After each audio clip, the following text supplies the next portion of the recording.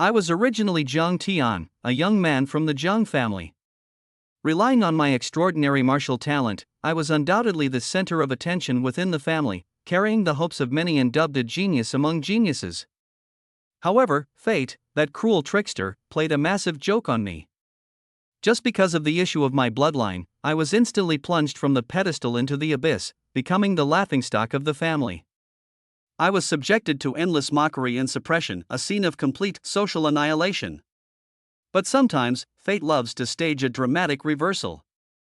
Just when I thought my life was completely doomed, a mysterious treasure left behind by my mother, the violet profound pearl, suddenly unleashed its power, merging me with the bloodline of the barbaric blood god dragon. It opened the path to an unstoppable counterattack, allowing me to crush those so-called geniuses who once looked down on me. However, as I grew stronger, I began to notice that the people and events around me felt increasingly unusual. The world itself seemed like a colossal vortex of conspiracy, with bizarre secrets lurking everywhere. It began in the Zhang family of Tianbao City, Qingxian Kingdom, on the Lingluo continent.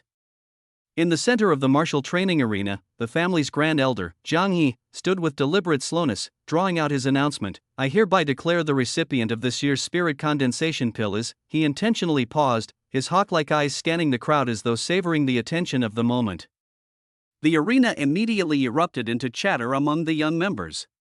What's the grand elder doing? Creating suspense now? He really knows how to work the crowd. Does it even need saying? Of course, the spirit condensation pill will go to Brother Tian. He won first place in the family's martial arts competition. This is as certain as the sunrise. Exactly. Brother Tian's talent is outstanding. This result is about as predictable as breathing. I'd love to compete for that pill too, but alas, my strength doesn't come close. I can only watch as Brother Tian claims it. Listening to their discussions, I outwardly maintained a composed and magnanimous demeanor, even smiling to reassure them, don't lose heart, everyone. Just focus on cultivating hard. There'll be plenty of chances next year. In truth, I had fought tooth and nail for this spirit condensation pill, spending 3 whole years in relentless day and night cultivation, enduring hardships more bitter than the most acrid herbs. The spirit condensation pill, it was a priceless treasure, the key for a martial artist to transcend from the body refinement realm to the spirit condensation realm. It was a dream prize for countless people. Having come this far, I thought its acquisition was a foregone conclusion. But who could have guessed how absurdly dramatic the events to follow would be? With absolute confidence, I looked at the Grand Elder, waiting for him to hand over the pill and complete the perfect crowning ceremony. Yet, unexpectedly, his gaze turned sly, his eyes squinting faintly, his lips curling into a cold, mocking smirk like that of a villainous final boss. My heart skipped a beat, an ominous feeling took root. Something was definitely off. Zhang Yi's smile disappeared, and his gaze turned icy as a frozen blade. He spared me a fleeting glance, then shifted his attention to another young man. With a frosty tone, he declared, the recipient of the spirit condensation pill is Zhang Yuan. The moment his words fell, it was as though a bomb had detonated in the training arena. What? What just happened? Congratulations to Brother Tian. Wait, no, how did it become Zhang Yuan? You've got to be kidding me. Not Brother Tian?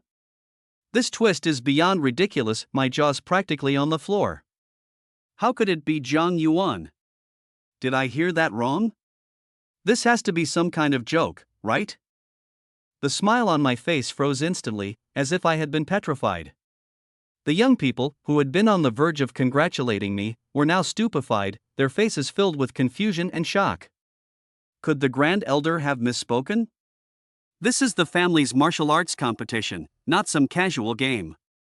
No way he misspoke, there's definitely something shady going on here. Zhang Yuan already has a spirit condensation pill. Is he really stealing Brother Tian's too? That's just wrong. Shoo! Keep your voice down. Zhang Yuan is the Grand Elder's son. If he hears us, we'll be in big trouble. The whispers exploded among the crowd, and the atmosphere in the arena turned sinister, like the calm before a storm. At first, I thought the Grand Elder might be joking, but judging by his expression and demeanor, I knew matters weren't that simple. There was definitely an unspeakable secret hidden behind all this. Frowning, I stepped forward with confidence and asked, "Grand Elder, according to the rules of the martial arts competition, I claimed first place. Doesn't that mean the spirit condensation pill should be mine?" Truthfully, everyone was thinking the same thing. It was only natural for the pill to go to me. I was the crowd's obvious choice. Who would have expected this curveball, apart from a few elders and Yuan? Zhang Yi shook his head with a sneer, gazing at me like I was a stranger. His eyes, icy enough to freeze someone solid, bore into me. Seeing this, the crowd instinctively withdrew, giving me a wide berth. The respect and admiration I had just been basking in evaporated instantly, leaving me exposed and alone. The stark contrast felt like being cast from the heavens into the depths of hell. I was unconvinced. I raised my voice and asked, "Why?" Just then, a gust of cold wind swept through, and the slanting rays of the setting sun cast my shadow on the ground, making it appear particularly desolate. The training grounds were so quiet that the sound of a pin dropping could be heard. Everyone was waiting for the Grand Elder's response, and the tension in the air was suffocating. Zhang Yi sneered, "Good question. A worthless failure has no right to take the spiritual awakening pill." His words landed like a bombshell, shocking everyone as if an explosive had detonated amidst the crowd. What? A failure? Brother Tian's talent is so outstanding, he even took the top spot. How could he possibly be a failure? This is the most absurd excuse ever, completely ridiculous. Exactly. The Grand Elder is so blatantly biased. He'll craft any excuse just to favor his son. I was the kind of genius that the Zhang family hadn't seen for generations. Whatever martial technique I studied, I mastered it as if I had a cheat code. Techniques others couldn't comprehend, I understood effortlessly. I was nothing short of a martial arts prodigy. If I were considered a failure, then there would be no such thing as geniuses in this world. Zhang Yi's justification was entirely unconvincing. It was painfully obvious that he was scheming on behalf of his son, Yuan. I let out a cold laugh, my eyes gleaming with a sharp radiance. Zhang Yi, as the esteemed Grand Elder, stooping to such despicable means just to benefit your son? Do you really think this will hide your vile and selfish deeds? Instead of feeling ashamed, Zhang Yi laughed even more crazily. Ha ha ha. Zhang Tian, you're wrong. If I say you're a failure, then you are a failure. Even if I gave you this pill, it wouldn't awaken your bloodline's spiritual power. Just give up already. I looked down on him in my heart, and many of the spectators subtly shook their heads, expressing their silent disapproval of Zhang Yi's actions. Just then, a sigh came from the elder's seating. The white-haired granduncle slowly shook his head, looking at me with an expression full of sorrow. At that moment, the training grounds erupted like a boiling cauldron. My heavens, even Granduncle said it. Granduncle is known for his upright and impartial nature. If he says it, it must be true. How is this possible? How could Brother Tian be a failure? This feels like a bolt from the blue. What has the world come to? Is there really no justice left? Granduncle was the Zhang family's only high elder. His words were always unquestionable, as if they held the weight of a holy decree. If Zhang Yi's statement had left room for doubt, Granduncle's words allowed no such latitude. Frowning, Granduncle spoke with grave concern. Zhang Tian, your bloodline does indeed have a defect. No matter how many spiritual awakening pills you're given, they won't activate your spiritual energy. It felt as though I had been struck by lightning. My head buzzed, going completely blank.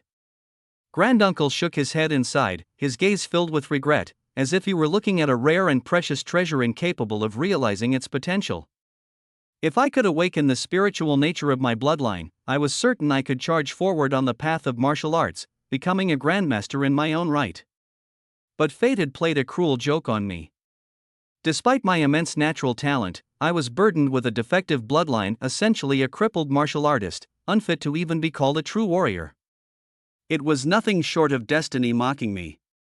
This defect in my bloodline meant I could never fuse spiritual power into it. my entire life would be confined to the body refining realm. No matter how much I trained, I'd only be a brute with strong limbs. To those in the spirit awakening realm, I was nothing but a pitiable ant, easily crushed underfoot. Though I could not accept this, I knew that granduncle would never lie to me. A defective bloodline? Is that really who I am? I looked to the heavens and let out a long sigh, feeling as though I were a bird trapped in a cage, struggling to escape. But no matter how hard I fought, the overwhelming despair and helplessness threatened to swallow me whole. At that moment, Jiang He smirked darkly, preparing to reveal another piece of devastating news. Suddenly, a cold and commanding voice echoed through the training grounds, "No need. I'll tell him myself." A breathtaking woman in a crimson ceremonial robe entered the training grounds. This woman was none other than my fiancée, Yi Wuxue. She was staggeringly beautiful, like a celestial maiden who had descended from the heavens. Her skin was as fair as snow, her eyes sparkled like stars, her lips were as delicate as cherries, her nose stood elegantly defined, and her figure was flawless. She was nothing short of every man's dream goddess. The moment she arrived, everyone was stunned, staring at her as if they had encountered an alien being. Why is Yi Wuxue here? Coming to the Jiang family at this time? She's definitely not here for anything good. I bet she's here to break off the engagement. No way. Brother Tian's just suffered such a huge blow. If she breaks off the engagement now, won't it completely destroy him? That's way too cruel. The atmosphere in the training grounds plummeted, as though a chill swept through, freezing everyone to the bone. I felt as though I had been plunged into an icy abyss, my entire body cold and my heart sinking. I looked at her, my eyes soft with affection, yet my emotions churned like a tangled web. She and I had grown up together, childhood sweethearts. We had been engaged for a long time and were on the brink of marriage and a blissful union. But after what had happened today, could we still continue our relationship? Today, Yi Wuxue seemed completely different from the lively, gentle girl I had known. She carried an air of cold detachment, her eyes filled with disdain, her posture exuding a haughty arrogance. She now resembled an untouchable queen reigning high above. She said coldly, "Wuxue, is that what you call me?" "Jiang Tian, from this moment on, I am no longer your fiancé. Our engagement is annulled." This was yet another heavy blow to me, even stronger than the one before. It was as if a knife had been plunged into my heart. Is this real? I shook my head with a bitter laugh, my heart filled with utter despair. I felt like someone abandoned by the whole world. Jiang He sneered at me. "Humph. A loser is still a loser. And you can still laugh? Have you even taken a good look at yourself? And you want to stay with Miss Wuxue? You're just daydreaming." Taibua let out a silent sigh, a trace of pity flashing through his eyes, but what could he do? In the Ling Luo continent, strength reigns supreme. If you're not a martial artist, you're just a commoner. From this moment on, Yi Wuxue and I were people from two completely different worlds. Our fate was irreversibly severed. I asked again, "Wuxue, is this truly what you mean?" Yi Wuxue's face turned cold, her gaze becoming as sharp as blades. Once, she doted on me in every way, clinging to me like a gentle bird. But now, the more I longed for her, the more disgusted she seemed, as though looking at a fly.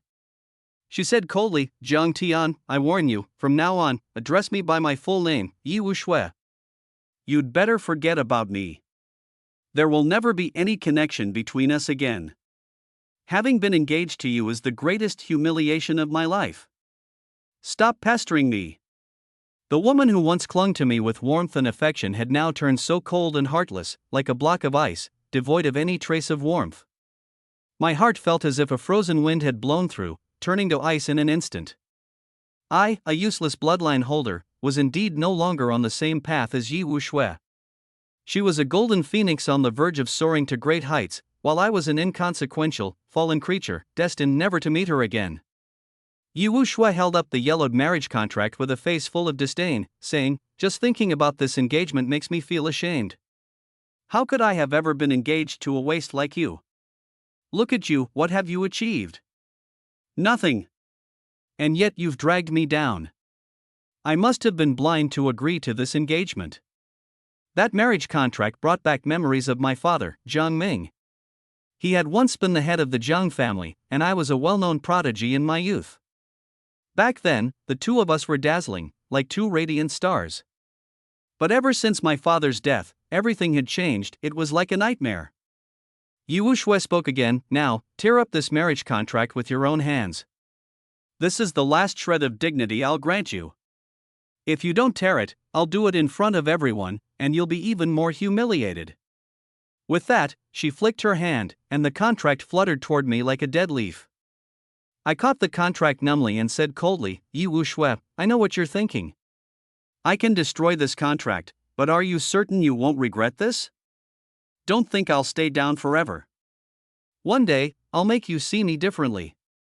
Yi Wuxue laughed in anger. Regret? Ha ha ha. Are you delusional? You think you still have a chance? You are nothing but a waste, useless for your entire life. Why would I possibly regret it? Stop dreaming. To her, my words were nothing but a joke, and her eyes were filled with disdain.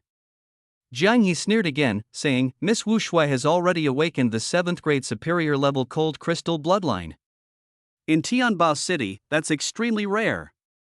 Look at her, and then look at yourself. What do you have to compare with her? 7th grade superior level bloodline. I was shocked. I hadn't expected Yi Wuxue's bloodline to be so powerful. It was clear she was destined to rise to prominence. This bloodline level was astonishing and matched exactly what I had come to expect of her. Gasp! A 7th grade superior level bloodline. That's incredible. Yi Wuxue is truly a genius among geniuses. My God! Yi Wuxue has a 7th grade superior level bloodline. The gap is just too wide. Brother Tian and she are not even from the same world anymore. Brother Tian and she were never from the same world, to begin with. This time, Brother Tian is completely out of the picture. The martial arena erupted with exclamations, followed by mocking laughter and sighs, as though they were watching a farcical drama. Jiang Yi added, and, not only that, Miss Wuxue has been admitted to the Spirit Sword Academy as a special exception. She's now a freshman this year. Do you know how many people would kill for such an opportunity? Look at her, and then look at yourself. What qualifications do you have to even be mentioned in the same breath as her? Gasp! Spirit Sword Academy. That's a top-tier martial academy.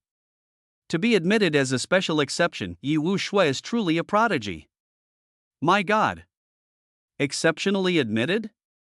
That's just too amazing. Yi Wuxue is sure to become a grandmaster in the future. Another wave of gasps rippled through the crowd at the martial arena. Everyone looked at Yi Wuxue with intense admiration. It was all crystal clear to me now. Jiang Yi had known all along that Yi Wuxue was coming to break off the engagement. Her high-ranking bloodline and admission to the Spirit Sword Academy meant that she was destined for greatness. Breaking off the engagement with me, a useless bloodline holder, was an inevitability. Without the Yi family as my backer, I was left as nothing more than a toothless tiger, vulnerable to anyone's abuse. I knew that all of this was because of the issue of bloodlines. On this Ling Luo continent, power was supreme, the law of the jungle was the reality. Without strength, there was no voice. I shook my head and sneered coldly, my laughter growing more and more manic, like that of a madman. Yi Wuxue's face darkened, and she said coldly, Jiang Tian, stop your act of insanity. This marriage contract, whether you tear it or not, you have no choice but to tear it. If you're a man, do it decisively. Don't force me to take action.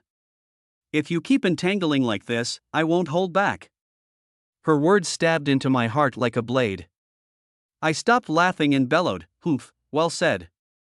Yi Wuxue, I will tear this marriage contract myself. One day, you'll regret your actions today. Don't think I'll stay down forever. I swear to make you pay for this. With that, I crushed the marriage contract into fine powder, as if destroying my past entirely. Yi Wuxue sneered, finally rid of the burden that was me. But my gaze made her heart jolt. She thought to herself, could this useless waste really turn things around? Impossible. He's just a bloodline failure, he'll never amount to anything in this life. However, her expression quickly morphed into rampant laughter, as wild as it was unbridled. She declared loudly, "Ha! A useless waste still dares to talk big? Fine. I'll give you a chance. A year from now, I will be waiting for your challenge at Lingjin Academy. If you beat me, I will be your wife, your concubine, your servant, your slave, whatever you wish. If you think you have the ability, feel free to try." Her words sent shockwaves through the crowd. Even the Grand Elder, Jiang He, stood stunned as if struck by lightning. Taibwa gazed at her with a deep look, murmuring, "This girl is ruthless. So young, yet so decisive. She will be no ordinary person in the future." Recovering from the shock, Jiang He smirked coldly and said, "Miss Wushue, no need to say such things. What if it drives Zhang Tian into madness? After all, he's just a bloodline failure. It's utterly impossible for him to defeat you. Don't give him false hope, lest it breaks him further." As soon as he said this, the martial field erupted in laughter. Everyone agreed that Zhang He had a point. Just as Taibwa was about to speak, I shouted, "Fine. Yi Wushue, I accept this challenge. A year from now, I will come to Lingjin Academy and duel you. I will show you that I am not a waste. I will make you regret what you decided today."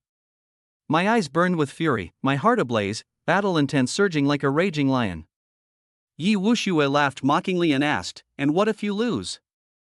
You wouldn't weasel out of it, would you?" I nearly roared in response, "If I lose, I'll have no face to continue living. My life will be at your mercy. I keep my word, I will never go back on it. If even a woman like her could say such things, what was there for me, a man, to fear? If I couldn't defeat her and clear today's humiliation, what meaning would there be in continuing to live?" Yi Wushue said, "Good. Remember your words. A year from now, I'll be waiting at Lingjin Academy, but I doubt you'll even qualify to appear there. If you dare not show, it will simply prove you're a cowardly turtle. Don't ever appear before me again." With that, she spun around with a commanding aura, walking away with the bearing of a queen, high and untouchable. Jiang He rushed to flatter her, "Miss Wushue, please come to the main hall for a while. My son Jiang Yuan admires you greatly. If you could be with him, it would be a match made in heaven." Yi Wushue replied arrogantly, "Not interested. But thank you, Uncle Jiang, for informing me of Zhang Tian's bloodline issue. Otherwise, I would have remained deceived by this failure. I just want to leave this place as soon as possible, I don't want to see this waste again." Without looking back, she walked away, her departing figure a blade that pierced my heart. Jiang He's face turned a little sour from her demeanor, but considering my destined failure, he wasn't too concerned, as though finally relieved of a troublemaker. The successive blows left me dazed. Jiang He's belittling and everyone's mockery no longer mattered. My mind was consumed by one thing alone: a year from now, Lingjin Academy. But how could I do it if I couldn't even activate the spirit of my bloodline? Was it truly possible? A few familiar young men tried to comfort me, but I acted as if I hadn't heard them, walking out of the martial field without turning back, like a walking corpse. I didn't even remember how I got back to my residence. My mind was filled with nothing but flames of fury, hatred, and thoughts of the one-year appointment. Lingjin Academy, a one-year appointment. Is this my destiny? I chuckled derisively, my eyes clouded with confusion, like someone lost in darkness with no path to tread. If only I could awaken my bloodline, none of this would matter. But the problem was, I couldn't activate the spirit of my bloodline. Maybe Jiang He was lying, but Taibwa wouldn't deceive me. If I couldn't awaken it, it didn't matter whether it was 1 year or 10, I'd still be no match for Yi Wushue. It was like an insurmountable chasm. I shook my head with a bitter smile, unconsciously clutching the purple profound pearl left to me by my mother. This pearl was the only thing she had given me, and my memories of her were so blurry. Only this pearl allowed me to channel my longing. It seemed utterly unremarkable, with no special function, like an ordinary stone. I recalled that snowy, stormy night many years ago, the helpless yet reluctant look in my mother's eyes as she left, and my heart tightened with a jolt. Mother! I swear I'll find you and rescue you from those strong figures, but can I really achieve that? I murmured in a daze, tears brimming in my eyes. Thinking of my past with Yi Wuxue, along with the year-long promise between us, a wave of frustration consumed me. A mouthful of fresh blood surged up and burst out, erupting like a volcano. Splatter! The blood sprayed onto my hand, soaking the purple profound pearl entirely. Before I could react, I heard a strange hissing sound, like something struggling. What's happening? My expression changed, and I looked closely. The strange sound didn't stop, instead, it grew louder, resembling the rumble of thunder before a storm. Staring at the purple profound pearl, my eyes filled with shock as though I was looking at a monster. Purple profound, I had just begun to speak when I stopped. Suddenly, the pearl floated into the air, transforming into a divine light that drilled into my body, moving as fast as a bolt of lightning, leaving no room to react. What is this? I was utterly stunned, unable to fathom how this ordinary pearl could undergo such a transformation. It felt like hitting the jackpot, both terrifying and thrilling. The moment the purple profound pearl entered my body, it appeared in my qi, floating above my dantian, radiating a brilliant purple-red glow like a tiny sun. Bathed in this light, it felt as though my internal organs were burning alive. A raging, bloodthirsty aura surged through my dantian and qi, racing into my meridians and coursing through my entire body like a ferocious python. This aura resembled molten lava, boiling my very blood like water brought to the brink of evaporation. Ah, I screamed in agony. My body instantly turned blood red, resembling a man drenched in blood. Simultaneously, streams of eerie energies erupted from me, shaking the entire room like an earthquake. A purple-red mist enveloped my body, and this energy drilled into and out of my skin, expelling dark impurities while infusing my body with luminous purple-red essence, as if transforming me into a new being. Outside in the courtyard, a strange wind began to howl. The heaven and earth's spiritual energy seeped in through every crack of the doors and windows, rushing toward my body under the pull of the purple-red glow like bees swarming into their hive. This bizarre occurrence lasted for half an hour. Fortunately, no one noticed the changes in this remote little courtyard, or I would surely have been captured as a monster. After half an hour, I finally calmed down. My body was covered in dark red filth, my clothes soaked through, and the room filled with the stench of rot, sourness, and acridity as though a garbage dump had materialized indoors. At that moment, all the despondency within me dissipated entirely. My aura was now entirely transformed from the past. My eyes glimmered with an unfamiliar radiance, sharp, ferocious, and domineering, like a fierce beast, my power more potent than ever before. Following the pearl's integration into my body, my cultivation had instantaneously broken through the peak of the body refining stage and soared into the spirit building stage. An unprecedented power surged within me, akin to having suddenly acquired a superhuman ability. Interlocking my hands, I felt the vitality coursing through my bloodline, discovering something akin to a mysterious, uncharted realm. What just happened? I muttered to myself, a peculiar flash in my eyes. Although the pearl's integration into my body had brought near unbearable pain, I was exhilarated to find that my bloodline's latent spirit had been awakened, akin to having opened a door to a brand new world. At last, I understood this was my mother's true gift to me, a treasure beyond measure. Still, I wasn't entirely elated. Instead, a sense of contemplation gripped me. If this transformation had occurred one day earlier, I wouldn't have ended up in today's predicament. I shook my head with a light sigh. Yet I bore no regrets. If my bloodline's spiritual awakening had been earlier, I might never have seen the true faces of Zhang He or Yi Wuxue. I would have been kept in the dark. Zhang He, you'll regret this. Not only did I refuse to become a waste, but I've now awakened my bloodline. You thought you could suppress me, but I'll make you see that I'm not someone to be trifled with. Yi Wuxue, the promise of 1 year, just wait. I'll ensure that you pay for today's betrayal. A fiery glint erupted from my eyes, and my heart brimmed with power, like a volcano on the verge of erupting. My martial talent had always been among the best of the Zhang family's younger generation, and now, with my awakened bloodline spirit, there was no question that my strength would soar. First layer of the spirit building stage. How strong am I now, I wonder? A flicker of excitement crossed my gaze, and a faint smile curled across my lips, resembling an adventurer poised to unveil a newfound mystery. Before activating the spiritual essence of my bloodline, I had reached the peak of the body refining realm with a strength of 1,600 pounds, making me the leader among my peers. Logically speaking, stepping into the spirit cultivating realm should grant a strength of 3,000 pounds. However, I feel that my strength might surpass that limit. Exactly by how much, I'd have to test it to find out. I planned to head to the courtyard to try out the training stone, but when I caught sight of myself, I frowned. This smell is unbearable. I harshly mocked myself, as if despising a foul sock. Although I understood that it was the impurities expelled from my body, a positive sign, I still pinched my nose and gagged, as though I had caught a whiff of rotten eggs. Hastily, I shed my clothes and plunged into the bath. This feels amazing, I exclaimed with satisfaction, like a duck gleefully frolicking in water. Suddenly, something felt off. Something's wrong. My expression darkened, disbelief filling my heart. Generally, activating a bloodline spiritual essence would awaken a corresponding bloodline talent. Yet, though my bloodline's essence had been activated, no talent surfaced. This left me bewildered, akin to being faced with an unsolvable riddle. Taking a deep breath to steady myself, I closed my eyes to inspect my inner sea of energy. The Zishuan pearl hovered motionless above my dantian, its radiance faint and dim. Even when I channeled the power of my bloodline into it, it remained unresponsive, as if it were a sleeping giant.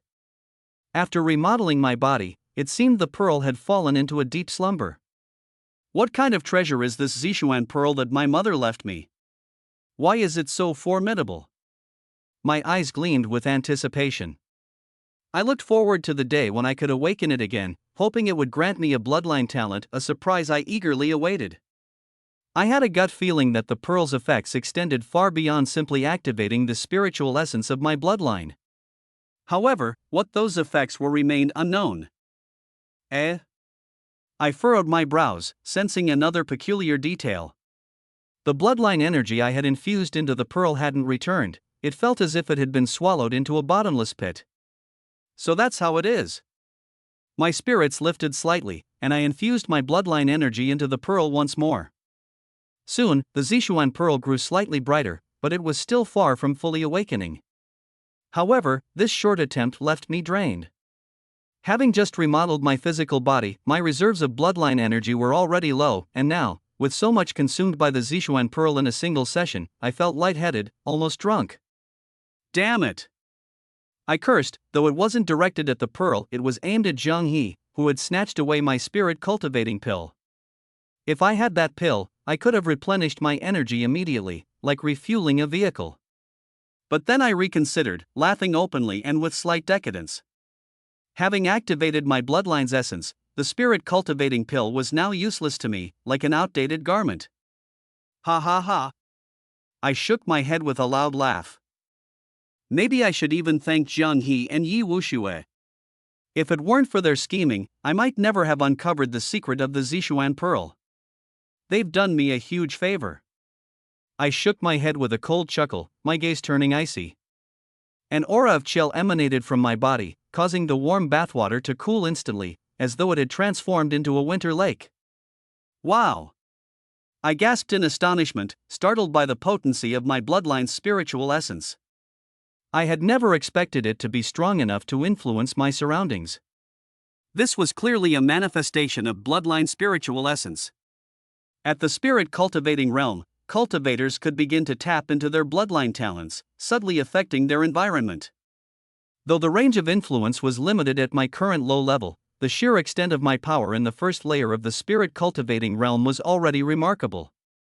Other cultivators at this stage might only be able to stir up faint ripples of airflow over their skin, but I could chill water to the point of freezing in an instant, an effect almost akin to magic. A cold light flashed in my eyes as the water around me froze solid with a cracking sound, like shattering glass. As I thought, my heart surged with joy, as though I had stumbled upon a hidden treasure. Can I reverse it? A sly grin crept onto my lips as the thought crossed my mind. With a faint flicker of intent, the frozen water began to melt, gradually heating up until steam billowed from it once more, turning the bath into a scalding hot cauldron. What kind of peculiar bloodline talent have I awakened? My eye twitched as shock coursed through me. I felt as though if I pushed it further, the water might boil over and evaporate entirely, a terrifying possibility, reminiscent of a catastrophic event. For now, my bloodline talent remained a mystery. Only when the Zishuan pearl was reawakened could I confirm its true nature, a secretive answer awaiting revelation. Rubbing my throbbing forehead, I recognized a harsh truth. Relying on my own cultivation alone would never be enough to sustain the Zishuan pearl. Who knew how long it would take to awaken it again? Without Yi Wushua's one-year challenge hanging over me, I could have afforded to wait. But not now. If I wanted to awaken the Zishuan pearl as quickly as possible, I needed pills like providing sustenance to starve off hunger. Resolving myself, I didn't hesitate further. I leapt out of the bath and dried off, preparing to go to the pill pavilion. But before I could dress, I heard hurried footsteps approaching. Since activating my bloodline spiritual essence, my 5 senses had been heightened. Long before the person reached the courtyard, I sensed their arrival, and my expression grew cold, like a block of ice. Did Zhang He send someone after me? My eyes narrowed, my expression turning cold. It's not enough to suppress me like this, now he wants to completely destroy me? How ruthless can he be? I cursed under my breath, gritting my teeth, my anger boiling like a raging bull. After a while, someone arrived at the door. Ha! This aura, why does it feel like? My expression turned peculiar, as though I had stumbled upon something bizarre. Brother Tian, are you here? A lively, delicate voice called from outside. Before I could answer, the door was pushed open. Sunlight angled into the room, illuminating a graceful figure stepping inside. A foot clad in golden silk, high-tube embroidered boots entered first, and the wearer was revealed Jiang Man, dressed in a pale yellow fitted outfit. Jiang Man, why is it you? Surprise flickered across my face, mingling with an almost imperceptible hint of joy. My foul mood seemed to lighten at the sight of her, as though a beam of sunlight had pierced through the darkness of a room. Ah! Brother Tian, you, oh my, how embarrassing! Jiang Man exclaimed with a laugh, her face flushing crimson like a ripe apple as soon as her gaze landed on my bare body. Oh! I completely forgot. Embarrassed, I hastily grabbed my clothes and dressed, no different from a child caught making a mistake. I am Zhang Tian, once the brightest star of the Zhang family, a prodigy in the eyes of all. But now?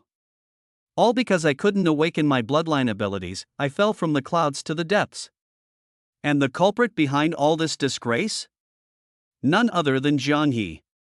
During an important family gathering, Zhang He, emboldened by the great elder's backing, had the audacity to publicly humiliate me like some clown. Swaggering over to flaunt himself, his face was plastered with an air of smug disdain, as though shouting to the world, "Yes, I'm a scoundrel, and proud of it." He looked at me as if I were trash, a perfect embodiment of defeat and failure. I couldn't understand his fixation. Why did he love showing off so much? Was a little backing really worth such arrogance? Zhang Tian, look at what a pathetic state you're in now. Unable to awaken your bloodline, you're nothing but trash. And still, you dream of showing off in the Zhang family, how ridiculous. Zhang Yi's shrill, jarring voice grated my ears as the surrounding clan members gazed on, treating me like a sideshow monkey. In that moment, I wondered, did this guy seriously think he was an emperor, free to humiliate whoever he pleased? I clenched my fists tightly, my nails almost digging into my palms. The anger brewing in my chest was like a volcano about to erupt. Holding back my fury, I glared at him coldly. Zhang Yi, don't think too highly of yourself. Just because I can't awaken my bloodline now doesn't mean I never will. All you have is the family's backing. What right do you have to humiliate me? I refused to believe that without his family glow, he'd amount to anything. Zhang Yi's face instantly turned a deep shade of pig liver purple. Eyes bulging with rage, he spat venomously, "Humph, still so stubborn. Today I'll show you that without a bloodline awakening, you're nothing in the Zhang family." With that, he suddenly swung a fist towards my face. Seriously? Completely uncivilized. Without warning, he resorted to violence. Did he really think I was a pushover? I sidestepped quickly, dodging the blow. My fury erupted full force as I shouted, "Jiang, how dare you!" Lashing out, I charged at him. We clashed violently, rolling and tumbling like two wild dogs in the midst of a frenzied fight. The onlookers backed away in shock, startled by the sudden outbreak of conflict. In my heart, I thought, Jiang is the type who bullies the weak and fears the strong. Did he seriously think I'd let him walk all over me? Jiang, slightly stronger from his constant training, managed to shove me to the ground. Pinning me down, he rained punches on my face. My skin burned with pain, but I didn't waver. With all my strength, I kicked him off and sprang back up, launching myself at him once more. There was no quitting now, even if it came to mutual destruction. The fight grew more heated with every exchange, and whispers began spreading among the surrounding clan members. Some criticized Jiang arrogance, while others felt pity for me. Unable to gain the upper hand, Jiang lost his temper completely. In his rage, he drew a dagger from his waistband and lunged towards me. What the hell? This guy was crazy enough to pull a knife? What a shameless coward, completely devoid of honor. My reflexes kicked in, grabbing his wrist tightly. I wrenched it with a sharp twist. A sickening crack rang out as his wrist broke, and the dagger clattered to the ground. Jiang let out a pained scream, his face contorted with terror. Jiang Tian, you dare injure me. You'll pay for this. Jiang snarled, clutching his injured wrist with eyes full of malice. Breathing heavily, I stared at him coldly. Jiang, you brought this upon yourself. Did you think you could bully me forever? I, Jiang Tian, will not let you trample over me. At that moment, all I wanted was for him to understand that I wasn't someone to be easily crushed. At this moment, several elders of the family hurried over after hearing the commotion, pulling us apart. The great elder looked at us, his face as dark as the sky before a storm. Jiang Tian, how dare you fight with Jiang? You have no respect for your elders. Today, you must be taught a lesson. I was instantly furious. Clearly, Jiang was the one who started the trouble, so why was I the only one being punished? The family rules were utterly biased. I glared at the great elder, my heart filled with rage and indignation. Great elder, Jiang was the one who humiliated and attacked me first. Why am I the only one being punished? Is this fair? The great elder snorted coldly. You can't awaken your bloodline's essence, so you're nothing but a burden to the family. Jiang's actions were to uphold the family's honor. He was right to discipline you. What twisted logic was this? Just because I couldn't awaken my bloodline's essence, I was deemed a burden? Was the family's honor upheld by bullying its own members? The great elder was clearly taking Jiang's side. A wave of despair surged within me. It turned out that in their eyes, I was nothing more than an expendable existence. Gritting my teeth, I declared loudly, Great Elder, I will prove to you all that, even without the essence of my bloodline, I can still carve out a path in martial arts. With that, I left the scene without looking back, vowing silently to make those who looked down on me see me in a new light. And Jiang, the man who bore such deep grudges against me, I would make sure he paid for what he did today sooner or later. Afterward, in various family gatherings, Jiang continued to target me mercilessly. When it came to the allocation of cultivation resources, he deliberately made things difficult for me, ensuring I never received my rightful share. Every time he saw me, he would sneer mockingly, trying to provoke me once again. I wondered if Jiang had nothing better to do. Seriously, he seemed to spend all his time picking on me. It was infuriating. But I had learned to endure. I understood that I wasn't strong enough yet and couldn't afford to act impulsively. I poured all my energy into cultivation, training day and night, hoping that one day I could make Jiang and all those who underestimated me regret their actions. Finally, my chance arrived. The family organized a grand martial arts tournament, the perfect opportunity to showcase my strength. Naturally, Jiang also signed up, eager to humiliate me in front of the crowd yet again. But I resolved that this time, I would make sure he suffered, that he realized Jiang Tian was not someone to be trifled with. On the day of the tournament, Jiang and I were placed in the same group. As we stood on the arena platform, the onlookers below were abuzz with discussion, speculating on the outcome of our bout. Zhang Yi smirked at me, his expression full of scorn. Zhang Tian, today marks your end. I'll show you just how vast the gap is between us. I laughed inwardly. Keep talking, soon, you'll be the one sobbing. The match began, and Zhang He launched the first attack. His moves were sharp and fast, but I remained calm, evading his strikes with agility. As I dodged, I carefully observed his movements, searching for weaknesses. Like a hunter stalking its prey, I waited patiently for him to expose an opening. Suddenly, I spotted a flaw in one of his techniques. Seizing the moment, I retaliated swiftly. With a quick stride forward, I delivered a solid punch to his chest. Zhang Yi stumbled back several steps, his face betraying his shock. He hadn't expected me to counter so powerfully. Infuriated and humiliated, he launched another fierce offensive. The arena was soon engulfed in dust as our figures darted and clashed within. I fought with the ferocity of a battle god, growing stronger as the fight raged on. At last, I saw my chance. With a flying kick aimed at his leg, I knocked him off balance, sending him crashing to the ground. Seizing the opportunity, I pinned him down and landed several punches to his face. Zhang He, this is the price you pay for bullying me, I shouted confidently. The spectators erupted in exclamations of amazement. Zhang Yi's face was bloodied, his eyes filled with frustration and unwillingness, but he was powerless to resist. I had won this match with undeniable dominance. From that day onward, those who once looked down on me began to see me in a different light, and Zhang Yi no longer dared to provoke me so casually. But I knew this was just the beginning. I would continue to strive forward on the path of martial arts, ensuring that every person who had belittled me regretted what they had done. Then I turned my gaze to the massive Tier 1, Stage 7 green-maned tiger before me.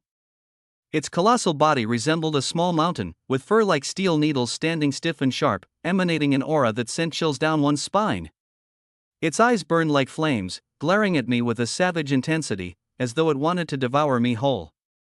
My blood surged, and an overwhelming fighting spirit erupted within me like a volcano, fueling my resolve. A Tier 1, Rank 7 beast? Let's see just how strong you really are today. I shouted loudly, pushing off the ground with all my strength. My entire body shot forward like an arrow released from a bowstring, hurtling towards the azure-maned tiger. My fists tightened as my knuckles turned white from the sheer force. The wind howled past my ears, as if cheering me on. The azure-maned tiger, seeing my approach, stood unflinching. It let out a deafening roar, a sound so powerful it seemed to pierce through my eardrums and make my heart quiver. Immediately after, its massive body leaped high into the air like a black meteor, pouncing down towards me. Its enormous claws lashed out mid-air, creating sharp, piercing gusts of wind. Every gust felt like a blade cutting through the atmosphere. At that critical moment, I shifted my body to the side, dodging its ferocious attack with the agility of a hunting leopard. Seizing the opportunity, I swung my right fist forward like a cannonball, aiming directly at the tiger's head. My fist tore through the air with a fierce friction, producing a sizzling sound, as if the very air itself was set ablaze. Boom! My fist crashed heavily onto the tiger's head, a sound like muffled thunder echoed through the forest. Yet, the tiger's head merely jerked slightly to the side, seemingly unharmed. A flicker of rage appeared in its eyes, as though my attack had provoked its fury. The azure-maned tiger quickly regained its stance and lunged at me again. This time, it was faster, and its strength seemed even more overwhelming. I felt a suffocating pressure closing in, akin to the weight of a mountain bearing down on me. Gritting my teeth, I planted my feet firmly on the ground, ready to confront its assault head-on. Just as the tiger was upon me, I abruptly sidestepped and reached out with my left hand, grabbing hold of one of its front paws. With a strong pull, I tried to slam it to the ground. The tiger, sensing my intent, struggled violently. Its body twisted and writhed, its claws leaving deep gouges in the earth beneath. We locked in a stalemate, our strengths fiercely colliding in that moment. I could feel the tiger's immense power surging at me like tidal waves, and I had to muster all my strength to resist it. Sweat dripped incessantly from my forehead, soaking through my clothes, but I dared not let my guard down for even a second. Suddenly, the tiger swung its head forcefully, breaking free from my grip. Seizing the moment, it bared its gaping jaws and lunged towards my neck. Alarmed, I hastily retreated a few steps, narrowly evading its deadly attack. It seems I'll have to use my true skills if I want to deal with you. I took a deep breath, focusing my energy as I prepared to unleash my soul-suppressing ability. I closed my eyes, feeling the surge of my bloodline power stirring within me, a mysterious force gathering throughout my body. When I opened my eyes again, they gleamed with an enigmatic light. With a resonant shout, I released my soul-suppressing ability. An imposing aura spread out like an invisible storm, sweeping towards the azure-maned tiger. Sensing the oncoming force, the tiger's body trembled violently. Fear and panic flooded its once fierce eyes. Its roars turned chaotic and disordered, as though a hand had gripped its throat. The tiger swayed uncontrollably, desperate to flee but utterly immobilized. I seized the opening and charged forward once more. My fists rained down on the tiger's massive body like a relentless storm, each strike packed with immense power. Though the tiger fought back with all its might, it began to falter under my relentless barrage. Die! I roared, channeling all my strength into a single, devastating blow aimed at the tiger's head. My right fist, carrying the weight of a mountain, crashed down with a force that sent shockwaves through the ground. The tiger let out a final, anguished cry as its head smashed into the earth. Blood gushed from its wounds, pooling rapidly around its lifeless form. The battle had concluded. The Tier 1, Rank 7 azure-maned tiger lay defeated at my feet. I stood over its corpse, panting heavily, my body soaked with sweat. Yet, my heart swelled with joy and pride. I had triumphed over this formidable adversary. However, this fight also taught me the significance of a proper cultivation method. Without the augmentation of techniques, I had been forced to rely solely on brute strength. While I had ultimately succeeded, it had come at a considerable cost. I resolved silently to myself that once I returned to Tianbao City, I would find a cultivation method suited to my path without delay. Standing amidst the aftermath, my gaze shifted to the man before me, tall, arrogant, and exuding a peacock-like confidence as he jeered. He practically strutted, his taunts cutting through the silence like the cry of a flamboyant and boastful bird. Zhang Tian, I only intended to teach you a lesson today, but now it seems that won't be enough. His aura surged as he spoke, an overpowering force radiating from his body. It was like watching a player unleash their ultimate ability in a game. The very air around him rippled faintly, and a pale, shimmering white energy pulsed outward. I saw through him at a glance. He was at the second level of the Spirit Foundation realm. That guy Gao Shu let out a deafening roar and unleashed his family's secret technique, Spirit Ape Grasp. In an instant, it was as if his right hand had been enchanted. It transformed into a white hook that swirled with several sharp gales, clawing toward me like a bolt of lightning.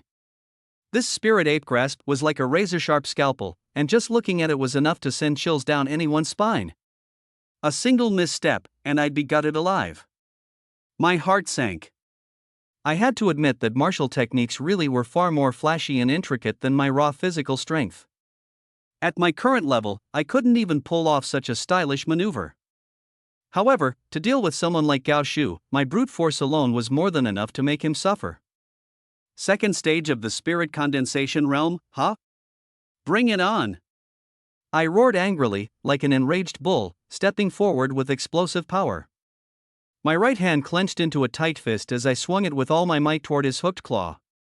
This punch carried the full strength of my body, hurtling toward Gao Shu like a cannonball, whistling through the wind. Seeing my move, Gao Shu's eyes lit up, and his overconfidence likely surged as he grinned internally.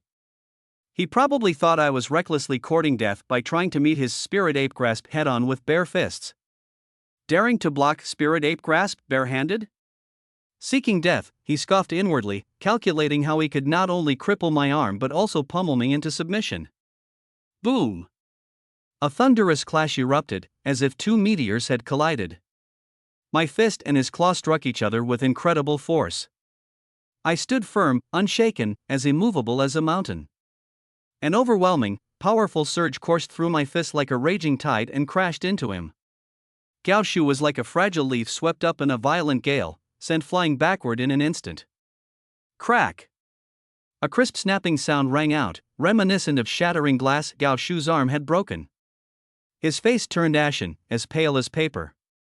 He screamed in agony, his body flung over 10 meters away, landing heavily on the ground. Ah, my arm! Gao Shu shrieked, clutching his right arm as he rolled on the ground in excruciating pain. His sorry state was as pitiful as a dog with a broken leg. The sight sent his cousin, Gao Fu, into a panic. Whatever sliver of hope he'd been holding on to vanished entirely. His eyes widened in disbelief, as round as copper coins, and he muttered repeatedly, "How is this possible? Brother, you're at the second stage of the spirit condensation realm. How could you lose to Zhang Tian?" Struggling to stand, Gao Shu's face was twisted with fear and sheer disbelief. His gaze toward me was like that of someone who had just seen a ghost. "No. Something's wrong with this kid," he stammered. Someone nearby whispered softly, "Could he not be at the pinnacle of the body refining realm?" Another person jeered, "Are you stupid? A mere body refining realm cultivator could never take down the two of us." Then what do we do now?" someone else murmured nervously. "What else? Run!" Gao Shu shouted angrily, kicking Gao Fu hard before turning to flee like a frightened rabbit. I sneered coldly, watching their pitiful backs as they scrambled to escape. Trying to run? Not so easy, I thought. My voice, icy and cutting like a lightning blade, reached their ears, making their bodies tremble violently as if struck by lightning. They were utterly horrified. In a blur of motion, I moved like a shadow, dark and swift. In mere moments, I had caught up to them. Both fists swung out like iron hammers, slamming them down to the ground. "Don't kill us! Don't kill us!" They cowered on the ground, trembling like frightened mice, crying out in terror and begging for their lives. I let out a snide laugh and rifled through their belongings, fishing out 2 small pouches. Opening them, I found no martial techniques as I had expected, only several hundred taels of silver notes. Humph. Consider this as interest. I'll spare your lives today, but if I see you again, be prepared to pay the price. With a kick each, I sent them tumbling further into the dirt. "You'll get yours, Zhang Tian. I'll settle this debt someday," their indignant shouts echoed from afar as they scurried away. I sneered, stashing the silver notes and continuing my way along the mountain path. I thought to myself, those two didn't even have any martial techniques on them. What a pity. Looks like I have no choice but to visit the Techniques Pavilion. With that thought, I quickened my pace, imagining the countless treasures hidden within the Techniques Pavilion, waiting for me to unravel their secrets. Let me tell you, the techniques I practice, all of their moves and forms, require the support of bloodline spiritual energy to exert their true power. Without that, they'd just be glorified ornaments, completely useless. Take that star matrix step, for example. When I first got my hands on it, it was a mess, so incomplete it looked like a broken jigsaw puzzle, entirely unfit for direct cultivation. But hey, it's me we're talking about here, Zhang Tian, the prodigy with unparalleled martial talent. Like a master gamer handling a broken cheat code, I connected the fragmented parts, filling in the flaws of the technique with my own unique methods.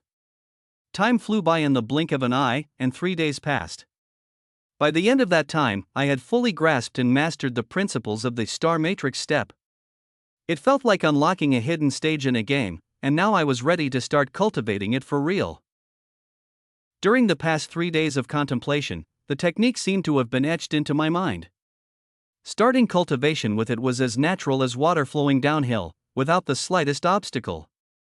Whoosh, whoosh. As I trained in my room, the movements I made stirred up gusts of wind like a tempest. In the confined space, I darted left, leaped right, danced high and low, almost like a phantom, exuding an air of unparalleled flair. Bang! Suddenly, the window burst open. Like a spectral figure, I soared out and landed in the courtyard.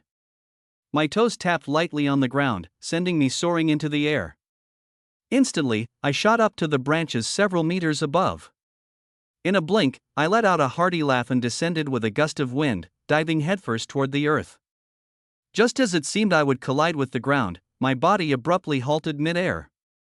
I spread my arms wide, hovering gracefully like a crane with outstretched wings. I smiled faintly, gently touching down with both feet. Head, starfall steps, achieved. Not bad at all. This movement technique is even more mystifying than I imagined. Paired with bursting spirit fist, the combination is simply unmatched, sure to deliver effects that will take the enemy by surprise. Confidence surged within me. Armed with these two techniques, I was certain I could easily defeat any cultivator below the 7th level of the Foundation Spirit realm. However, thinking of the upcoming disciple selection test at the Spirit Sword Academy, I dared not let my guard down. Both the Gao and Lin families had a few talented prodigies with notable potential. And along with the soon-to-return young master Jian Long, the competition would be fierce, practically a clash of titans. I still have 40 blood-soaked pellets and 2 sets of body-tempering herbs.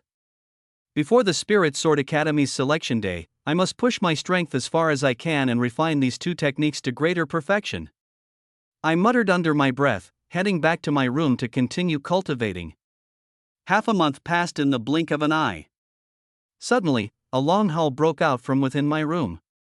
A powerful aura surged outward, rushing through the doors, sweeping across the courtyard, and soaring high into the heavens like a rocket shooting skyward.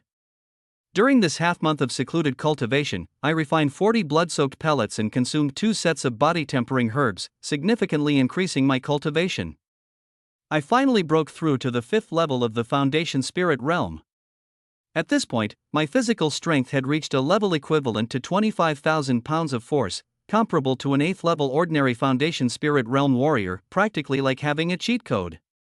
Meanwhile, I had also cultivated both bursting spirit fist and starfall steps to the level of masterful control as one pleases, just one step away from the realm of absolute perfection. However, to reach the ultimate pinnacle, merely shutting myself away in training wouldn't suffice. I would need to temper these skills in battle. With less than 10 days until the Spirit Sword Academy's Disciple Selection Day, I decided to visit the Martial Technique Repository to return the manuals. I left my residence, and shortly after, I arrived at the repository. With the Spirit Sword Academy's selection day approaching, tension engulfed the entire Jiang family. Many young cultivators bustled in and out of the repository, each hurried and anxious like ants scattering on a hot pan. Strength isn't something that can be rushed, it comes from gradual accumulation. Being nervous now won't make any difference, I said with a shake of my head and a smile while stepping into the repository. I'm here to return these manuals, Bursting Spirit Fist and Starfall Steps. Elder, please inspect them for me. I placed the manuals on the counter. Zhang Tian, it hasn't even been a month. Why are you back so early? Elder Jiang Changshan gave me a puzzled glance, his expression tinged with faint mockery. In his eyes, my early return surely meant I had failed in my training and was giving up out of frustration. So, Zhang Tian, just as I thought, what did I tell you before? With your defective bloodline, attempting to cultivate martial techniques is a waste of time. Especially high-level techniques like these, you're just asking for trouble, aren't you? Jiang Changshan lectured, feigning the appearance of a wise man with far-reaching foresight, shaking his head as he spoke. I waited quietly for him to finish, then shook my head and smiled faintly, my expression calm and indifferent. Thank you for your advice, Elder Jiang. I'm here merely to return the manuals. I never said I wanted to exchange them for others. If there's nothing else, I'll take my leave. Hold it right there.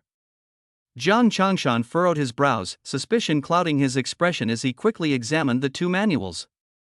Confirming their condition was intact, his doubts subsided, but then his brows furrowed again, his eyes filled with disbelief. Don't tell me, you actually mastered these 2 techniques? Impossible. I smiled serenely, saying nothing more. With a slight shuffle of my feet, I transformed into a fleeting shadow.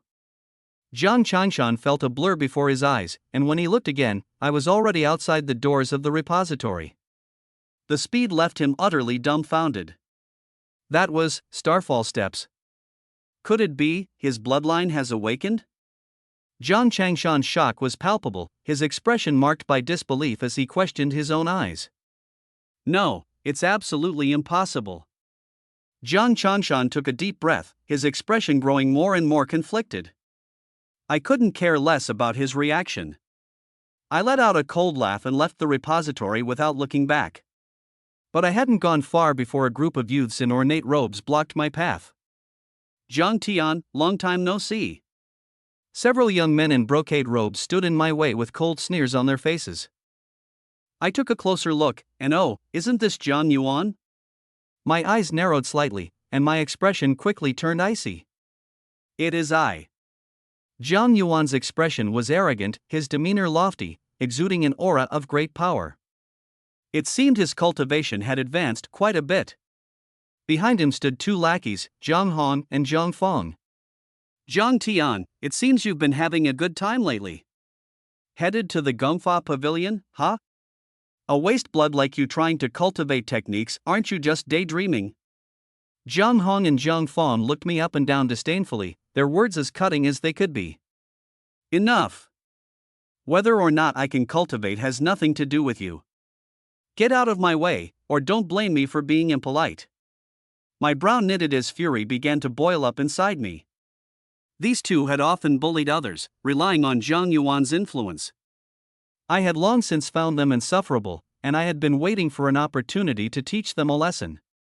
As I spoke, I didn't even look at them, my cold gaze fixed directly on Zhang Yuan. The tension between us rose instantaneously, the atmosphere thick with a sense of impending clash, as if the calm before a storm. Zhang Yuan said coldly, Zhang Tian, you must give me an explanation for injuring Zhang Man, otherwise, you won't leave this place today. And who are you supposed to be? I scoffed, looking down on him entirely. I haven't even brought up the matter of the spirit reinforcement pill with you and your father, yet you're already here sending Zhang Man to ambush me? Or am I supposed to just roll over for you to do as you wish? As the one who had been wronged in the first place, I hadn't even sought them out for revenge. Yet here they were, coming for me first. Zhang Yuan's domineering attitude had ignited my wrath completely. How dare you speak to me like that? Zhang Yuan gave a cold snort, his face darkening. In his eyes, I, an abandoned member of the family, had no right to challenge him. But so be it. The firmer my attitude, the better excuse it would give him to deal with me thoroughly. After all, the son of the Grand Elder disciplining a disrespectful outcast who could criticize him for it. Master Yuan, don't be angry. Dealing with trash like this? Leave it to us. Zhang Hong said with a sycophantic smile, bowing like a lapdog as he addressed Zhang Yuan. Exactly. Let us teach this reckless fool a lesson. You wouldn't want to dirty your hands, Zhang Feng sneered, cracking his knuckles menacingly as he exuded a fierce and ruthless aura. In their eyes, although I, Zhang Tian, had once shown promise in martial aptitude, now the entirety of Tianbao City knew me as a waste of blood. Half a month ago, both Zhang Hong and Zhang Feng had awakened their bloodline spirits and formally entered the spirit refinement realm. To them, defeating me would be as easy as crushing a helpless insect. Very well. Go ahead, then. Spare me the trouble of people accusing me of bullying him. Zhang Yuan flicked his brocade robe and smiled with arrogance, preparing to enjoy the show of me being humiliated. You worthless trash, you have no sense of self-preservation. If you'd listened to me back then and acted as a loyal dog to my father, you wouldn't have ended up in such a miserable state. Zhang Yuan sneered repeatedly, mocking my supposed lack of foresight. To him, I had squandered a brilliant opportunity, so all my current suffering was my own fault. Just the two of you? I shook my head with a cold laugh, my face filled with disdain. Fine. Since you're so eager to die, don't blame me for not holding back. How arrogant! Outrageous! Let me teach you a lesson. Zhang Hong and Zhang Feng both saw this as a chance to prove themselves to Zhang Yuan. Shouting angrily, they charged at me simultaneously, competing to land the first blow. One threw a fist while the other used his palm, channeling their bloodline spirits into their attacks aimed directly at me. Martial artists at the spirit refinement realm could easily crush a peak body refinement realm fighter without even using techniques, especially when striking together. They believed that their combined assault would cripple me instantly, leaving me severely injured if not outright killing me. This is the extent of your strength? I sensed their weak spirit refinement auras and shook my head with a cold laugh. Inside, I was speechless. If you lack power, don't flaunt it. Pretending to be strong only leads to regret. Let me teach you something about being human. I sneered, leaping forward with a burst of speed. Rather than retreat, I charged toward them, fists clenched tightly as I launched a pair of punches that roared through the air like a whirlwind. To Zhang Hong and Zhang Fong, my decision to move forward must have seemed suicidal. They were so overjoyed that they couldn't contain their laughter. Ah, you clueless bastard. Zhang Tian, you must be desperate to die. Asterisk whoosh. Whoosh, asterisk, my fists tore through the air, creating sharp, ear-piercing swipes. In an instant, they collided heavily with their attacking fist in palm. Boom. Crack. The oppressive rumbling sounded, and the sinister smiles on Zhang Hong and Zhang Fong's faces instantly froze. Zhang Hong's fist lost its force, and his 5 fingers cracked instantly. Zhang Fong's palm snapped with a sharp crack. My iron fist did not lose its power, slamming into their chests like 2 massive iron hammers, sending them flying brutally. Ah, Zhang Hong and Zhang Fong, like 2 kites with broken strings, were knocked back over 50 feet, landing heavily on the ground as they screamed in agony. Damn it! This is impossible. Zhang Hong and Zhang Fong's faces turned as red as pig liver, their eyes overwhelmed with terror. They couldn't possibly imagine that my strength would be so horrifyingly destructive, incapacitating both of them in a single blow. How could it be? Zhang Yuan's heart trembled, shock washing over him as well. Although Zhang Hong and Zhang Fong were merely at the first level of spirit cultivation, either one of them alone should have been able to suppress me. Yet the outcome was entirely beyond his expectations. Zhang Yuan quickly sensed something unusual about me, his expression growing incomparably dark. Zhang Tian, have you activated your bloodline spirituality? My gaze was profound, my icy stare piercing into him, causing a chill to crawl down his spine and unexplainable dread to seize his heart. Zhang Yuan, your 2 lackeys are pitifully weak. Tell them to rein it in from now on, or they'll keep embarrassing themselves. I smirked derisively, my tone cold and taunting. In that brief battle earlier, I hadn't even tapped into my bloodline's power, only a fraction of my physical strength. If I unleashed my full might, Zhang Hong and Zhang Fong wouldn't have survived at all. Outrageous. Arrogant. Zhang Yuan's face fell, his hands clenched into fists so tightly that cracking sounds echoed, his eyes turning sinister. Could it be that this punk, desperate and cornered, used some forbidden secret technique to forcibly awaken his bloodline? Zhang Yuan's pupils contracted, a glint of cold light flashing in his gaze. In the martial world, there had long been a dark rumor. It spoke of a bizarre secret technique capable of fusing the blood of demon beasts with someone who possessed a failed bloodline, forcibly awakening the bloodline's spiritual attributes. This method provided immense strength in a short period of time. However, the side effects were tremendous. Once the technique was used, there was no turning back. With continued cultivation, one would transform into a half-human, half-beast entity, exhibiting features foreign to humans. The most dire flaw was the eventual loss of sanity, a drastic shortening of lifespan, and in the end, the risk of an explosive death under the surge of bestial blood. After a brief moment of contemplation, Zhang Yuan became increasingly convinced that my sudden surge in power stemmed from such a reason. Yes, that must be it. I never thought Zhang Tian would sink so low as to resort to training in such a forbidden secret technique. But this works to my advantage. That kid's finished for good now. Zhang Yuan exhaled deeply, his eyes radiating a murderous intent. To him, someone like me was a stain on the Zhang family name and a potential threat to both him and his father. After shaking off his initial shock, Zhang Yuan regained his composure, a cold smile appearing at the corners of his mouth. Had this been when he had just broken through to spirit cultivation, he might have had some scruples about confronting me. But now, at the 3rd level of spirit cultivation, he felt he had more than enough strength to suppress me. Zhang Tian, I can understand your refusal to accept fate, but resorting to such a forbidden technique is crossing the line. What forbidden technique? Stop spouting nonsense. My brow furrowed deeply, my eyes flashing with a trace of cold anger. I'd heard of forbidden techniques. In Xianxian Nation's martial world, this was an extremely sensitive topic, one not mentioned lightly by anyone. Not only had I never seen such a technique, but even if I had, I would never choose to practice it. You injured Jiang Man and even trained in a forbidden technique? Jiang Tian, your sins weigh heavily. Today, I will represent the family and deliver justice. Jiang Yuan roared furiously, as a surging and formidable aura erupted from him.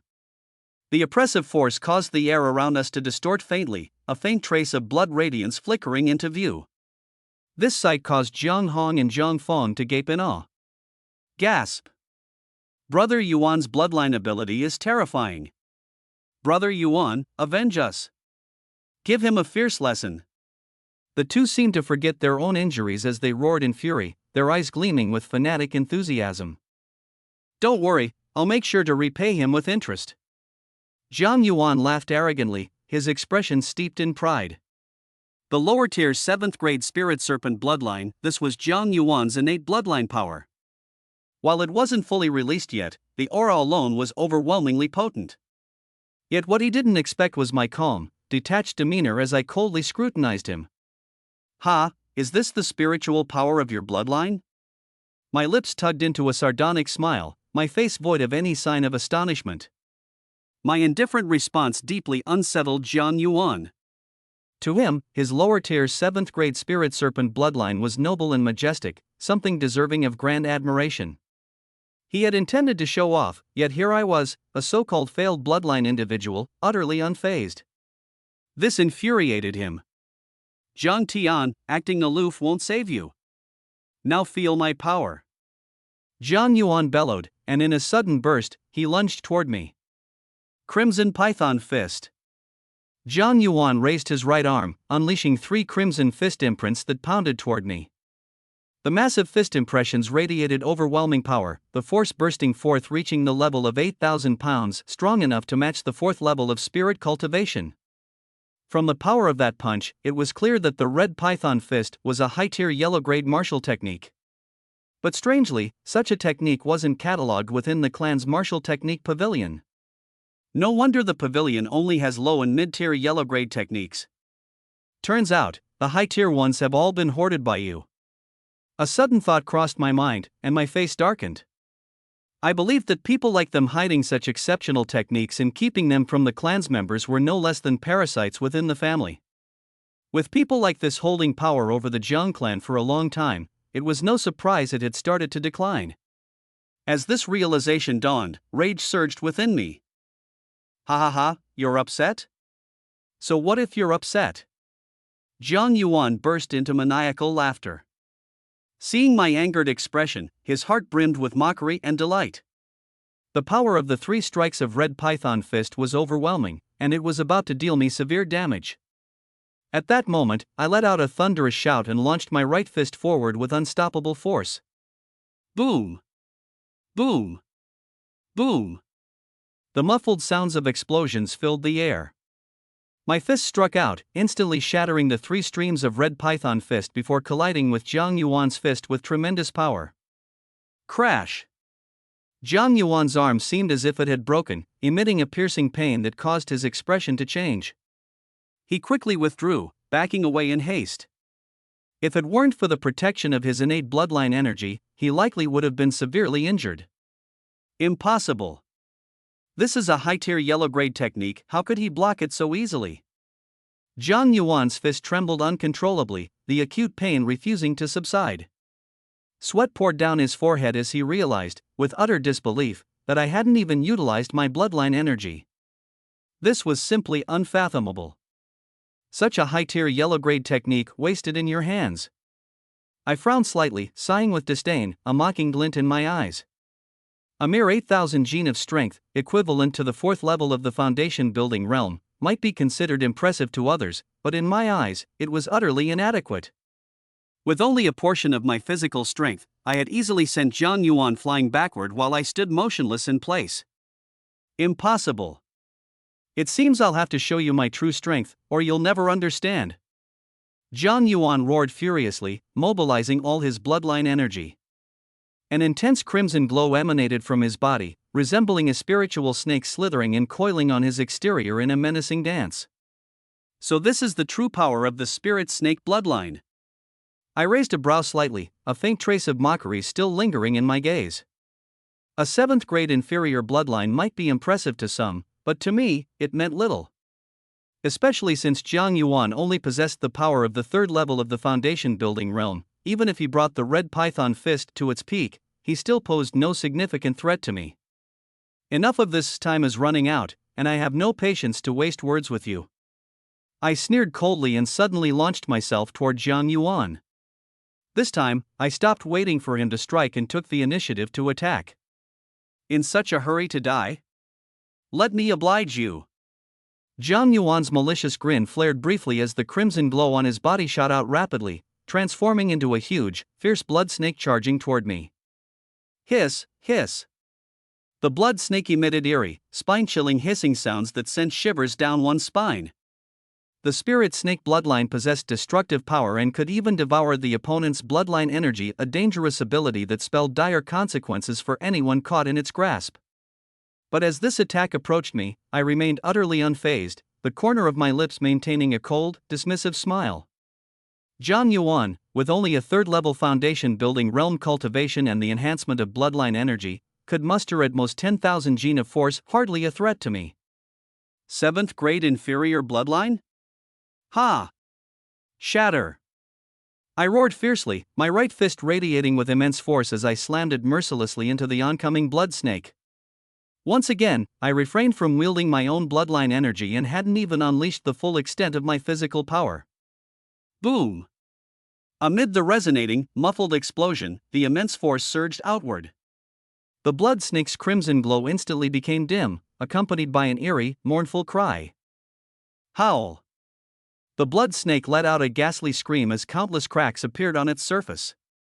Yet there was no blood spilling out, only streaks of faint crimson light escaped from within.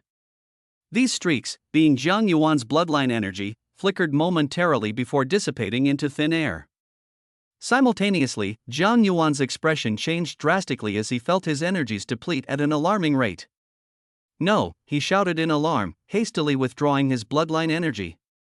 The wounded blood snake let out an ear-piercing cry before retreating and diving back into his body. Jiang Yuan's face turned ashen, and his aura diminished visibly. He shuddered, a cold chill spreading through his spine as terror filled his eyes. Why you, what demonic trick did you use? Jiang Yuan demanded hoarsely, his voice trembling with suppressed fear. In a single strike, I had shattered his spirit snake bloodline, leaving him utterly shocked and terrified. Demonic trick? Ha! I think it's your own twisted mind, I replied dismissively, tiring of pointless words. With a single stride forward, my right fist shot toward his chest.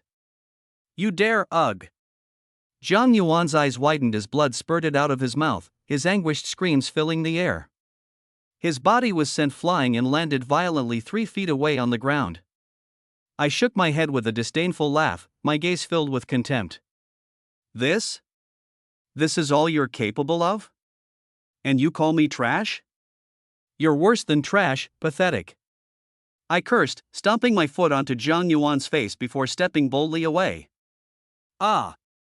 How dare you harm me, Jiang Tian? You're dead. Jiang Yuan's enraged screams echoed from behind me. Jiang Hong and Jiang Fong curled up on the ground, their eyes filled with terror, as if they had just woken from a nightmare. Oh! Almost forgot, I can't make a move for nothing. I should at least collect some interest. I suddenly halted, then turned back under the frightened gazes of Jiang Yuan and the others, walking toward them with a sinister grin. What are you doing? My father is the Grand Elder. Do you not value your life at all? Ah! Jiang Yuan's words turned into a scream midway. Step by step, I pressed down with deliberate force, walking over their faces. I rummaged through their belongings and fished out a few bags. This little bit can count as interest, but if this happens again, I'll take far more than just a few bags. I sneered coldly, a flash of menace appearing in my eyes.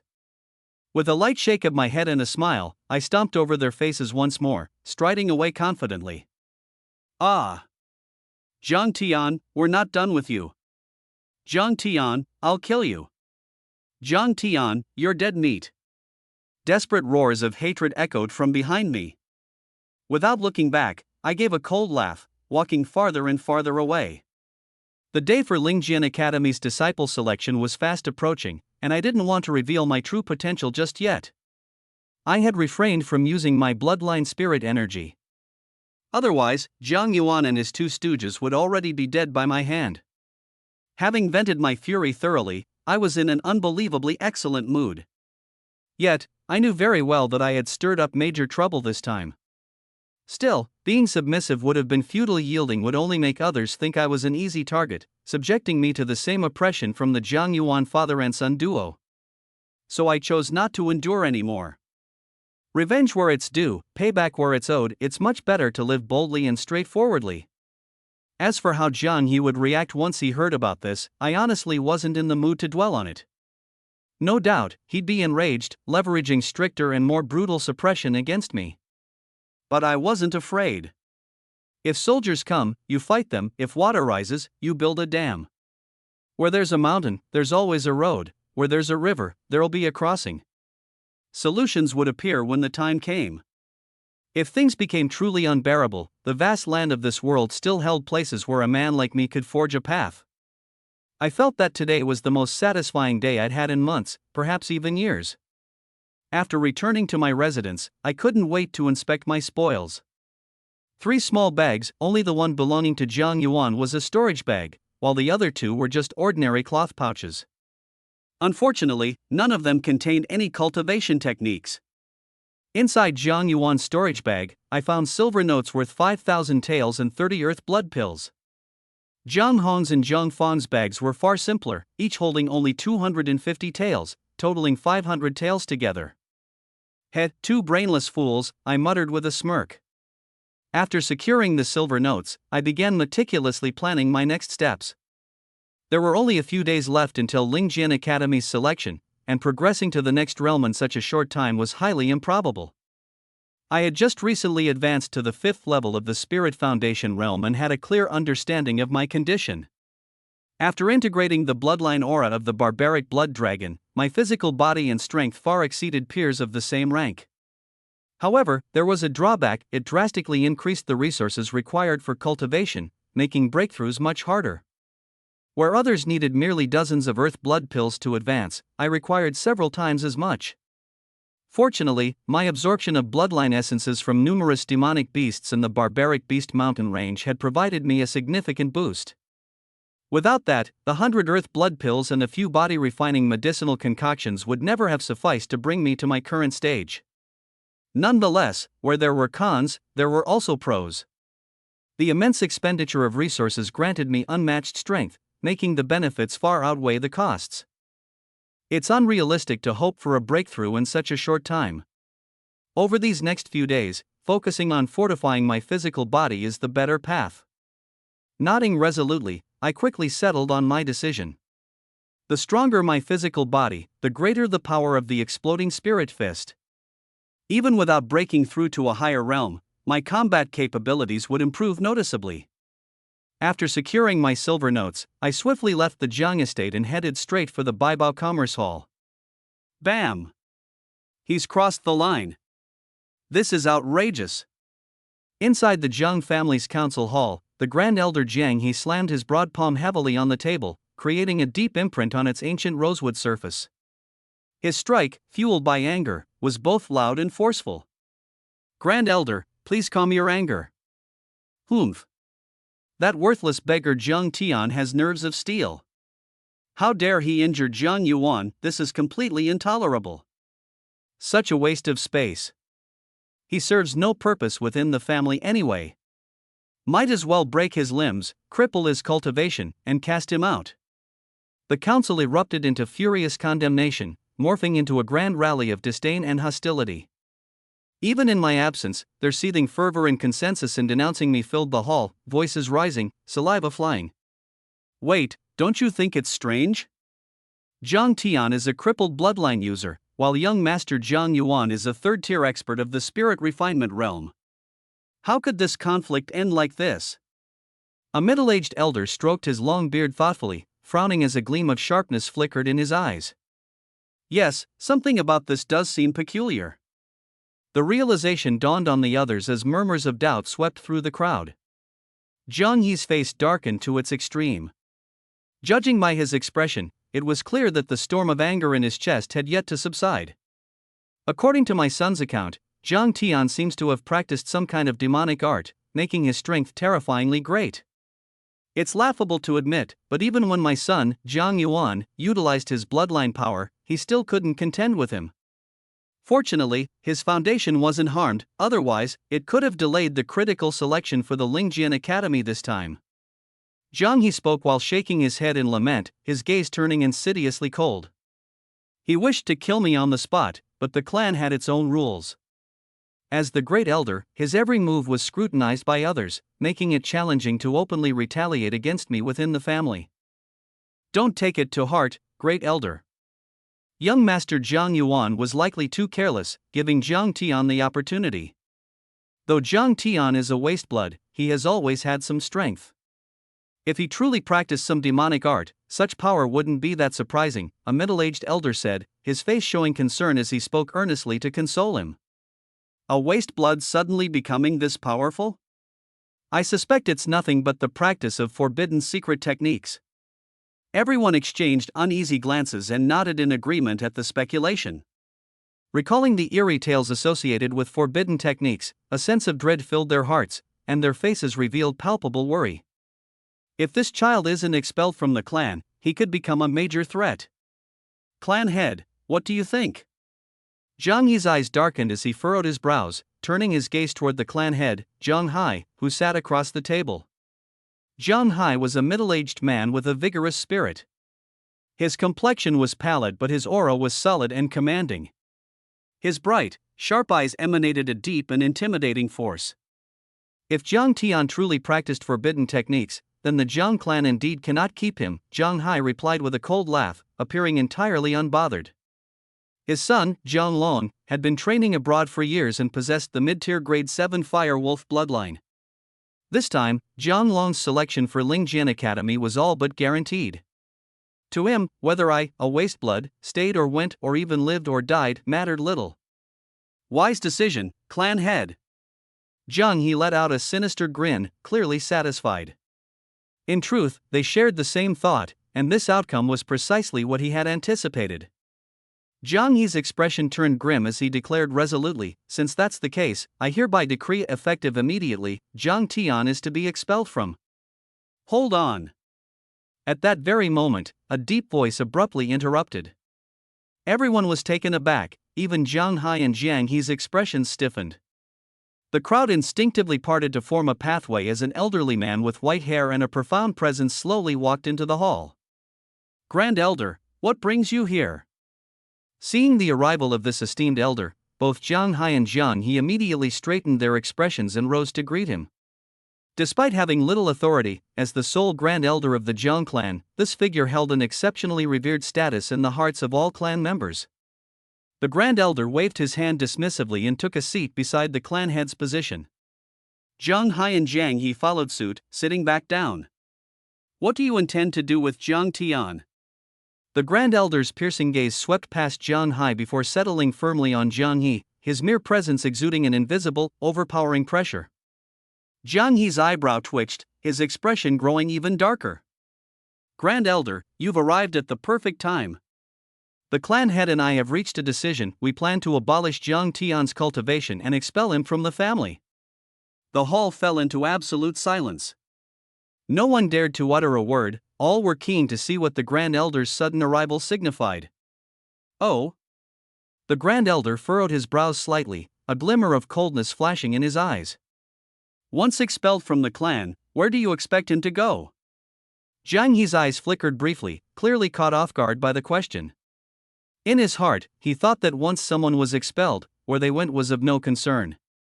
However, he dared not voice such thoughts aloud, as it would be disrespectful to the Grand Elder and unbecoming of his role as Great Elder. Zhang He frowned, his gaze turning icy. In accordance with the clan's customary rules, anyone expelled is sent to the Savage Beast Mountains to fend for themselves. Zhang Tian is no exception. The Grand Elder's expression darkened as he turned toward Zhang Hai.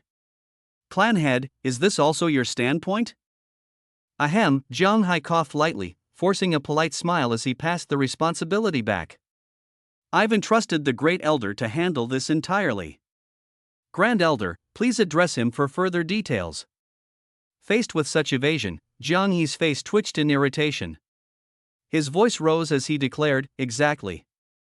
Zhang Tian injured my son without reason, a crime that cannot be forgiven.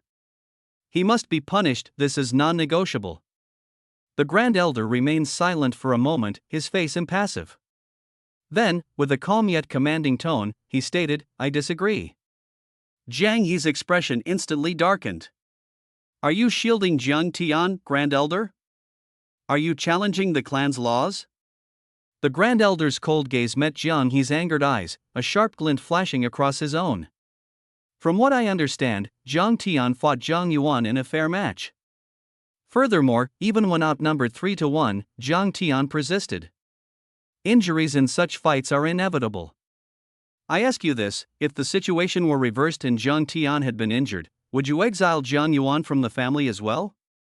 This. Jiang Yi's face contorted as his words faltered, stuck in his throat. It's different.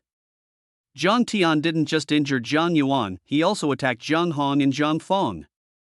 That kind of transgression is too immense to pardon. Jiang Yi stammered, struggling for justification. Seeing that Jiang Yi was adamant, Granduncle furrowed his brows even deeper. In his mind, I was already a blood-wasting cripple, had been rejected by Yi Wuxue, and if I were to be stripped of my cultivation and expelled from the family, it would be no different from being killed. Even if Zhang Tian's behavior was wrong, it doesn't warrant such harsh punishment. Besides, he's Jiang Ming's son. I won't allow you to treat him this way. Granduncle said coldly. He had always felt a sense of guilt towards me, a child marked by misfortune, not just because of my sufferings but also because Jiang Ming, my father, had done so much for our family when he was in charge. Jiang Yi sneered at his words. Jiang Ming? Ha, you have the nerve to mention him? He's the disgrace of this family. When his wife left all those years ago, she should have taken this little bastard with her. Enough! Granduncle bellowed in instant fury, his eyes flashing with a fierce glint that sent a shiver through Jiang Yi's bones. Ever since that upheaval all those years ago, my mother had become an unspoken taboo within the family, no one dared to bring her up. Jiang Yi's reckless words had thoroughly enraged him. Jiang Yi realized he'd misspoken and his face stiffened in a brief flash of fear, but he quickly regained his demeanor and sneered again. Ah, Granduncle, don't be so tense. She's been gone for so many years, who knows if she's dead or alive? Besides, Jiang Ming is dead, and the ties between her and the Jiang family were severed long ago. Jiang Yi laughed awkwardly. His words were both to placate Granduncle and to comfort himself. Whenever that woman was mentioned, those who had met her would shudder in fear, Jiang Yi was no exception. Granduncle suppressed his emotions with great effort and frowned, saying, No matter what happens, I will not allow you to strip Zhang Tian of his cultivation, nor will I allow you to expel him from the family. I'm afraid this is beyond your control, Granduncle, Jiang Yi retorted with a frosty smile. Not only did Zhang Tian seriously injure my son, but he also attacked Jiang Man, Jiang Hong, and Jiang Feng in succession. His crimes are countless and unforgivable. My decision as an elder is final and will not change. The hall fell into a commotion as clan members looked at one another with complex expressions. Even the esteemed Granduncle's words were ineffective now, things had drastically changed within the Jiang family. Granduncle's eyes twitched in rage, leaving him speechless as he fumed internally. Yet, he felt helpless. To the Jiang clan, his position as Grand Elder was more symbolic than practical, possessing little real power. The air in the hall grew suffocatingly still as an uncomfortable silence lingered. Just then, a servant came running frantically toward the meeting hall. Family head. Great Elder. We have guests. HM? Why are there visitors at this time? Clan leader Zhang Hai's eyes narrowed in surprise.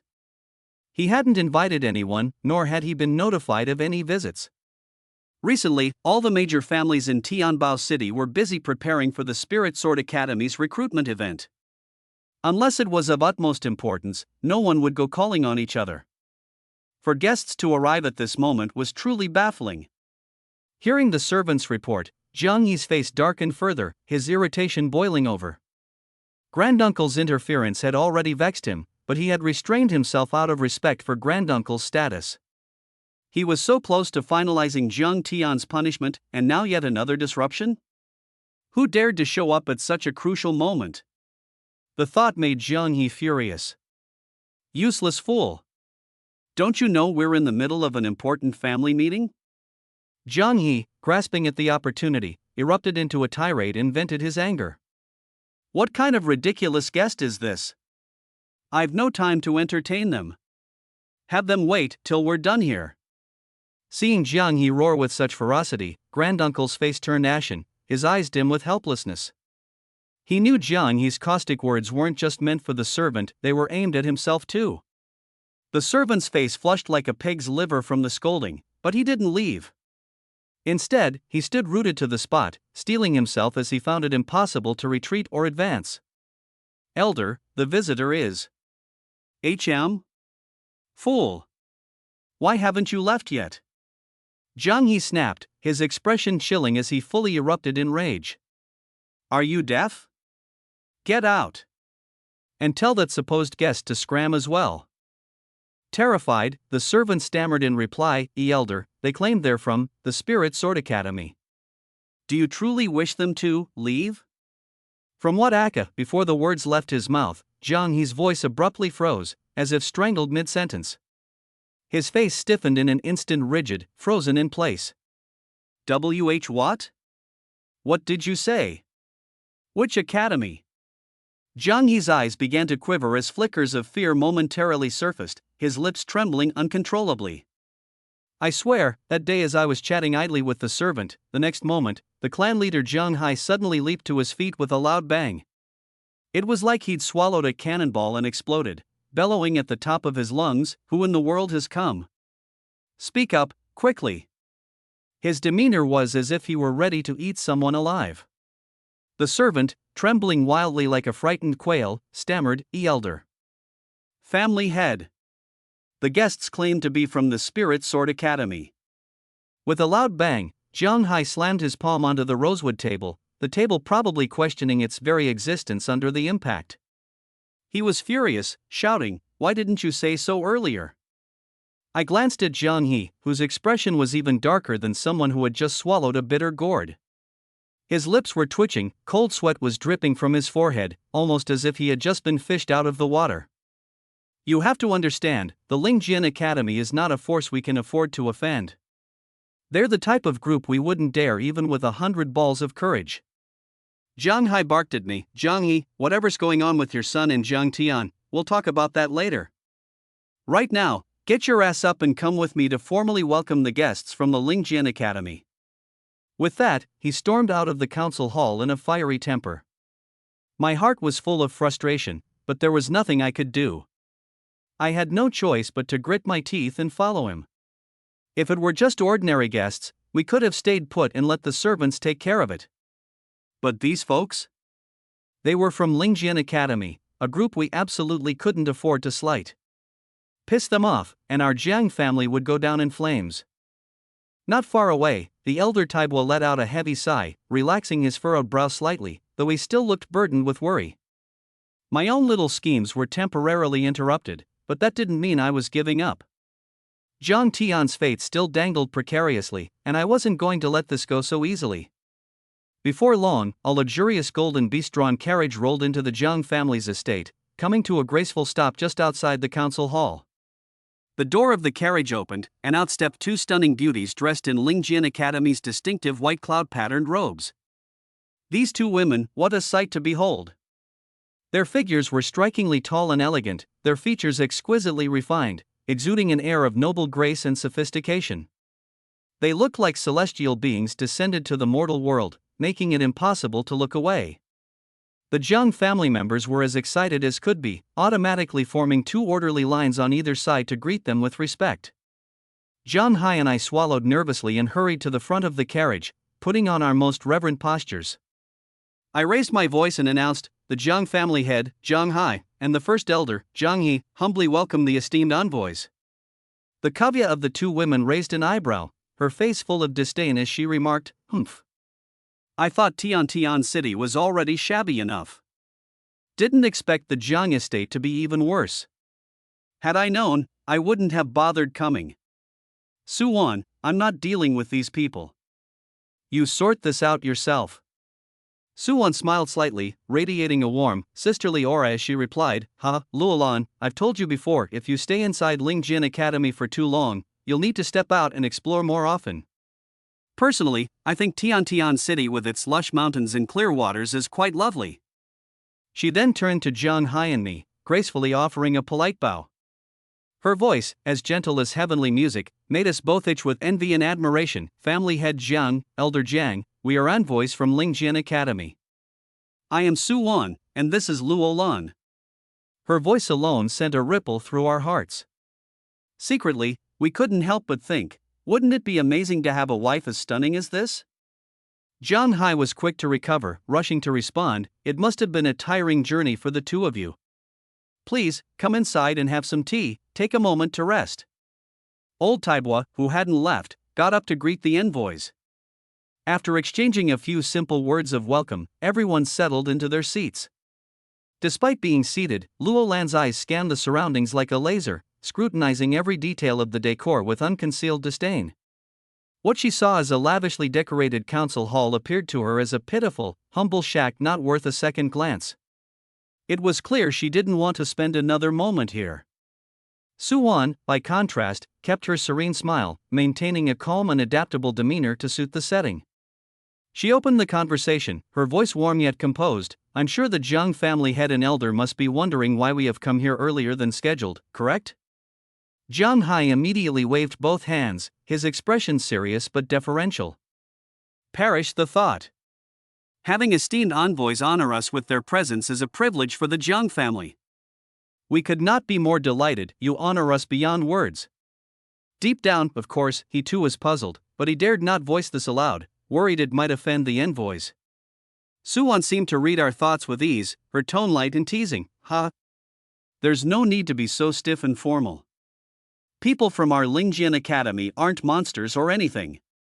Just say what's on your mind. Zhang Hai and I could only manage awkward, forced smiles. Although she spoke casually, her presence and the palpable, overwhelming aura she and Luolan exuded were like those of undisclosed bosses in an epic story. Such pressure left us utterly speechless and cautious. Yuan continued, since you've invited me to speak plainly, I will.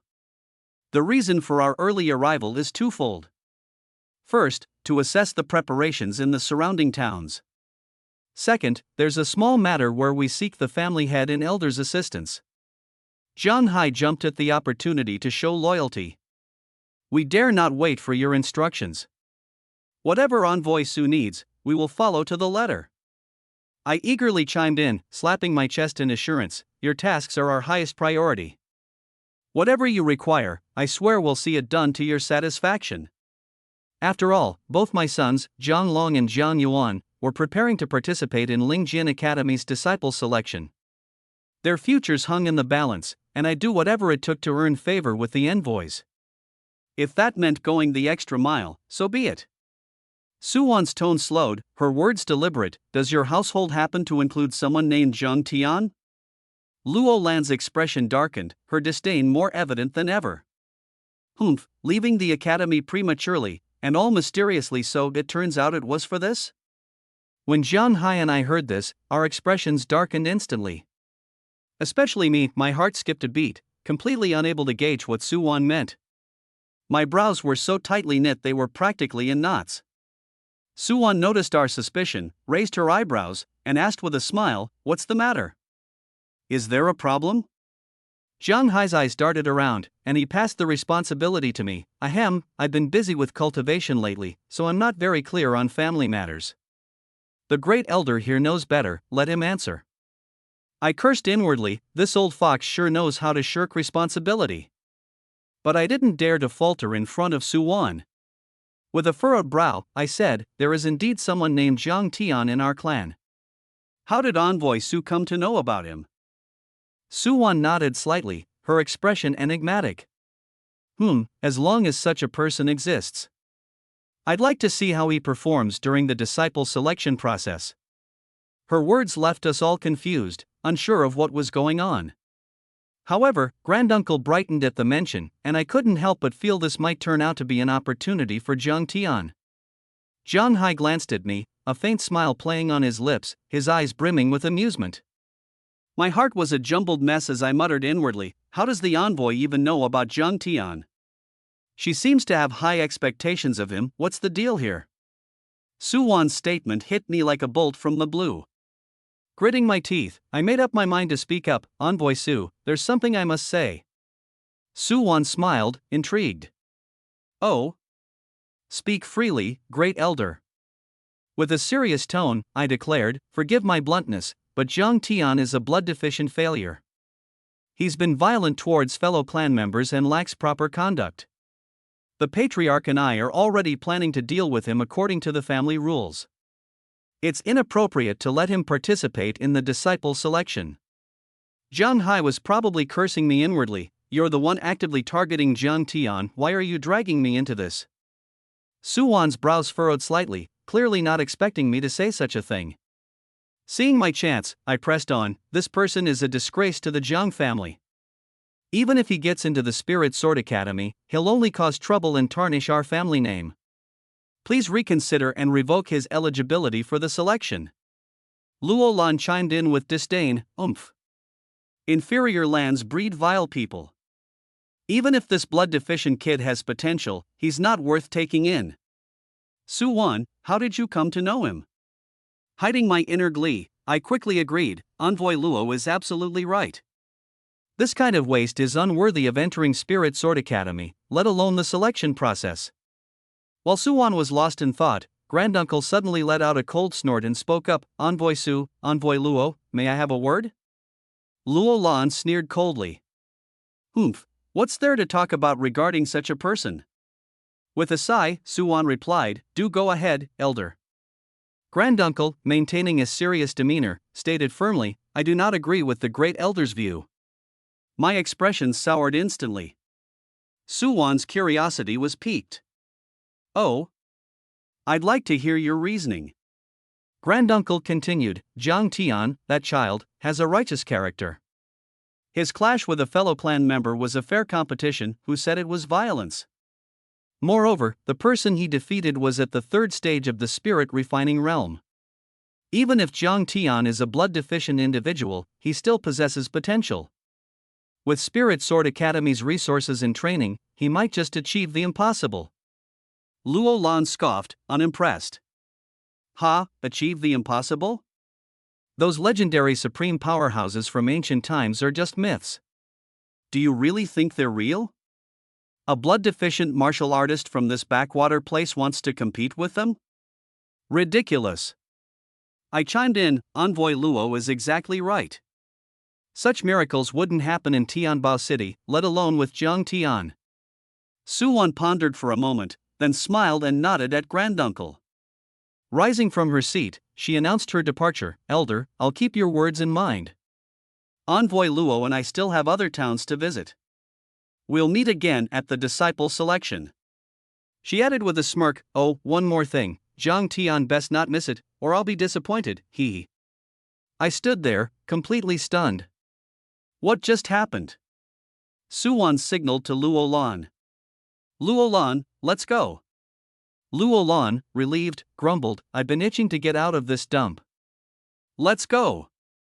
In the blink of an eye, the two women were gone.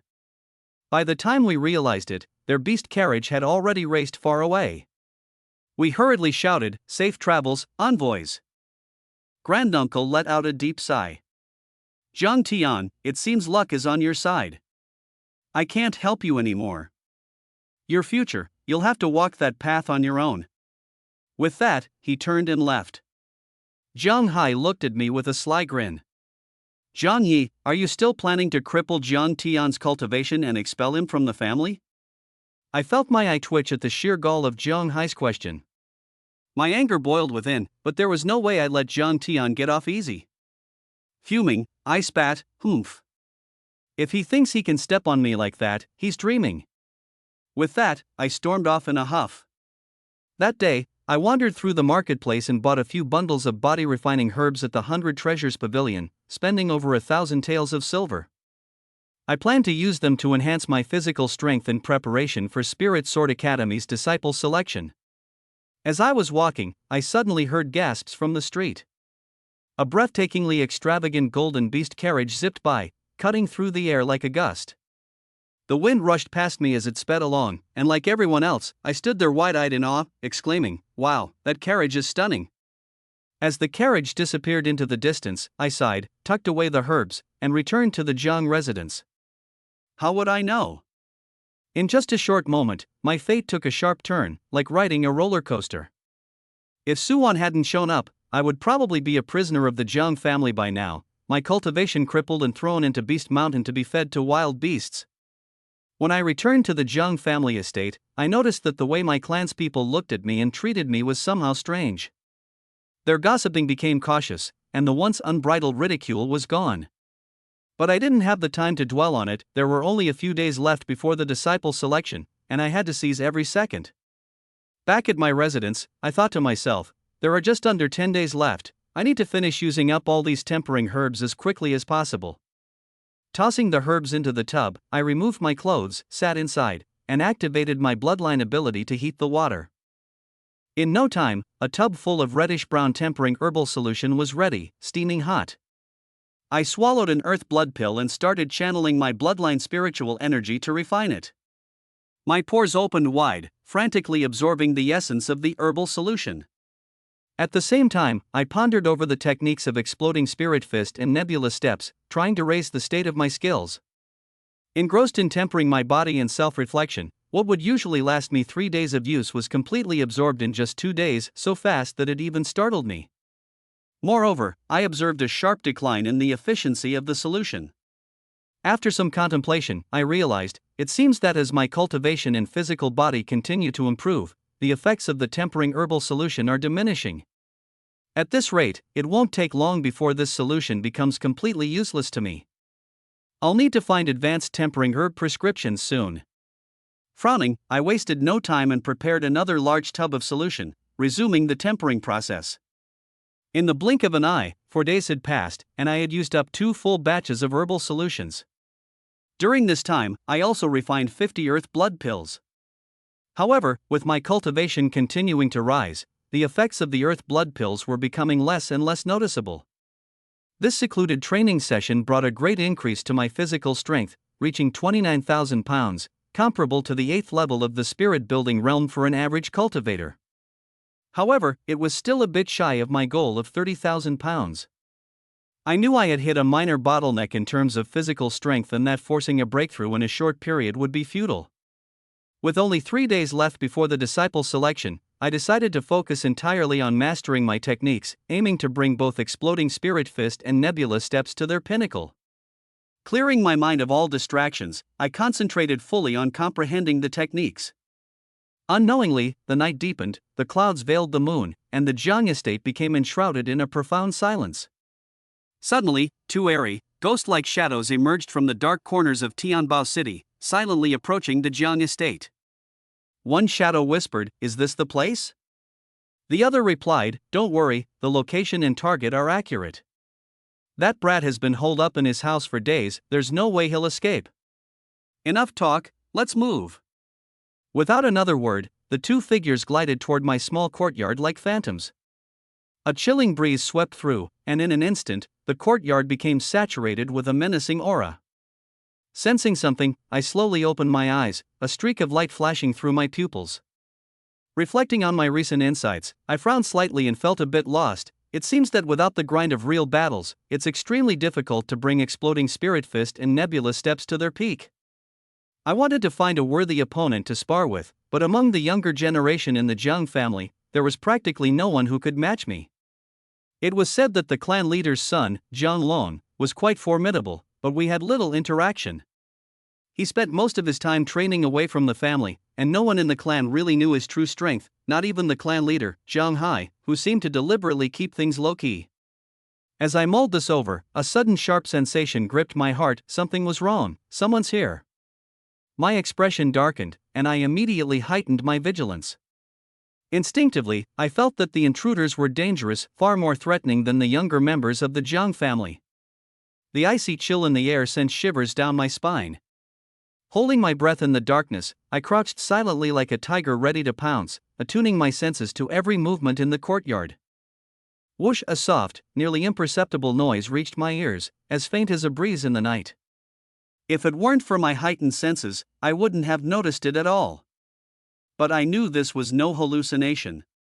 Danger was closing in. I was about to face a life or death ordeal. A strange laugh echoed from outside the door. He he he. Kid, no need to play coy. Are you going to come out and die on your own, or do we have to do it for you? The voice was hoarse and eerie, like the wailing of a ghost in the night, making my spirit quiver slightly. I gasped internally, TSK. What a bizarre method. Yet, I quickly steadied myself and responded coldly, we don't know each other.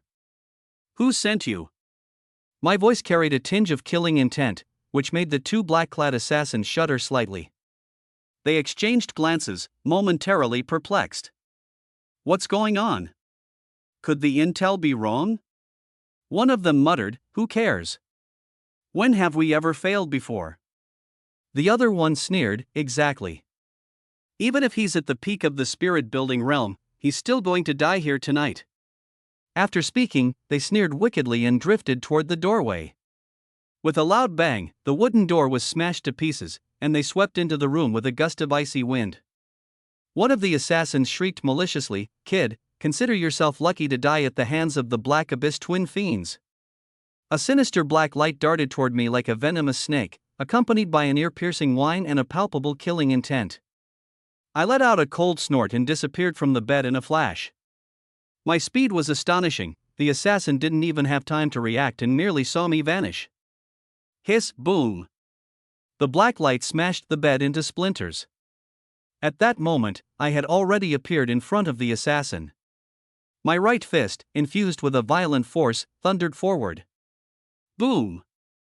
The air exploded from the pressure of my punch, producing a harsh screech of friction. A force of nearly 30,000 pounds surged outward, forcing the assassin to stagger back. The assassin exclaimed in shock, what incredible strength!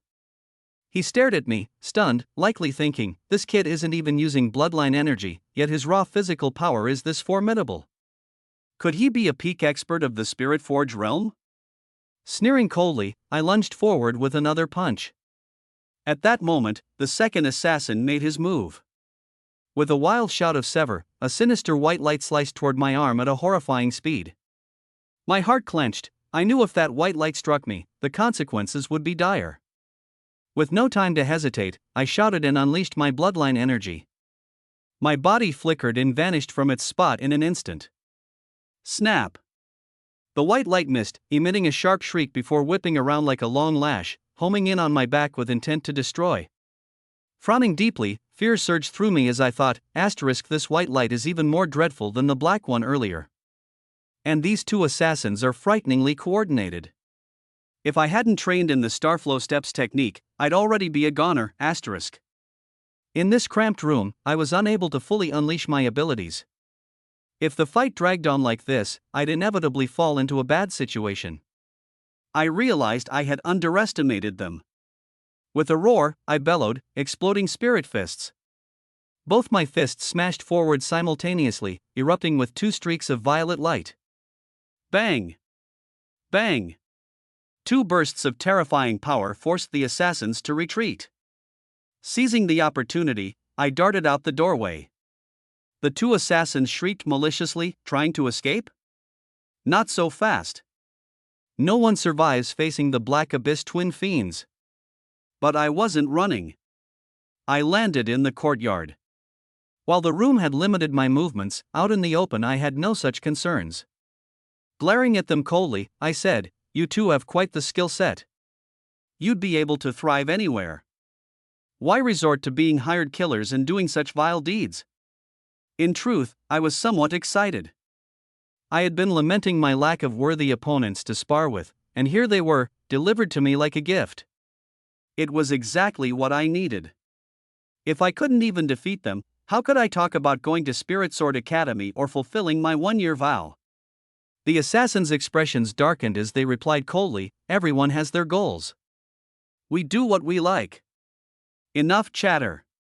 Let's kill him already. With that, they lunged toward me like vengeful phantoms. Being in this open area meant I could fight to my fullest, but it also gave them more room to maneuver. Victory or defeat would come down to pure skill now. Bring it on! I shouted. Let me see what you're really made of. Activating the Starflow steps, I moved like a gust of wind, merging into the darkness of the night, making it difficult for them to track me. Exploding Spirit Fist. I thrust my right fist forward like lightning. Bloodline energy surged into a violet glow as it struck one of the assassins heavily. That assassin, possessing Spiritforge Realm level 8 strength and a formidable body, still struggled under the weight of my strike. Damn it!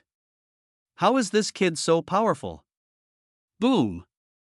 The violet light flashed, and he was sent flying. Without pause, I turned and lunged toward the second assassin. The second assassin shrieked, "Bind!" A white light shot from his hands, coiling toward my fist like a serpent. It was then I saw clearly he was holding a white silk thread. Letting out a shout, I unleashed another exploding spirit fist, hurling violet energy at the silk thread. Chee! Chee! Chee! The silk thread screeched as it pierced into the violet glow, emitting an eerie sound that set my teeth on edge. Startled, I thought, what the hell is this treasure? It's so formidable, reacting quickly, I punched again and leaped backward. That punch, reinforced by both bloodline energy and physical strength over 40,000 pounds in force, could shatter most legendary weapons.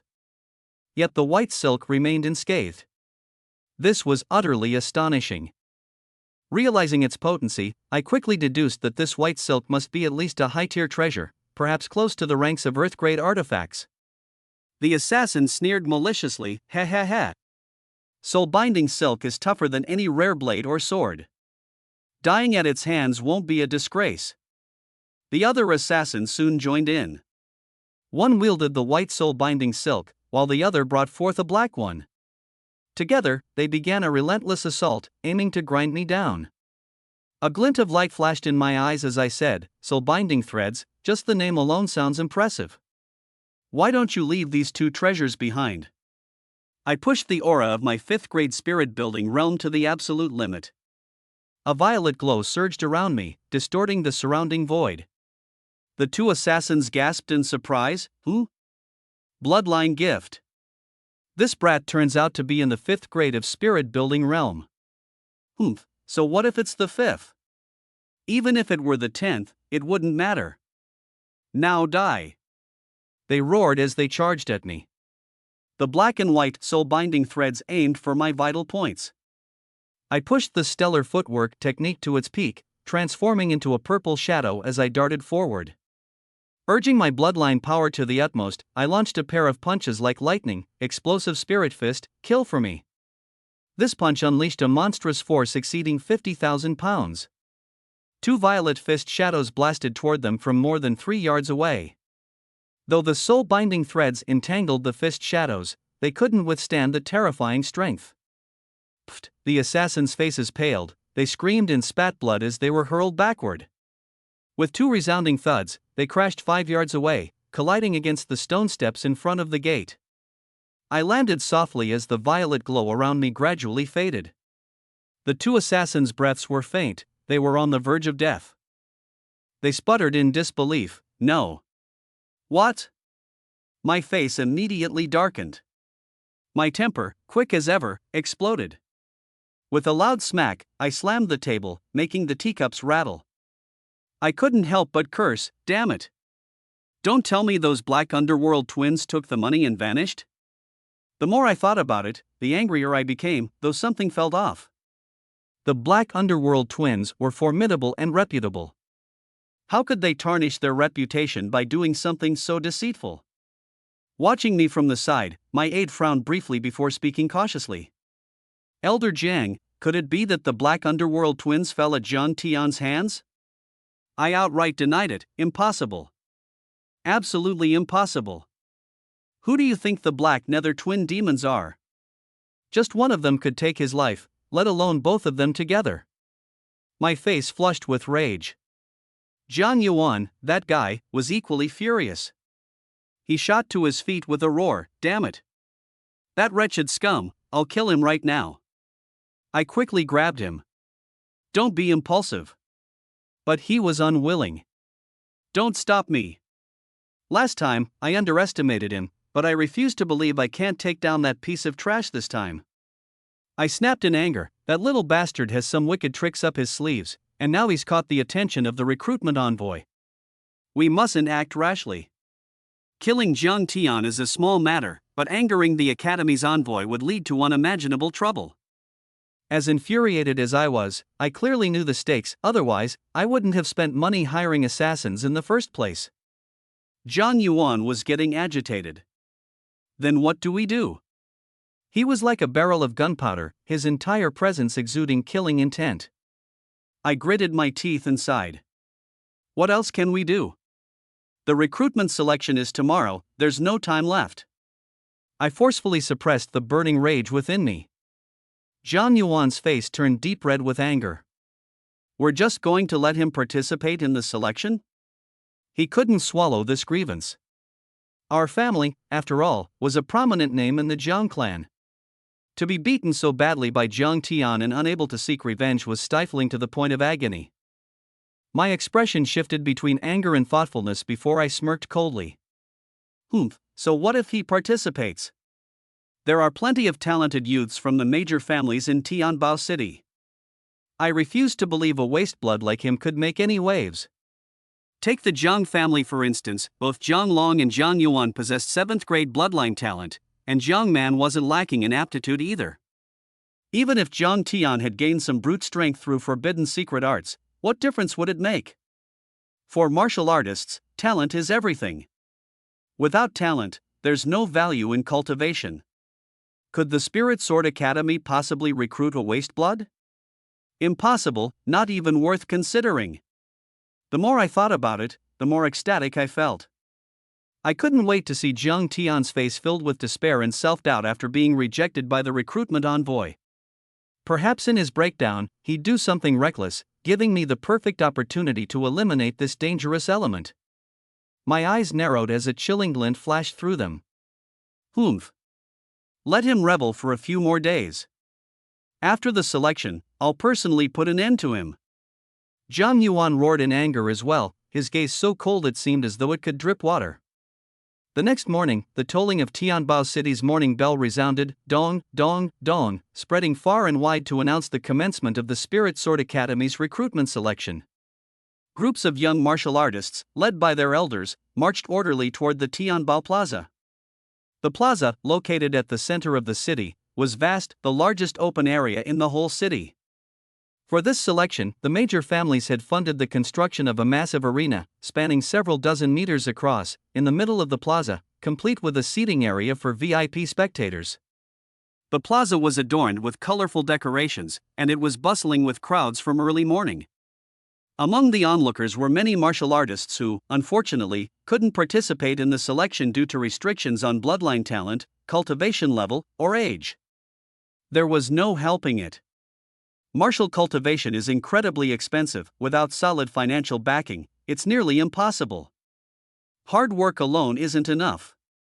Many ordinary families could barely afford their meals. How could they possibly afford to pursue martial arts? As a result, even those with potential often found themselves estranged from the path of martial arts or could only eke out a living in small clans or sects. By the time our Jiang family arrived, all the major families were already present. All that was left was for the Spirit Sword Academy's recruitment envoy to arrive, and the selection would begin. Suddenly, the crowd stirred with commotion as someone exclaimed, "Look, it's Jiang Tian." Ha! He actually came? I thought he'd be too scared to show up. Jiang Tian didn't join the ranks of our Jiang family, instead, he casually strolled there on his own. Ironically, his attempt to keep a low profile only served to draw more attention. A piece of trash daring to dream of entering the Spirit Sword Academy. What a joke! How does he even have the nerve to show up? Had perfect timing, let's watch him get humiliated by the geniuses of our Gao family. Gao Fu and Gao Shu from the Gao family sneered at Jiang Tian, their expressions mocking. The other members of the Gao family joined in with disdainful smirks. Lin Fei from the Lin family fixed his sinister gaze on Zhang Tian, a wicked smile playing on his lips. So, the waste really showed up.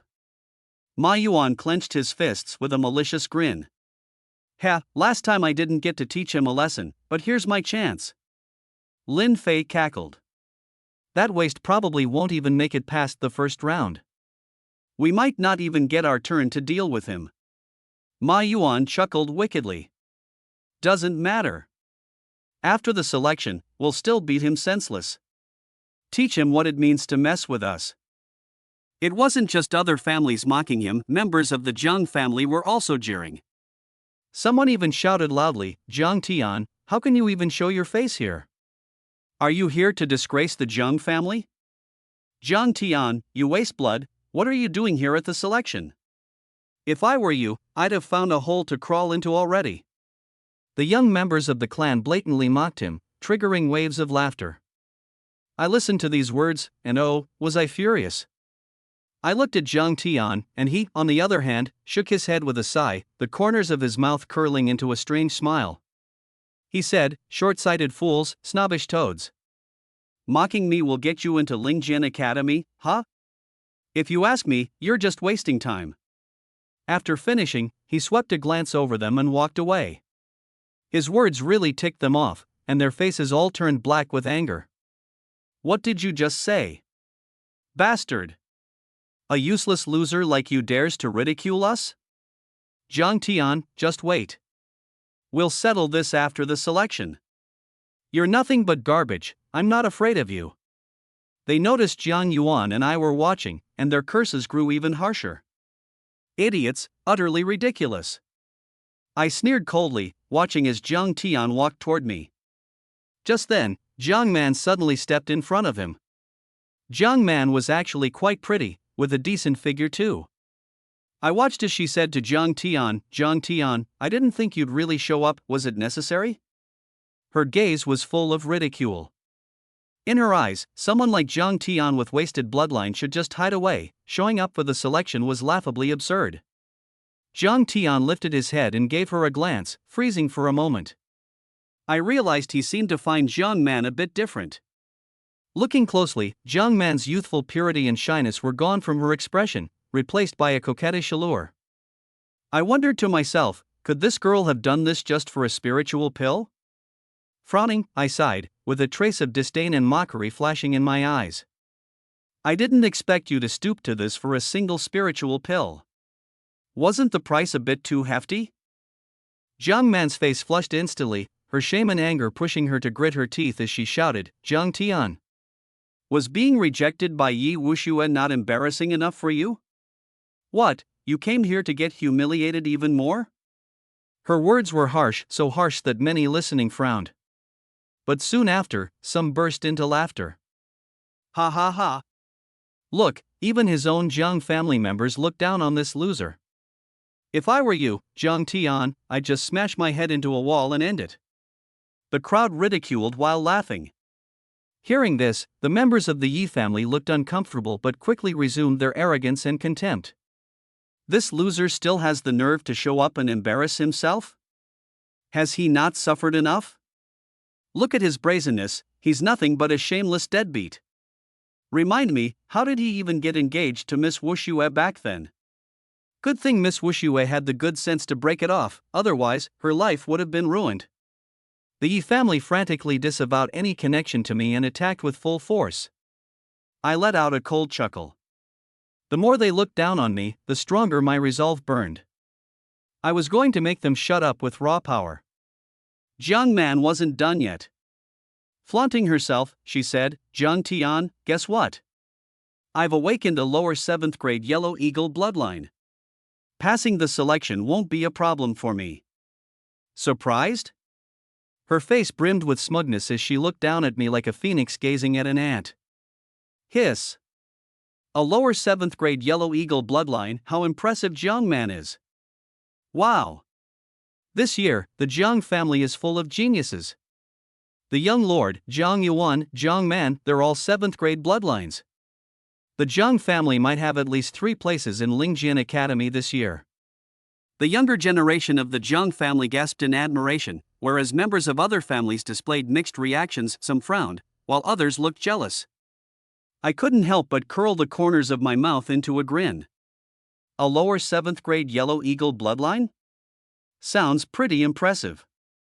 Zhang Man sneered. Zhang Tian, your jealousy won't help you now. We'll settle this after the selection. With that, she swayed her hips and walked off. Shaking my head, I moved forward. Zhang Yuan stared daggers at me. Zhang Tian, you've got guts. Let's see how smug you'll be after the selection. He was hesitant to act out but resorted to verbal threats. I deliberately teased him. Zhang Yuan, what happened to your face? Injured? Who did that to you? I smirked mischievously, raising an eyebrow. My infuriating demeanor left people momentarily stunned, but soon, they seemed to connect his injuries to me. Zhang Yuan clenched his teeth in rage. You bastard! You're asking to die. Had it not been for my father's presence, he probably would have lunged at me. Feigning innocence, I laughed. Am I at fault for showing concern about your injury? Instead of thanking me, you curse me. Truly ungrateful. Since he didn't dare take action, I had no reservations about taunting him further. Zhang Tian's going too far, mocking Zhang Yuan's injuries like this. Never hit someone in the face. Zhang Tian has no class. Ha! As if a waste like him could have class. He'll be bawling his eyes out as soon as the selection starts. Everyone despised me, especially my father's bootlickers and Zhang Yuan's lackeys. Were it not for the setting, they'd have likely rushed over to beat me up by now. My father patted Zhang Yuan on the shoulder. Calm yourself, Yuaner. There's no need to waste words on this failure. Once the selection ends, he'll amount to nothing more than a paper tiger, disregard him. Then, turning to me, my father said, Zhang Tian, I admire your courage. Knowing you're a wasted bloodline bearer yet still daring to participate in the selection, what were you even thinking? I stared directly at him. Elder, your concern for me is truly touching. If I were to pass the selection, I promise to train hard and repay you 100-fold. I stood firm, my gaze razor-sharp. My father's eye twitched slightly at my words, and for a moment, I thought I detected unease in him. It seemed as if he sensed something different about me, as though he were facing a wild beast. A faint chill ran down his spine. He thought to himself, could this brat really have practiced a forbidden technique infused of feral beast's bloodline? Silently, he vowed to eliminate me as soon as the selection was over. My father smiled and said, it's only right for me to care about the clan. Zhang Tian, make sure you perform well. This is your only chance.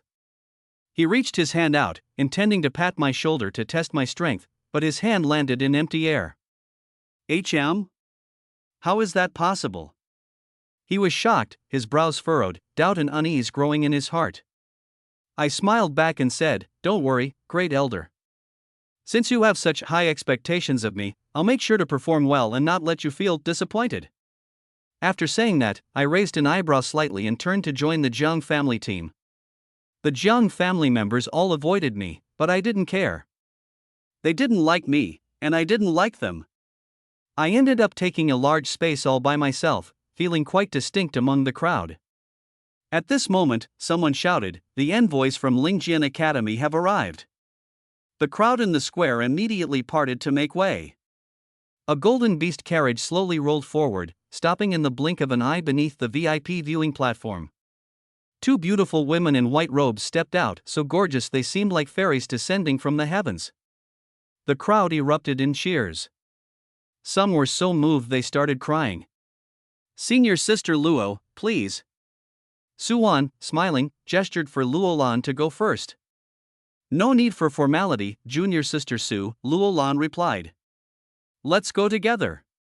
She took Suwan's hand, and together they ascended the VIP platform. The martial artists from the prominent families were captivated, stunned speechless. Compared to these two, the beauties of Tianbao City were miles behind. Welcome, honored envoys. Thank you for your hard work on this journey.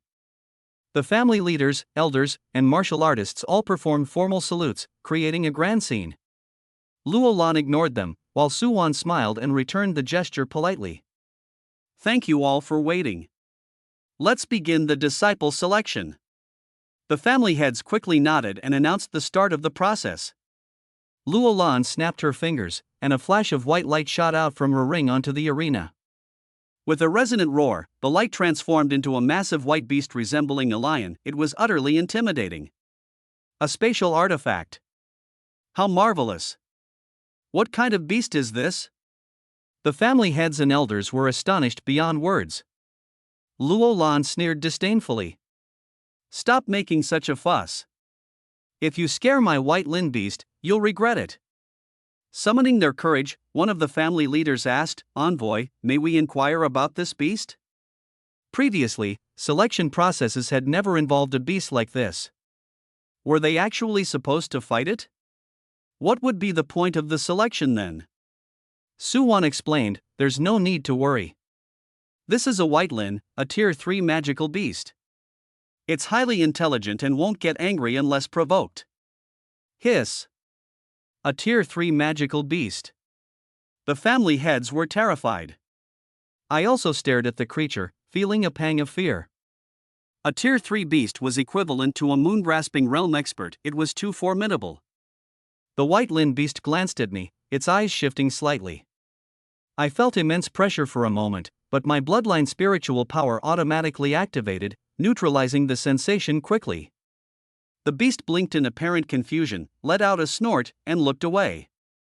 Trembling, one of the family heads asked, Is the tier 3 beast here to assess our strength? Su Wan reassured them, Don't worry. The white Lin beast will evaluate bloodline aptitude. This finally put them at ease, though they remained awed. Luo Lan scoffed impatiently, Bunch of yokels. Su Wan, stop wasting time and get on with it. Su Wan chuckled helplessly. Honored family heads and elders, this year's selection process is similar to previous years, but with a slight change. There will be evaluations of bloodline level, martial arts talent, and strength. Selections will proceed based on a comprehensive assessment of all three. The family leaders and elders were quite surprised. In past years, only bloodline and strength were tested. Adding a third category made the evaluation more thorough while introducing more uncertainty. Su Wan then brought out a spirit testing stone and a thunder drum. The Gao family was the first to go. One by one, the Gao family's youths stepped forward to be tested, but their bloodlines were all quite ordinary. Luo Lan even criticized, Is this the standard of Tianbao City? What a waste of time. The Gao family elders looked displeased, though their family head remained calm, knowing their real talents hadn't shown up yet. When Gaoi stepped onto the stage, the crowd erupted into chatter. He placed his palm on the white Lin beast's head, unleashing his bloodline spiritual power. 7 silver lights appeared on the beast's forehead, transforming it into a silver wolf. The square exploded in exclamations, 7-grade low-tier silver wolf bloodline. Gaoi passed the first round with ease. Seizing the moment, Gao Fu and Gao Shu took the opportunity to mock me, though Gaoi rebuked them, telling them not to compare him to me. After the Gao family finished, it was the Lin family's turn. The Lin family had 3 individuals pass, including their young master, Lin Xiong, who possessed a 7-grade mid-tier Gale bloodline stronger than Gao Yi's. Those who passed gave me condescending looks, and Lin Fei even tried to intimidate me. I wasn't afraid and retorted directly. The Yi family's testing followed, with only one person, Yi Hao, passing. He had a 6-grade low-tier silver spear bloodline. The Yi family's young master failed to pass, but Yi Wuxue had already been pre-selected, so the Yi family head wasn't too concerned. Finally, it was our Jiang family's turn. Zhang Yuan called for Zhang Long to go first, and Zhang Long confidently stepped onto the platform. Other members of the Zhang family continued to avoid me, but I wasn't in a hurry and took my time as I approached the arena. I bowed respectfully to Su Wan, who smiled warmly at me. I felt deeply grateful. However, members of my clan continued to mock me, with the leading elder even telling Su Wan that I was a waste-blooded one. Su Wan, unfazed, responded, We'll know after the testing, before signaling the start of the evaluation. Zhang Yuan was the first to step forward. He placed his palm on the head of the white Qilin beast, and as his bloodline spiritual power erupted, 7 rays of crimson light appeared on the beast's forehead, transforming it into a spirit serpent. Everyone gasped in amazement. 7-tier lower grade, spirit serpent bloodline. Zhang Yuan's talent is truly remarkable. Wow! The selection scene today was absolutely bustling with excitement. Take Zhang Yuan, for instance. That kid went up first and immediately flaunted a 7-tier bloodline, leaving everyone in the square so stunned their jaws nearly hit the ground. All those envious and jealous gazes were practically lasers shooting right at him. The envoy, Yuan, was pretty straightforward about it, simply declaring, "You pass." Her faint, serene smile was absolutely perfect. And Zhang Yuan, that show-off, bowed in thanks but didn't forget to sweep a glance across Yuan's face. That earned him a slight frown from her displeasure practically radiating from her eyes. When Zhang Yuan reached the passing area, he couldn't resist showing off more. He called out to me, "Zhang Tian. I've passed. What do you have to compete with me now?" I just rolled my eyes at him. "With your bloodline talent? Please, as if I haven't seen that before. Save your arrogance, it's pathetic. Back in the day, he was defeated by me without much effort, and now he's even less of a match." I didn't even bother engaging with him further. His face darkened in anger, and he gave a cold snort. I reckon he didn't dare make a scene in front of the Academy's envoy. At that moment, Jiang Man swayed onto the scene, her posture graceful. Lightly placing her delicate hand on the white Qilin beast's forehead and channeling her bloodline spiritual power, good heavens, 7 rays of golden light instantly appeared on the beast's head. It transformed into a golden eagle within moments. 7-tier lower grade, golden eagle bloodline. As that announcement echoed, the crowd erupted in excitement once again. Everyone was exclaiming, "Wow, what's with the Zhang family? They're unstoppable. At this rate, Tianbao City is going to be under their rule soon." Luo Lan couldn't sit still at this. Before Yuan could say anything, she eagerly said to Jiang Man, "You've passed. Would you be willing to take me as your master and become my direct disciple?" She even gave Yuan a smug eyebrow raise. Her expression was just oozing delight. Jiang Man seemed caught off guard, standing there dumbfounded for a moment. Luo Lan turned to Yuan and said, "Junior sister Su, I have so few female disciples under my wing. Finding one I'm satisfied with isn't easy. Surely you wouldn't compete with me for this one?" Yuan remained gracious, smiling as she nodded and replied, "I'll give you this courtesy." Realizing what had just unfolded, Jiang Man was overjoyed. She immediately knelt down and formally bowed to Luo Lan as her master. Luo Lan, masterful in her theatrics, promised an official apprentice ceremony at the academy and even spoke of giving a formal introduction gift. When Jiang Man moved to the passing area, she wasted no time throwing harsh words at me. "Zhang Tian, did you see that? Now I'm a direct disciple of Envoy Luo. If you don't apologize to me properly, I won't let you off."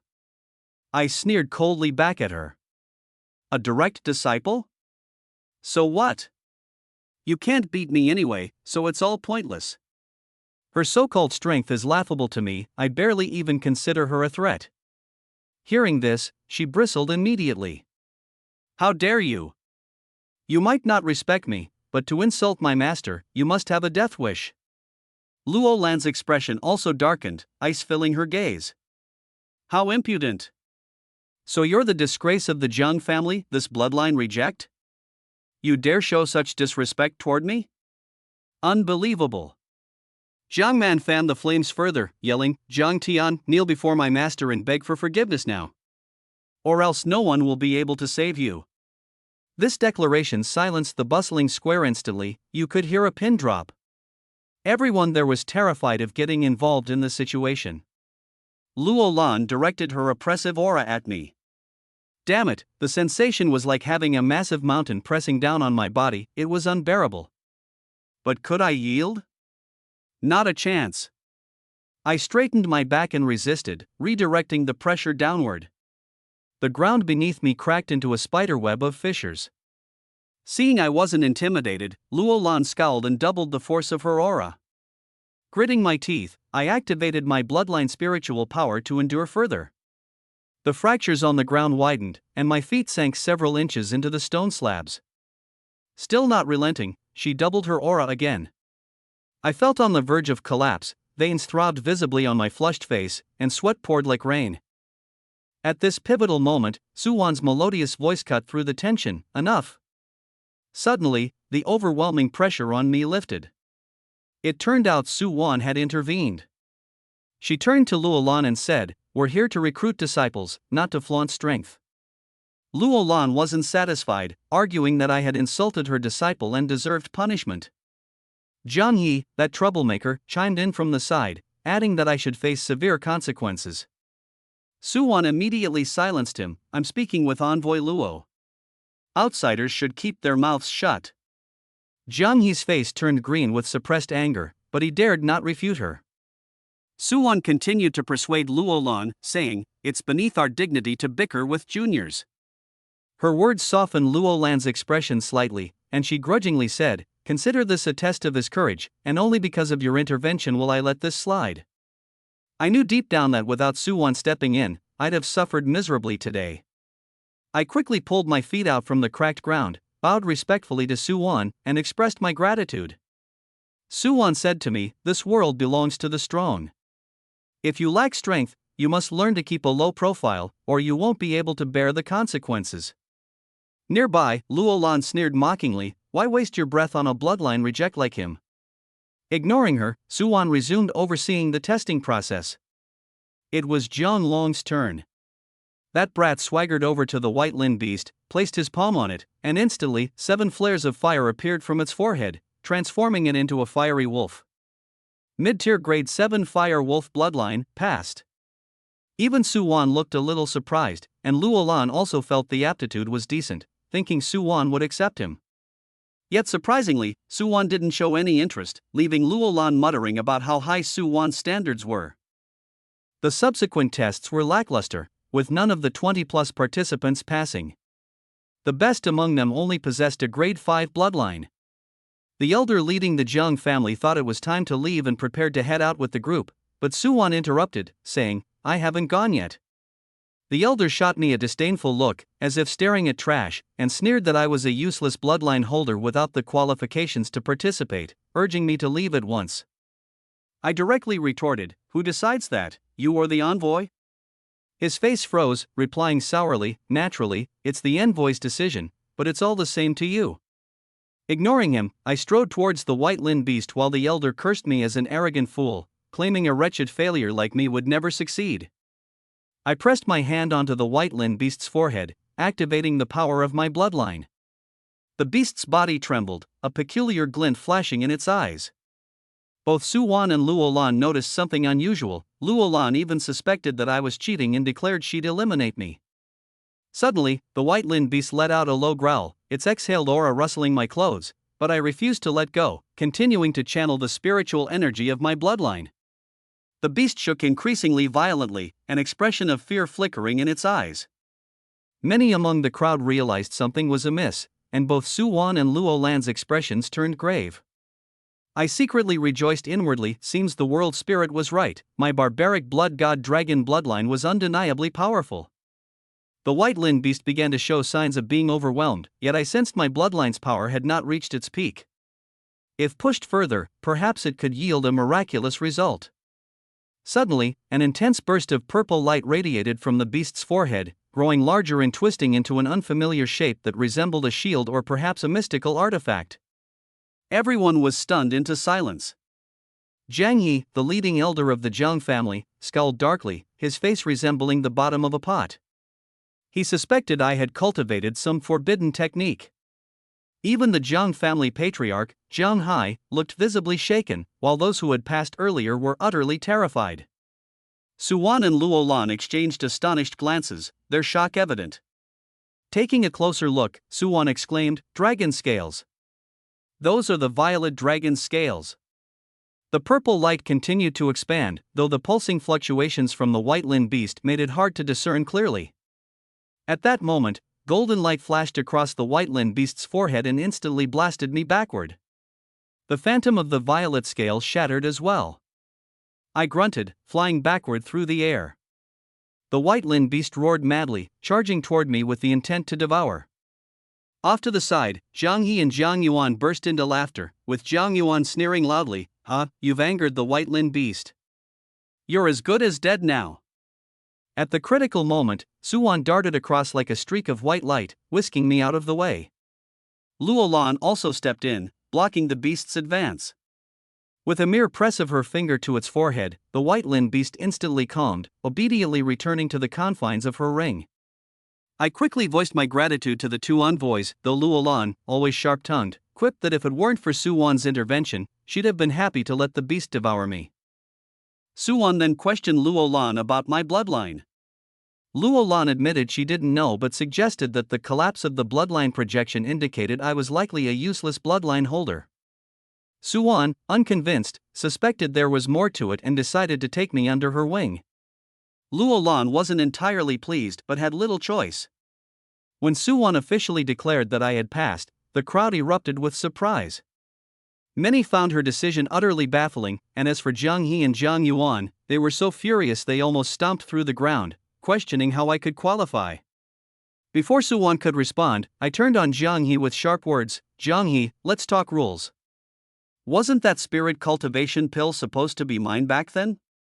My question left him glaring at me with a face like a thundercloud, too angry to curse but unwilling to relent. He said I was a useless bloodline holder, and the pill would be wasted on me. Scoffing, I replied, "And how would you know it'd be wasted?" Suwan cut short our argument, stating that she would judge whether I was useless or not. Zhang He, swallowing his fury, could only sit simmering in silent rage. Zhang Yuan and Zhang Man, those two hypocrites, were livid. Zhang Man even cursed me under her breath, claiming I must have hit a streak of outrageous luck. The other participants were left perplexed, unable to understand what Suwan saw in me. The next phase began, testing martial aptitude. The 10 individuals who had passed all queued up to test their talent using the spirit-inscribed stone. Suwan instructed everyone to place their hand in the stone's recess and channel their bloodline energy for evaluation. Gao Yi went first, lighting up 7 rings with ease. His martial aptitude was grade 7, quite impressive. Gao Shu managed only 5 rings, their glow dim and average at best. He still found the audacity to mock me, claiming I'd be the bottom rung and an honor to stand above. Lin Xiong, the young master of the Lin family, was even more formidable. Not only did he light up 7 rings, but their radiance also eclipsed Gao Yi's due to his mid-tier grade 7 bloodline. Lin Fei lit up 6, while Lin Jia lit up 5, the latter joining in to ridicule me. Even Yi Hao of the Yi family, a holder of a lower-tier grade 6 bloodline, managed to light up 7 rings, the dazzling white glow catching everyone's attention. Finally, it was the Zhang family's turn.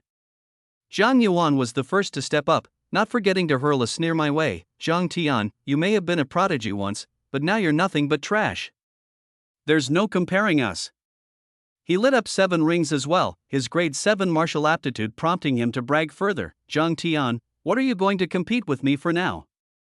Zhang Man stood beside him, her tone dripping with sarcasm. "Zhang Yuan, why bother with trash like him? Any one of our talents is far superior to his."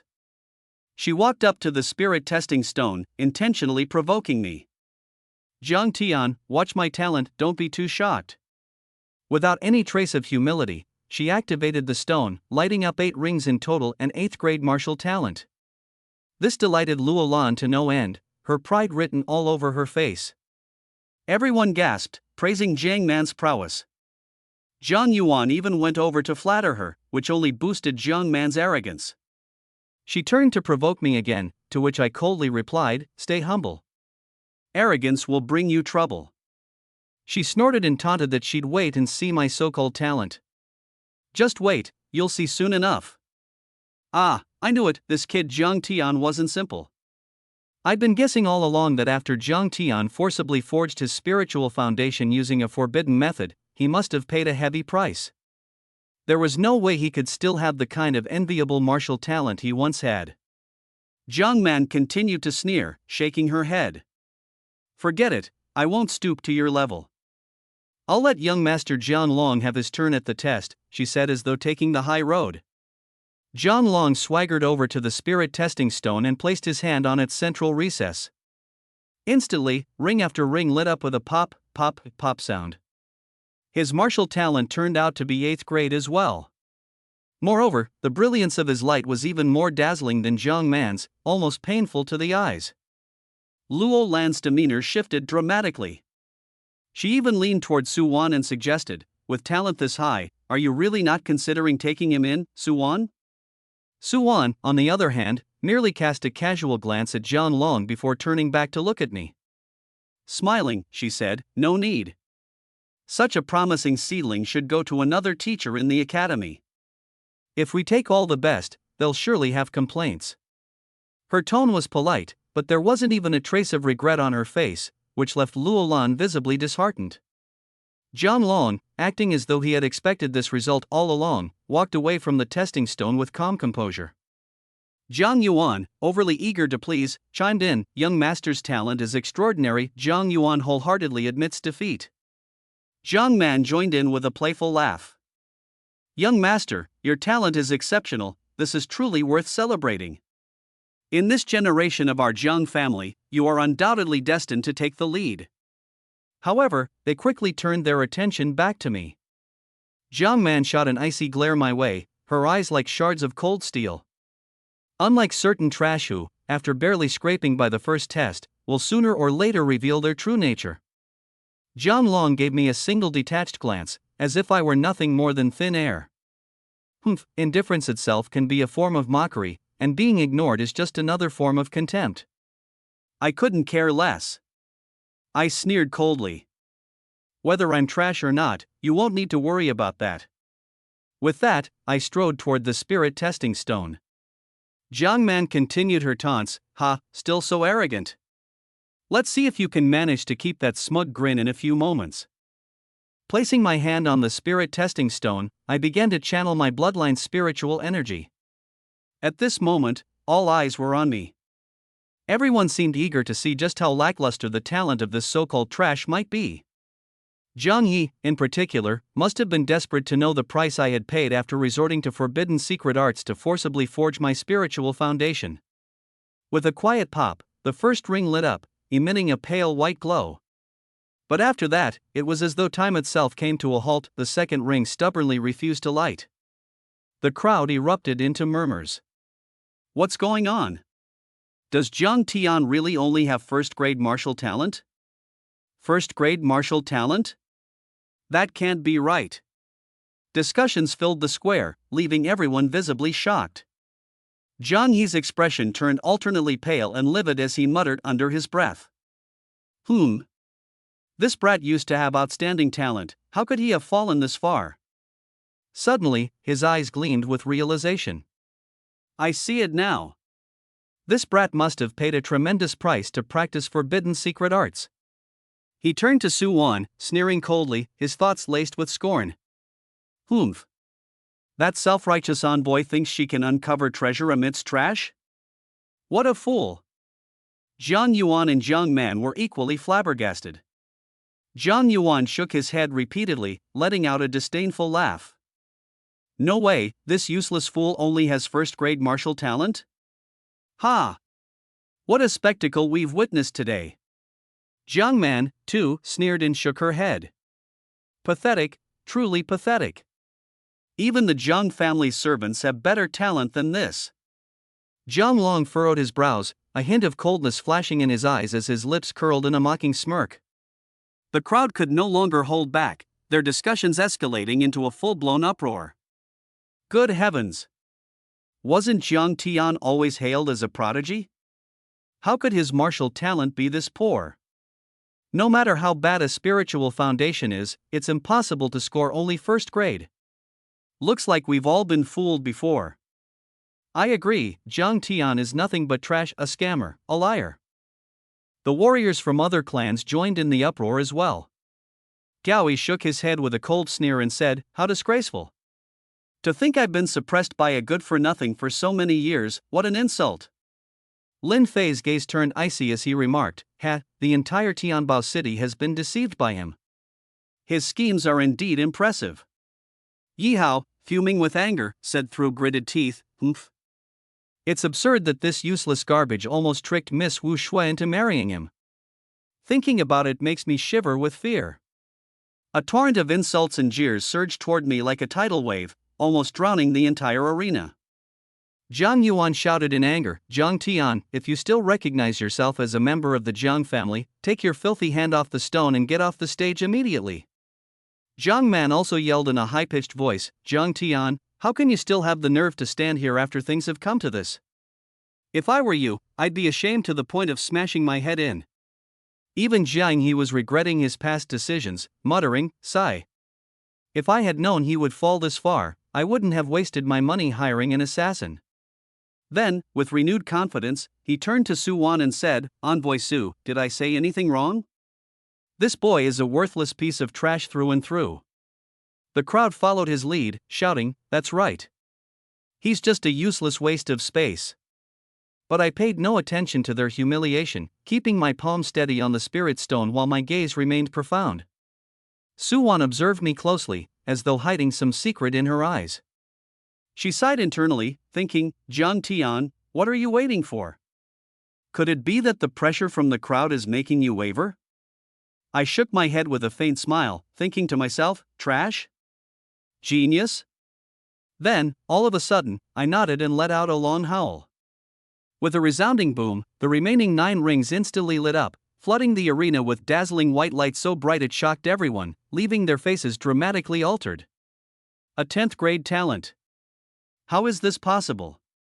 Luo Lan's face changed drastically, her eyes filled with astonishment. Su Wan, however, sighed softly with relief and smiled, saying, "Zhang Tian, I knew I wasn't wrong about you." After a brief moment of stunned silence, the plaza erupted into thunderous exclamations. Everyone was utterly dumbfounded. Their previous disdain and ridicule toward me felt like countless slaps striking back at their own faces. Jiang He's expression turned exceedingly grim, his eye twitching uncontrollably. Muttering under his breath, he said, "Impossible. How could this wretch have a talent this high? Could the forbidden secret techniques not have eroded his foundation?" Zhang Yuan and Zhang Man exchanged glances, their eyes filled with terror. Zhang Yuan still couldn't believe it and shouted, "No. The spirit stone must be faulty, or he must have rigged it somehow." Zhang He chimed in, "Honored envoy, I also doubt the results of the spirit stone." Luo Lan frowned, her expression dark, as she snapped, "Insolent fools. The spirit stone is an artifact uniquely crafted by the Academy, it cannot malfunction. 10 levels of talent are 10 levels, whether you've seen it before or not is irrelevant." Jiang Man, still stubborn, insisted, "Impossible. How could Zhang Tian's martial talent be so high?" As if trying to console herself, she added, "No. He wouldn't have risked using the marriage opportunity as a joke. Even if he's just barely succeeded in forming his spiritual foundation, his cultivation level must still be heavily flawed. There's still the final test, his true nature will surely be revealed there." Su Wan turned to me and said, "Zhang Tian, you've performed admirably. A 10th grade talent is rare, even in Lingjian Academy. You can stop now." I hadn't even exerted my full strength, so I couldn't help feeling a trace of regret upon hearing her words. Up next was the 3rd test, strength evaluation. This was the true measure of one's abilities. Jiang Man and Zhang Yuan began sneering again. Jiang Man said, "Zhang Tian, I must admit you got lucky in the first 2 trials. But this one measures raw power, your luck ends here." Zhang Yuan also smirked coldly, saying, "Zhang Tian, last time, I underestimated you and let you get away. This time, I'll show you my true power." Even Zhang Long feigned solemnity as he said, "Enough talk, there's no point in arguing. Let's just show him real strength." I couldn't bother arguing with them, proving myself through strength was the ultimate rule. Su Wan, observing these youngsters' antics, shook her head and sighed, perhaps stifled by their pettiness. Gaoi stepped forward first. With a loud roar, he delivered a punch to the thunder drum. Boom! Boom! Boom! The drum resounded thunderously, and on its surface appeared 1 large star and 6 smaller stars. His strength measured at 16,000 jin, and his cultivation realm was the 3rd level of spiritual foundation. Yuan remarked calmly, third-level spiritual foundation, with 16,000 gene of strength, not bad. Gao Shu, standing off to the side, flattered him, saying, Senior E is truly impressive. To have such strength at the third level of the spiritual foundation, absolutely astonishing. When Gao Shu took his turn, he only managed 2 drumbeats, with a meager strength of 6,000 gene, barely enough to qualify as spiritual foundation level. Embarrassed, he muttered, sigh, if only I had Senior Yi's talent. Lin Xiong stepped onto the stage. His power was truly terrifying. Dawn, dawn, dawn, dawn. 2 white stars emerged on the surface of the Jintian drum. He had reached the 4th stage of the spirit-building realm, with a strength of 20,000 gene. Gasps echoed across the square. Even Zhang Yi remarked, this boy will undoubtedly be a formidable opponent for the Jiang family in the decades to come. Lin Fei followed, managing 3 drumbeats with a respectable strength of 12,000 gene. Lin Jia, however, fared poorly, achieving only a single drumbeat with a strength of 3,000 gene. He shook his head in disappointment as he withdrew. Next came Yi Hao, producing 3 drumbeats with a strength of 13,000 gene, average yet solid. When it was Zhang Yuan's turn, he stomped deliberately as he passed me, taunting, Zhang Tian, now I'll show you my strength. I retorted dismissively, heh. A defeated underdog. Stop babbling and go do what you need to. Zhang Yuan's face flushed an angry shade of green. He snapped, you. Humph. Just you wait, I'll settle this with you after the selection. Zhang Yuan approached the Jintian drum and struck it with full force. Dawn, dawn, dawn. The drum's surface lit up, forming 1 large star and 8 smaller ones. His strength reached 18,000 gene, and his cultivation had advanced to the 3rd stage of the spirit-building realm. Zhang Yi expressed satisfaction, commenting, not bad at all. This is Zhang Yuan's true strength. As Zhang Yuan left the drum, he still flaunted, did you see that? This is my power. I thought to myself, this brat hasn't lost any strength after his injury. Seems like he's consumed quite a few rare and expensive pills. Just how much of the family's resources has Zhang Yi hoarded for himself? Zhang Yuan provocatively added, ha ha ha, scared yet? It won't help you, Zhang Tian. Don't even think of running after the selection ends. I responded with a smile, run? Why would I run? I'd be thrilled to have someone offer themselves up for me to beat. This made Zhang Yuan so furious he nearly exploded. Then Jiang Man stepped up. Dawn, dawn, dawn. The Jintian drum's surface lit up, forming an astounding 1 large star and 90 small stars. Her strength was shocking, even Zhang Yuan and Zhang He were stunned. Seeing the immense potential Jiang Man displayed, Zhang Yuan quickly decided to strengthen his ties with her. Jiang Man, I didn't expect your progress to be so quick. That spirit-building pill must have worked wonders for you. After the selection, I have some gifts for you. Make sure to come and collect them. Jiang Man smiled confidently and replied, very well. Just ensure your gifts don't disappoint me. Now, let's see how our young master Jian Long fares. Jian Long walked up confidently, bellowed loudly, and slammed a fist into the Jintian drum. Dawn, dawn, dawn, dawn, dawn. Light flashed across the surface of the drum as it formed 2 large stars and 3 small stars. Jian Long had reached the 5th stage of the spirit-building realm, with a strength of 23,000 gene. The square erupted in amazement as the crowd marveled at his power. Zhang Hai let out a sigh of relief, feeling that all his years of patience and low-profile endurance had finally paid off.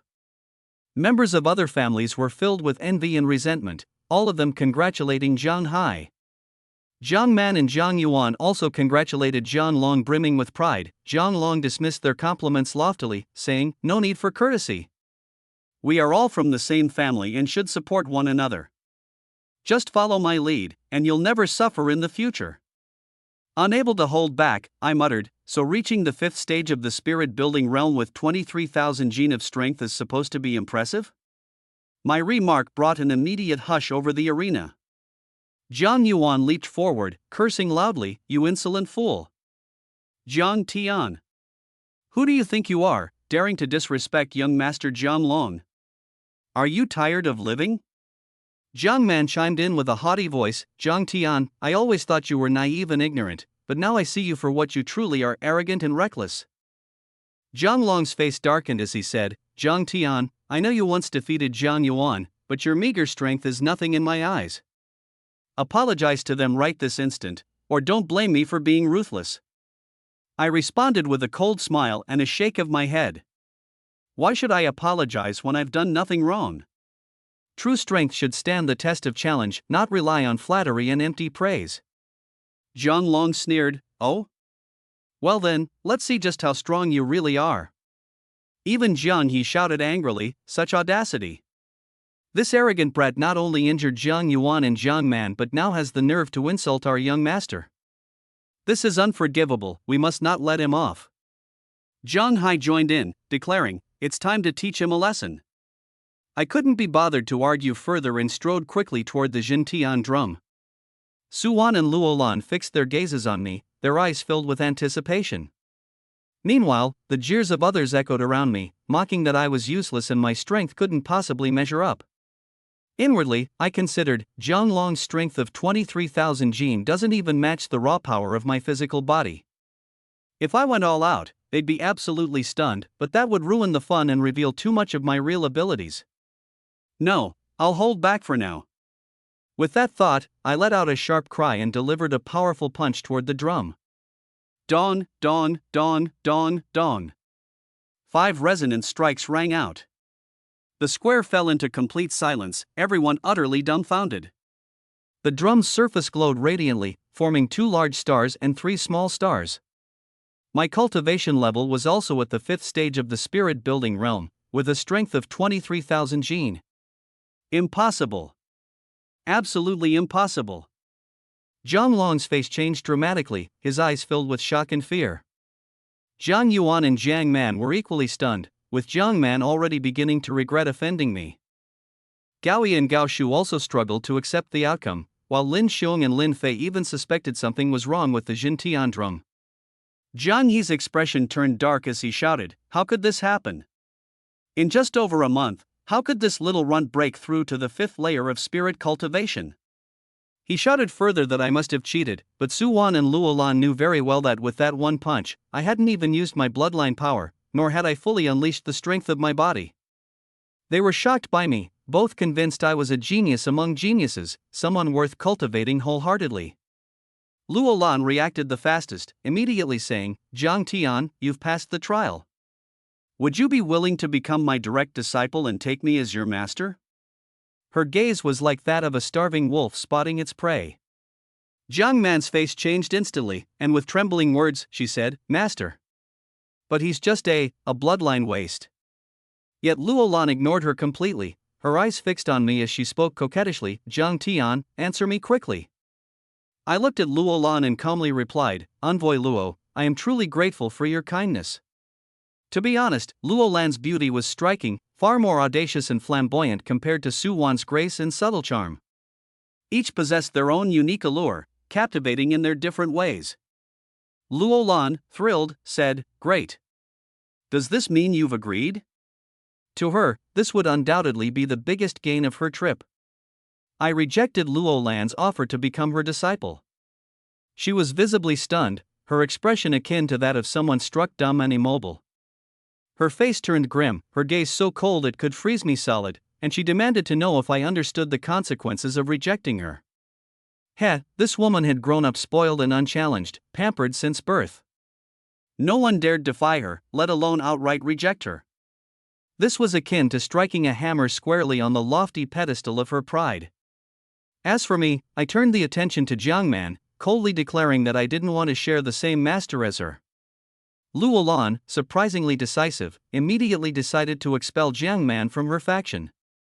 Jiang Man's face went pale in an instant, like she had just seen a ghost, and she began begging relentlessly. But I still shook my head in refusal. Luo Lan snapped, her fury practically radiating off her. I twisted the knife further, taunting that she was fickler than flipping through a book, and that I couldn't keep up with her temperament. Luo Lan, clearly unaccustomed to such insolence, raised her hand, ready to teach me a lesson.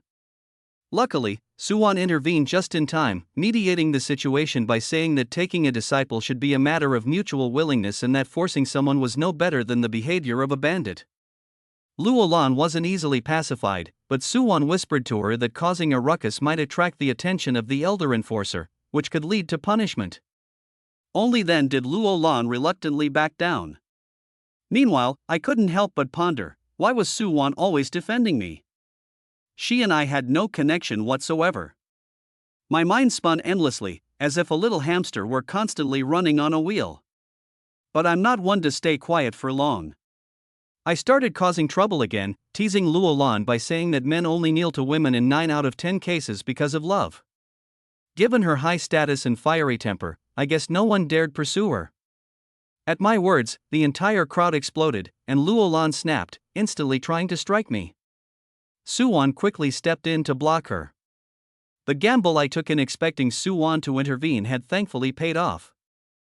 Yuan demanded that I apologize to Luolan, and I outwardly apologized sincerely, saying her beauty had overwhelmed me into losing control of my words.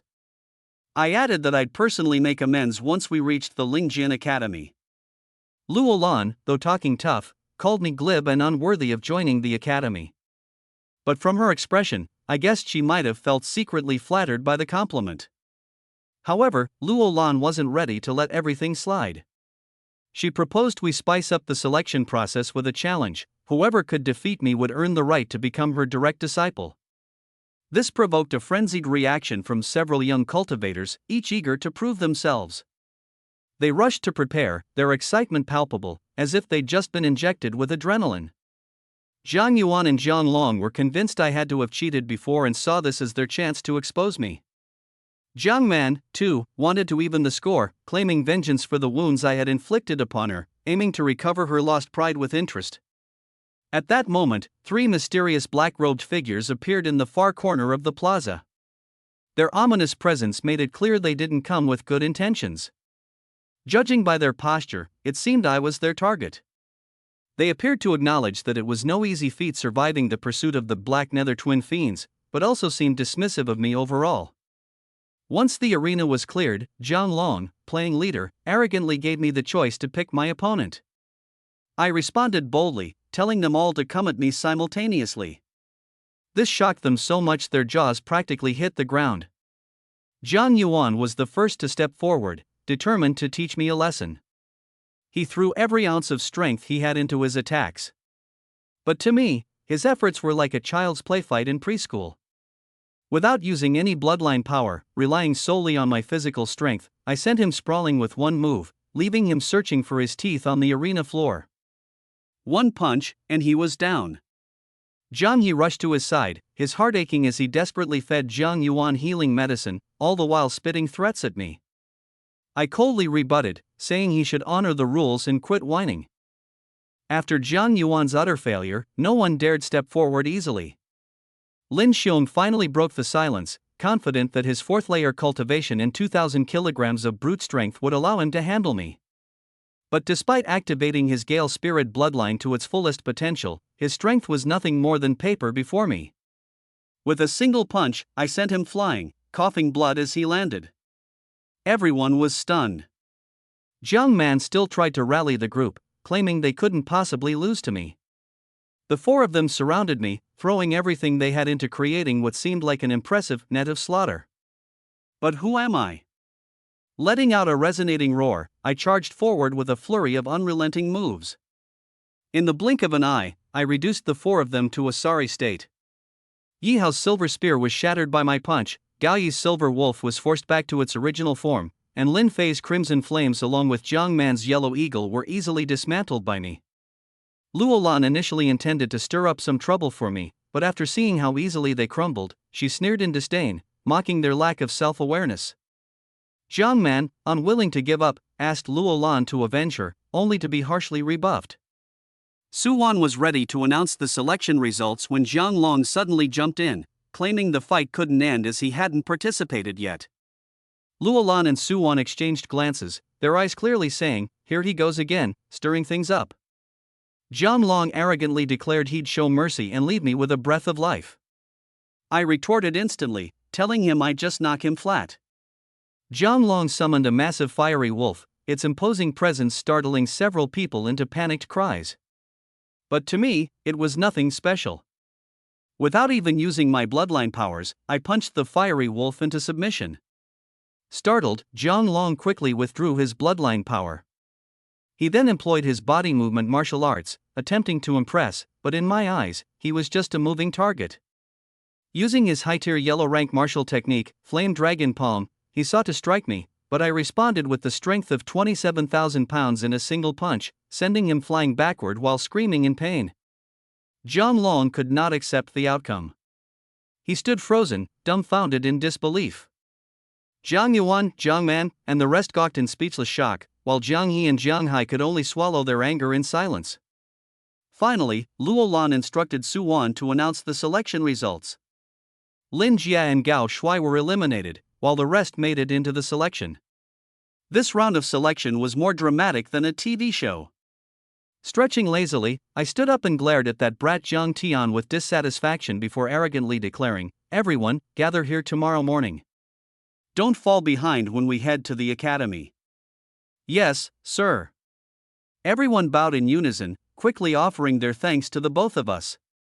"Now get going and prepare everything tonight. If anyone's late tomorrow, you can say goodbye." I yelled coldly as I waved them off and prepared to leave the arena. But just as I turned, a sinister laugh echoed from a corner of the square, catching everyone off guard. "Ha ha ha. Is this the best Tianbao City has to offer?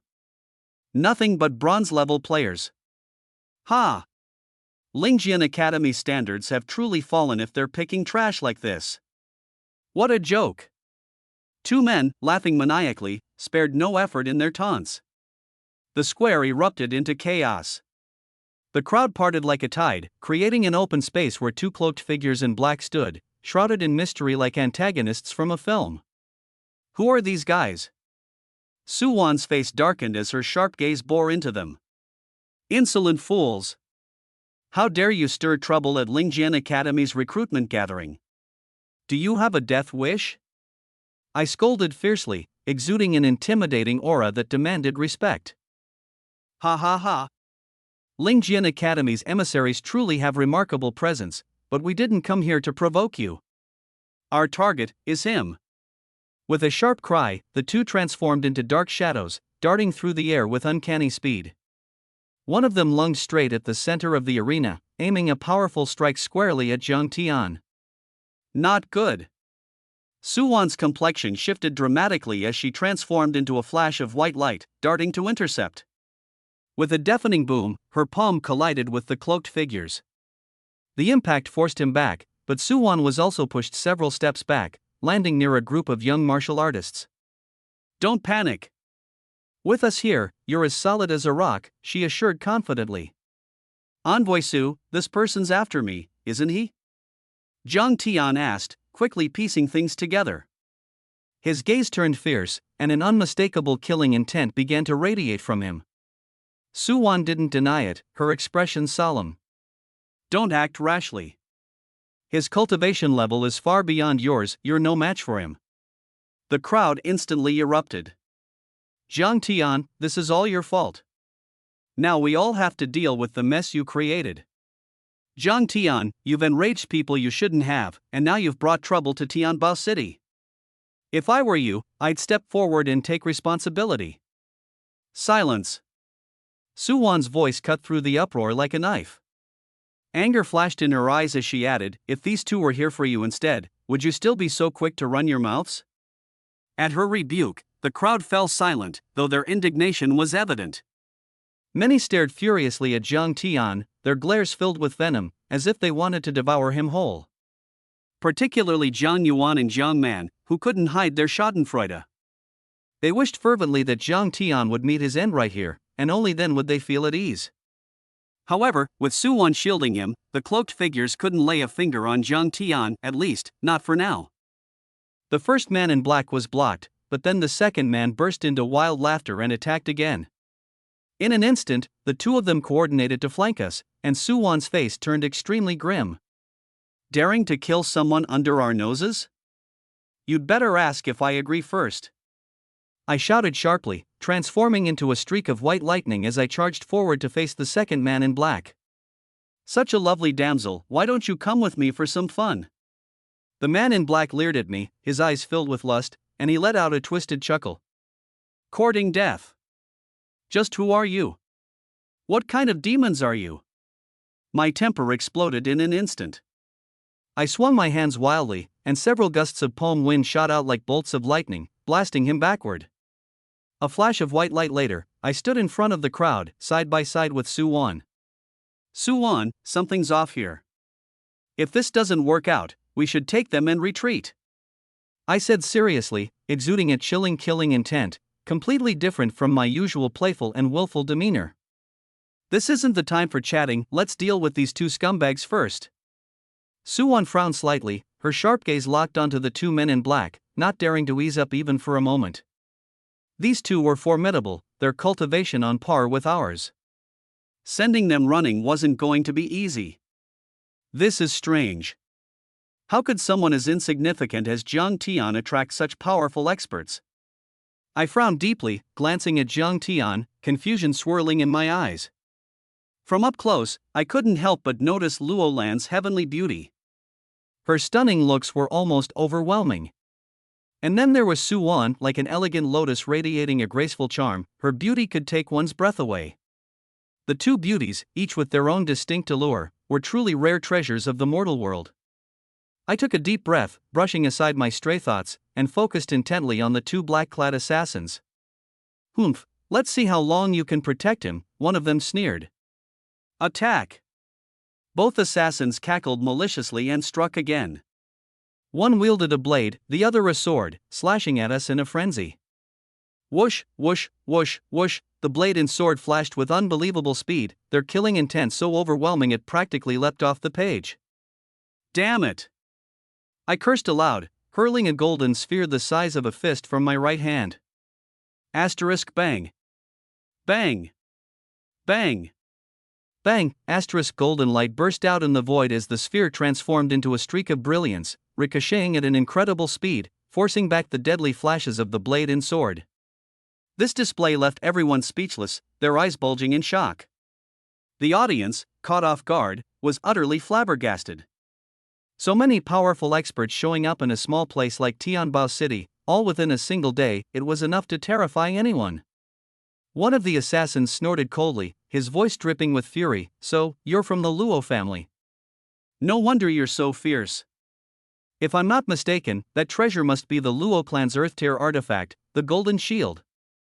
The two men in black landed on the platform, their eyes fiendishly locked onto me and Yuan.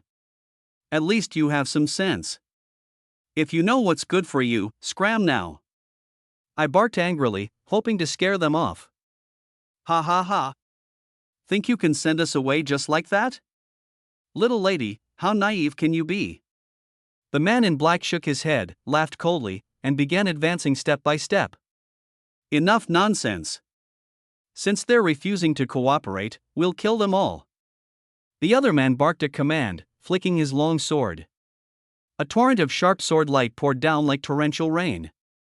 In the void, the swirling blades of light created a suffocating killing intent that enveloped us and the young people behind us. "Jiang Tian, this is all your fault.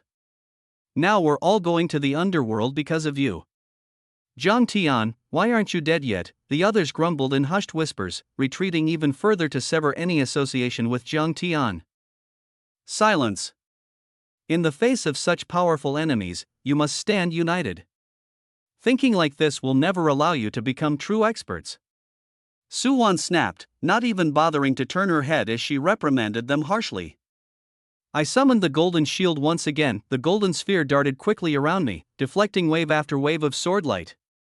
But the other assassin swung his blade down fiercely, and the defensive radius of the golden shield shrank drastically. In the end, it was only able to protect me and Yuan, leaving the others completely unguarded. Damn it! I fumed, my anxiety building as I struggled to come up with a solution. The artifact was great for personal defense but useless for large-scale protection. Just then, Yuan raised her right hand, and a slender sword materialized within her grasp. With a flick of her arm, the sword shot out like a streak of lightning. Where the blade pointed, Peculiar ripples emerged in the air like layers of lotus leaves forming an impenetrable barrier in front of us. Asterisk bang. Bang. Bang. Bang, asterisk a chaotic series of collisions resounded. The blade flashes and sword shadows slashed at the ripples, but it was like they struck an immovable wall of steel, disappearing in an instant. Such an extraordinary swordsmanship technique. The two assassins' faces changed, gasping in surprise simultaneously. Enough talking. Since you dared to provoke the Spirit Sword Academy, don't think you can escape unscathed, I shouted, seizing the opportunity to counterattack. First, I summoned a golden shield to protect myself. Then, with a flick of my right arm, a silver, radiant spear materialized in my grasp. The spear's shadow whirled like a tornado, sweeping toward the two men in black. A spear user, one of them exclaimed in shock and immediately tried to defend himself. However, my spear strikes forced them to retreat step by step, their resistance growing weaker. Yuan, seeing this, sighed in relief. But just then, the two men in black became enraged from their earlier humiliation. Do you think I'm easy to bully? Let me teach you a lesson, one of them bellowed angrily. His right arm shook, unleashing a burst of dark light, transforming into a billowing black smoke that surged toward me. At the same time, the other man flung his arms outward, sending two dark shadows flying directly towards Yuan. Buzz.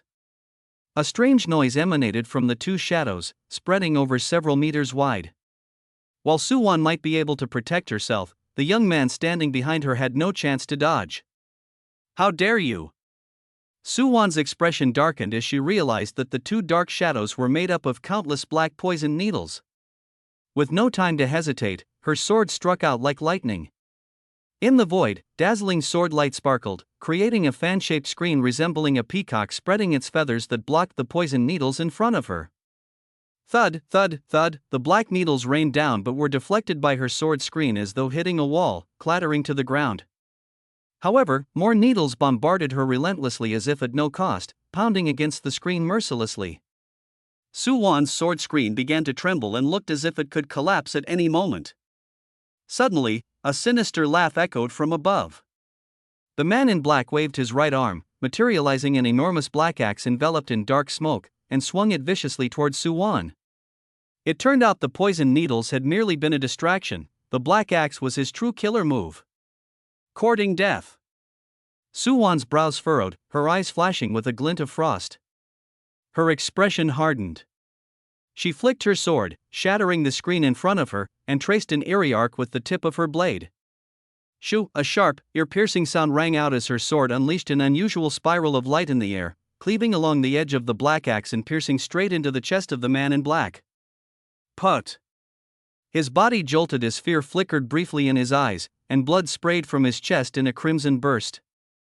Yuan remained expressionless, showing no sign of stopping. Her eyes glinted coldly as she waved her left hand, releasing a beam of white light forward. Boom! A strange sound echoed in the void as a glowing white orb exploded from her palm, rapidly expanding to over 3 meters wide. It struck the man in black directly with immense force. The man let out a soul-piercing scream before his body was sent tumbling through the air, crashing to the ground dozens of meters away. He struggled briefly before falling still, lifeless. Excellent! I shouted sharply, unleashing a string of silver spear lights that instantly engulfed the remaining man in black. Ah! The other screamed as my spear penetrated his body, and he collapsed heavily onto the ground, legs twitching once before going still. As silence finally settled, the plaza erupted in cheers as people reveled in astonishment at Yuan's and my strength. With a flicker of movement, I descended onto the battle stage, and the silver spear I held vanished into nothingness. Yuan gave her right hand a quick shake, causing her longsword to disappear as well. She was just preparing to inspect the bodies of the two men in black when an ear-splitting, hysterical laugh erupted from the depths of the plaza. Ha ha ha! The emissaries of Lingjian Academy are indeed formidable. If I hadn't come personally, this mission would surely have been a failure. The laughter carried a powerful aura, so overwhelming that many in the plaza stumbled and fell, crying out in pain. A figure flew into the sky, slowly gliding toward the stage. Who's there? State your identity.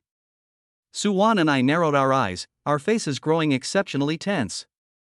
This individual's cultivation surpassed those of the two prior men in black. Both Yuan and I felt an oppressive weight, as if we were facing a towering mountain. Who I am is of no importance. The only thing that matters is that someone behind you must die. Are you referring to me? I stepped forward solemnly, locking my cold gaze onto the black-clad figure hovering in the air. Though his power was terrifying, I knew there was no avoiding this confrontation.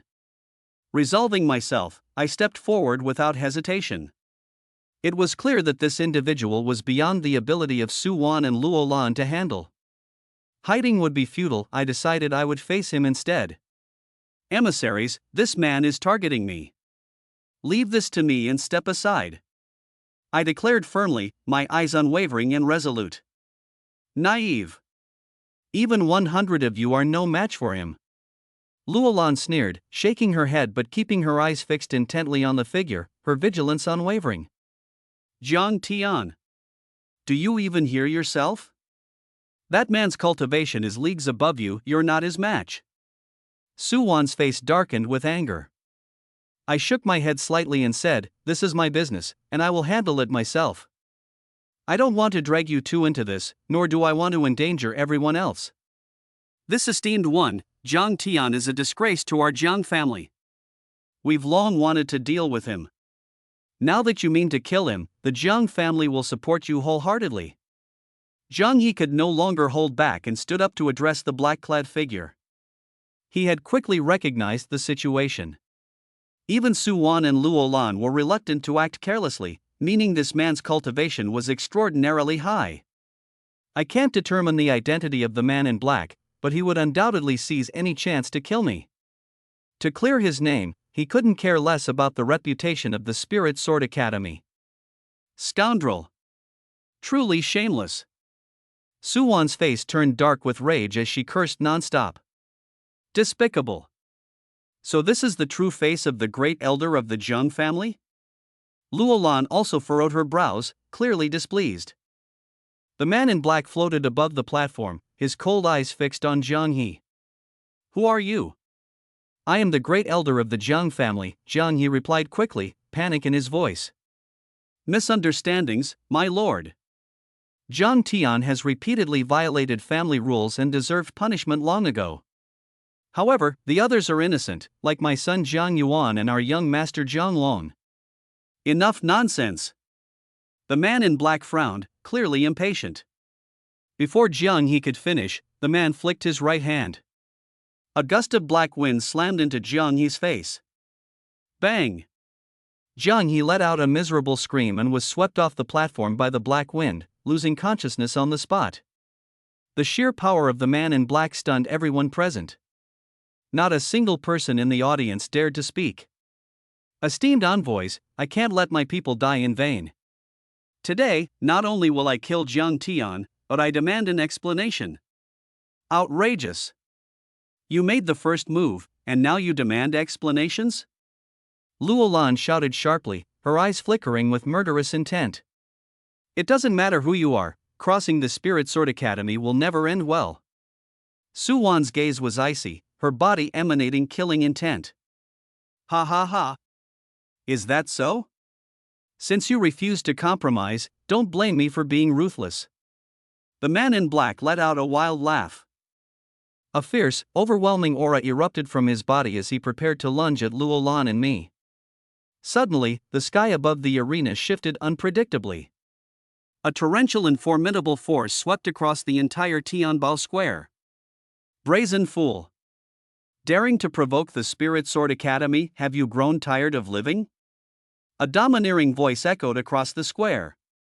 Before the sound faded, a streak of silver light descended from the heavens like lightning, striking the man in black. Damn it! The man in black's face changed drastically as he shouted angrily. Boom!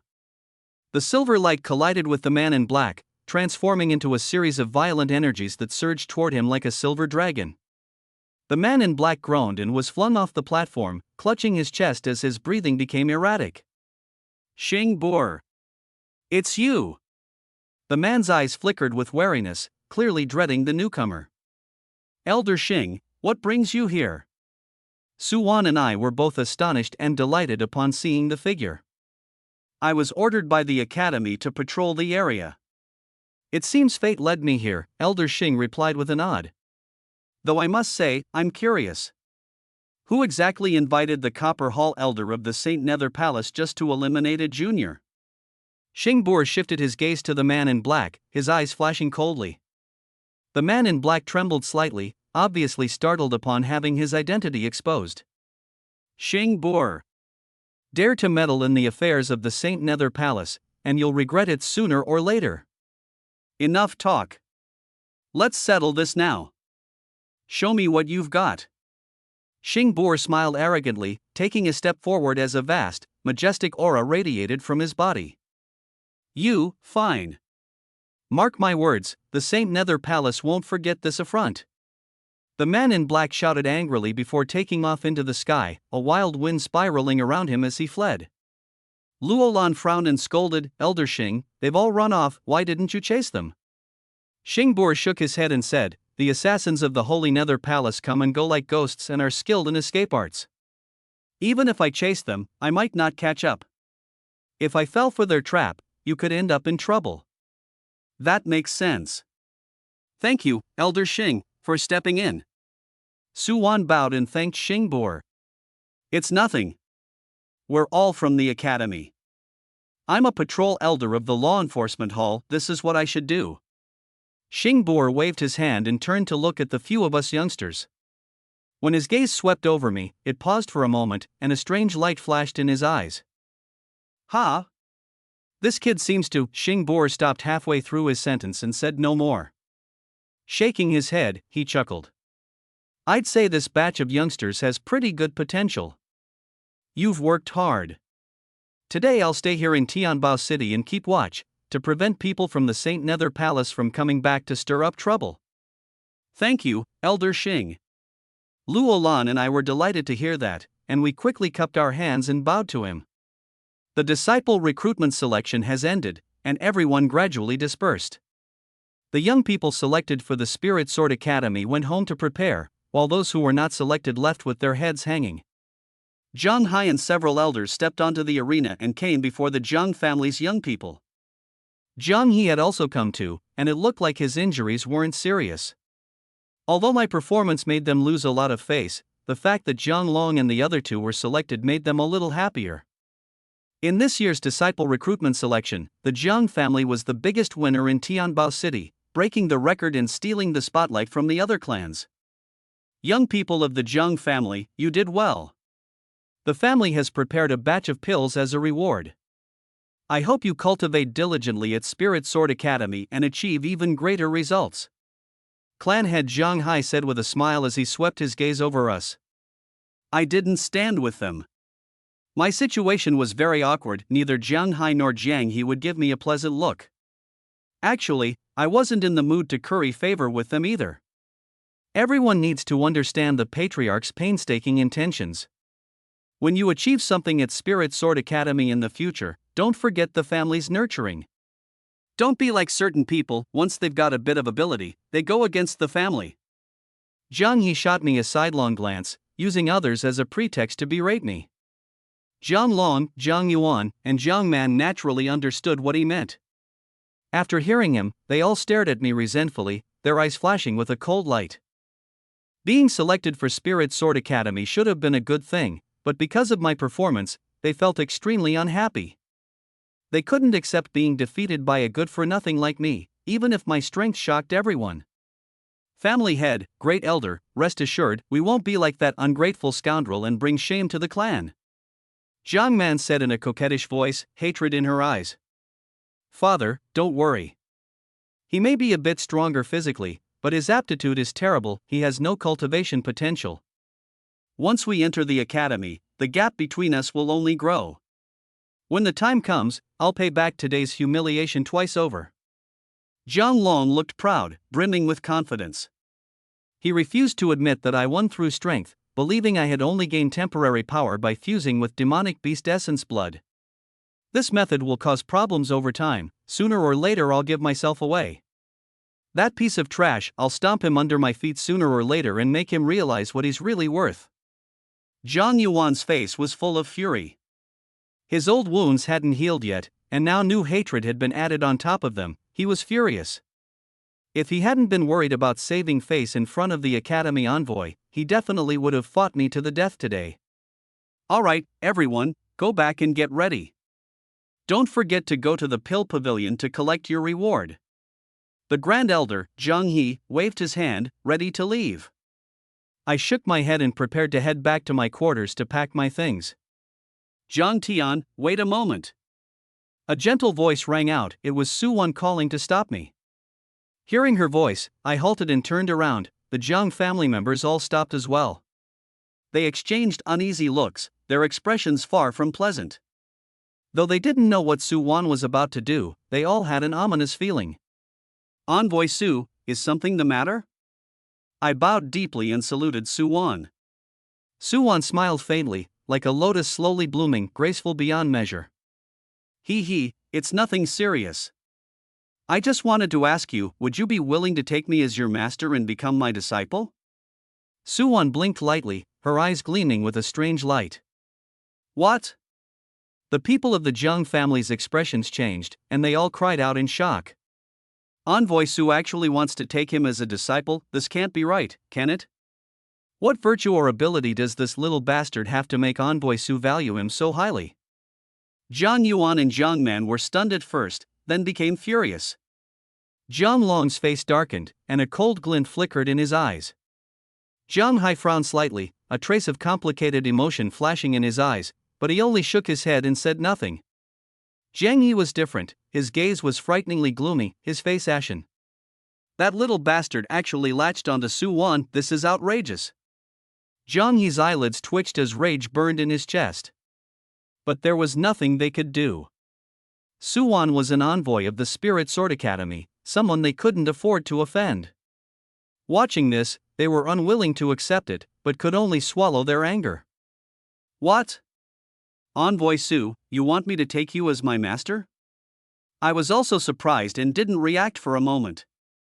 I'd had a pretty good impression of Su Wan before, but I never expected she would take the initiative to accept me as her disciple. It was completely beyond my expectations. What, you're unwilling? A trace of confusion flashed in Su Wan's eyes. The way she frowned stirred something in my heart. The Zhang family elders not far away were completely absorbed in what they were seeing, but they quickly came back to their senses. Staring at the envoy like that was far too rude. If Su Wan got angry, they wouldn't be able to deal with the consequences. I kept looking straight at Su Wan, waiting for her answer. How outrageous! This little bastard is actually being so disrespectful to the envoy. This is simply an insult, blasphemy. That little bastard, who does he think he is? The envoy has already said so, and he's still playing dumb? The Zhang clan kept cursing, furious at what I did. Seeing how serious Su Wan looked, I was sure she wasn't joking. I steadied myself and hurriedly knelt and kowtowed.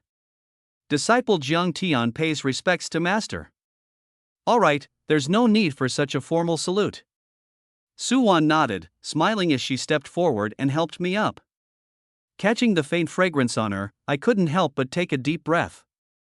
Unlike Luo Lan's striking, forceful beauty, Su Wan possessed an elegant charm that left me a little captivated. And she was wearing the Academy's splendid robe. Her figure was flawless, no worse than Luo Lan's in the slightest. Staring at the gorgeous woman before me, with her perfectly curvy figure, my gaze couldn't help lingering a little longer. Su Wan seemed to notice something off about me, but she didn't get angry. She was long used to being watched. All right. From now on, you're my disciple. Once we get to the academy, I'll explain the cultivation techniques and cultivation matters to you. For now, go back and prepare, don't be late tomorrow. Su Wan's eyes flickered as she smiled and handed me a token. This was the Lingjian Academy student token, and also Su Wan's disciple token. Many thanks, Master. I saluted again, then turned and, under the strange looks of everyone in the Zhang family, quickly left. Su Wan and Luo Lan boarded the beast-drawn carriage with Xing Bo and left Tianbao Square. Damn it! That little bastard actually became Envoy Su's disciple. What are we supposed to do now? Jiang Man's face looked awful. This is outrageous. What do we do now? Jiang Yuan looked at Jiang He, a trace of cold light flashing in his eyes. Jiang He's mood was complicated as well. Hearing this, his brow furrowed even tighter. I had become Su Wan's disciple. If anything went wrong in this half-day, the Jiang family would have a hard time explaining it. Besides, Su Wan had taken on a disciple in front of the Jiang family. Perhaps it was a warning to them not to try anything. At this thought, Jiang He's heart tightened, and he quickly shook his head. Don't act rashly. If we anger the Academy envoy, we won't be able to bear the consequences. Send this little bastard out of the Jiang family first, then we'll talk. As for what happens next, it'll be up to you few. Jiang He nodded meaningfully and let out a sigh. In the Jiang family's pill pavilion, Elder Jiang Mu was handing out pills to several clan disciples. Young Master, sirs, Jiang Man, congratulations on being selected by the Spirit Sword Academy. From now on, the Jiang family will be yours. Jiang Mu said with a smile, flattering them. But Jiang Long, Jiang Yuan, and Jiang Man weren't very happy, all wearing sullen looks. What's wrong? You've all been accepted into the Spirit Sword Academy, why the long faces? Jiang Mu frowned, a little puzzled. Jiang Long and the others weren't in the mood. They took the pouch of pills and absent-mindedly counted them. Jiang Mu, however, was quite amused. He let out a cold laugh and revealed a mocking expression. Heh, I heard Jiang Tian also took part in the selection. Trash like him, even if a pie fell from the sky, it wouldn't hit him in the head. Don't you think? The corner of Jiang Mu's mouth curled into a sneer, and he didn't forget to mock me. What he didn't expect was that Jiang Long and the other two showed no reaction at all. After hearing him, their expressions actually grew even uglier. What's going on here? Jiang Mu couldn't make sense of it at all. He didn't understand why the three of them were so silent. There's nothing wrong with the pills. We're leaving. Jiang Long and the others put away the pill pouch and prepared to go. Hey, wait. Jiang Mu called out to stop them, wanting to get things straight. Just then, someone walked in from outside the door. After seeing who it was, Jiang Long, Jiang Yuan, and Jiang Man's expressions turned even uglier. They exchanged glances, their eyes turning cold. Damn it! It's only been a moment, how did we run into him again? That good-for-nothing bastard, he just won't go away. If it weren't for Su Wan, I'd cripple him right now. Jiang Long and the other two kept cursing, forcing themselves to suppress the urge to make a move. Oh, come on. Why is this useless bastard here again? He's really asking for humiliation. Jiang Mu turned his head, took a look, and laughed. I walked into the pill pavilion and spotted Jiang Long and the other three at a glance. Heh, what a coincidence. You're all here, saves me having to explain too much. I let out a cold laugh, my expression a little strange. I knew coming for the pills wouldn't go smoothly, but with the three of them here, I wouldn't need to waste so many words. Before I could speak, Jiang Mu spoke first. Genius Jiang, what are you here for again? Didn't I tell you last time, your merit points are gone? Don't tell me you're trying to walk off with the goods for free and scam me out of my pills? Jiang Mu shook his head with a cold sneer, his face full of mockery. I really did come to collect the pills. This time, you won't be able to refuse me. I frowned slightly, a strange smirk tugging at the corner of my mouth. Jiang Mu's face darkened as he shouted angrily, insolence. Who do you think you are, trying to snatch pills from me? Cross me and you'll suffer for it. Jiang Mu, what I want are the pills I'm entitled to, the same as theirs. I shook my head with a cold laugh, pointing at Jiang Long and the other two. Bastard! Their pills are the reward for being selected into the Spirit Sword Academy. What right do you have to ask for them? You useless trash, why don't you look in the mirror and see what you really are? Jiang Mu burst into laughter, his eyes full of disdain. Jiang Long and the others are geniuses selected to enter the Spirit Sword Academy. It's only natural for them to take the pills. A trash bloodline user like me, unable to form a spirit, still wants to take advantage. How could there be such a good thing? Jiang Mu's expression darkened, and a wave of pressure radiated from his body as he tried to blast me out. Want to know whether I'm qualified? Ask the ones I defeated. I shook my head and looked at the 3 people beside me. A defeated underling. You beat them? Impossible.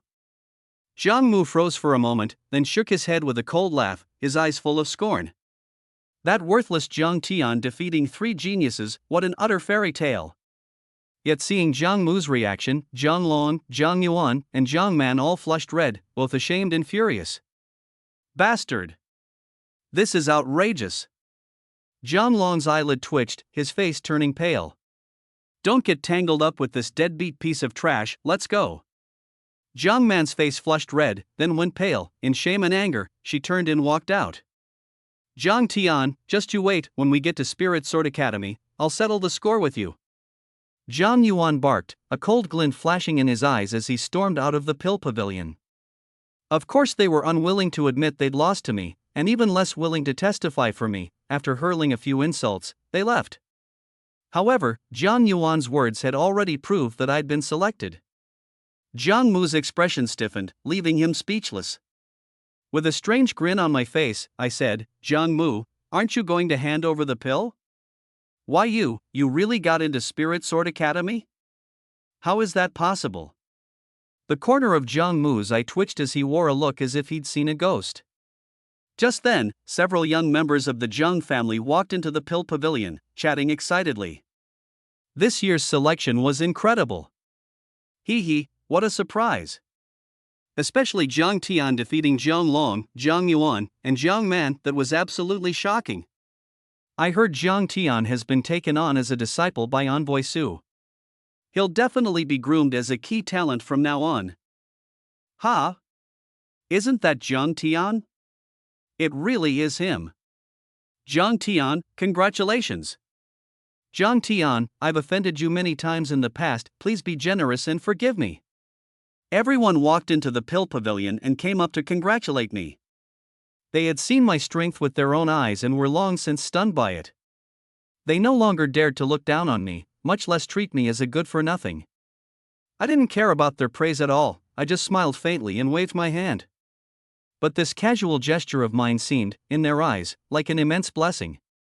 They were so excited they nearly knelt down to kowtow to me.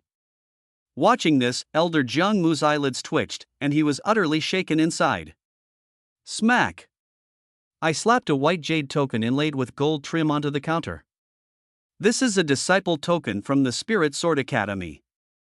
Elder Jiang Mu, take a good look, don't let me swindle you. I sneered and stared straight at Jiang Mu. This, Jiang Mu stammered, and at some point a sheen of cold sweat had formed on his forehead. He wasn't afraid of my strength, but he knew how formidable the Spirit Sword Academy was. Jiang Man had a similar token as well, he knew very well what that meant. Elder Jiang Mu, do I have the qualifications to receive the pills now? My face darkened, and a trace of cold light flashed in my eyes. Jiang Mu's heart jolted, and the corners of his mouth kept twitching. Oh, okay, sure. Jiang Mu's face looked awful, deeply regretting what he'd said earlier. He hurriedly packed up the pills and handed them to me with both hands. His eyes darted as he forced a smile and said, Jiang Tian, what happened last time was a misunderstanding. I've made up the pills I owed you, hope you won't hold it against me. I took the pill pouch and looked inside, startled. According to the family rules, the reward for being selected should have been 200 Earthblood pills and 30 antidote pills, but this pouch contains 400 Earthblood pills and 50 antidote pills. Well, I'll be damned. I exclaimed inwardly, a glint flashing in my eyes. Jiang Mu not only made up for the pills he pocketed last time, he also threw in an extra 100 Earthblood pills and 20 antidote pills, looks like he's got plenty of sincerity. I shook my head, sneering to myself. If I'd known it would come to this, why do it in the first place? I never planned to recover last time's losses, much less extort him. I didn't expect him to get guilty and panic on his own. Really, once your status changes, everything's different. But that's fine too, I'll never complain about having too many pills. These pills are enough for me to use for a while, maybe they'll even let me cultivate up to the 7th level of the spirit building realm. This is truly defying heaven. This kid is clearly a blood waster, so how did he suddenly become so formidable? Looks like the Jiang family's situation is hard to predict. Jiang Mu took a deep breath, his mind a whirlwind of thoughts. Heh, Elder Jiang Mu really is sincere. Fine then, on account of these pills, I won't hold our past misunderstandings against you anymore. Take care, Elder Jiang Mu. Farewell. I took the pills, put away the token, and walked out of the pill pavilion with my head held high and my chest out. I knew that from now on, I probably wouldn't be coming back to this little building again. As for Jiang Mu, I couldn't be bothered with him. As my cultivation improves, people like that will only drift farther and farther away from me, and we won't have any dealings in the future. After I returned to my place, I started packing. There really wasn't much to pack, there were hardly any valuables in my room, just a few simple personal items. These were all left to me by my parents and had been with me for many years. Even if they were worn and tattered, I couldn't bear to throw them away. They kept me company through my days at the Jiang family, through my youth, and now they were going to accompany me to the Spirit Sword Academy to face new challenges. As I replayed everything that happened during the disciple recruitment selection, my face suddenly darkened, my brows knitting so tightly they could crush a fly. Who exactly were those 3 assassins in black? And what kind of force is the Holy Nether Palace? My head was full of questions, and my gaze turned incomparably deep. I really can't figure it out. Aside from Jiang He, who else wants me dead, and would even send such formidable experts after me? Their cultivation is enough to make even Su Wan and Luolan extremely wary, and from what it looked like then, they didn't seem to have much to do with Jiang He. Even if Jiang He has money, he might not be able to hire experts of this caliber. So who is it that can get these experts to come all the way to the tiny Tianbao city and openly make a move against me at the disciple recruitment selection the conference? I can't make sense of it, but I'm still a little shaken. If Su Wan and Luolan hadn't gone all out, and Elder Xingbor hadn't suddenly appeared at the very end, today would have been a huge mess. A disaster just brushed past me like that, and I'm so relieved I could take off. Before I knew it, a layer of cold sweat had broken out on my back. This world is that cruel, the strong run rampant, and the weak can only tremble. Without any strength, you could be done for at any moment, that's reality. I shook my head inside, a complicated light flashing in my eyes. Looks like I can only ask Master about this. I pushed these thoughts down, and before long I'd packed up the things I carry with me. Just then, a white-haired old man walked into my room. "Granduncle, you're here." I hurriedly got up to greet him. Granduncle looked around my shabby room and slowly sat down, a flash of mixed emotion crossing his eyes. "Zhang Tian, you've been wrong all these years." I smiled and shook my head. "Granduncle, you flatter me. I'm a member of the Jiang family, whether I live well or poorly doesn't matter.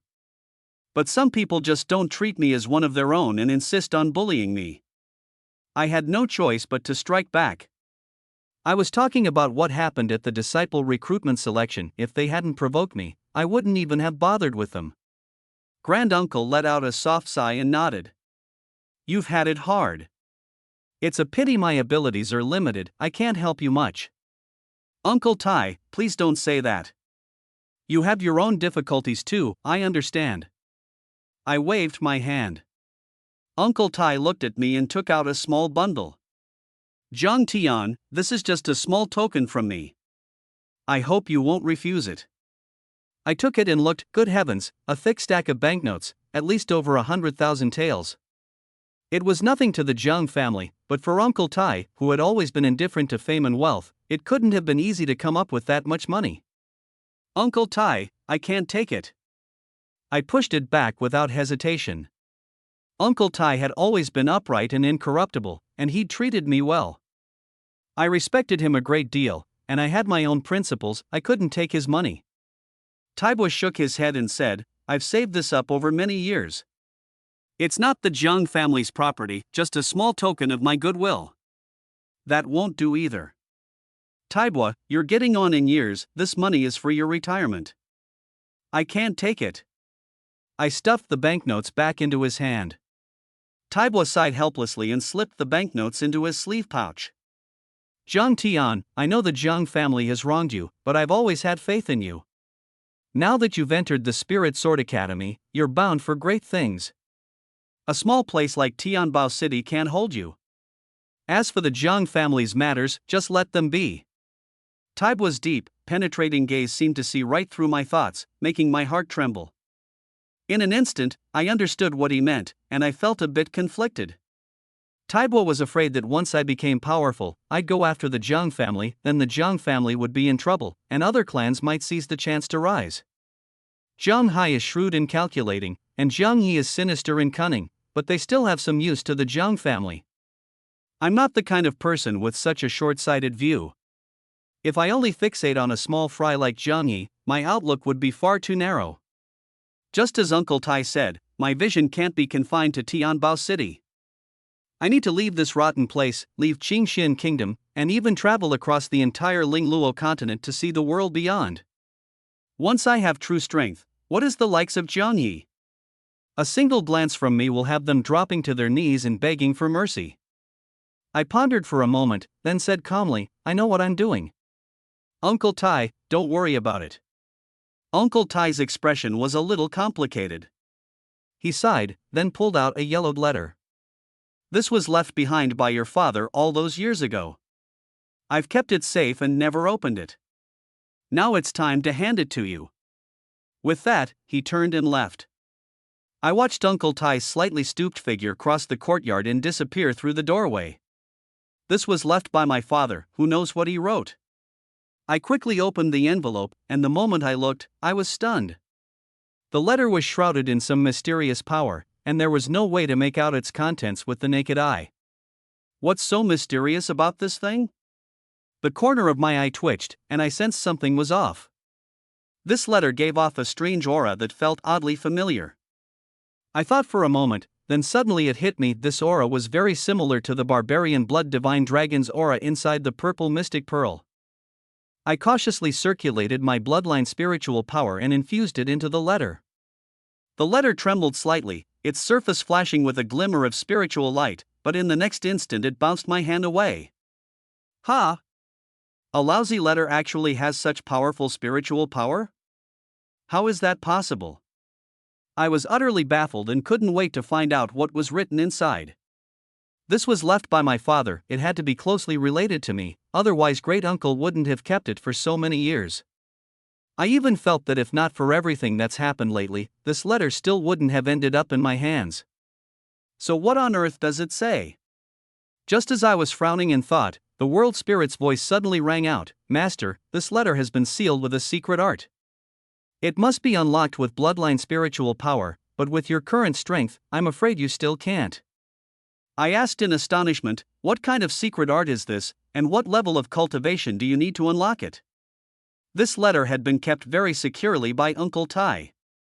In the Zhang family, even in Tianbao City, no one should have been able to take it. So why seal it with a secret art? The more I thought about it, the more baffled I became, and I felt there had to be an important secret hidden in this letter. Could it be, this letter has something to do with my mother? At that thought, my eyes narrowed, a strange glint flashing in them. Anything about my mother had always been treated as a taboo in the Zhang family, no clan member was allowed to mention it.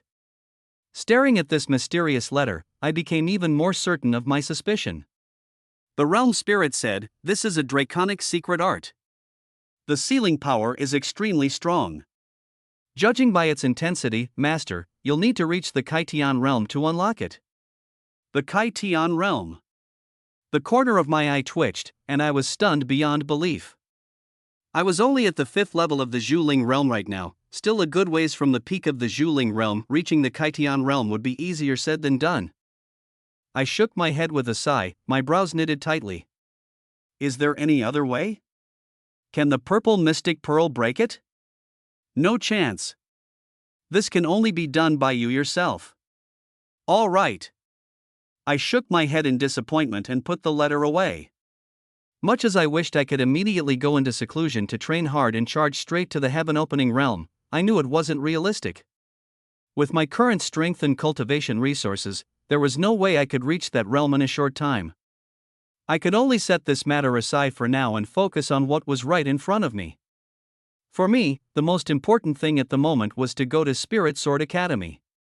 Yi Wushue, you surely never expected I'd be able to enter Spirit Sword Academy, did you? I murmured to myself, a resolute light flickering in my eyes. I had always remembered that humiliation from back then, and I hadn't forgotten the 1-year pact. I knew that only by becoming strong could I prove myself and wash away that disgrace. Night passed quickly. Early the next morning, I left the Jiang residence and went to Tianbao Plaza. The others arrived one after another. When they saw me, they all wore cold expressions, their faces full of resentment. I couldn't be bothered to pay them any attention, only giving a cold smile. It seemed my earlier show of strength had frightened them. The way they looked at me was filled with wariness. All right, everyone's here. Let's go. At Su Wan and Luo Lan's urging, we boarded the golden beast-drawn carriage and headed out of Tianbao City. Half a day later, the beast-drawn carriage arrived at a medium-sized city and drove into a magnificent estate. The plaza of this estate was even larger than Tianbao Plaza, and there were already more than 100 martial artists there, chatting animatedly. Staring at the enormous plaza and those young martial artists, we were all stunned. Is this the Spirit Sword Academy? Lin Feidong asked curiously, looking around. Luo Lan rolled her eyes and let out a cold laugh, not even bothering to explain. Su Wan smiled and shook her head. This isn't the Spirit Sword Academy. It's one of the Academy's palaces. These young people come from several nearby cities. Like you, they've all been selected for the Spirit Sword Academy. So they're geniuses from the nearby cities. Hiss. Their aura is so powerful. I thought the martial artists from Tianbao City were already strong enough, but compared with them, they're still far behind. Sensing the powerful auras of those people, the martial artists of Tianbao City all turned solemn, even Zhang Long frowned, and the pride in his eyes was noticeably reined in. But I stayed calm the whole time, only sweeping my gaze over them indifferently. No one knew what I was thinking. Luo Lan said coldly, "All right, Su Wan, stop wasting words on them. Let's go meet up with the other envoys and see how their disciple recruitment is going." Su Wan nodded and told us, "Everyone stay here and don't run around. Once everyone's here, we'll all take the flying boat to the academy together." After Luo Lan and Su Wan left, Gaoi frowned and sighed, "There's always someone better, there's always a higher sky." Lin Fei shook his head and said, "Sai, with our level of strength, once we get to Spirit Sword Academy we'll probably only rank in the middle to lower tier." Zhang Yuan's face darkened as he shot me a cold look. "Humph. That's fine, saves certain people from getting too full of themselves and thinking they're hot stuff." Lin Xiong also looked at me coldly, making no effort to hide his hostility. Exactly. Don't think winning a few matches in Tianbao City makes you so great. There are plenty of geniuses way stronger than you. Their words drew the attention of several young people from Qinghu City. Qinghu City was larger than Tianbao City and far stronger as well. Young people are hot-blooded, and no one wants to bow to anyone else. Hearing Lin Xiong's words, the youths from Qinghu City turned to look over, sizing us up with a condescending gaze, like gods looking down at mortals. Heh, so they're from Tianbao City. Warriors from some backwater like that, what future could they possibly have? In my view, there's no need for them to enter the Spirit Sword Academy at all. It's nothing but a waste of the Academy's resources. The young men of Qinghu City sneered repeatedly, making no attempt to hide their contempt. The warriors from Tianbao City were already feeling stifled, being looked down on like this only made them even more irritated. Zhang Long frowned and said, "Everyone, don't lose heart. They're strong, but we're not weak either. Once we get to the academy, who's stronger and who's weaker isn't a sure thing." His voice wasn't loud, but the people from Qinghu City still heard it. The young men from Qinghu City furrowed their brows and sneered. "Humph, you act like trash, and you still dare to be dissatisfied? Then let's teach them a lesson." Several young men exchanged a glance, sneering as they walked over. Zhang Long inwardly cried out that this was bad. Zhang Yuan and the others were even more cowardly, hiding behind him, making Zhang Long so angry he could burst. A tall, powerfully built martial artist stepped forward and said coldly, So even some bumpkins from Tianbao City dare look down on us of Qinghu City? Who's coming out to spar with me, Wei Dong? Wei Dong jutted out his chest and unleashed the formidable aura of the 6th level of the spirit-building realm, pressing down on us until it was a little hard to breathe. Zhang Long was intimidated by his presence and didn't dare speak. Jiang Man's eyes darted around, and she said with a mischievous grin, "So you're a genius from Qinghu City, are you?" Wei Dong's expression darkened as he stared at Jiang Man. "What, you're not convinced either?" Jiang Man asked with a smile, "Brother Wei, you're so formidable, have you been taken in as a disciple by the envoy?" Wei Dong's expression stiffened, and he couldn't get the words out. Though his strength was not weak, he wasn't particularly outstanding in Qinghu City and hadn't caught the envoy's eye. Wei Dong said with a sullen face, "How could taking disciples be that easy for an envoy? Could it be that someone in your Tianbao City was taken in as a disciple by the envoy?" Jiang Man nodded with a strange laugh. "Of course. Our Tianbao City produced a great genius, and Envoy Su personally took him as his disciple."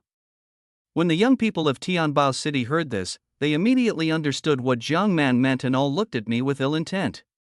Wei Dong flew into a rage. "Impossible.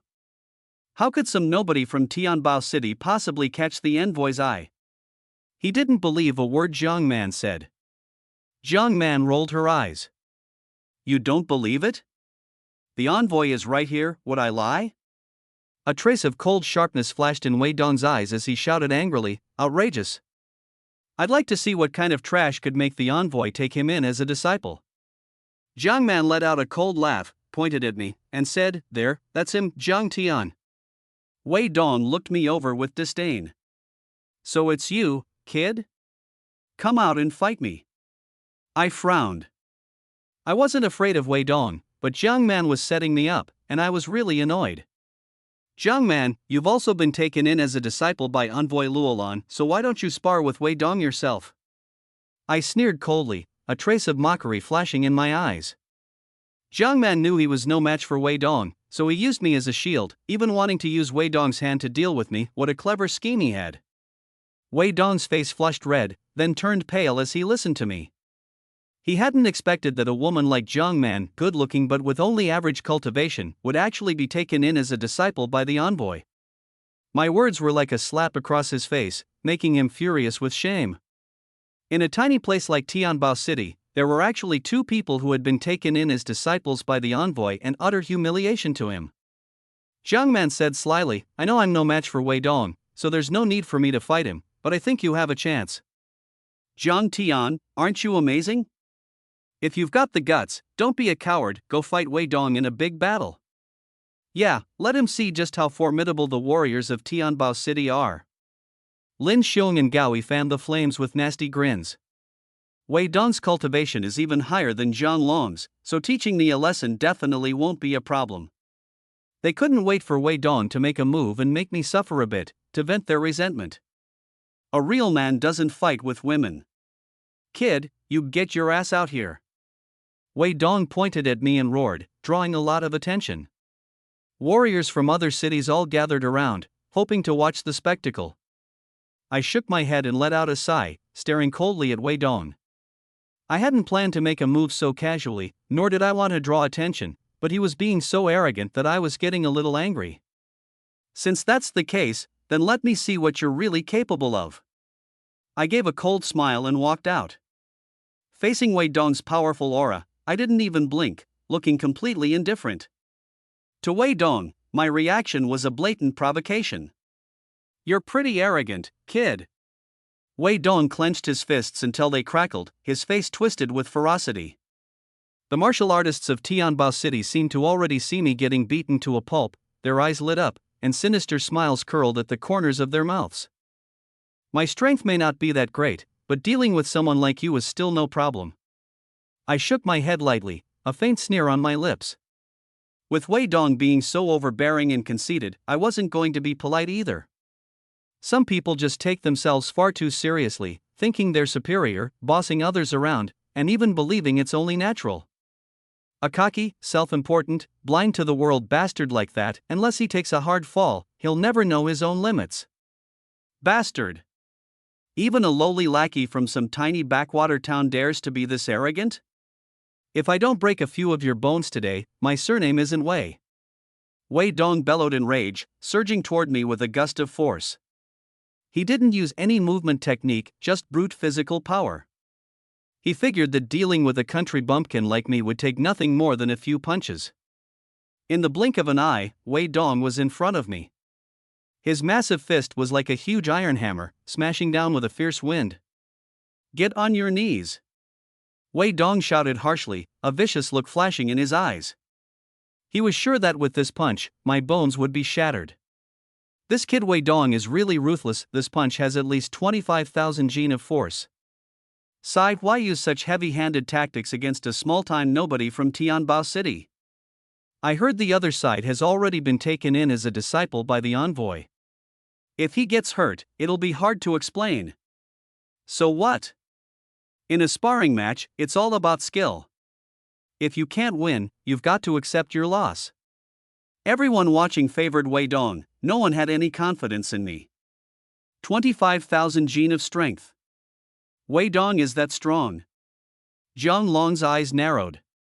Even from far away, he was startled by the gust from Wei Dong's punch. He knew Wei Dong wasn't even using his bloodline spiritual power, he was crushing me with sheer physical strength alone. If he were to use his bloodline spiritual power as well, who knows how strong he would be. All the better, Zhang Tian is definitely going to be seriously injured this time. Zhang Long let out a cold laugh, a trace of viciousness flashing in his eyes. Zhang Yuan ground his teeth, secretly delighted that Wei Dong was even stronger than he had imagined, convinced that I wouldn't come to a good end this time. Zhang Man let out a scornful laugh, very pleased with her masterpiece. With just a few casual words, she had shifted the trouble onto me, and at last she could vent the pent-up frustration in her heart. Your physical strength is decent, but your moves are too slow.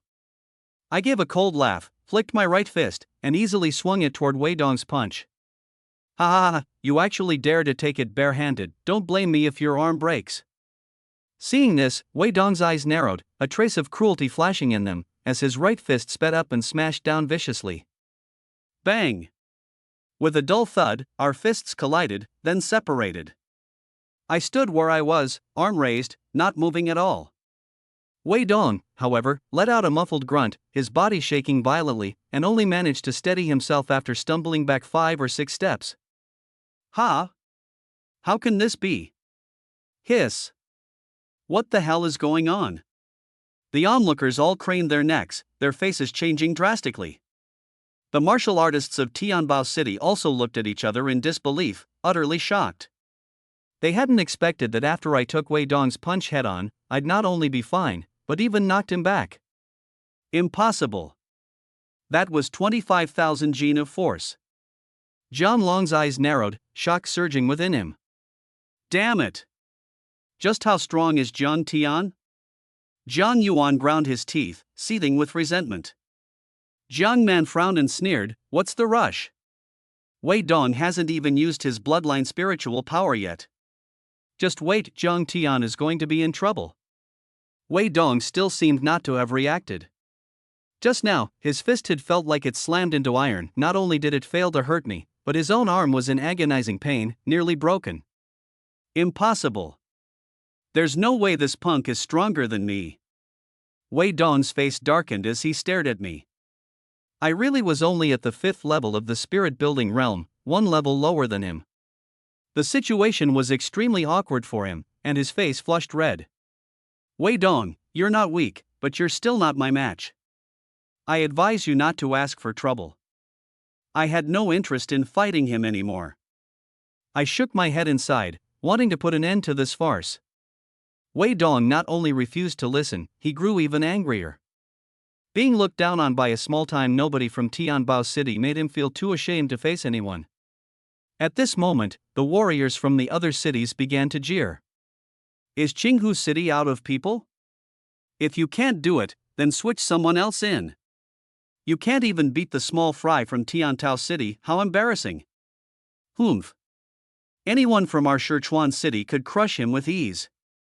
The martial artists of Qinghu City are getting worse and worse. Amid the crowd's jeering laughter, Wei Dong's face flushed bright red. "Shut up," he shouted harshly, fury boiling over. "Big deal that you got lucky and blocked one of my punches. Next I'll show you how I crush this little runt." Wei Dong roared and charged at me again. His figure was elusive, like a whirlwind, carrying an overwhelming aura. Wei Dong actually used the whirlwind footwork. That kid surnamed Jiang is done for. This was a high-grade yellow rank technique, very famous in Qinghu City, and the martial artists of Qinghu City recognized it at a glance. Several martial artists who had suffered at the selection tournament wore even more wary expressions. "Look, he's even using a martial skill technique. That's the Wei family's Heaven Hammer fist art." Wei Dong is truly furious.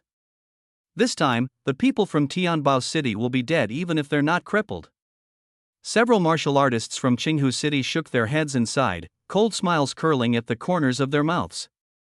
At this level of fighting, the academy generally won't intervene.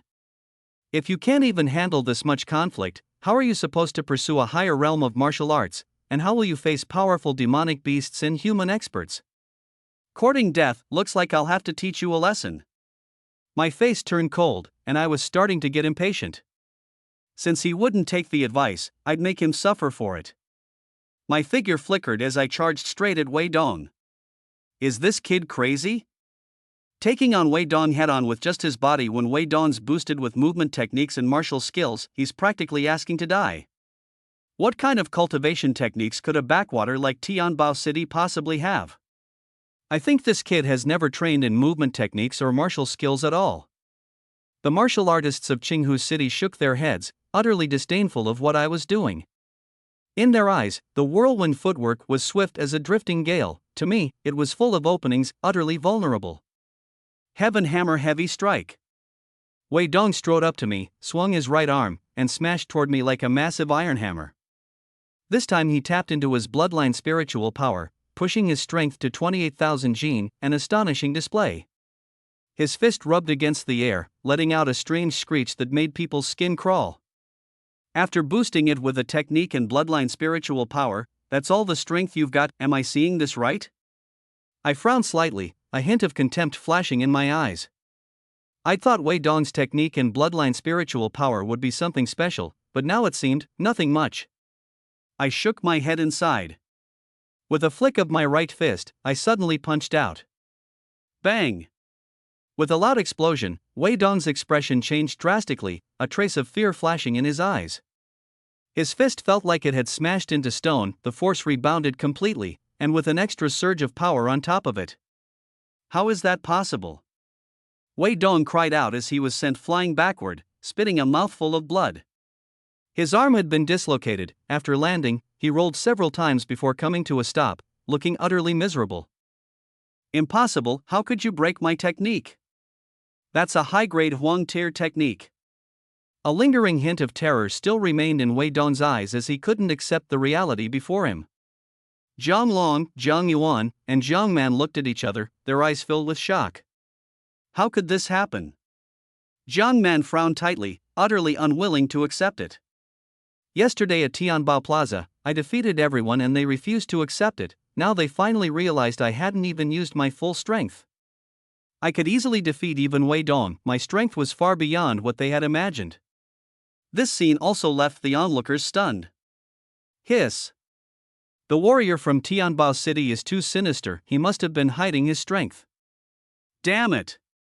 We've all been fooled by him, he's definitely not just at the 5th level of the spirit-building realm. That's right. Look, he didn't even use his bloodline spiritual power, and he still easily defeated Wei Dong, who's at the 6th level of the spirit-building realm. If you tell me he wasn't hiding his strength, I wouldn't believe it even if you beat me to death. A tall martial artist from Qinghu City bellowed and stepped out of the crowd. Zhang Tian, playing the pig to eat the tiger here, don't you think that's going too far? This man had a square face and big ears, his complexion somewhat dark. Though he was also at the 6th level of the spirit-building realm, his aura was far stronger than Wei Dong's. As a martial artist from Qinghu City, with Wei Dong having lost face, he couldn't just stand by. Several others ran over to help Wei Dong up and retreated to the side. I was about to stop, but I didn't expect someone else to jump out. I could only shake my head and sigh as I looked at him. And who are you? My fight with Wei Dong was fair, he was the one who provoked me first. It has nothing to do with you, does it?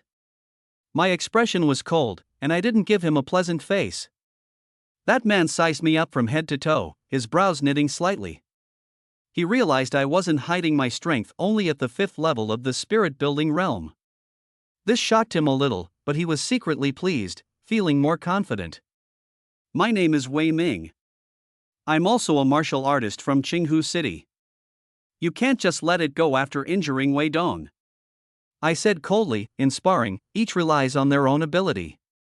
I warned him, he brought it on himself. Who is there to blame? What an ungrateful brat, kid, you really are arrogant. Wei Ming's face sank, furious. What I said made the people of Qinghu City lose face and slapped him in the face too. He wanted to teach me a harsh lesson and win back his pride. Zhang Tian, make your move. I want to see just how capable you are. Wei Ming wouldn't let up, wearing an arrogant look, convinced he had me beaten. I was speechless inside. Being pestered by Wei Dong was annoying enough, and now Wei Ming shows up too. I was speechless to the extreme. Wait. After I defeat you, are there going to be other people from Qinghu City coming to challenge me? I don't have that much time to play with you. What did he say? This is outrageous. Arrogant. That kid is far too arrogant. Hearing my words, the martial artists from Azure Tiger City and those from the other cities were all furious. With my attitude, it was obvious I didn't take anyone seriously, some bumpkin from a backwater place daring to be this insolent. He really didn't know his own limits. Wei Ming's face darkened. Before I'd even fought him, I'd already humiliated him twice, and he was seething with rage. Zhang Tian, are you scared? Don't worry, other than me, no one in Qinghu City will fight you again, and there's no need for them to. Wei Ming let out a gloomy smile, a trace of coldness flashing in his eyes. He felt he could beat me into a complete mess all by himself, without anyone's help. That's more like it. I smiled leisurely and nodded in satisfaction. My reaction made Wei Ming's fury boil over, and he almost couldn't hold it in. Kid, remember this, don't be so arrogant in the future, or you'll end up miserable.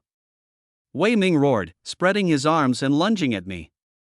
He was using the high-grade yellow tier movement technique, kanjiing steps, which he had already mastered to great proficiency. At this moment, Wei Ming was like a huge hawk, unbelievably fast. Using his signature move right from the start, looks like Wei Ming really has been enraged. The kid named Zhang is finished. Wei Ming's physical body is much stronger than Wei Dong's. After being boosted by the kanjiing step, he can slam into him with his body and smash him half to death. Several martial artists from Qinghu City's eyes lit up, as if they were already seeing the scene of me being sent flying. Hiss! I didn't expect Wei Ming to be this strong. Jiang Lon's eyelids twitched, and he was startled again. Wei Dong had already made him wary before, and now he realized Wei Ming was even stronger than Wei Dong. That made him feel stifled, but when he thought that Wei Ming was about to defeat me, he couldn't help feeling a bit of schadenfreude. See that? This is the young genius of Qinghu City. Our Tianbao City simply can't compare. Gaoi shook his head with a bitter smile, his face full of dejection. The others were unwilling to accept it too, but there was nothing they could do. Before Wei Ming, they were nothing. In the blink of an eye, Wei Ming was in front of me. He raised his right arm high, like a treasured blade, and chopped down with a piercing howl of wind. Mountain-splitting palm. Wei Ming roared, his face vicious. Mountain-splitting palm was also a yellow rank high-grade technique. With his strength, this palm strike could severely injure a 6th-layer spirit-building realm martial artist. Even a 7th-layer one would have to dodge first. He was sure this attack would heavily wound me. At worst, it would put me in bed for 3 to 5 days. A yellow rank high-grade technique? I frowned slightly, seeing through his true colors at a glance. With my astonishing martial talent, when cultivating Exploding Spirit Fist and Star Luo steps, I had already gained a deep understanding of martial techniques.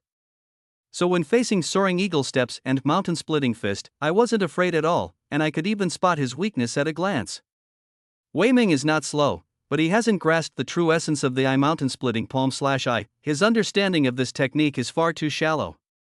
I sighed regretfully, shifted my body to the side, and dodged Wei Ming's arm. What? Wei Ming's palm struck empty air, and his face changed drastically. How is that possible? Wei Ming cried out, sensing that something was seriously wrong. But before he could change moves, my fist had already slammed into his shoulder. Bang! With a dull thud, Wei Ming couldn't keep his footing. He stumbled backward, staggering out, and nearly fell. Are you satisfied now? I shook my fist and said expressionlessly. In fact, just now I deliberately avoided his vital points.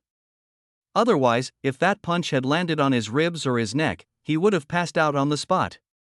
He was a bit overbearing, sure, but he was still young and hot-blooded, and we didn't have any deep-seated grudge, so I kept my limits and didn't go for the kill. Damn! That fight just now really scared the hell out of me. My name is Zhang Tian. I originally came here to take part in a disciple recruitment assembly, but I didn't expect to run into some guy named Wei Ming, who came up and tried to give me a show of force right off the bat. This bastard was unbelievably arrogant at first, his eyes full of wild pride, and he thought he could pin me down for good with a casual move. And what happened? I easily broke that so-called powerful strike of his, and in an instant his face looked like it had been set on fire, awkward as hell. The gasps all around were like a pot boiling over, my god. Wei Ming actually lost. How can he not even beat some bumpkin from Tianbao City? The chatter came like a barrage of on-screen comments, embarrassing him so badly he practically wanted to crawl into a crack in the ground. He flew into a rage from humiliation and even shouted for me to face him head-on. Then he used some Azure Eagle steps and pounced at me, arms spread wide like a crab. I thought, with skills like yours you still want to control me? I sneered, cut straight into his centerline, and my right fist went bang as it smashed into his chest. He flew backward like a kite with its string cut, both arms dislocated, wailing on the ground. The scene was brutal. At that point, a few martial artists from Qinghu City still tried to stand up for him, saying I'd hit too hard. I was baffled. He was the one who overexerted himself. What does that have to do with me? I'm not buying that crap. Wei Ming was pretty stubborn at first, refusing to admit he'd lost unfairly, and argued with me about how awesome his cultivation technique was.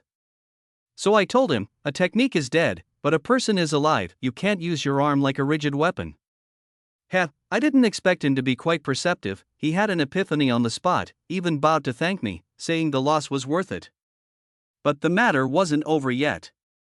A few martial artists from Jinyo City jumped out to mock us, stuff like Qinghu City is going backward and Tianbao City bumpkins, their mouths rattling like machine guns.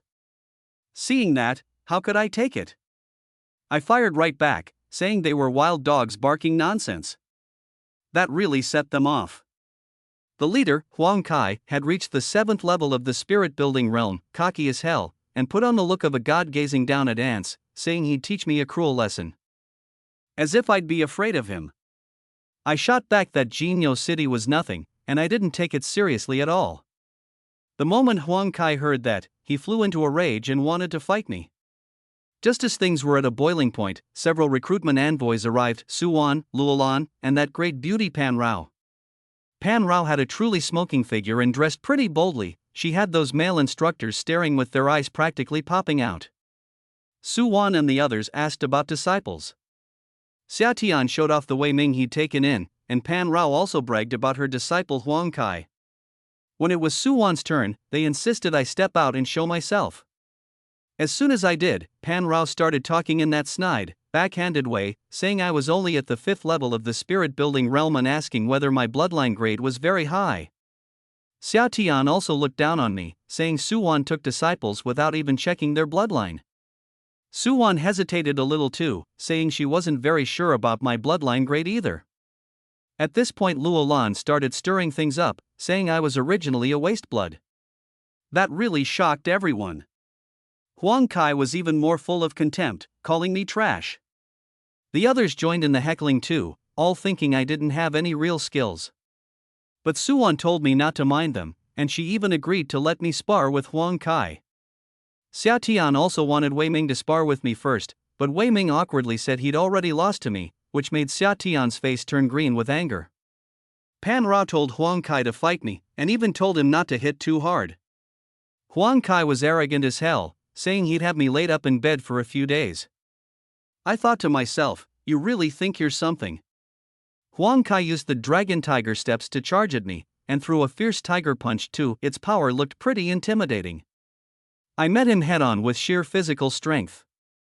Same 30,000 gene of force, but mine was pure bodily power, his was body plus technique.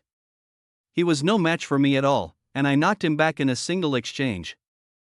Seeing things going wrong, Pan Rao told Huang Kai to show his real skill.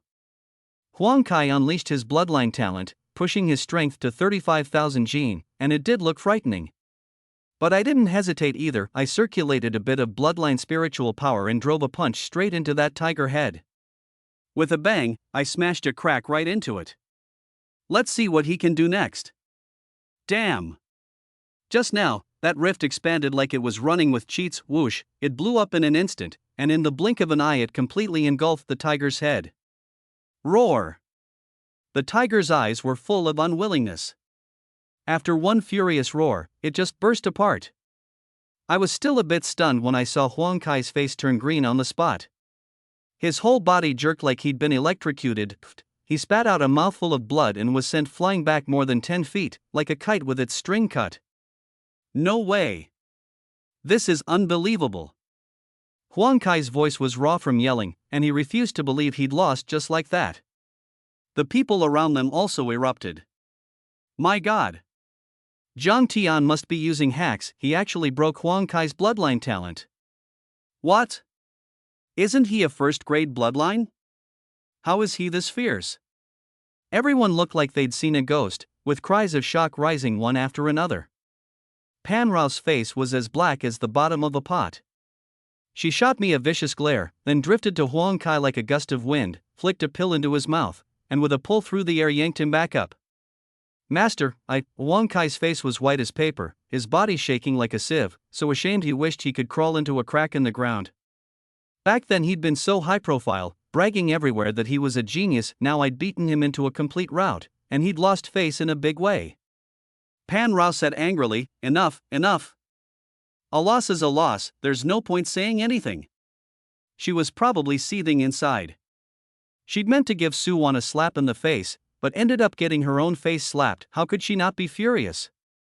How could this happen? I'm not seeing things, am I? Zhang Tian just KO'd Huang Kai. The three of them, Xiao Tian, Yuan, and Deng Tao, stared with eyes as white as bronze bells, their jaws practically hitting the floor. As for that Luolan, she was grinning like a flower in bloom, that smile like a gigantic magnet sucking in everyone's gaze around her. Oh my, the great genius of Jinyo City got beaten by a little shrimp from Tianbao City? What is this, a comedy show? Pan Rao, your disciple really isn't much. Yeah, so about the same as Xia Tian's disciple. Luo Lan's smugness was practically spilling off the screen. Even though I'm not her disciple, seeing these people embarrassed made her feel ridiculously accomplished. Every now and then her gaze drifted over to my face. I was still wondering what was going on when I looked up. Good Lord, Luo Lan's face flushed red in an instant, and a trace of shyness flickered in her eyes. She quickly looked away. What's going on here? The corner of my eye twitched, and my mind was in a total mess. Back at the disciple-taking assembly, I really disliked her. I found her lofty, superior attitude especially annoying. But later, after she and Suwon drove off the black-clad assassins, my impression of her improved a lot. I figured she was just a bit blunt by nature, not a bad person. But what's with that look? I swallowed awkwardly and didn't dare let my thoughts go any further. Suwon seemed to sense that something was a bit off with me. She secretly glanced at Luolan, though who knows whether she noticed anything. Zhang Tian, you're something else.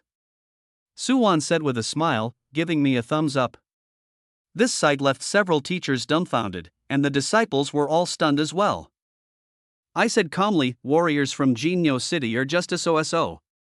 Beating Huang Kai isn't anything to brag about. Thanks for the praise, master. What?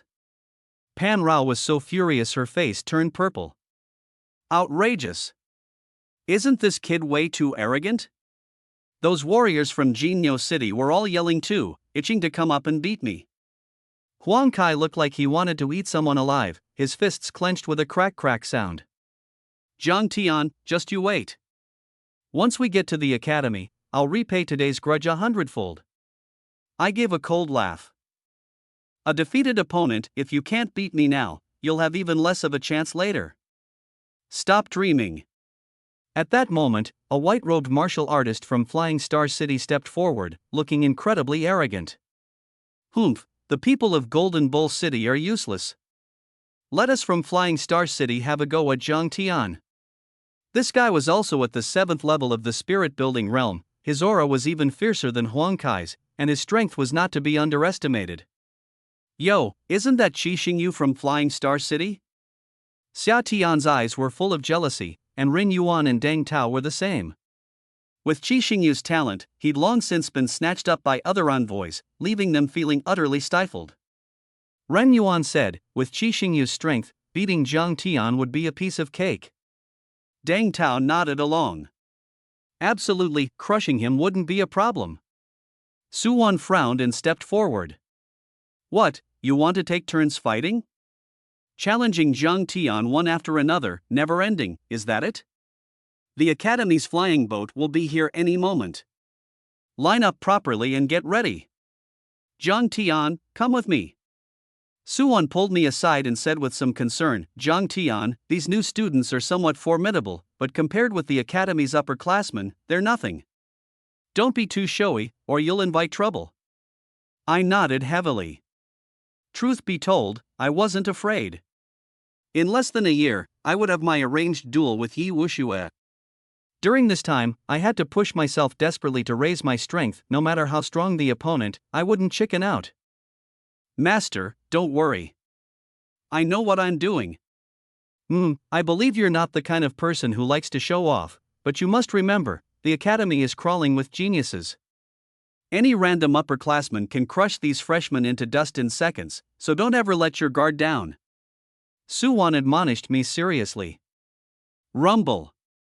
Suddenly, a deafening boom came from midair. Everyone looked up to see two enormous black flying boats streaking over like lightning. In the blink of an eye, they landed in the square.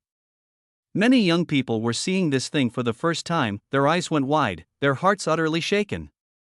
All right, line up and get ready to board. Xia Tian shouted. The flying boats were huge, each one was over 10 zhan long and could carry several hundred people. Su Wan said, let's board first.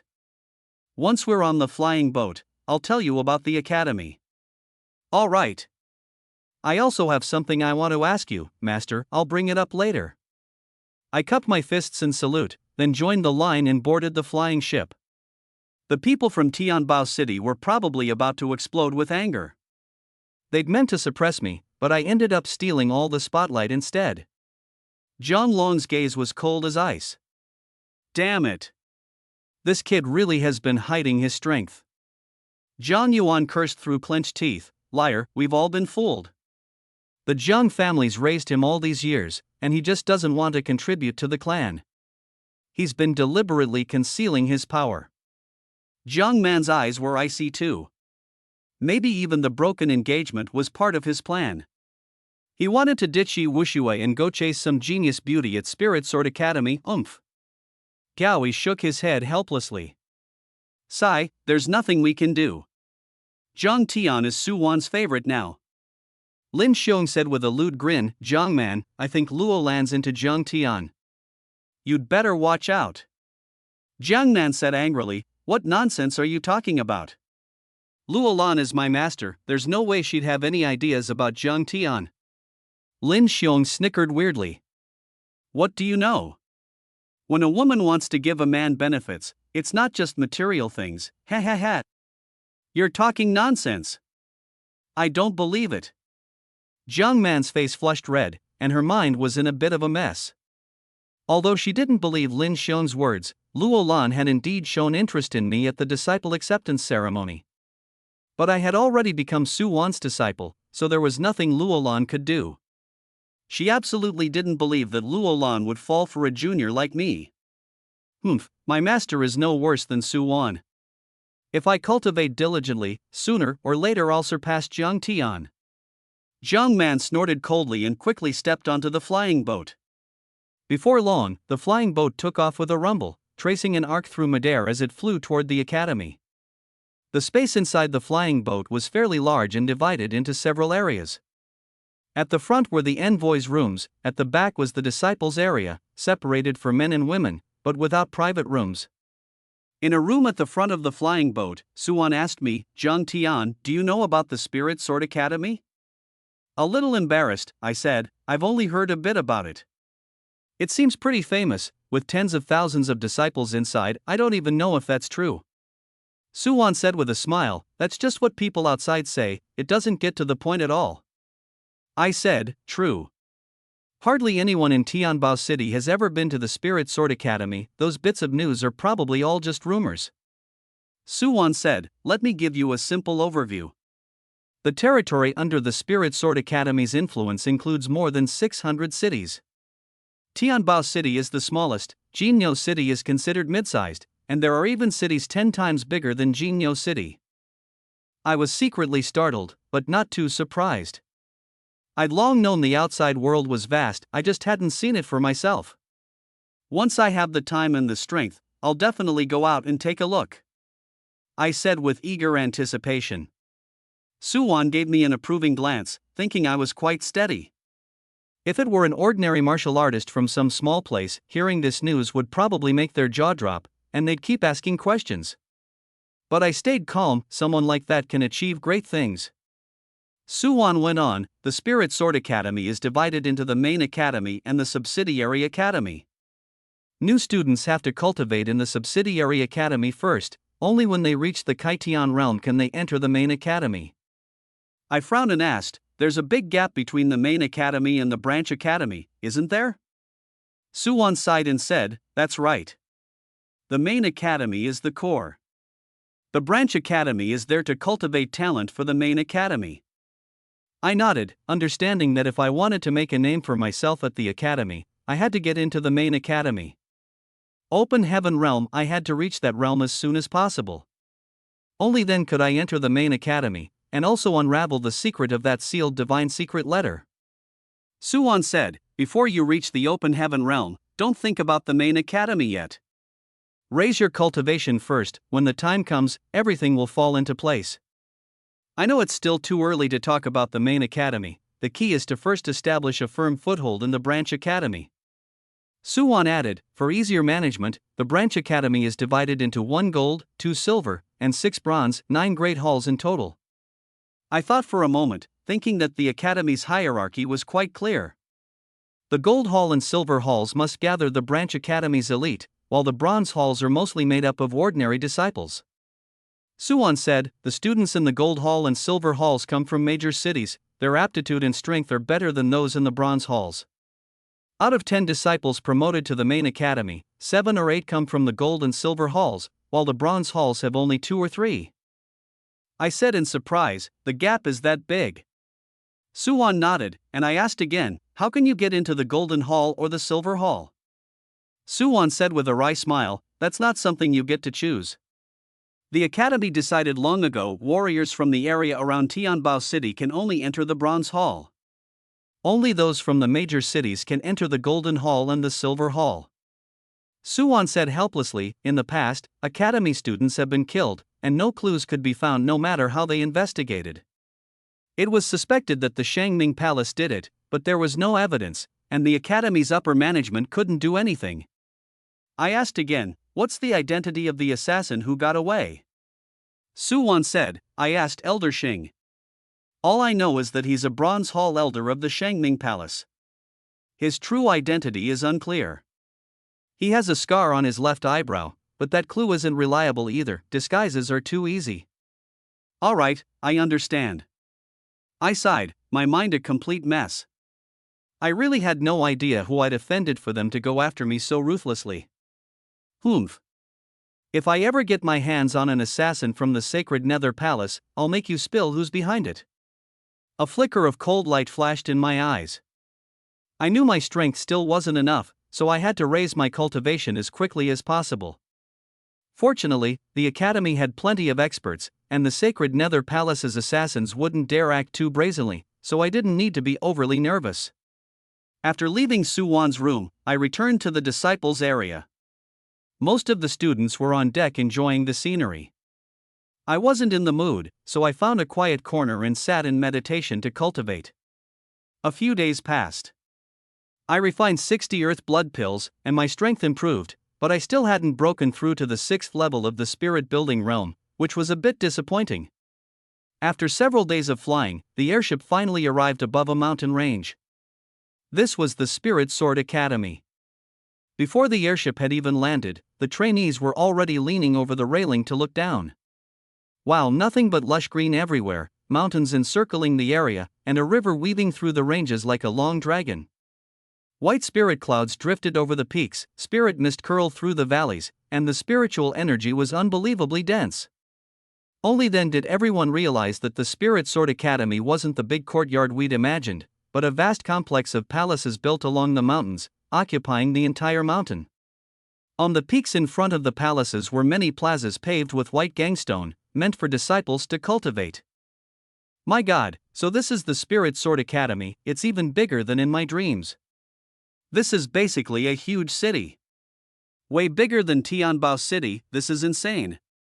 Everyone was completely stunned, and so was I looking at the palaces and plazas below. All of us young people had our eyes shining, our hearts full of anticipation. One airboat after another flew in from all directions, converging above the palace. Before long, more than a dozen had parked in the square before the hall. These airboats had all returned from other cities after recruiting disciples. The airboat we rode in also landed in the square. Under the envoy's direction, the trainees disembarked to register and received their disciple tokens. According to academy rules, once registration was complete, they had to go to their respective study halls to begin academy life. Just as Yuan and Luolan were about to take us away, that Pan Rao twisted her waist, stretched lazily into the wind, and her figure was simply something else, so much so that the freshmen and envoys alike were staring with their eyes wide. Luolan said with a mischievous grin, "Pan Rao, they're all freshmen here. Stop acting slutty and hurry up, take them back to the study hall." Xia Tian chuckled and said, "Luolan, what's the hurry? We'll talk later." His eyes stayed fixed on Pan Rao, and he was practically drooling. Ran Yuan and Deng Tao were the same, eyes wide, reluctant to leave. Yuan frowned and said, "Jiang Tian, let's go." "Yes, master." I nodded, getting ready to leave with Yuan. "Wait." Pan Rao swayed her hips and said with a wicked smile, "Don't be in such a hurry, Yuan. You've just come back, don't you want to see how others are doing with taking on disciples?" Yuan guessed what she was thinking and said, "Fine. Since you're so interested, then take a look."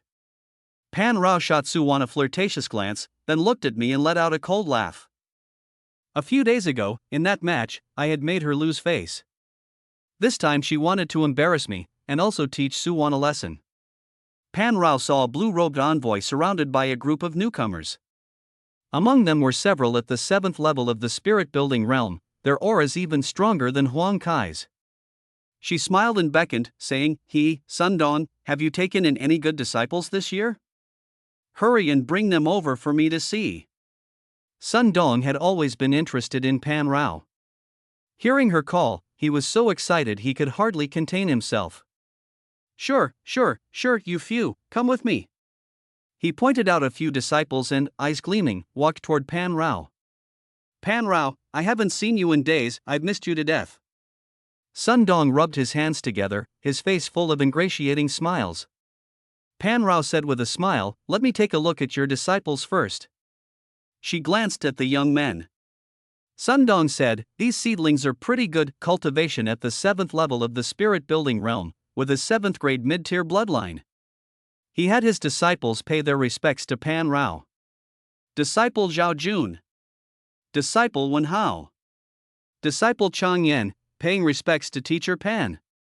I have to say, these 3 freshmen are quite stronger than Pan Rao's disciples.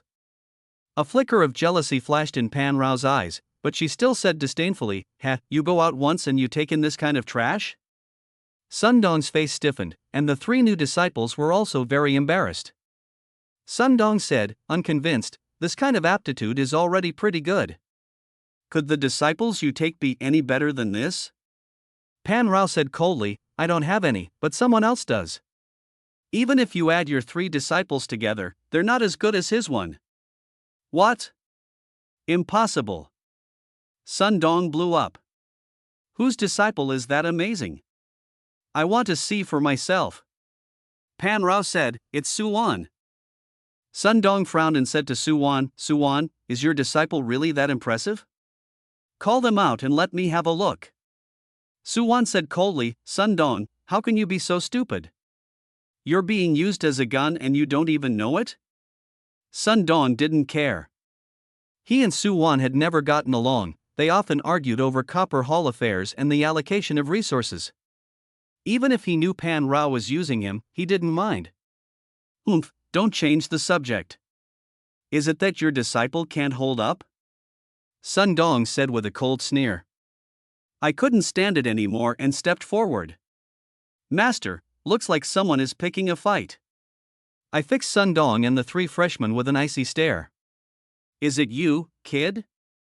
Sun Dong looked at me with disdain. "I thought Yuan's disciple would be something special. Turns out you're just a little brat at the 5th level of the spirit building realm. You're killing me. Kid, spar with my disciple and see if you've really got what it takes. If you don't, shut your mouth and behave." Sun Dong barked at me loudly. Really, it was aimed at Yuan. "Master, let me spar with them," I said, brimming with confidence. Yuan smiled and said, "All right." "They're not weak, be careful, and don't embarrass your master." "Don't worry, master. Dealing with them is no big deal," I said calmly. The 3 new students' faces darkened when they heard that, and they sneered. "Kid, aren't you a little too arrogant?" Zhao Jun said disdainfully. "Who gave you the nerve to talk so big?" Wen Hao also sneered. 5th level of the spirit building realm teacher Su's disciple is pretty special. Wonder what kind of bloodline he's got. Chang Yan mocked me in a sarcastic, sing-song tone. They thought my strength was mediocre, yet I talked big, clearly an arrogant bastard, so they needed to teach me a lesson. I said, "What bloodline I have is none of your concern. Whether I've got the skills, you'll find out soon enough." I raised an eyebrow and said, "Are you coming at me one by one, or all at once?" The look in my eyes enraged them. "Bastard! Damn you, talking such big game, you won't live much longer." "Enough talk, I'll deal with you first." Chang Yan charged over. He wanted to show off in front of Sun Dong, and he also wanted to teach me, this country bumpkin, a lesson. Chang Yan used his family-inherited high-grade yellow-tier movement technique, Spirit Leopard Vanish. He was so fast that even his shadow couldn't be seen clearly. He then used the high-grade yellow-tier martial art Leopard Might Palm. With a flick of his palm, 3 palm afterimages appeared, making it impossible to tell real from fake. In fact, only the middle strike was threatening, the other 2 were decoys. Yuan was a little worried, unsure whether I could block it. I let out a cold laugh. Not a bad technique, just lacking in refinement. I completely ignored the 2 palm afterimages on the left and right, and drove my right fist straight toward the middle strike. Boom! Bloodline spiritual power erupted. A flash of purple light, Chang Yan let out and was blasted backward, utterly disheveled. "Chang Yan, is this all you've got? That's it?" I wagged a finger at him. How outrageous! Chang Yan was both ashamed and furious. Being knocked back by my punch had already been humiliating enough, and now I was mocking him. He practically wanted to crawl into a hole. But he hadn't expected me to be this formidable. That strike just now carried 38,000 gene of force, enough to sweep through the 7th level of the spirit building realm, yet I had blocked it head-on and forced it back. He no longer dared to underestimate me. "Zhang Tian, I underestimated you before. This time, I won't let you get lucky."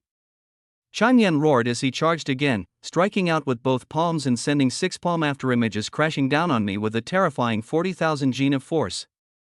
Is this your strongest? I let out a cold laugh. My right fist shot like lightning through the six-palm afterimages, knocked his hands aside, and slammed into his chest. Bang! Impossible, ah! Chang Yan's expression changed drastically as he vomited blood and staggered back. He discovered in horror that my fist originally carried over 40,000 Jin of force, but when it struck his chest it turned into only around 30,000 Jin.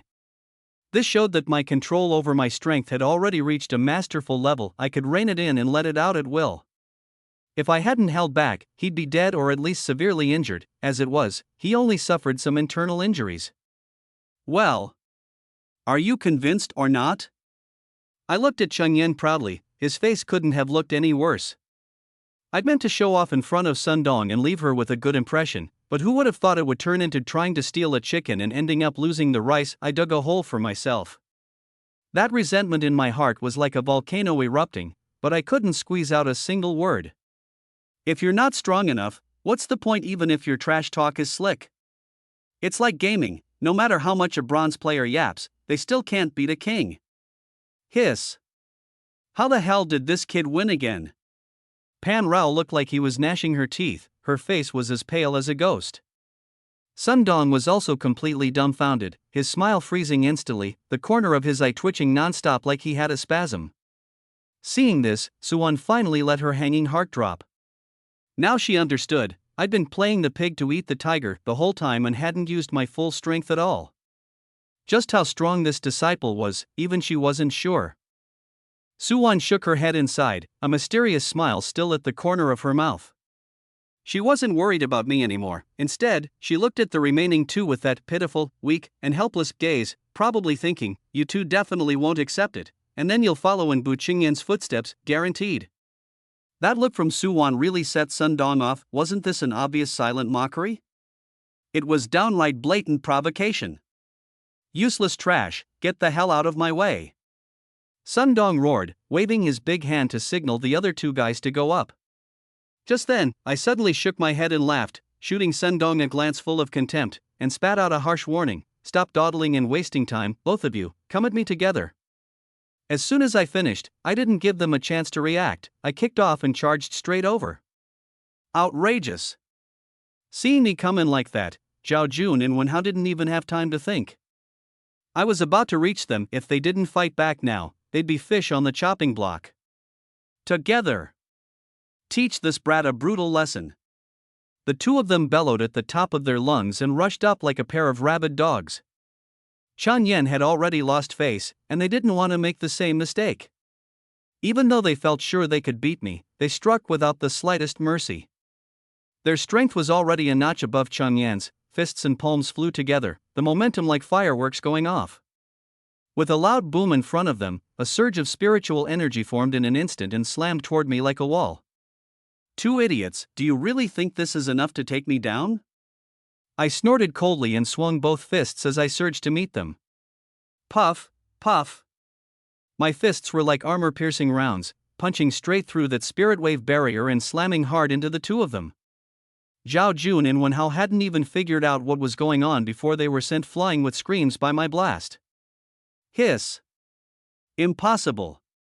How could this happen? Pan Rao and Sun Dong cried out at the same time, their faces darker than the bottom of a pot.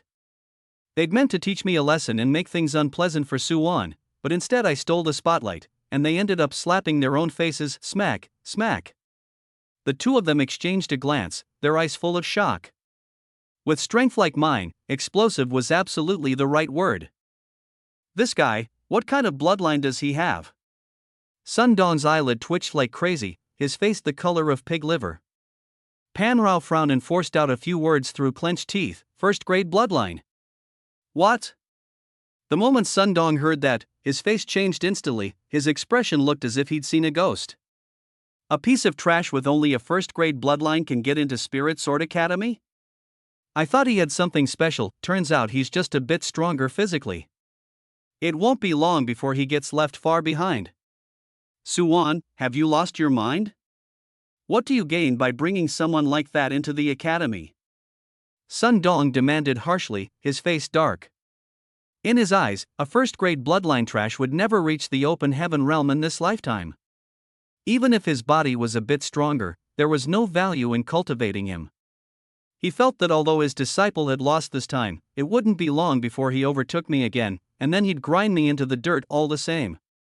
He would get this humiliation back sooner or later. Faced with Sundong's questioning, Yuan remained utterly calm.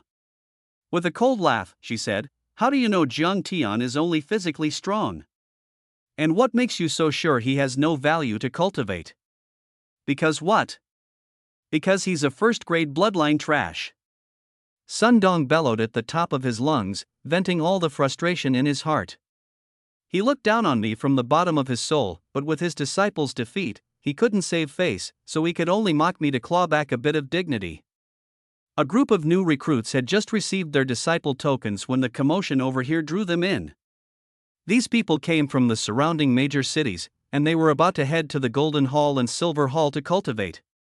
"Look, someone's fighting over there." "TCH, it's just some small fry from the Bronze Hall, what's there to watch?" Golden Hall instructor Chang Tianming shook his head with a look of disdain and sneered. "Ha! Looks like a new recruit at the 5th level of spirit building defeated a genius at the 7th level of spirit building." A tall new recruit craned his neck to look, his face full of astonishment. "Humph! And a 7th level spirit building dares call himself a genius? What a joke!" Another Golden Hall instructor, Jianyu, burst out laughing, his laugh sounding like a broken gong and drawing a lot of people's eyes over. At one look, people were floored, many jaws dropped. Because what those Golden Hall disciples held were golden tokens, compared with their bronze tokens, the difference in status was instantly obvious. Hiss! They're actually Golden Hall disciples. I'm so jealous of them. Right after entering the academy they get top-tier treatment. What can you do? They're geniuses from big cities, that's why. Everyone was a mix of envy, jealousy, and resentment, their feelings tangled like a mess of knotted thread. The moment they entered the academy, others were already standing over their heads. Reality was simply too cruel. A mere 7th level of spirit building dares call himself a genius, absolutely ridiculous. Seeing everyone's reaction, Jianyu laughed even more arrogantly. "Ha ha ha ha. That kind of trash dares call himself a genius. How are us disciples at the 8th level of the spirit building realm supposed to live with that?" Chang Tianming shook his head and laughed loudly, his eyes full of disdain as he looked straight at the Copper Hall instructors. As soon as those words spread, it instantly caused an uproar. "What? There's actually a genius at the 8th level of the spirit building realm among the new students of the Golden Hall. My God! How are we supposed to compete? Most of the new students in the Copper Hall are at the 5th or 6th level of the spirit building realm. What are we going to use to fight them?" Heh, now you understand why warriors from big cities go straight into the Golden Hall and Silver Hall, don't you? A wave of shocked cries rose from the crowd, even the Copper Hall instructors were drawn over. For a while, nobody paid attention to me anymore. Compared with the Golden Hall's genius, my bit of strength was simply nothing to look at. Despair spread rapidly among the Copper Hall freshmen, and the atmosphere turned deathly gloomy. Yuan and Luolan exchanged a glance, fury welling up inside them. So what if they're from the Gold Hall? Does that make them so great? Who gives them the right to look down on people? Luolan shouted sharply, snapping everyone out of their dejection. Don't sell yourselves short. Warriors from big cities are formidable because they've had endless pills since childhood, and family experts to guide them. Those are things we really can't match. But we've already made it into Spirit Sword Academy. As long as we cultivate diligently, we're bound to make something of ourselves someday. Suwan's face was calm as she encouraged the Copper Hall freshmen in her sweet voice. With their comfort, the Copper Hall freshmen's emotions eased a little, but the sense of loss was still heavy. I didn't take it seriously at all and kept my composure. There wasn't a trace of dejection on my face, only a resolute expression and a steadfast gaze. Suwan, Luolan, you won't accept it, huh? So what if we don't? If you've got the guts, prove it with your strength. Chang Tianming and Jianyu shook their heads with cold sneers, pushed through the crowd, and walked over. The two of them swept their eyes over the Copper Hall freshmen, faces full of disdain. Beside them followed several fair-skinned, handsome, imposing disciples, all at the 8th level of the spirit-building realm. Although there were quite a few 7th-level spirit-building disciples in the Bronze Hall, compared to those few, they were instantly crushed into nothing. No matter how many of them there were, they were still so oppressed by those few that they could barely breathe, overwhelmed by inferiority. With 2 more levels above the 8th level of the spirit-building realm, one could challenge the heaven-opening realm, then enter the main courtyard and become a core disciple of the Spirit Sword Academy. What could the people of the Bronze Hall possibly use to compete with them? At this moment, even those 7th-level spirit-building freshmen had lost their momentum, their faces dull and drained of color. Just then, a cold laugh broke the oppressive atmosphere like a clap of thunder. Humph, what's so great about being a Gold Hall disciple? Just because you're at the 8th level of the spirit-building realm means you'll definitely beat us Bronze Hall disciples? I don't think so. The one speaking was me. I swept my cold gaze over Chang Tianming and Jianyu, my eyes settling on those Gold Hall disciples at the 8th level of spirit building, brimming with fighting intent.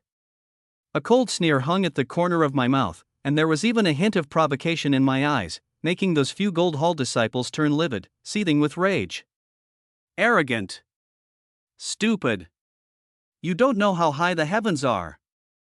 The few Gold Hall disciples exchanged glances, shaking their heads and sneering without end. In their eyes, I was trash, especially after they saw my cultivation clearly. They dismissed me even more. Zhang Tian, what are you saying? The people from the Gold Hall may be arrogant, but they have the right to be. Be realistic, don't go shooting your mouth off just because you envy them. Pan Rao's face was dark as she scolded me in a delicate voice. My high-profile words made her very unhappy. Although she was also a bit unconvinced by the Gold Hall people, there was no helping it, their strength was right there. The Golden Hall and Silver Hall aren't just home to formidable students, the instructors are even more badass. Their overall strength is absurdly overwhelming, even several Bronze Halls combined wouldn't stand a chance against a single Golden Hall. Humph. Don't think that beating a few at the 7th layer of the spirit-building realm makes you invincible. Someone as self-righteous as you won't even know how you die. Sun Dong seized the chance to suppress me, rebuking me harshly. I glanced at Sun Dong, the corner of my mouth curling into a cold sneer, and couldn't be bothered to respond to this one-track-minded guy. I turned my gaze to Pan Rao, sweeping it over her delicate figure before finally stopping on her icy face. Pan Rao, you say I'm jealous? Ha! To be honest, I'm really not jealous. A mere 8th layer of the spirit-building realm, what's there to be jealous of? I shook my head with a cold smile, meeting her eyes without the slightest hesitation. This is outrageous. A mere disciple dares to be disrespectful to his teachers. Have you no sense of propriety? Xia Tian, Ran Yuan, and Deng Tao flew into a rage in an instant. My gaze was insolent and my words were arrogant. I was practically disregarding my elders and superiors. How am I being disrespectful? Can't I even tell the truth anymore? I shook my head with a cold laugh, feeling speechless. People like Xia Tian really had no backbone. As Bronze Hall instructors, they didn't dare utter a peep in the face of the Gold Hall's oppression, yet when it came to bullying their own people, they were downright enthusiastic. With people like them, what good disciples could they possibly teach? Right you are, well said, beautifully said. Luo Lan shouted in approval. My words were exactly to her liking, making her so happy she could hardly contain herself. Her fair face paired with that radiant smile was breathtakingly beautiful, leaving even the people from the Gold Hall staring blankly. Suan remained calm throughout, smiling lightly as she said, Zhang Tian, well said. Cultivation realm can't represent everything, only combat power is the key that decides victory or defeat. MHM. I gave Suwan a faint smile, projecting the aura of a powerhouse, which made Luolan and Suwan's eyes light up as they couldn't help but marvel. So, you're not convinced? Chang Tianming frowned slightly, looking at me with a face full of contempt. Spirit building realm, 5th level. Looks like you're the one who defeated that genius at the 7th level of the spirit building realm, huh? Jianyu said in a sarcastic, mocking tone. I smiled faintly, neither confirming nor denying it. Very well. You don't even take an 8th level spirit building cultivator seriously. I assume you've got some skill. Do you dare to fight a match with my disciple? Chang Tianming sneered coldly, his gaze icy. Why wouldn't I? I nodded without hesitation. Although I'm only at the 5th level of spirit building, after refining 50 Earthblood pills on the flying boat, my strength has improved quite a bit compared to before. Coupled with my exceptionally powerful bloodline talent, I'm confident I can defeat an opponent at the 8th level of spirit building. Actual combat is the best way to temper one's techniques. I'd welcome them making a move and serving as my sparring partner. Good. Chang Tianming waved his hand, and a disciple stepped forward. I am Joy Yong of Lingchuan City, here to seek guidance from junior brother Jiang. The man was burly, with a sharp gaze, and his whole body radiated a fierce, cutting aura. My disciple comes from the Zhuo clan of Lingchuan City. His bloodline grade has reached the upper 7th tier, and his cultivation is at the 8th level of the spirit building realm. I hope he won't put you under too much pressure. Begin. Chang Tianming let out a cold laugh, clasped his hands behind his back, and prepared to watch me make a fool of myself. Wait. At that moment, Luo Lan suddenly stepped forward a few paces, frowning slightly as if thinking something through. Luo Lan, are you scared? Are you people from the Bronze Hall all talk and no action, just loudmouths? Jian Yu shook his head with a cold sneer and couldn't help mocking them. He felt the Bronze Hall crowd was all bluffing, and I was even more trash, only at the 5th level of the spirit building realm yet daring to brag that I wasn't afraid of an 8th level spirit building realm opponent. It was blatant nonsense. Who says we're scared? Luo Lan wore a strange grin, looking utterly mysterious. So what do you want to do? Jian Yu frowned, unable to figure out what she was up to. Luo Lan winked at Su Wan, and Su Wan immediately understood what she meant, chuckling to herself. This Luo Lan, she's really full of tricks. We can fight, but Zhang Tian is only at the 5th level of the spirit building realm, so he'll definitely be at a disadvantage. Even if you win, there's nothing to be proud of. Why don't we put up a wager instead? Seeing them hesitate a little, Luo Lan sneered. You're not afraid you'll lose and don't dare to bet, are you? How outrageous. How could we possibly lose? Jian Yu's face darkened, furious. Chang Tianming said with full confidence, my disciple's strength is no joke. Go on, what do you want to bet? Luo Lan nodded. We won't bet on anything else, just the pills on you. Every time the new students check in, the academy hands out a batch of pills, and these instructors carry quite a few on them. I've got plenty of pills on me. Even if you get lucky and win them, aren't you afraid he'll die from overeating? Chang Tianming frowned, staring coldly at Luo Lan. Don't worry.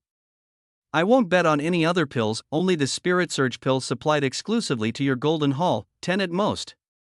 Luo Lan said with a proud smile, pleased as could be.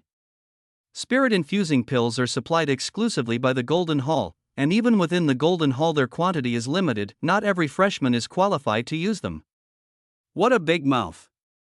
Did you find out I just received 10 spirit infusing pills, and you're saying that on purpose? Chang Tianming's eyelid twitched, and he frowned slightly. What's there to be afraid of? They can't win anyway, so bet, then. Jian Yu couldn't wait to egg them on from the side. Chang Tianming thought about it and figured she was right. This match was a sure win, so agreeing to her wasn't a big deal. I can agree to that, but what are you going to wager with me? Luo Lan flipped her right hand and produced a small emerald green bottle. Here, this is it. Take a guess, what do you think is inside? The moment it came out, the trainees were completely baffled, but Chang Tianming and Jian Yu's eyes lit up. Hiss. This is the Luo family's begonia dew. That's right. I'd heard about it a long time ago. The Luo family's begonia dew is insanely effective. It's a huge tonic even for moon-embracing realm martial artists, and it has to be stored in a specially made jade bottle. Looks like this is it. The two exchanged a glance, a greedy glint flashing in their eyes. Since it's begonia dew, then there's no problem. Chang Tianming took a deep breath, determined to get that bottle of begonia dew. Zhang Tian, don't underestimate him. Suwon's eyes flickered as she nodded lightly. Zhang Tian, fight hard for me. If you win, all 10 Chongling pills are yours. Luo Lan curled her lips into a mischievous smile, gripping the small green bottle tightly. Master, Instructor Luo Lan, don't worry. I clasped my hands in salute, then strode out and faced off against Joyong. Luo Lan, you're really generous, betting Begonia do with them. Aren't you afraid Zhang Tian might lose? Suwon frowned slightly, but there was an easy smile on her face. Clearly, she wasn't truly worried. Aren't you putting so little faith in your own disciple? Luo Lan shook her head with a smile, her gaze turning mysterious. Haha, to tell you the truth, even if we lose it doesn't really matter, this little bottle is actually empty. Suwon said in surprise, that works too? Luo Lan shook her head smugly, her eyes sly. What's there to be afraid of? I never said it was Begonia do, they were the ones who guessed it. Suwon shook her head and sighed. Ha, I'll give you that. Joyong was the #1 genius of the Zhuo clan in Lingchuan City, with a 7th grade high-tier bloodline and strength at the 8th level of the spirit-building realm, truly formidable. In fact, he didn't think much of me at all. If Chang Tianming hadn't told him to step in, he wouldn't even have been interested in making a move. In his eyes, I was like an ant. Fighting him, a lion, there was simply no suspense. Teacher Luolan, the Begonia do in your hands is already ours. Joyong was brimming with confidence about this match, as if beating me were already a done deal. His gaze fell on Luo Lan's stunning face, and his heart itched. Rather than fighting me, it was more like he was showing off his strength in front of Luo Lan. As a young prodigy, he was arrogant by nature. With so many beauties present, he was even more fired up, impatient to display his strongest side and leave a good impression on them. And the beauties here weren't limited to Luo Lan, there was also the cool, gorgeous Suwon, and the curvy, hot Pan Rao.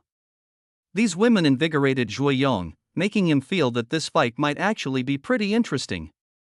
Master, you can take the pills back. There's no suspense in this match. What skills could a warrior from Tianbao City possibly have? With just one finger, I can grind him into scraps. Joyong looked arrogant, his eyes gleaming, his aura imposing. Ha ha! Joyong, just win, don't hit too hard, or the two beautiful teachers will feel sorry for him. Chang Tianming put the pills back into his storage pouch and shook his head with a smile. Don't worry, master. I know what I'm doing. Joyong was answering Chang Tianming, but his eyes stayed fixed on Luo Lan, shining with desire. This woman was too beautiful, rare even in Lingchuan City, and one look made his heart race. If not for the fact that she was a teacher, he would have gone up to flirt with her. Enough nonsense. Are we fighting or not? I'm still waiting to take the pills. My gaze was icy as I frowned slightly. Judging by their manner, they didn't look like they were here to fight at all, more like they'd come to drink tea, chat, and watch the fun, without a hint of tension. But that was normal. I was only at the 5th level of Spirit Foundation, so I really wasn't worth taking seriously. The more they underestimated me, the more miserable they'd be in a moment. Ha ha, in such a hurry to get beaten up? Fine, I'll grant your wish, let everyone see the strength of the martial artists of Lingchuan City. With his cultivation at the 8th level of spirit building, he could crush me without even using bloodline spiritual power. Get down! Joyong lunged forward, his fist turning into a blur. With a dull, whistling roar, he left everyone stunned. Hiss! Such powerful physical strength. At the 8th level of the spirit building realm, an ordinary martial artist can have more than 30,000 gene of strength, but Joyong is a genius of Lingchuan City. This punch carries 40,000 gene. What? 40,000 gene? My heavens! A wave of gasps erupted across the square. Everyone stared wide-eyed, as if they'd already seen me sent flying by a single punch. Sure enough, you've got some strength. Faced with Joyong's attack, I didn't dare be careless either. After all, he was 3 minor realms above me. Judging purely by physical strength, I really wasn't his match. This time, I didn't hesitate to use my bloodline spiritual power. Under the shocked gazes of the crowd, I not only didn't dodge, on the contrary, I charged straight at Joyong. Is this kid crazy? I think he's courting death. So you really think beating a few 7th level spirit building cultivators makes you something special? The geniuses of Lingchuan City, how could they ever be compared to the mediocrities from those mid-tier cities? Everyone shook their heads and sneered, utterly disdainful of what I was doing. However, what happened next left them stunned.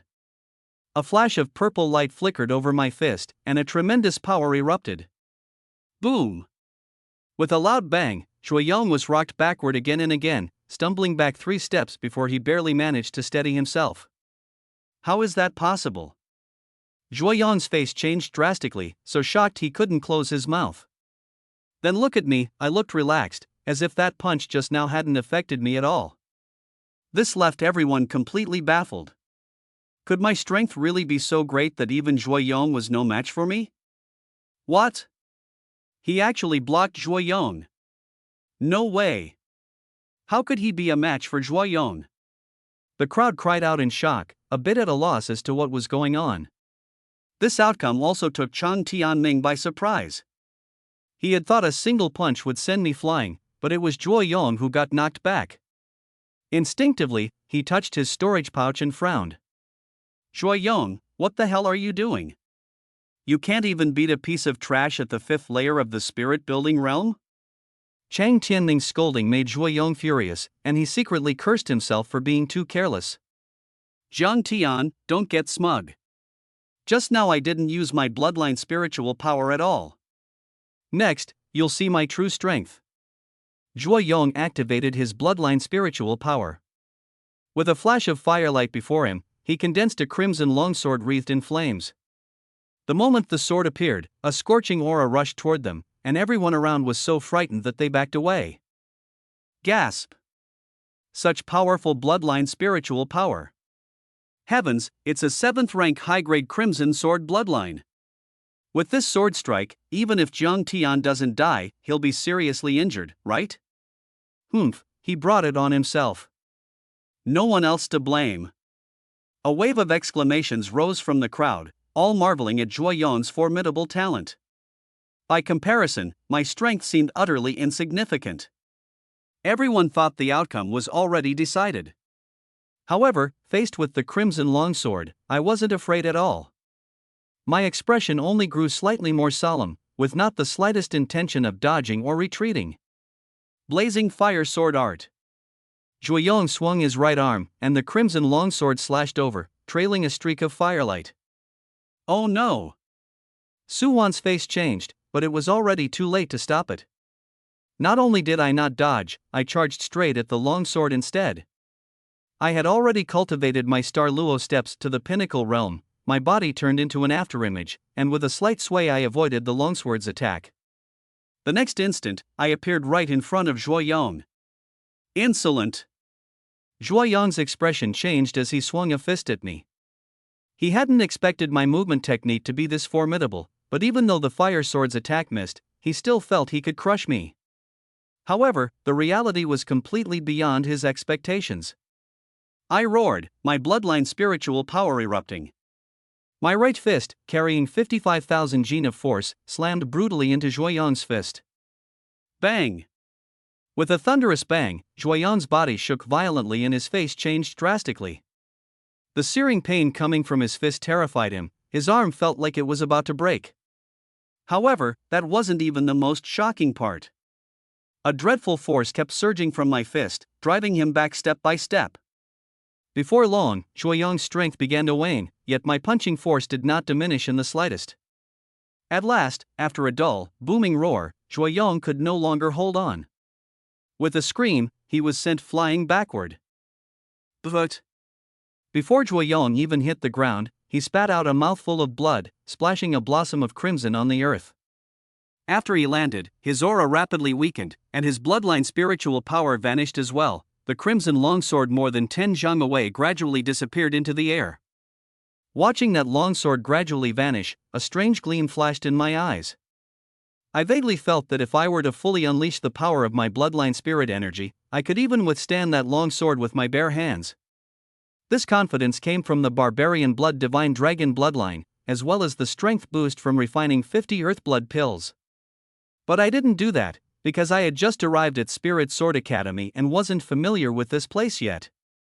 On top of that, with the threat of Holy Nether Palace assassins, unless absolutely necessary, I couldn't expose my trump cards. I was confident, but not arrogant. The academy had not only new students but also senior disciples who had cultivated for years. I wouldn't dare claim I could sweep through the vice the moment I enrolled. I drew back my fist and stared at Joyong coldly. At this moment, a trace of fear still lingered in Joyong's eyes, his heart filled with disbelief. Impossible. This isn't real. There's no way I could lose to a 5th-level spirit-building ant, Joyong murmured to himself, his face grim to the extreme. My heavens! Zhang Tian actually beat Joyong. The Copper Hall freshman actually beat a Gold Hall freshman. Who would have thought? This is simply unbelievable. With my victory, the square erupted into a din, and the way everyone looked at me changed. Without meaning to, I created a small miracle. In the history of Spirit Sword Academy, no Copper Hall martial artist had ever defeated a Gold Hall prodigy, neither freshman nor upperclassman. How can Zhang Tian be this strong? At this moment, even Chang Tianming was greatly shocked, his face ashen. He couldn't accept Joyong's defeat, but the facts were right before his eyes, and there was nothing he could do. Chang Tianming, a bet is a bet, hand over the pill. Luo Lan held out her hand to collect the stake. The corner of Chang Tianming's mouth twitched, but the words had already been spoken. He couldn't go back on them, much less in full view of everyone. As an instructor of the Golden Hall, he certainly couldn't welch. Humph. Guess you got lucky, take the pill. Chang Tianming was aching with pain, but he still took out the pill and tossed it to Luo Lan. Luo Lan let out a charming laugh and snapped her fingers. A streak of spiritual light wrapped the pill and flew toward me. Zhang Tian, take them, these pills are yours now. Thank you, Instructor Luo Lan. I raised my hand to catch them, yet an indescribably strange feeling rose in my heart. From the clash in Tianbao City up to now, my impression of Luo Lan had changed greatly. It was just that the change came too suddenly, and I still hadn't quite adjusted to it. No need to be polite. You won these with your own ability, hee hee. Luo Lan smiled sweetly, gave me a long, deep look, then withdrew her gaze. Zhang Tian, you did very well, you've done your teacher proud. A Bronze Hall martial artist defeating a Gold Hall martial artist, this is the first time it's happened at Spirit Sword Academy. Yuan said with a smile, nodding in satisfaction. Sigh. Even a Golden Hall warrior couldn't beat Zhang Tian, so we weren't wronged in losing to him. Including Huang Kai, as well as several of Sun Dong's disciples, all shook their heads and sighed at this moment, bitterness in their hearts. Seeing this outcome, their hatred toward me wasn't as strong anymore. Even Joyong at the 8th level of the spirit building realm had lost, what more could they possibly say? I didn't expect Zhang Tian to be so lucky. Pan Rao shook her head and let out a long sigh, her expression extremely complicated. My performance exceeded her expectations time and again, forcing her to reassess me. I don't think it's just luck. His strength is indeed formidable, it's just that, his bloodline rank is far too poor. With that kind of aptitude, he ultimately won't achieve very much. Xia Tian frowned and sighed, saying in a deep voice. Ran Yuan and Deng Tao also had to admit that my strength was very strong. Joyong's defeat made Chang Tianming and Jian Yu lose face. Zhang Tian, being able to defeat Joyong means you got lucky. I think you only won by sheer chance. Do you dare to fight another match? Jian Yu said coldly, ready to help the Golden Hall save face. I'm naturally not afraid of a challenge, but when it comes to wagering, as a disciple it isn't my place to bring it up, so I looked toward Luo Lan. Luo Lan smiled and said, Jian Yu, is your disciple also going to fight? Fine, bring out the stakes. Humph. Isn't it just spirit soaring pills? As long as Zhang Tian wins, I'll give him these 10 spirit soaring pills too. Jian Yu patted the storage pouch at his waist and said arrogantly. In his view, Joyong only lost because he was far too careless. And I had to admit I did have some ability, but so what? As long as they took me seriously, with the strength of those 8th level spirit building disciples, defeating me would be no problem at all. Master, I'll fight him. Master, let me go out there.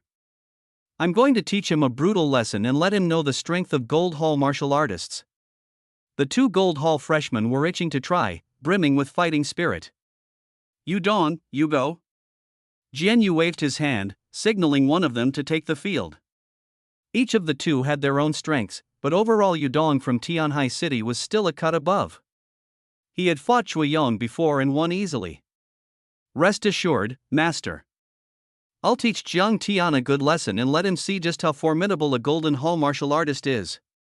Yudong strode out and fixed me with a cold stare. Jiang Tian, you may have been able to defeat Shuiyong, but against me you'll only lose. That expression made it seem as if he already had me in the bag, not taking me seriously at all. I gave a cold laugh. Plenty of people have said that. I've heard it so much my ears are getting calluses. Cut the crap, make your move. Insolent. Yudong shouted angrily as a streak of blue light surged up around him. A wave-like aura spread from his body, leaving everyone utterly shocked. Hiss. Such powerful bloodline spiritual power, who exactly is Yudong? I think I've heard of it before. The Yu clan of Tianhai City is said to have inherited a kind of spirit sea bloodline. Could Yudong be a descendant of the Yu family? You guessed right, Yudong is precisely a successor of the Yu clan of Tianhai City. Jian Yu smiled proudly, looking thoroughly pleased with himself. Having taken Yudong in, he had always been quietly smug. This was the prize he'd won from a wager with another Golden Hall envoy. Heavens! He's actually a descendant of the Yu clan of Tianhai City. This is incredible. No wonder he's so ridiculously strong. Tianhai City is even stronger than Lingchuan City, and the Yu clan is a top-tier family there. Yudong is definitely going to soar in the academy. The crowd gasped in astonishment, all of them showing looks of envy and jealousy. So he's a descendant of the Yu family of Tianhai City. Suwan and Luolan exchanged a glance, frowning at the same time. Feeling the powerful aura Yudong was giving off, I, too, was slightly moved. I have to say, his aptitude really is extraordinary. Those wave-like fluctuations even stirred a trace of restlessness in my bloodline spiritual power. But no matter how good a bloodline is, how could it compare to the bloodline of the primordial divine beast, the savage blood divine dragon? So I had nothing to fear from Yudong. Raging wave palm. Yudong shouted. Without using any movement technique, he charged straight at me.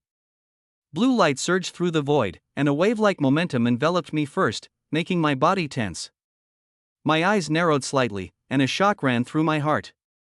No wonder Yudong was so confident. This kind of method truly isn't something ordinary martial artists possess, especially at the spirit-building realm level. It was undoubtedly a tremendous innate advantage. Humph. Among the upper-tier 7th grade bloodlines, Yudong's Spirit Sea bloodline is also top-notch. Crushing a Jiang Tian is simply using a sledgehammer to crack a nut. Jian Yu wore a cold smile, brimming with confidence. For a Bronze Hall martial artist to truly climb over the heads of Gold Hall martial artists was absolutely impossible.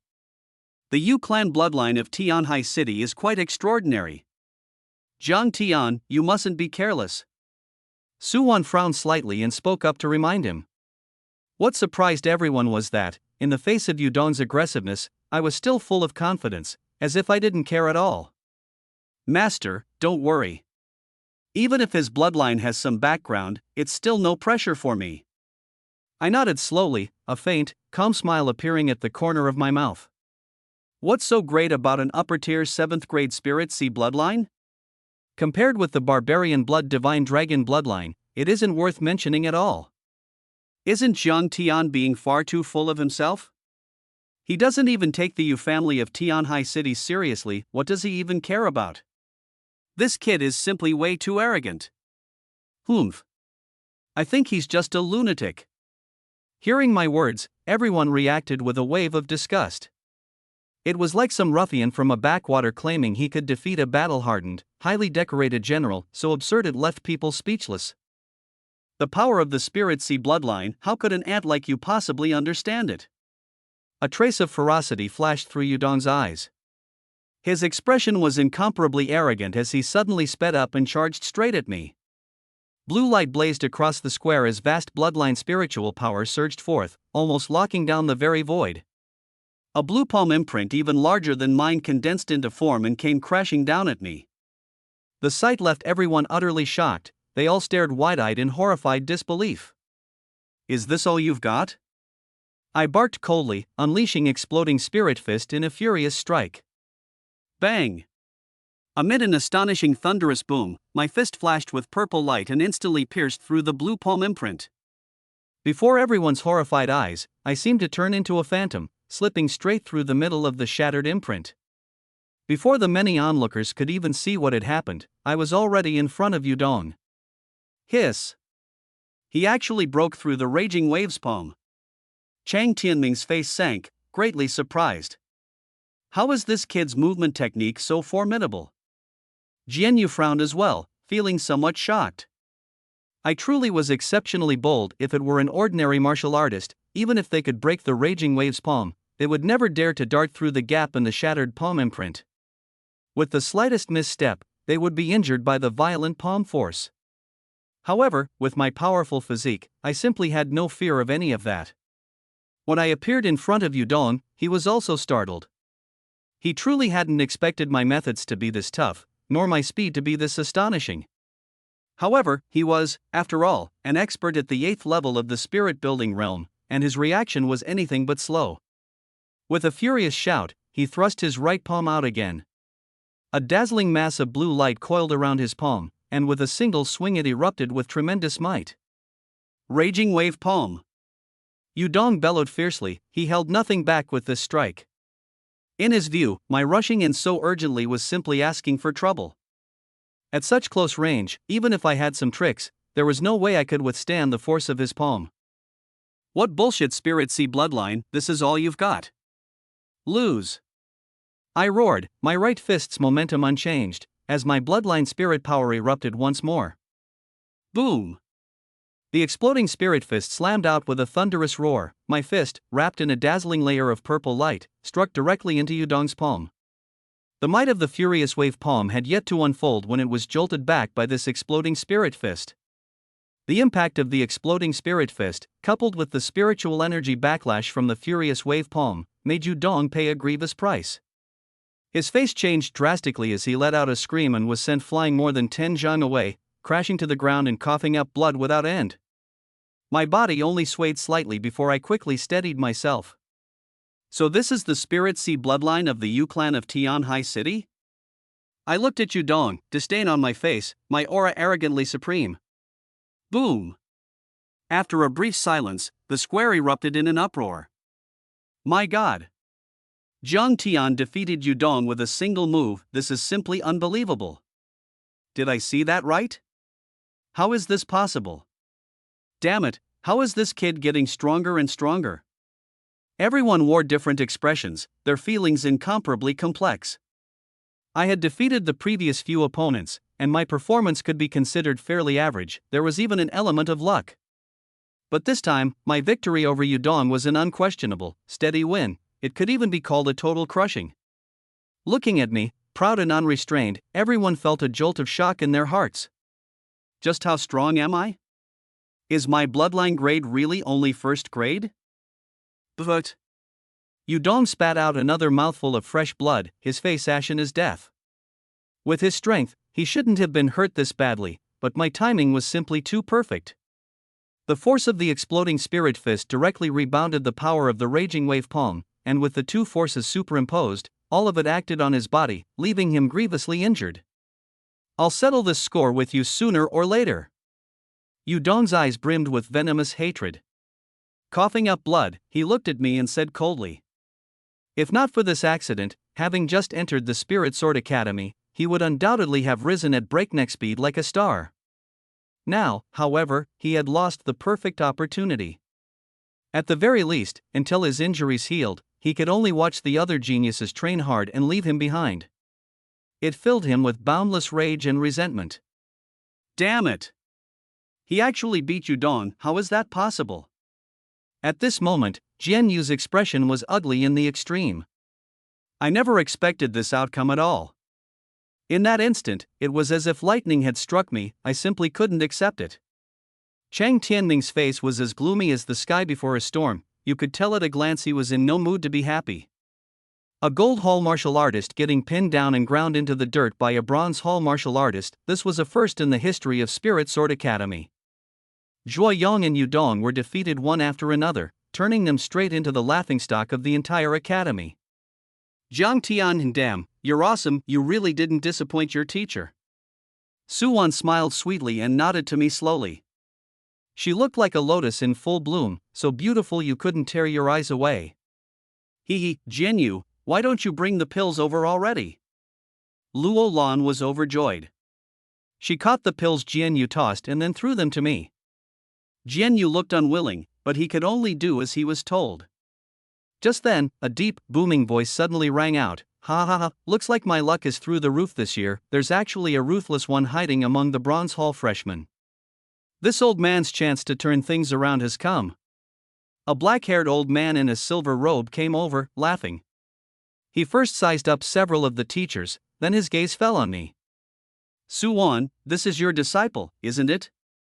He really gave this old man a huge surprise. The silver-robed elder looked at me with eyes full of appreciation, sensing the aura emanating from me, and kept nodding. That's right.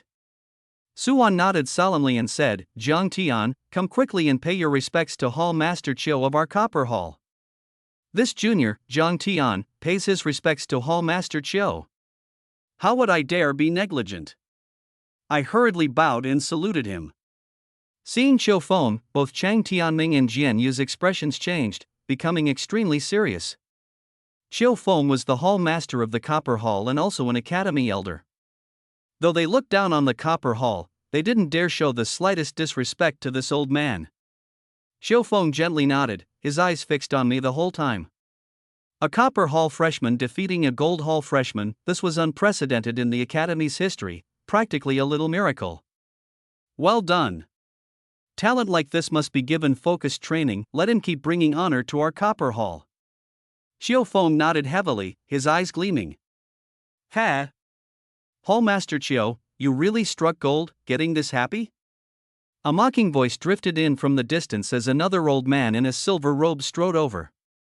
Unlike Chiu Feng, this man's silver robe was embroidered with a golden emblem. It was Yan Hong, the Gold Hall's Hall Master. Ah, I really did strike gold. This is this year's freshman Jiang Tian. He's already beaten 2 of your Gold Hall's geniuses so badly they don't know which way is north. Well, how about that? Impressive, isn't it? A smug smile curled at the corners of Chiu Feng's mouth. The Gold Hall had always looked down on the Copper Hall. My performance let him finally hold his head high for once. Yan Hong frowned, his expression ugly.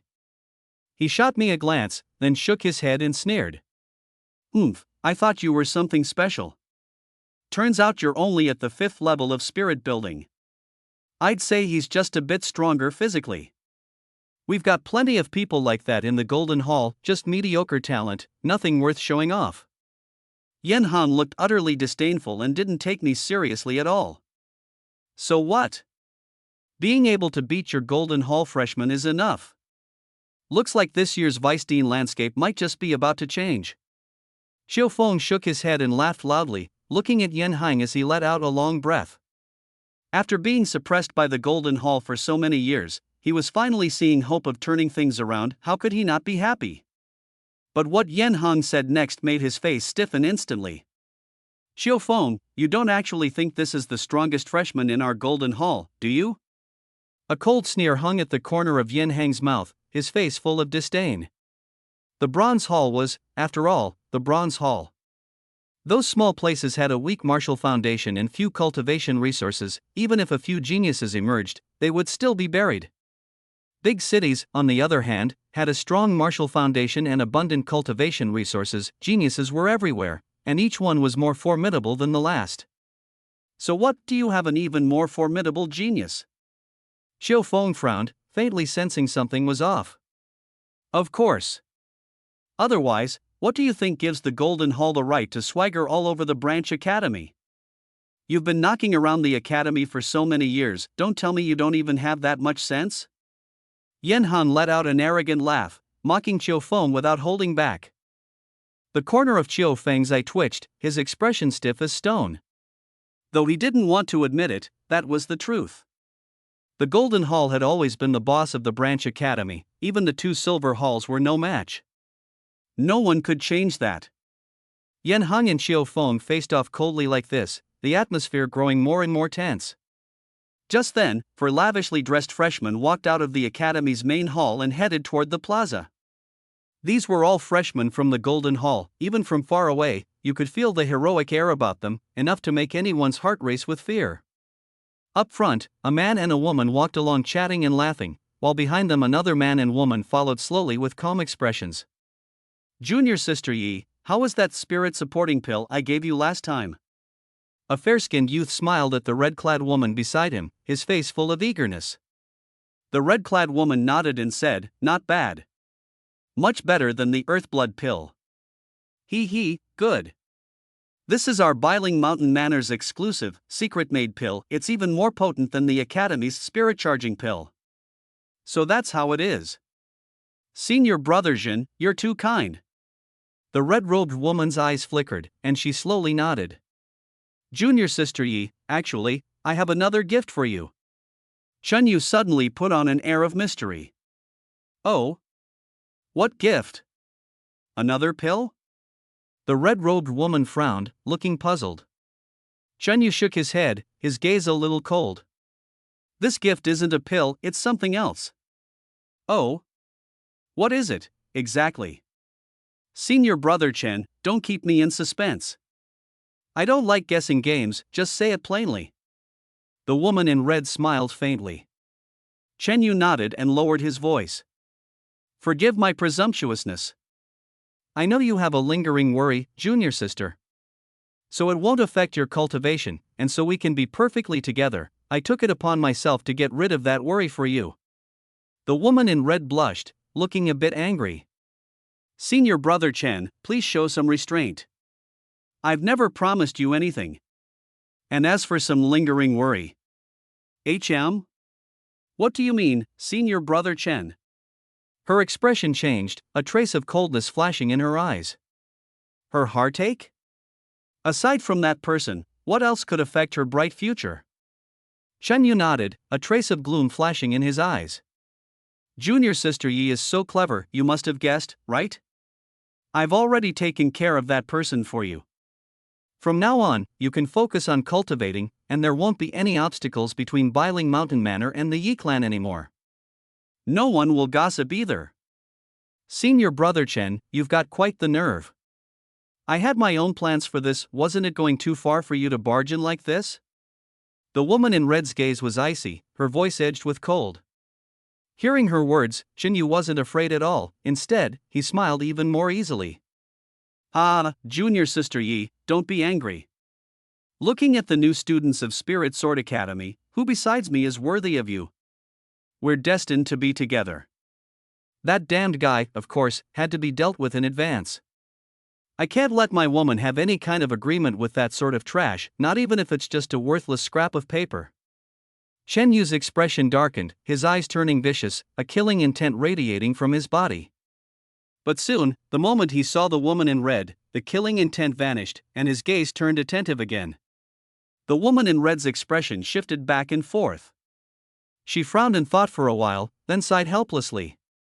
Senior brother Chen, killing a piece of trash isn't a big deal, but do you know what you've done? The 1-year pact I arranged has gone down the drain. Have you thought about what the people of Tianbao City will say about me? If this goes wrong, they'll end up blaming it on me. Humph, what do the thoughts of those small fry matter? Whoever dares run their mouth, just kill them. Chen Yu's face turned cold, a glint of icy light flashing in his eyes. Compared with the deeply entrenched Bilan Manor, little Tianbao City wasn't worth mentioning at all. If he weren't afraid of upsetting the woman in red, he could have done something even more ruthless. Seeing that the woman in red was still not very pleased, Chen Yu softened his tone. My good junior sister, everything I did was for you, for our future. You have nothing to do with that piece of trash anymore. Forget him. Everything's already been done, what else can I say? The woman in red shook her head and gave Chen Yu a flat look. Junior sister, does that mean you've agreed? The moment Chen Yu heard that, he was overjoyed and nearly reached out to take the woman in red by the hand. What exactly did I agree to? The woman in red smiled oddly, sidestepped 2 steps, and quickened her pace as she walked ahead. Just a little more, just a little more. Junior sister Yi, wait for me. Chen Yu let out a helpless sigh and chased after her unwillingly. In the blink of an eye, they were among the crowd in the square, walking toward Yan Hong, the master of the Golden Hall. Greetings, Hall Master. Chen Yu, the woman in red, and another man and woman stepped up before Yan Hang. Very good. Yan Hong nodded, clearly pleased with them. Xiao Feng, come take a look. How are the aptitudes of these new Golden Hall recruits? Xiao Feng took a careful look, and the corner of his eye twitched. Every one of them was at the 8th level of the spirit-building realm, each radiating heroic vigor at a glance, obvious geniuses. Xiao Feng kept shaking his head, his mood sinking again. Compared with them, the new students of the Bronze Hall were simply nothing to look at. Although I pleasantly surprised him, it was just me alone. Talents in the Gold Hall were a dime a dozen. He knew that if they kept competing, he wouldn't gain any advantage, so he waved his hand and told the people from the Bronze Hall to leave. Yuan nodded lightly, knowing it was best to stop while they were ahead. My performance was already more than enough to surprise people, there was no need to keep entangling things. Zhang Tian, you did great today. Let's go. Ha? Zhang Tian, what's wrong with you? Yuan suddenly noticed me standing there without moving, my gaze icy cold as I stared fixedly at those geniuses opposite us. More precisely, I was staring at that woman in red. Hearing my name, the woman in red turned her head to look over, her expression instantly turning cold, a flash of icy light passing through her eyes. Zhang Tian. Why is it you? Chen Yu also froze for a moment, but quickly came to his senses, his face turning extremely gloomy. Damn it! How is this possible? How is he still alive? He found it unbelievable. He had repeatedly instructed the family to handle it properly, but now it seemed the job hadn't been done at all. He didn't doubt the family's capabilities, but I was indeed still alive, meaning something had gone wrong in the middle. Damn it! These people are completely unreliable. Looks like I'll have to take matters into my own hands. Shan Yu gritted his teeth, a flicker of killing intent flashing in his eyes. I looked coldly at the woman in red and said, Yi Wuxue, seeing me here, surprised? That's right, the woman in red was Yi Wuxue. As a disciple admitted as an exception, she had arrived at the Spirit Sword Academy long ago and been assigned to the Golden Hall. In just a little over a month, she had broken through at an astonishing speed to the 8th level of the spirit-building realm. Yi Wuxue frowned tightly and instinctively glanced at Chen Yu, leaving him so embarrassed he didn't know what to do. Damn it, damn it. Chen Yu regretted it to death. If he hadn't blurted it out just now, it wouldn't be this awkward. Zhang Tian, aren't you a wasteblood? Yi Wuxue looked confused. Spirit Sword Academy would never take in a wasteblood. This meant I'd awakened bloodline spiritual power. She found it utterly unbelievable. Seeing their reactions, Yuan roughly understood what was going on. She frowned slightly and let out a sigh. A wasteblood, am I? I snorted coldly, and a powerful aura suddenly surged from my body. Boom! With a dull thud, a purple phantom silhouette appeared above my head. Aside from Yuan, Luolan, and the martial artists of Tianbao City, this was everyone's first time seeing my bloodline apparition. Looking at the phantom silhouette that resembled a purple shield, everyone was baffled. What kind of bloodline is this? No idea. There doesn't seem to be anything like it in the bloodline registry. Only one bloodline phantasm should be a first-grade bloodline. Everyone was talking at once, pointing and gesturing at my bloodline phantasm. My gaze was icy as my hot blood boiled. As the bloodline spiritual power surged rapidly, the purple shadow grew clearer and clearer, and the pressure it gave off became stronger and stronger. The powerful sense of oppression made many freshmen's faces change drastically. They were scared out of their wits. Ha! What bloodline is this? Not only were the freshmen confused, even the two hallmasters, Shofeng and Yen Hong, were shocked. With their experience and knowledge, even they couldn't recognize what kind of bloodline mine was. But they knew that a first-grade bloodline couldn't possibly have such terrifying might. How strange. Yen Heng's eyes narrowed as he kept staring at me. Yi Wushua's mouth fell open in shock. My bloodline spiritual power made her feel heavily oppressed, and even stirred a kind of awe from the bottom of her heart. Just as the situation was about to spiral out of control, Yuan suddenly shouted, "Zhang Tian." Her voice was like a thunderclap, yanking my furious self back to reality. I withdrew my bloodline spiritual power. The purple light vanished, and the overwhelming pressure was gone as well. "Zhang Tian, let's go." Yuan didn't want to stay any longer, afraid something might happen again. But before I could answer, a cold sneer came over. "So you're Zhang Tian? A mere small-time lackey from Tianbao City dares to act arrogant here. Let me show you my bloodline." Chen Yu snorted coldly and unleashed the power of his bloodline. Boom! With a thunderous boom, dazzling azure light burst forth, forming 8 gigantic snowflakes that hovered in the air, especially eye-catching.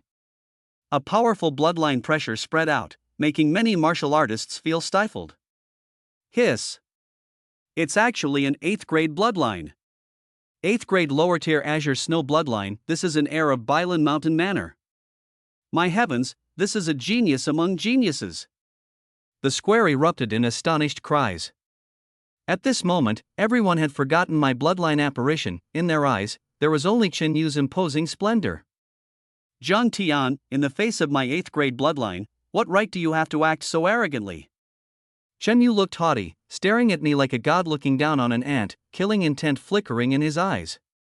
Under the dazzling emerald glow, the martial artists in the Golden Hall burst into cheers, all applauding Chen Yu. An 8th grade bloodline versus a 1st grade bloodline, the gap was simply too huge. Who was strong and who was weak was obvious at a glance. My earlier actions now looked like a joke. Watching the arrogant Chen Yu, I frowned. I didn't know him, and I wasn't intimidated by his bloodline. What puzzled me was why he was so full of killing intent toward me. That killing intent was even more blatant than Yi Wushua's hostility. For a moment I couldn't make sense of it, my mind full of questions. Even if I had embarrassed the Golden Hall, it shouldn't have been enough for him to look at me with that man-eating glare, right? "Who are you?" My expression icy, I asked in a deep voice. "Bailing Mountain Manor, Chen Yu." Chen Yu snorted coldly and slowly withdrew his bloodline spirit power. After the jade green light vanished, everyone finally let out a breath, patting their chests and exclaiming in amazement. I gave a cold laugh, no longer paying Chen Yu any attention, my gaze still fixed on Yi Wushue. "Yi Wushue, I won't forget our 1-year pact. I hope you remember it clearly too." I barked coldly, my eyes brimming with fighting spirit. Yi Wushue looked at me and suddenly shook her head with a cold laugh. "Ha ha ha ha. I've already advanced to the 8th level of the spirit-building realm at your level. What are you going to use to defeat me?" She didn't take my challenge seriously at all. "I'm a disciple of the Gold Hall. You can only cultivate in the Bronze Hall. In a few months, the gap between us will only get bigger and bigger. No, before that, I'll already have entered the main courtyard. What do you have to compare with me?" Yi Wushue sneered arrogantly, like a swan mocking a toad. "Humph. Bronze Hall trash, trying to defeat a Gold Hall genius, keep dreaming. Don't even talk about 1 year, give him 2 and he still won't make it into the main courtyard." The disciples of the Golden Hall sneered non-stop, mocking me with all their might. Someone whose future in the Bronze Hall was still uncertain, and he dares challenge a genius of the Golden Hall, what an enormous joke.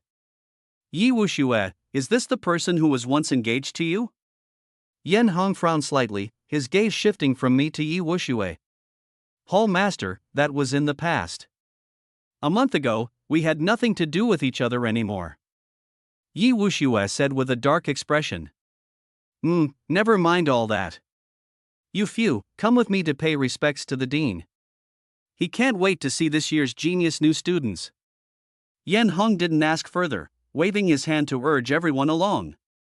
As he left, he also shot Xiu Feng a smug glance, a mocking smile hanging at the corner of his mouth. The dean he was talking about was the vice dean of the academy. Only gifted freshmen from the Gold Hall were qualified to be summoned by him. This kind of treatment was something the Copper Hall couldn't even dream of. Zhang Tian, I'll let you off this time. Watch yourself the next time we meet. Chen Yu snorted coldly, then immediately put on a smile as he turned to Yi Wuxue. Junior sister Yi, please. Yi Wuxue shot me a cold glance, ignored Chen Yu, and walked off without looking back. Chen Yu's face stiffened, and he hurried after her. Junior sister Yi, wait for me. Humph. Junior sister, let me explain what just happened. Looking at Chen Yu's ingratiating expression, I finally understood. So that's how it is.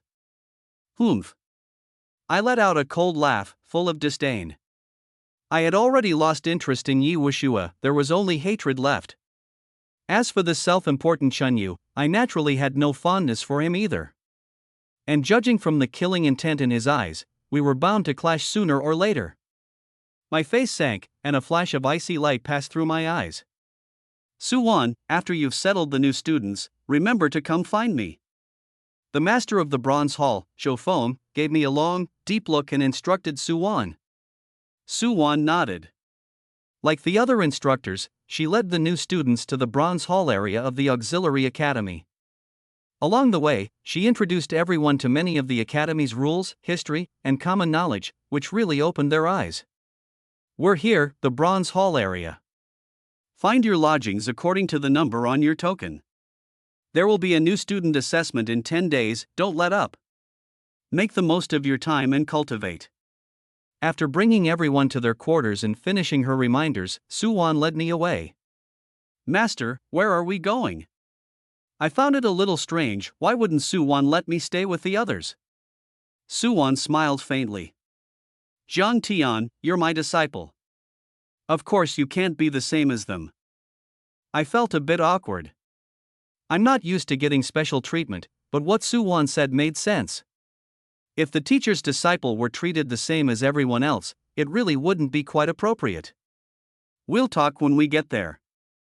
Yuan didn't explain much, and led me into an elegant courtyard. This courtyard was huge, more than 10 times the size of the small one I had at the Zhang family's residence.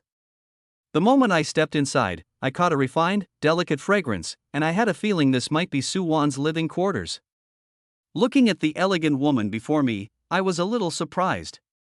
Even though we're master and disciple, she brought me to where she lives as soon as we arrived at the academy. Wasn't that a bit too warm? Welcome, master. As soon as we stepped into the courtyard, 2 slender, pretty maids bowed to Yuan. This courtyard had never once seen a strange man, no students, no teachers, not even the academy elders had ever come. Who was this young boy in front of them, and why was he receiving such special treatment from Yuan? The 2 maids exchanged glances, their hearts full of doubt. You may rise. Yuan waved her hand, saying little more. Zhang Tian, what do you think of this courtyard? She looked around, an elegant smile on her lips.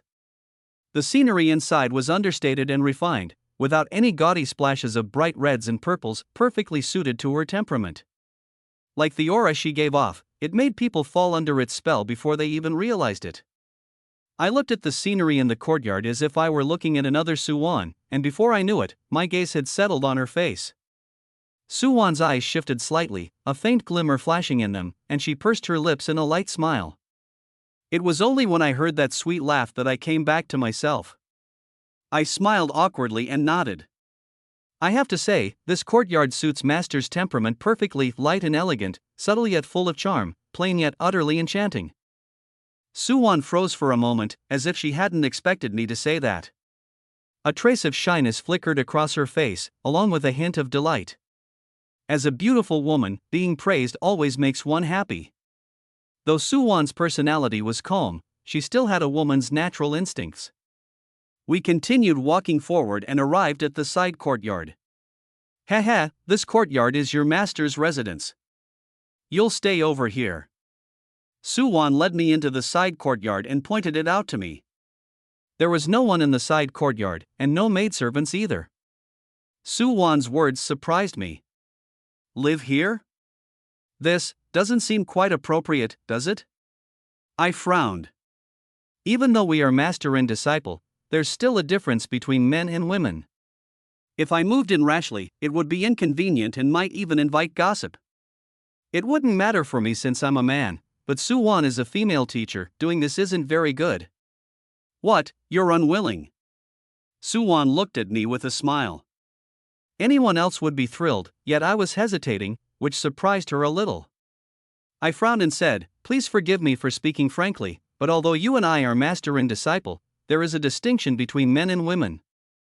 And I've only just entered the academy, I should be the same as the other disciples. I don't want to cause trouble for you, master." So that's what it is. He. Yuan shook her head and said casually, Jiang Tian, you're overthinking it. "No one lives in this residence to begin with, and there are 2 maids in the main courtyard." It's not just the 2 of us, there's nothing inconvenient about it. My expression stiffened a little. I still felt awkward. Yuan shook her head and said, "Let people say whatever they want." I hadn't expected Yuan, usually so calm and detached, to be this forceful, and I couldn't help being quietly amazed. Since Yuan had put it that way, I couldn't very well refuse. Refusing again would be far too ungrateful. So I had no choice but to nod and say, "All right, then thank you for your care, master." It's nothing. You're my only disciple, looking after you is only right. Yuan waved her hand and walked gracefully into the side courtyard's main hall. Only me? I was shocked. Although Bronze Hall disciples weren't as gifted as those in the Gold Hall or Silver Hall, over the years there were always a few geniuses. Could it be that not a single one had caught Yuan's eye? Of course, I didn't say that out loud. I suppressed my doubts and walked into the hall. "Have a seat." Yuan gave a slight wave of her hand and sat down first. I felt the atmosphere was a bit strange, but it was normal too. Yuan was the host here, so it made sense. Haha, I forgot. From now on, you'll be the host here. Next time you'll be the one to invite me to sit. Yuan looked at me and said thoughtfully. Her words made my heart race. I nodded awkwardly, then sat down across from Yuan. Jiang Tian, are you wondering why I'm having you stay here? After a moment of silence, Yuan voiced the question that had been on my mind. Although I had my suspicions, it wasn't easy to say it outright, so I could only give an awkward smile and nod. I am. Let's not beat around the bush between master and disciple. There are 2 reasons I'm having you stay here. First, you're my disciple. If you were treated the same as everyone else, where would my dignity as your master be? Second, you've been targeted by assassins from the Holy Nether Palace. If they blend in among the trainees and make a move on you, it'll be hard to guard against. With this arrangement, they won't dare act rashly, and if anything happens, it'll be easier to look after you. Thank you, master. I admired how thoroughly Yuan had thought it through, and I felt a bit overwhelmed by the favor. Being able to take Yuan as my master was already enviable enough. I hadn't expected any special treatment. Now I was getting far better treatment than the other new students, and I felt a little embarrassed about it. In fact, the academy has experts patrolling every day to maintain order and prevent outsiders from causing trouble. Even if you lived with other disciples, you wouldn't be in any danger, but Yuan was very cautious and had me stay here directly. She truly took exceptionally good care of me, her disciple. Yuan smiled faintly and changed the subject. As your master, I originally wanted to pass on a few sets of cultivation techniques to you, but considering the freshman assessment 10 days from now, switching techniques at the last minute won't do you any good. You should just cultivate diligently according to your own techniques. This disciple understands. I nodded heavily, knowing Yuan was doing it for my sake. At a normal cultivation pace, 10 days isn't enough to complete a set of techniques. Getting started would be difficult, and practicing a new technique now would just be a waste of time. Actually, Yuan doesn't know that I have a high level of comprehension. If she knew that I mastered the exploding spirit fist and the starry step in less than 20 days, she probably wouldn't say that. However, I still had questions about the freshman assessment. Master, is the freshman assessment conducted jointly by the Gold, Silver, and Bronze Halls? or does each hall conduct its own? Of course, each hall conducts its own. Yuan shook her head with a bitter smile. You've seen the strength of the Gold Hall disciples. If it were conducted together, there wouldn't be many in the Bronze Hall who could win. What Yuan said was right. Although I'm not afraid of the Gold Hall disciples, the other Bronze Hall disciples don't have my strength. If it were conducted together, the Bronze Hall disciples would definitely end up at the bottom. But that's fine too, my pressure is lower. I'm not afraid of the Gold Hall disciples, so I'm even less afraid of the Bronze Hall freshmen. Your master believes in your strength, but don't get careless either. The new students of the Bronze Hall may not be as good as those of the Golden Hall, but there are still some formidable ones. Whatever you do, don't drop the ball. Yuan reminded me sternly. She didn't want a momentary victory to go to my head. If I took a fall, wouldn't the two of us become the Bronze Hall's laughingstock? Rest assured, Master. I won't let you down. I grew serious, my gaze firm.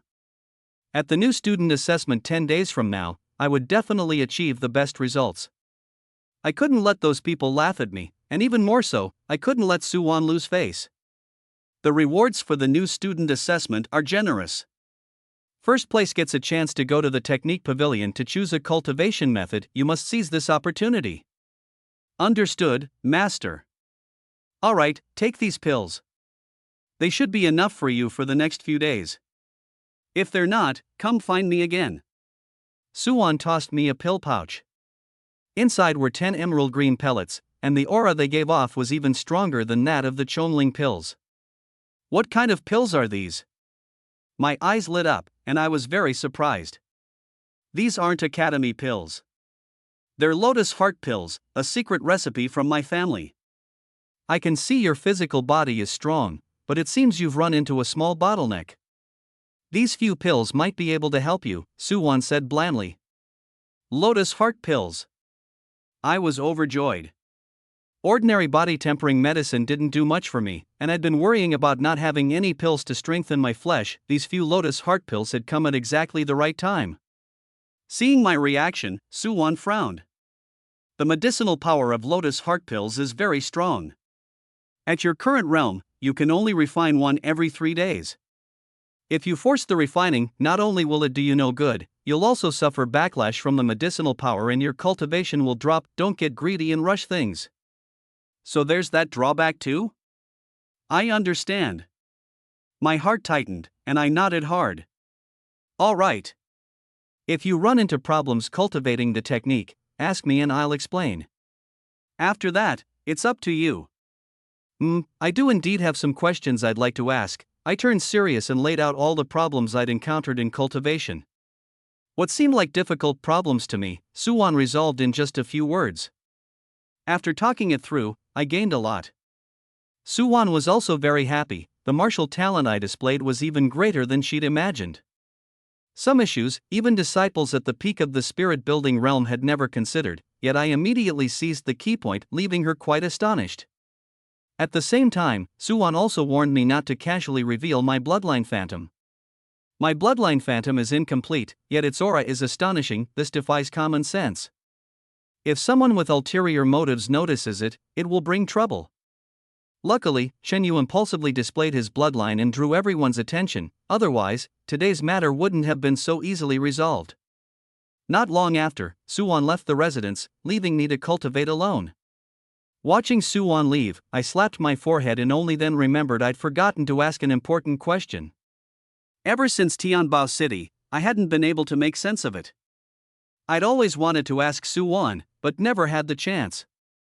How did I forget about that? I'll ask when I get the chance. I sighed helplessly and withdrew my gaze. 10 days isn't long, but it isn't short either. I won't underestimate my opponent. I don't think Bronze Hall warriors are all useless. Even if my strength is pretty good now, I still wouldn't dare be careless. So I didn't waste any time and quickly swallowed a Lotus Heart pill to start refining it. The moment it entered my stomach, its medicinal power spread out, charging wildly through my meridians and continuously scouring my body. Hiss. The Lotus Heart pill's medicinal power really is formidable. I wonder what family master truly comes from. My eyes narrowed in shock. Yuan didn't go into detail about this question, as if she didn't want to mention it more, and it wasn't appropriate for me to press further. I could only wait for a chance to ask her later. Elsewhere in the Bronze Hall, several instructors were gathered together, all looking grim. They were Pan Rao, Sun Dong, Xia Tian, Ran Yuan, and Deng Tao. On this trip to recruit disciples, although they all gained something, compared with Yuan, they fell far short. I never would have thought it, this Jiang Tian is actually that formidable.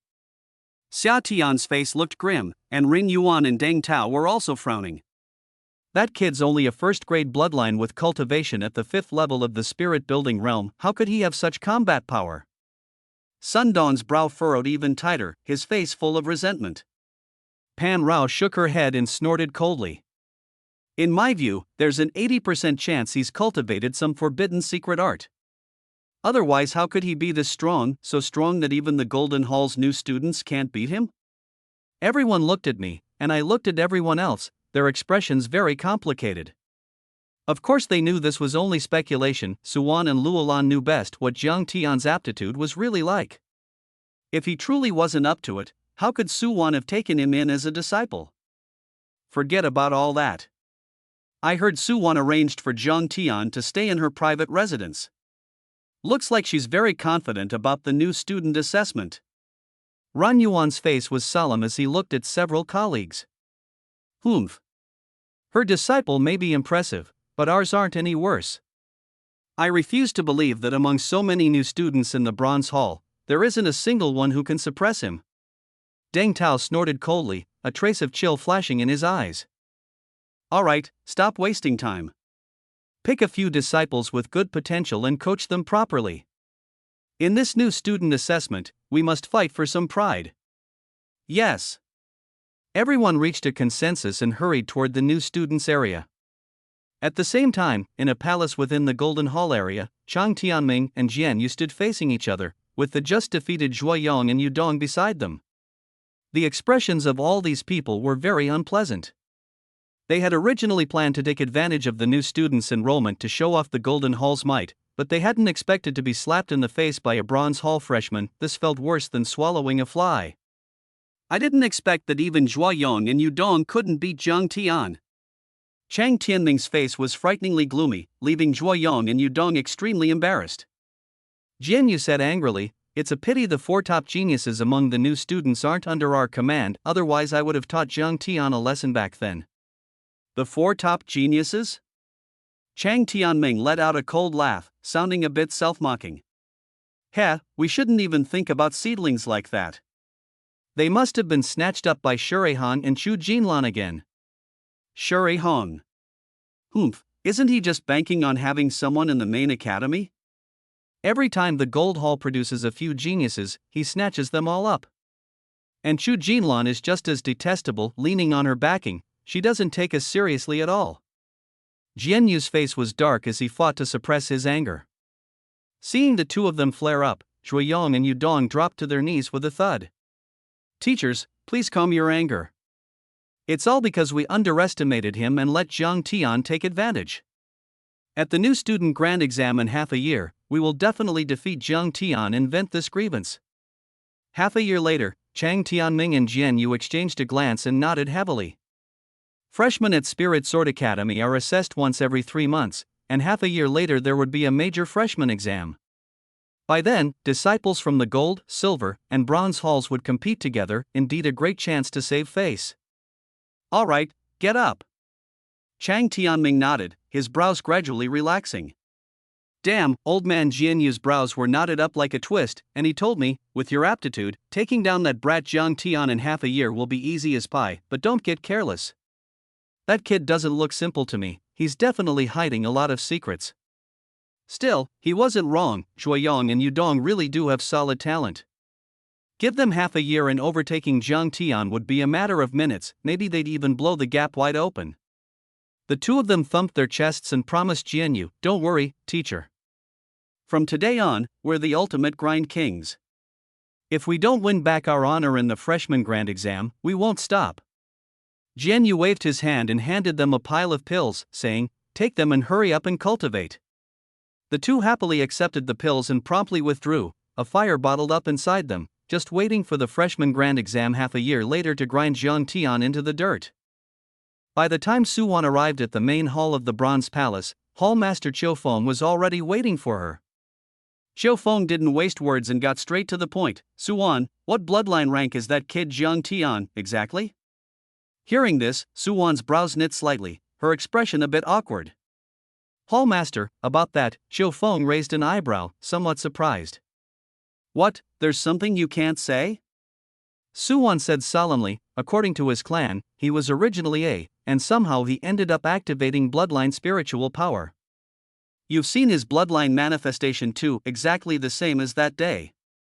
Qiu Feng's expression turned complicated at once. How could it be like this?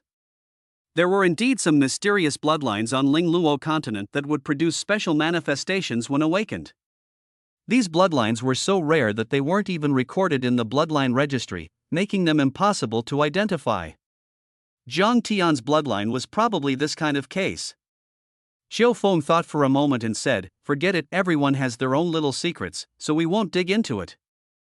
Jiang Tian's bloodline may be special, but his strength is still pathetically weak. Still, that 10th-grade martial aptitude of his really shocked this old man.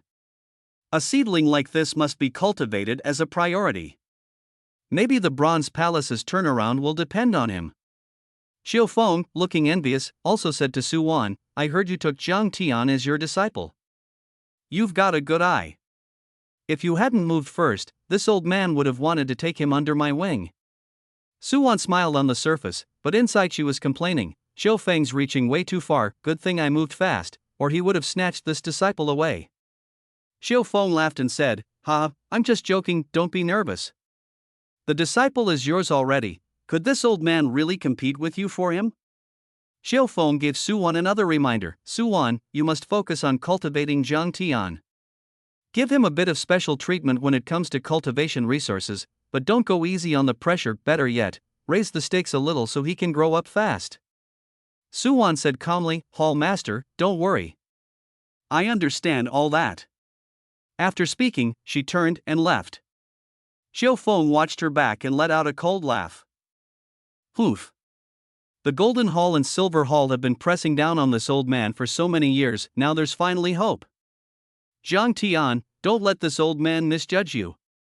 At the same time, Golden Hall Master Yan Han came out of the Vice Dean's main hall with 4 geniuses. With a stern face, Yan Han told them, you lot, go back and cultivate diligently.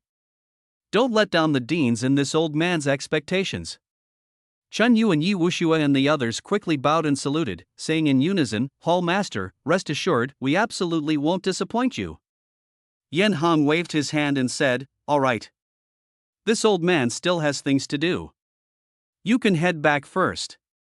A stunningly beautiful female disciple cupped her hands and said, everyone, please go on, I'll be leaving first. This woman had a cool, aloof aura, somewhat like Su Wan's, and there was also a streak of arrogance between her brows. She felt a cut above these freshmen and didn't want to be with Chun Yu and the others. Without waiting for a reply, she left. A handsome young man hurried after her. Junior sister Zhu, wait for me. Chen Yu stared after that senior sister Zhu, a trace of unwillingness flashing in his eyes, then turned to explain to Yi Wuxue, junior sister Yi, listen to my explanation. Yi Wuxue snorted coldly, not even turning her head as she left. Senior brother Chen, stop talking nonsense. I'll handle this myself, before that, don't let me see anyone else meddling. Chen Yu was so angry his face turned green, and he ground his teeth as he said, damn Jiang Tian, let you live a few more days. When the time comes, this young master will deal with you personally. Su Wan really underestimated Jiang Tian's aptitude. A lotus heart pill that should have taken 3 days to refine, he finished in less than half a day. She could never have imagined that what was fused within Jiang Tian was the bloodline of the barbarian blood divine dragon. Even if she did know, she'd probably think Jiang Tian was bragging. The barbarian blood divine dragon was a big shot from the ancient era long gone now, existing only in legend. Jiang Tian himself was stunned too, he had refined a lotus heart pill in such a short time. Feeling the improvement in his physical body, he was ecstatic.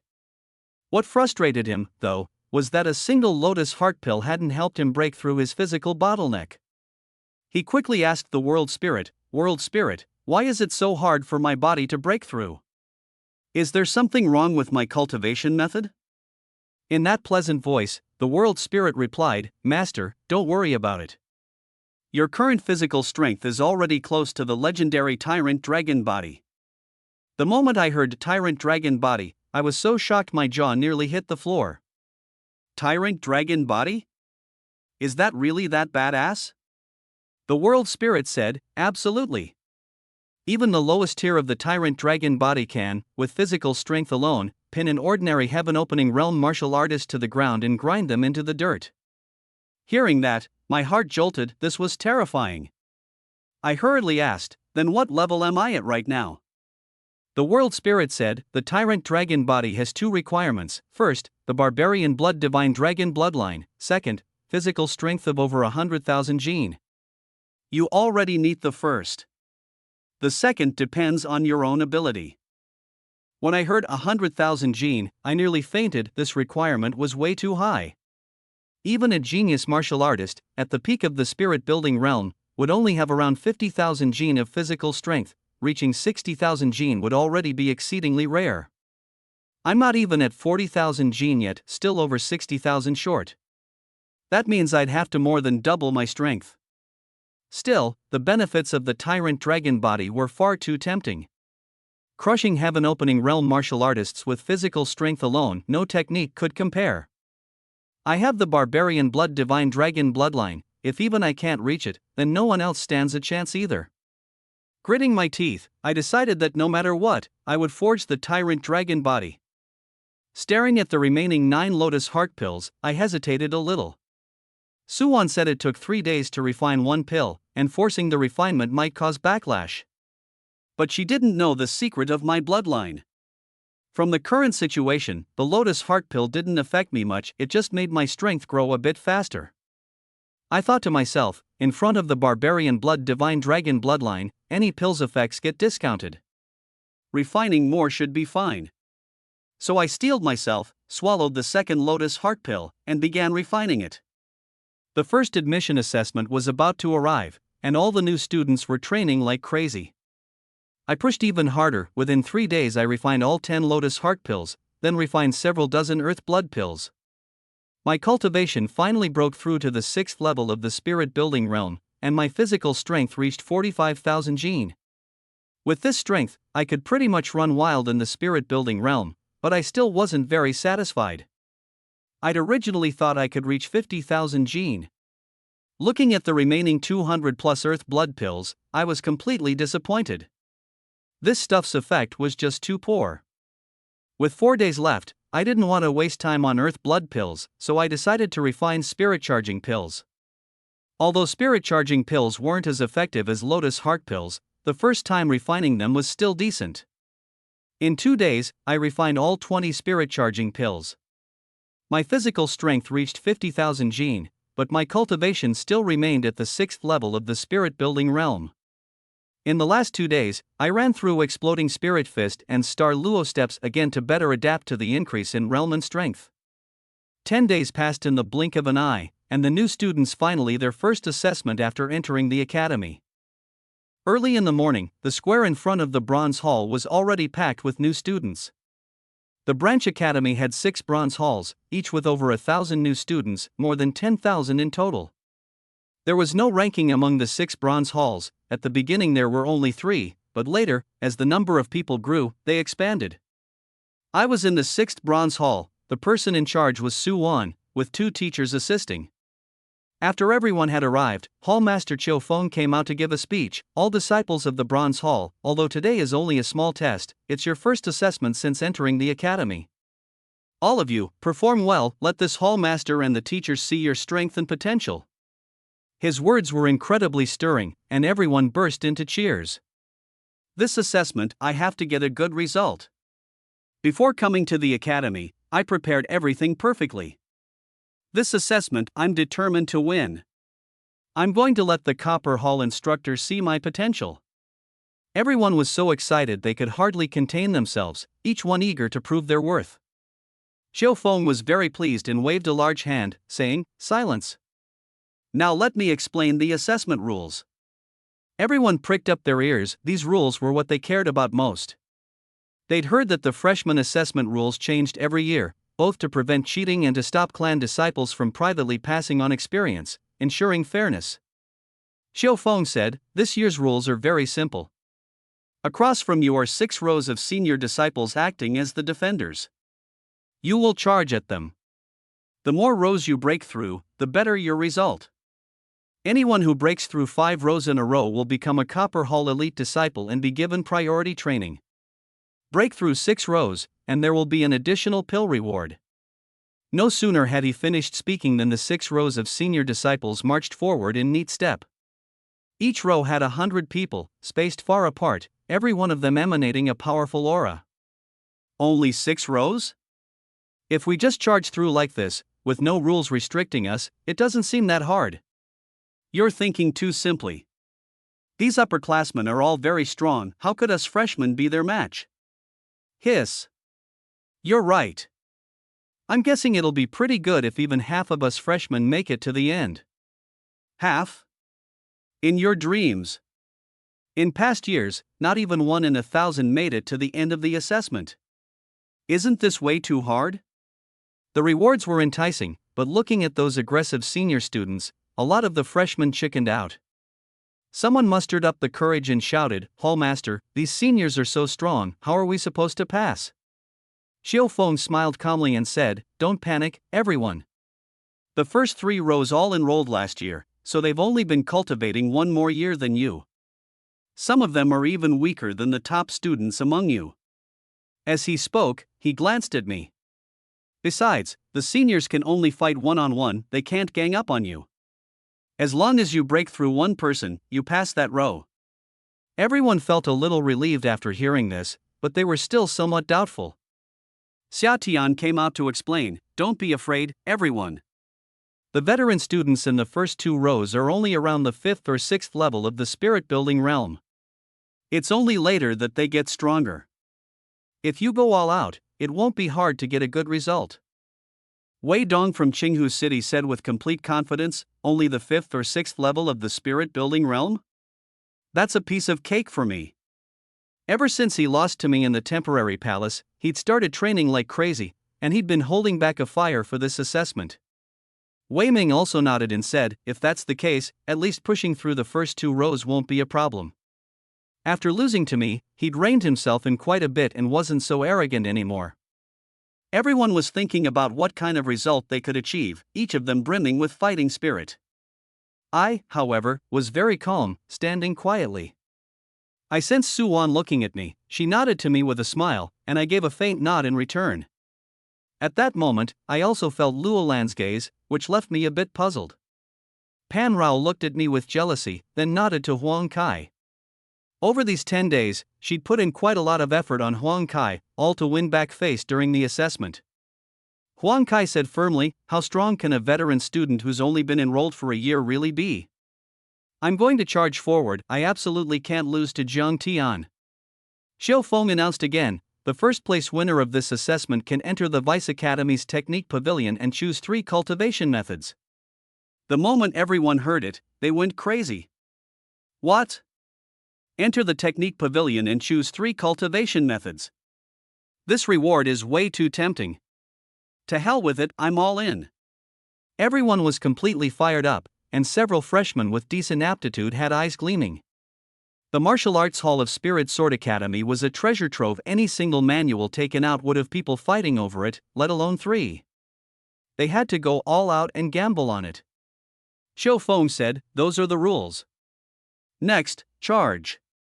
Xiao Feng and the teachers withdrew, leaving only the upperclassmen and freshmen facing off in the square.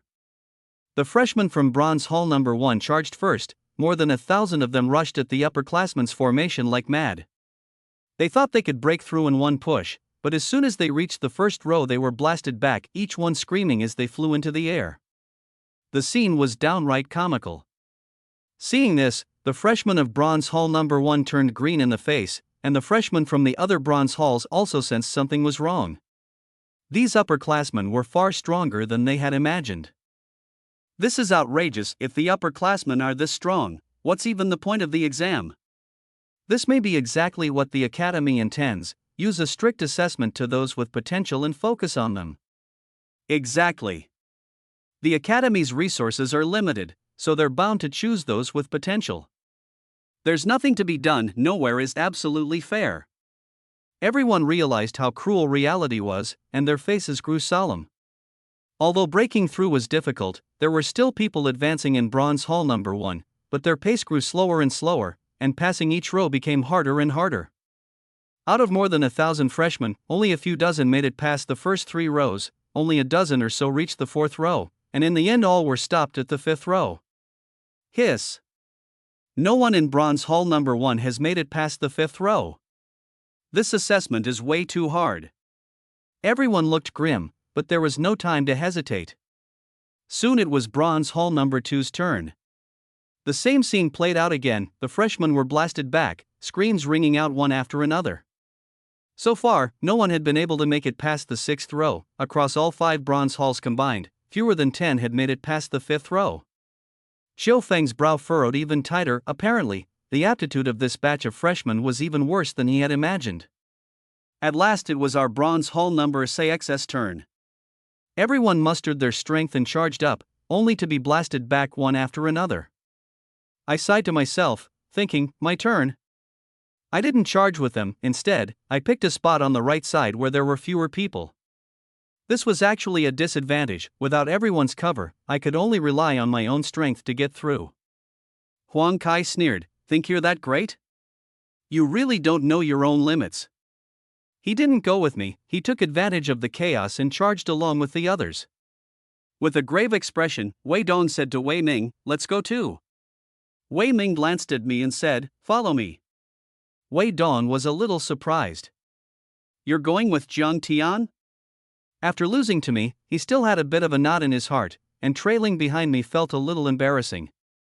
But Wei Ming was resolute. If we want a good result, we have to make use of Jiang Tian's strength. Only then will we have a chance to go further. Wei Dong was unwilling, but he also knew that only by pushing to the 5th row could they receive the Academy's focused training, so he could only force himself to calm down. He said, "Fine." Urged on by Wei Ming, they followed me as we charged up. The veteran students in the 1st row had heard about me and wanted to take me down a peg. A veteran at the 5th level of the spirit-building realm unleashed his bloodline spiritual power and summoned a yellow demon wolf. Feeling the demon wolf's pressure, Wei Dong and Wei Ming were so frightened the corners of their eyes twitched. This veteran wasn't weak. If I hadn't been charging in front, it would have been hard for them to break through. Just then, I swung my right fist, shattering the phantom demon wolf and sending that senior flying 3 zhang away. Seeing an opening, Wei Dong and Wei Ming rushed over. The 2 seniors beside him wouldn't have it and tried to fill the gap. Wei Dong and Wei Ming struck with all their might, holding them back and taking the chance to charge through. Those 2 seniors were furious, but there was nothing they could do. The rules restricted them to moving sideways, so they could only glare helplessly. The senior in the 2nd row shouted angrily, preparing to stop me. He was at the 6th level of the spirit-building realm and summoned a green demon ape to smash at me. I sneered. "You think you can stop me?" I drove out my right fist. The green demon ape collapsed in an instant, and that senior was knocked back more than 2 zhang. In the blink of an eye, I had cleared 2 checkpoints. Wei Ming yelled excitedly, "Hurry, keep up." The gap between the front and rear rows was only 3 zhang. Charging through counted as clearing the checkpoint, and he didn't want to miss the chance. That senior had just been driven back by me, and when he saw Wei Dong and Wei Ming trying to take advantage, he moved to block them again. Wei Ming warned Wei Dong to be careful, then used soaring eagle steps. His movement technique greatly improved compared to before. With a loud shout, he unleashed mountain-splitting fist and traded a punch with the senior, forcibly shaking him back several steps and pushing through by brute force. Wei Dong didn't get a chance to make a move and followed Wei Ming as they rushed through. 3 zhang away, I was already exchanging blows with the seniors in the 3rd row. This one was at the 7th level of the spirit-building realm and summoned a thick spirit vine to lash at me. At a glance, I could tell he had the spirit vine bloodline. Though this bloodline was only 7th grade, low tier, once it wrapped around you it was hard to break free. But I didn't care at all. I charged straight in, grabbed the spirit vine, and hurled him out. The senior roared in rage, but there was nothing he could do.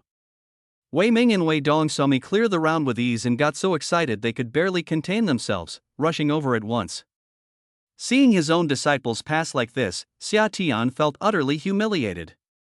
Luolan, however, laughed and said, I have to say, your two disciples are pretty clever. Pan Rao frowned, clearly displeased. Xiao Feng said with a smile, sometimes wit and luck can decide the outcome too. As long as they make it through, that's fine. With even the hallmaster saying so, no one else objected, only Xia Tian's expression looked rather ugly. In the blink of an eye, I charged to the fourth row. Facing me was an older student at the 8th layer of the spirit-building realm. He unleashed his 7th grade low-tier spirit rain bloodline, and his fists hammered toward me like a barrage of raindrops. Seeing this, Wei Dong and Wei Ming were so scared the corners of their eyes twitched. This older student was very strong. If it were them, they wouldn't stand a chance of getting through. But with me in front, they still had a bit of hope. I looked at his spirit rain bloodline and let out a cold laugh. With strength like that, you think you can stop me? I drove out my right fist, the powerful force blew apart the dense shadow of punches and knocked him back. Wei Ming seized the opening and threw a punch to cut off his line of attack, and he and Wei Dong surged through the gap. The teachers were at a loss for words. If everyone copied them, the assessment would fall into chaos. But the coincidence was that only the two of them were following behind me, everyone else was charging in clusters, and the effect was even worse. The older student in the 5th round was at the 9th layer of the spirit-building realm, truly formidable. These 2 rounds were the real test, meant to eliminate those who got through on luck alone. I looked at him, and a surge of fighting intent rose through my whole body. He unfurled his bloodline spiritual power, and a bronze-colored barrier of shimmering crystal light appeared before him, several feet thick. He said proudly, "This is the 7th grade mid-tier copper wall bloodline, specializing in defense. Even a warrior at the 10th layer of the spirit-building realm won't gain any advantage in front of me." I recalled the descriptions of the copper wall bloodline in ancient texts, and my expression grew grave. I let out a violent shout, channeled my bloodline spiritual power, and slammed my right fist wrapped in violet light into the barrier. The senior student was still laughing. "Ha, the copper wall bloodline excels at defense. You can't break it at all, what? That's impossible." His smile froze instantly, because after my fist came down, a crack appeared in the barrier. The crack rapidly spread, turning into a dense web of fractures. With a boom, the barrier collapsed, and I took the opportunity to knock him back. After I landed, I didn't forget to tease him. "Well?" The senior student got up in a sorry state, his face ugly as hell. Outrageous. Zhang Tian must be a monster. But what frustrated him even more was that Wei Ming followed me through the breach, and Wei Dong was about to rush through as well. He barked a shout and condensed another barrier. Wei Dong crashed into it and was stopped in front of the 5th row, furious and annoyed. The senior student said, "Be satisfied. If I used my full strength, you'd be seriously injured." The senior student at the final checkpoint was at the 10th level of the spirit-building realm, far stronger than the one in the 5th row. I took a deep breath and said to Wei Ming with a somewhat solemn look, "Wei Ming, be careful. This time I might not be able to help you." Wei Ming scratched his head and said, "It's fine. Making it to this checkpoint already means I've made a killing." I nodded and looked at that senior student. This senior student was tall, with a sharp gaze and an aura that was thick and steady. He said approvingly, "Zhang Tian, you're very strong. I really admire you for making it to this checkpoint, and no wonder you could defeat the new students of the Golden Hall." I said, "You flatter me, sir. For the sake of my assessment results, I have to clear your checkpoint." He laughed and said, "Then we'll see what you've got." As he spoke, he swept both arms and condensed an emerald green mountain peak. I felt the peak's powerful aura and my heart jolted. He said arrogantly, "That's right, this is a 7th grade mid-tier Sangwon bloodline." Then with a wave of his arm, the peak came crashing toward me. Wei Ming's face changed drastically in fright. With his strength, he simply didn't dare to take it head-on. I knew this was a formidable opponent, but I wouldn't back down. I activated my Bloodline spiritual power and used star array steps to try to dodge the attack and circle around. But the older student sneered. With a sideways shift, the mountain blocked me, then accelerated as it slammed into me. I thought, looks like I can't get around it, then I'll see what the 10th level of the spirit building realm is really like. I roared, a flash of purple light flaring on my arms as I struck hard. With a thunderous boom, both the older student and I were knocked back at the same time. The difference was that I only took 3 steps back, while he staggered 5 before he steadied himself. He said in surprise, "Oh? Seems I underestimated your strength." Then he urged his Bloodline spiritual power again, condensing an even larger mountain shadow. My gaze flickered as I calculated rapidly. Just now I hadn't used the true exploding spirit fist. If I went all out, it wasn't certain I couldn't pass. Damn, then I took a deep breath and shouted, "Exploding spirit fist." In an instant, my right arm lit up with purple light like some kind of special effect, blindingly bright, and then I smashed it out with all my might. That senior student had been pretty calm at first, but the moment he felt the power behind my punch, his face changed with a whoosh like he'd seen a ghost. He hurriedly mobilized the Bloodline spiritual power throughout his body, striking a pose like he was about to go Super Saiyan. With a boom, my explosive spirit fist slammed into him like a cannonball. The impact kept pouring on non-stop, like a machine gun spraying rounds. Even though this senior student had prepared in advance, how could he have expected me to be this fierce? My punch wasn't just absurdly strong in impact, its follow-through came in waves, one after another like a tide. His expression changed as he shouted, "This is bad," clearly realizing he'd been careless. But he also didn't want to just let me pass like this. After all, letting a freshman at the 6th level of the spirit-building realm get through would be nothing short of social death for him, far too humiliating. He let out a roar, "If you want to pass, it won't be that easy." Then the spiritual power of his Bloodline surged wildly, and that verdant mountain peak instantly grew larger. The oppressive force shot straight to the max, like Mount Tai bearing down from above. Me? Not panicked at all. The corner of my mouth even curled into a humble brag smile as I thought, "That's it? This is your strongest move, huh? Then I won't hold back." I raised my left arm and smashed straight into it. With a boom, my Bloodline spiritual power skyrocketed, immense strength roaring through both arms. I directly jolted that mountain peak back several zhang and also sent the senior disciple staggering to the side. I shook my head, smiled, and then strode right on through. Not long after, I heard a series of cracking sounds, ka-ka-ka. The surface of the mountain peak actually split open with fissures, like it had been gnawed on by a husky that had torn the house apart. The senior disciple's expression changed. He could only shake his head and sigh, retract his Bloodline spiritual power, and say, "Zhang Tian, you win." I could tell he'd lost very unwillingly, thinking that if he hadn't underestimated me, there was no way I could have won so easily. But that was already in the past, no amount of regret would change anything. The moment Wei Ming saw me force back the senior student, his spirits immediately surged, and he took off running straight over.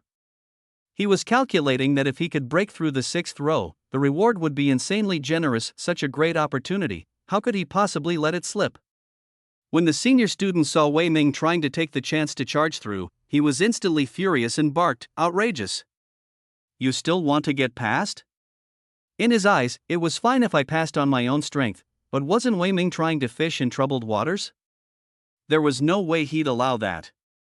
The senior student's aura flared, and he blasted Wei Ming away on the spot. When Wei Ming hit the ground, he looked utterly miserable. He sucked in a sharp breath and shook his head with a sigh. Hiss. This strength is way too terrifying, looks like I'm not getting past this stage. Still, he was pretty satisfied. After all, being able to make it this far already felt like sheer luck. By breaking through the 5th row, he had already entered the ranks of the Copper Hall's elite disciples and could receive focused training, an unexpected bonus for him.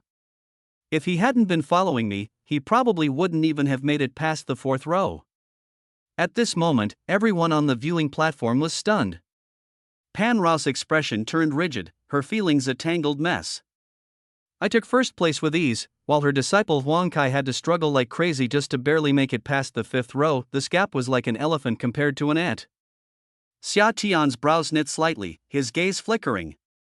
Still, his disciple Wei Ming followed me through the fifth row too, which counted as good news and made him feel a bit better. Luolan looked at Su Wan and said a little awkwardly, "Su Wan, congratulations. Zhang Tian has broken another record in the Bronze Hall."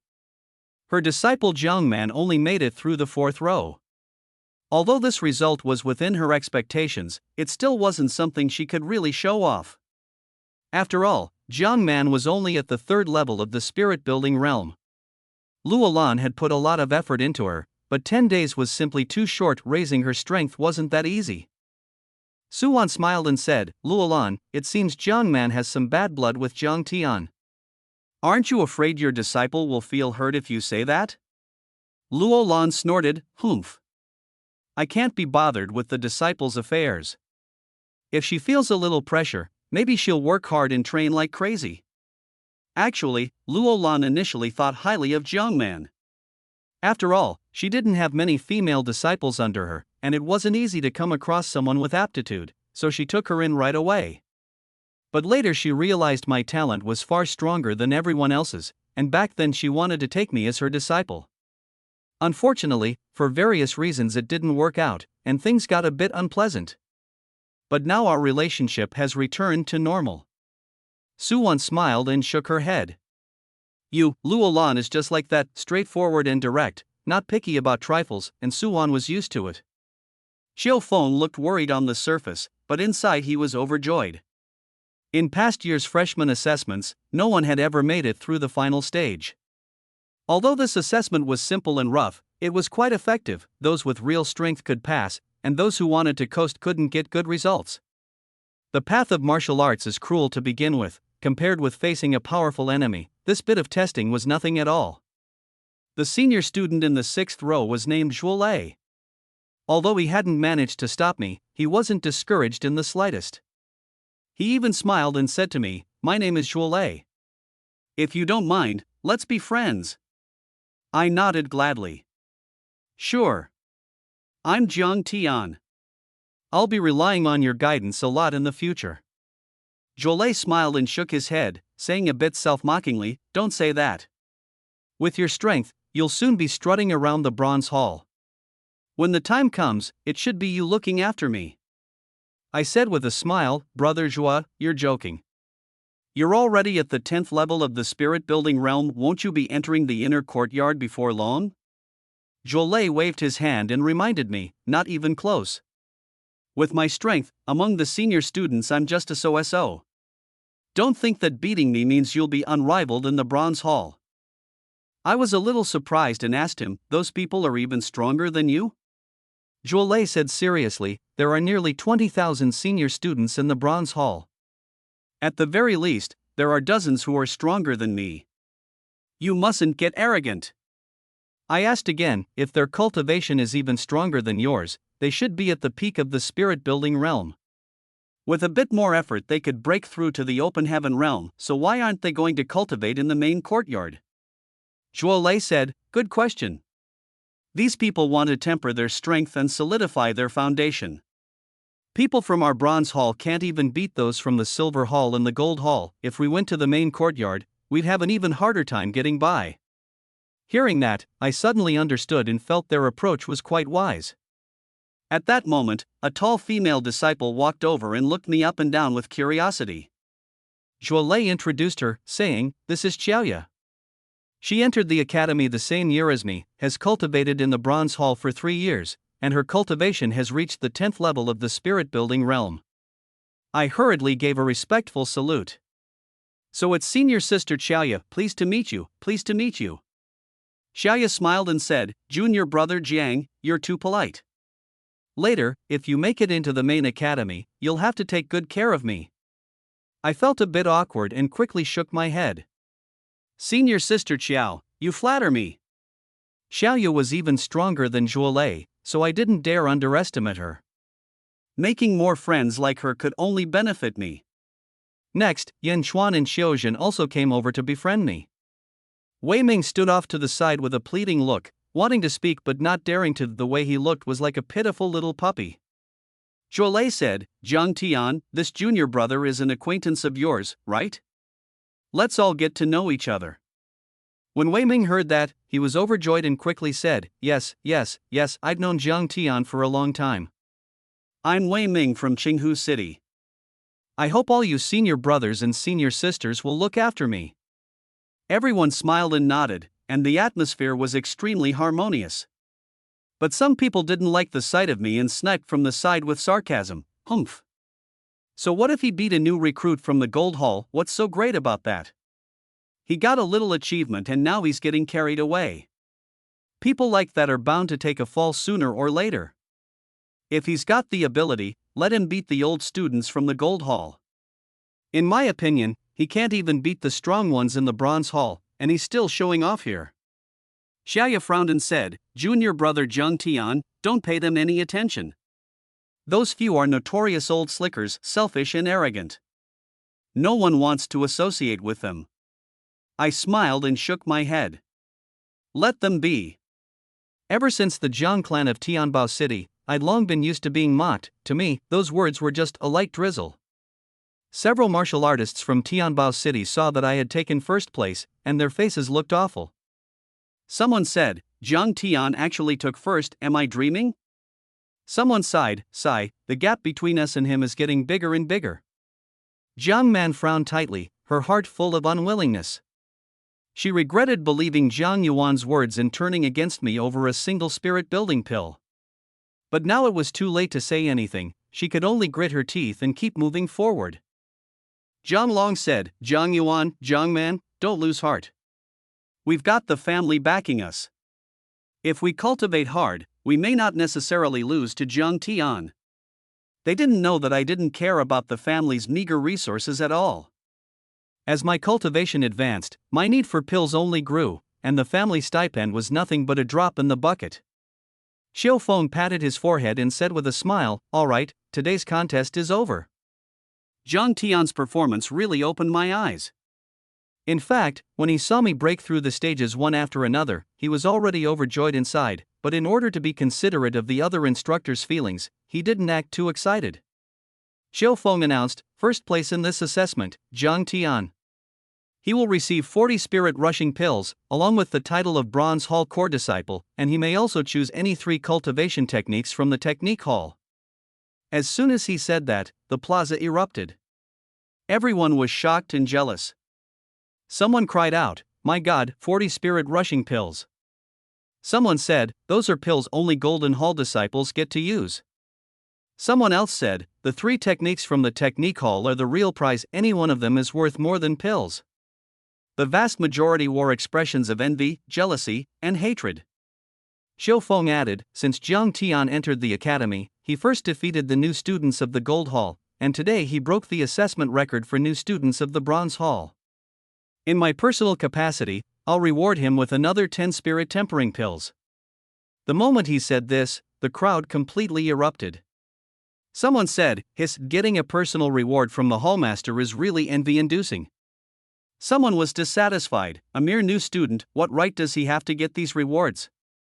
Others complained, "Spirit tempering pills are high-grade pills, even we senior students have never gotten to enjoy them." Someone else said, "What's the point of feeling it's unfair? Do you dare defy the hallmaster's order?"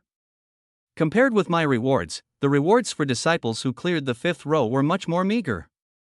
There was no helping it, Bronze Hall's cultivation resources were scarce to begin with, and even if Xiao Feng wanted to give more, he didn't have the ability.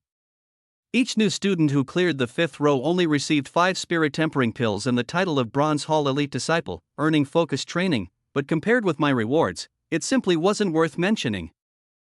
Xiao Feng handed me the pouch of pills and the assessment token and said, "Jiang Tian, take this to the Technique Hall to claim your rewards." I accepted them respectfully. I didn't really care about the spirit tempering pills, what I valued most were those 3 techniques. The techniques of Spirit Sword Academy outnumbered those of all the surrounding cities' clans combined, being able to choose 3 was far too tempting for me. Suwan said, "Come with me, I'll take you to the Technique Hall." Xiao Feng said with a smile, "Oh? You're really putting your heart into this for your disciple, you're quite a conscientious master." Suwan smiled and said, "My disciple took first place, so it reflects well on me too. Of course I should put in a bit more effort." I quickly said, Then I'll have to trouble you, master. With my master's help, I couldn't ask for more. There are 2 cultivation technique halls at Lingjian Academy. The one in the main campus is only open to main campus disciples. I went to the branch campus technique hall. The moment Yuan and I walked in, we caused quite a stir. Someone said, "Quick, look, who's that?" Someone exclaimed in surprise, "Ha, it's Instructor Yuan from the Bronze Hall." Someone asked, "Who's the one beside her?" Someone answered, "Yuan's newly accepted disciple, Zhang Tian." Someone asked again, "The guy who beat the new students from the Gold Hall?" That's right. What's he doing at the Technique Hall? A slick-haired, overly made-up Gold Hall disciple came out with a strange grin and blocked Yuan's way, saying frivolously, "Instructor Yuan, long time no see." Yuan frowned, and a trace of disgust flashed in her eyes. This brat was the young lord of the Duan clan from Baiwa City, named Duan Kong. Relying on his family background and status, he had always been arrogant and looked down on everyone. He'd even been reprimanded by Yuan before, and he'd held a grudge ever since. Duan Kong said in a mocking, sing-song tone, "Instructor Yuan, how did you bring a Bronze Hall freshman here? Have you forgotten the academy's rules? TSK, this won't do. Even as an instructor, you can't mess around like this." Yuan's face darkened as she shouted, "Insolence!" Duan Kong sneered, TSK, such a temper. What, you want to bully the weak with your status? You brought a Bronze Hall freshman here, are you trying to pull strings for him? Yuan was about to speak and teach him a lesson when I nodded to her and stepped forward. A hint of amusement flashed in Yuan's eyes. She wanted to see how I'd handle it. I said sharply, "What mangy dog is barking here? Get out of my way." A cold glint flashed in my eyes. This brat was far too rude, and I wasn't about to indulge him. Duan Kong didn't expect me to be this domineering. He was so furious his face turned livid. How outrageous! Who are you cursing? I sneered. Who I'm cursing, whoever it is knows it in their own heart. It's you! If he merely had some issue with me, I could let it slide, but he provoked Yuan right in front of me. There's no way I'm swallowing that. Duan Kong barked angrily, and a wave of pressure surged from his body. He enrolled last year and was already at the 10th level of the spirit building realm, just one step away from advancing to the main courtyard, so he didn't take a Copper Hall freshman like me seriously at all. But when he remembered the rules in the technique hall strictly forbidding fighting, he withdrew the pressure again and said through gritted teeth, "Bastard, you dare insult a Gold Hall disciple, this will be settled once we're outside." Duan Kong also shouted loudly, "Zhang Tian, what right do you have to come to the technique hall? Just because you once defeated a Gold Hall freshman? I'm telling you, that doesn't count, you don't have the right." His lackeys chimed in as well. "That's right, only Gold Hall and Silver Hall disciples can come to the technique hall." Since when was it a Copper Hall disciple's turn? So a Copper Hall instructor can pull strings? We don't accept this. I gave a cold laugh and produced the assessment token, busybodying over nothing. Since I'm here, I naturally have the right, there's no room for you mongrel dogs to yap. The assessment token flashed with golden light and stunned them all. These people didn't know what was going on in the Copper Hall and began to doubt whether the token was real. Duan Kong said smugly, "Assessment token? That's impossible. All these years, no new student from the Bronze Hall has ever received an assessment reward. This assessment token has to be fake." The others shouted along, "Right, it's fake. If you want to scam people, at least come up with a better excuse. You're barging into the technique hall in broad daylight, do you think we're idiots?" I rolled my eyes. For them to doubt the token's authenticity was so stupid it was beyond words. Yuan's face darkened as she shouted sternly, "Insolent! You dare question the assessment token? You disciples of the Gold Hall and Silver Hall are far too full of yourselves." But they didn't take it seriously at all, thinking we were putting on an act. There was no helping it. At the Vice Academy, the Gold Hall and Silver Hall had always lorded it over everyone, looking down on Bronze Hall disciples and instructors alike, and they had long since lost all respect. Duan Kong still didn't care, sneering, "Bronze Hall disciples are universally acknowledged by the Academy as trash, useless. I have every reason to suspect this assessment token is fake." The others jeered along, right, unless you prove it's real, get out of the technique hall. Suwon's expression grew colder and colder, her temper rising. Outrageous. The authenticity of the assessment token is not for you to question. If I don't teach you a lesson, you really won't know what's good for you. The pressure around her surged as she prepared to punish these arrogant fools. I gently patted Suwon on the arm and said with a smile, Master, don't rush. These few idiots aren't worth you lifting a hand, let me handle it. That seemingly casual gesture of mine made Suwon's gaze shift, and a strange feeling rose in her heart. She couldn't tell whether it was being moved or warmth, with a bit of delight mixed in. Though Suwon was an instructor of the Bronze Hall, she was also a young woman, and no man had ever been this close to her. My action looked casual, yet it was more appropriate than the ingratiation of those lecherous rascals, instantly drawing us closer. A warm current surged through Suwon's heart, and her anger vanished at once. Her heart was still pounding, and she felt a momentary fluster. She silently repeated to herself, "What's wrong with me?" Her body even trembled slightly. She warned me, Jiang, you, be careful. I turned my face to the side and nodded with a smile. Suwon then remembered that fighting was forbidden inside the martial technique hall and that it could only be done outside, but the moment the words left her mouth she regretted it, worried that Duankong was strong and that I would suffer for it. She secretly blamed herself, damn it, how could I be so muddle-headed? I gave a cold laugh and said to Duankong, didn't you want to fight me? Come on, now I'll give you the chance. Duankong was overjoyed, ha ha ha ha, you brought this on yourself. Just as we were about to leave, 2 instructors from the Silver Hall walked in. They said, who would have thought a freshman from the Bronze Hall actually got an assessment token? To break through all 6 levels of the woodcutting formation, this freshman is no ordinary one.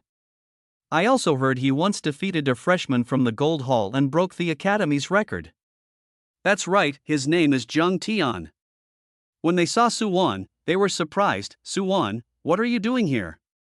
Suwon said with a smile, I brought my disciple to collect a technique. What's so strange about that? They were even more shocked. What? Jiang Tian is your disciple? Hiss. So the freshman who broke the Academy's record is him? They looked at my cultivation and frowned, huh, only at the 6th level of the spirit building realm? I thought he'd be at least the 7th or 8th level. I get it now. There's only one reason he could clear it, the older students in the Bronze Hall are just too weak. Heh, the Bronze Hall is the weakest in the Academy anyway. That's normal. They also hurried to explain to Suwon, ahem. Suwon, we weren't talking about you. Don't misunderstand. Suwon's brows furrowed slightly, and she felt very uncomfortable. What they said was more infuriating than a direct putdown, clearly showing contempt for the Bronze Hall and for me. I only frowned a little and didn't say anything. After all, they hadn't said anything outright nasty, and as a disciple it wouldn't be appropriate for me to overreact. I didn't care about other people's opinions, strength was what truly mattered. Arguing with them would just be a waste of time.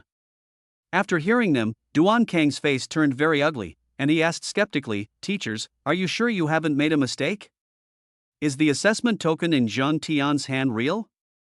A piece of trash from the Bronze Hall, how could he possibly pass the freshman assessment? This hasn't happened in who knows how many years. How could he do it? The other Gold Hall disciples also voiced their doubts. The freshman assessment is no easy thing, even new disciples of the Gold Hall struggle to pass, so they found my results highly suspicious. But since the Silver Hall teachers said so, it probably couldn't be fake. The 2 Silver Hall teachers' expressions darkened, and they said angrily, outrageous. Who would dare forge an assessment token? The Technique Hall will verify it themselves, it's none of your concern. Duankong hurriedly said, teachers, please calm down. We're just afraid that a Bronze Hall trash might swindle a technique, a Silver Hall teacher said impatiently, that's enough. Stop babbling and put your mind on cultivation. Humph. If you don't work harder and end up being trampled underfoot by a genius from the Bronze Hall, you'll be disgraced beyond measure. Duankang's face sank. Rest assured, teachers. No matter how strong the Bronze Hall disciples are, they're not even fit to carry our shoes. They'll never surpass the gold and silver halls. I let out a cold laugh. Heh, that's quite a nice sounding load of hot air. Yuan couldn't help laughing. She shot me a reproachful look, and I even winked at her. The words were a bit crude, but it really felt satisfying. Duan Kong was furious. Snorting coldly, he said, "Jiang Tian, don't get cocky. I'll let you off today, but there'll come a day when you'll be crying."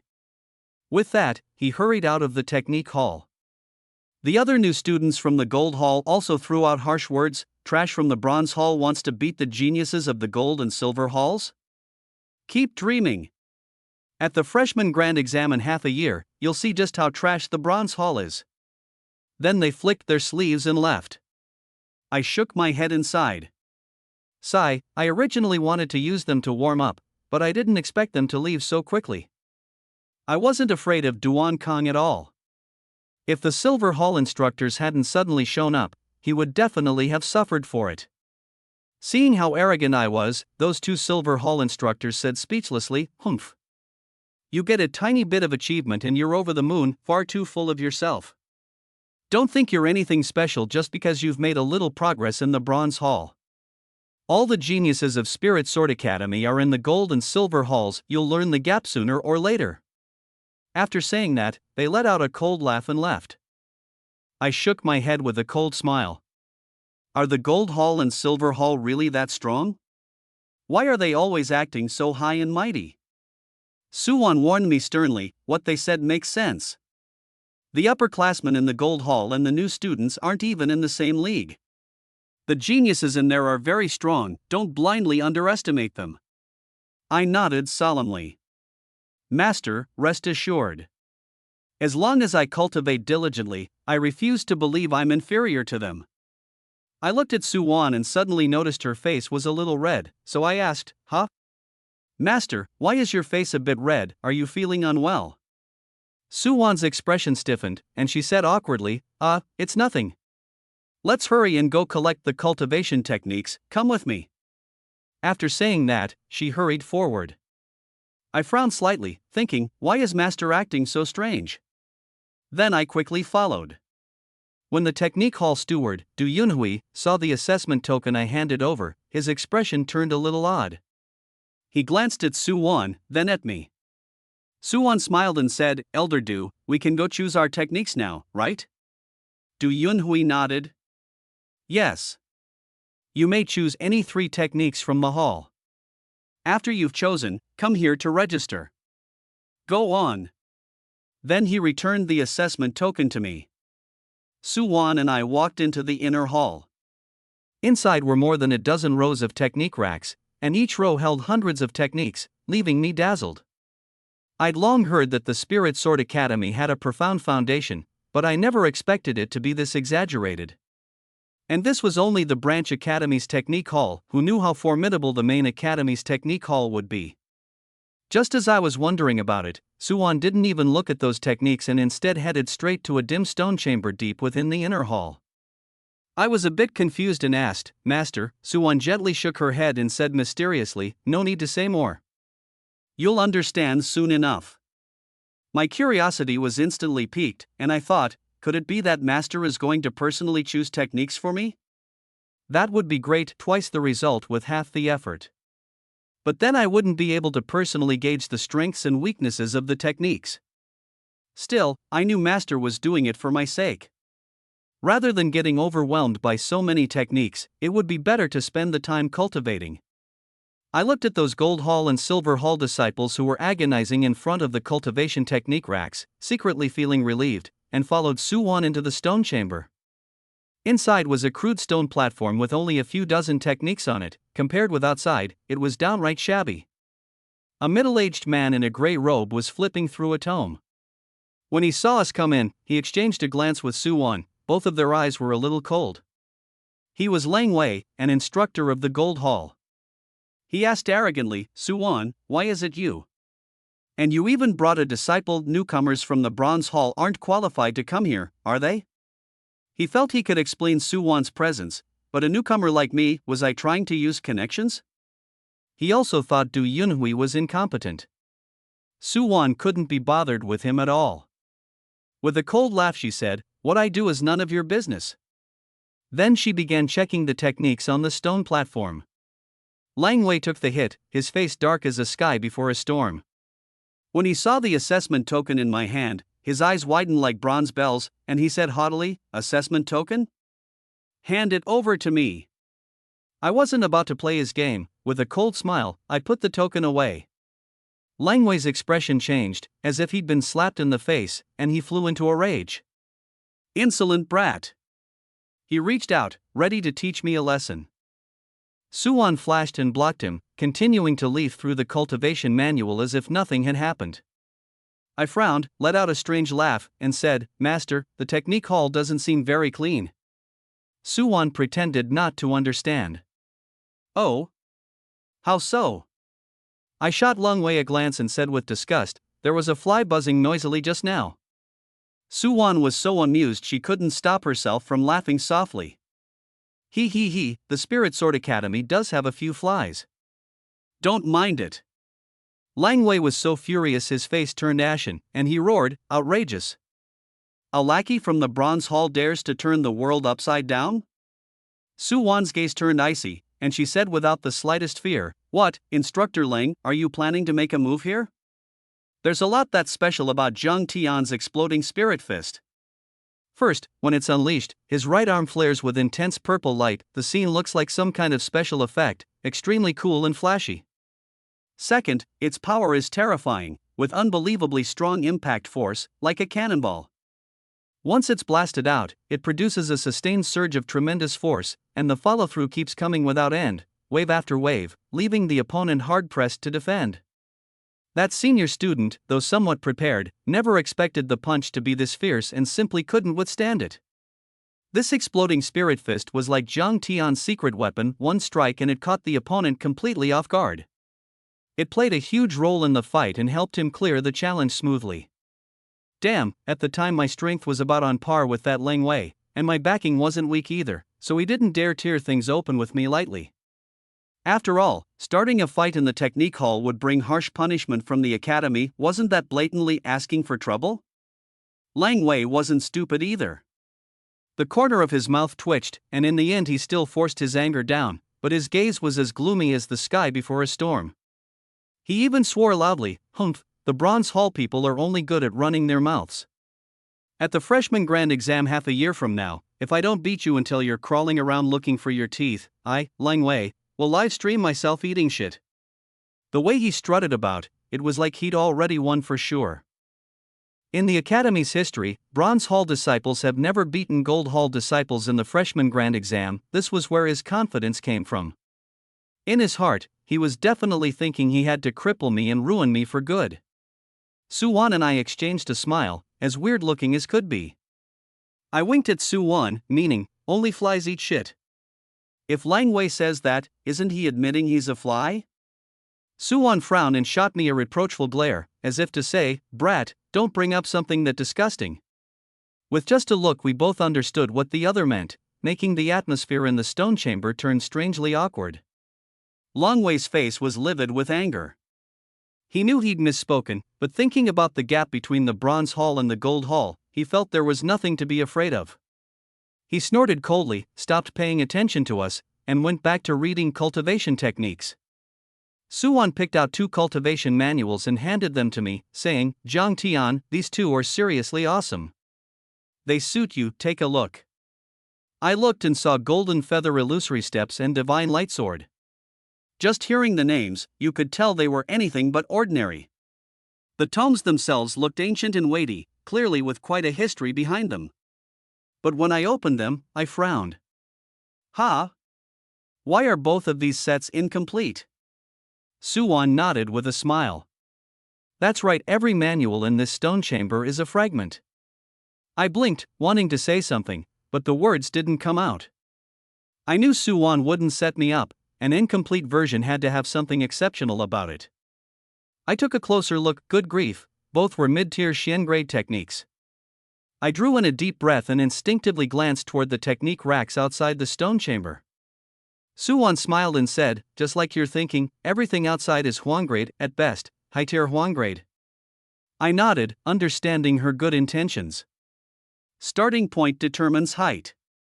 These techniques might be fragments, but if mastered, their power would far surpass Huan-grade techniques. Yuan added, Shen-grade techniques are powerful. Once you've mastered them, you can't underestimate them.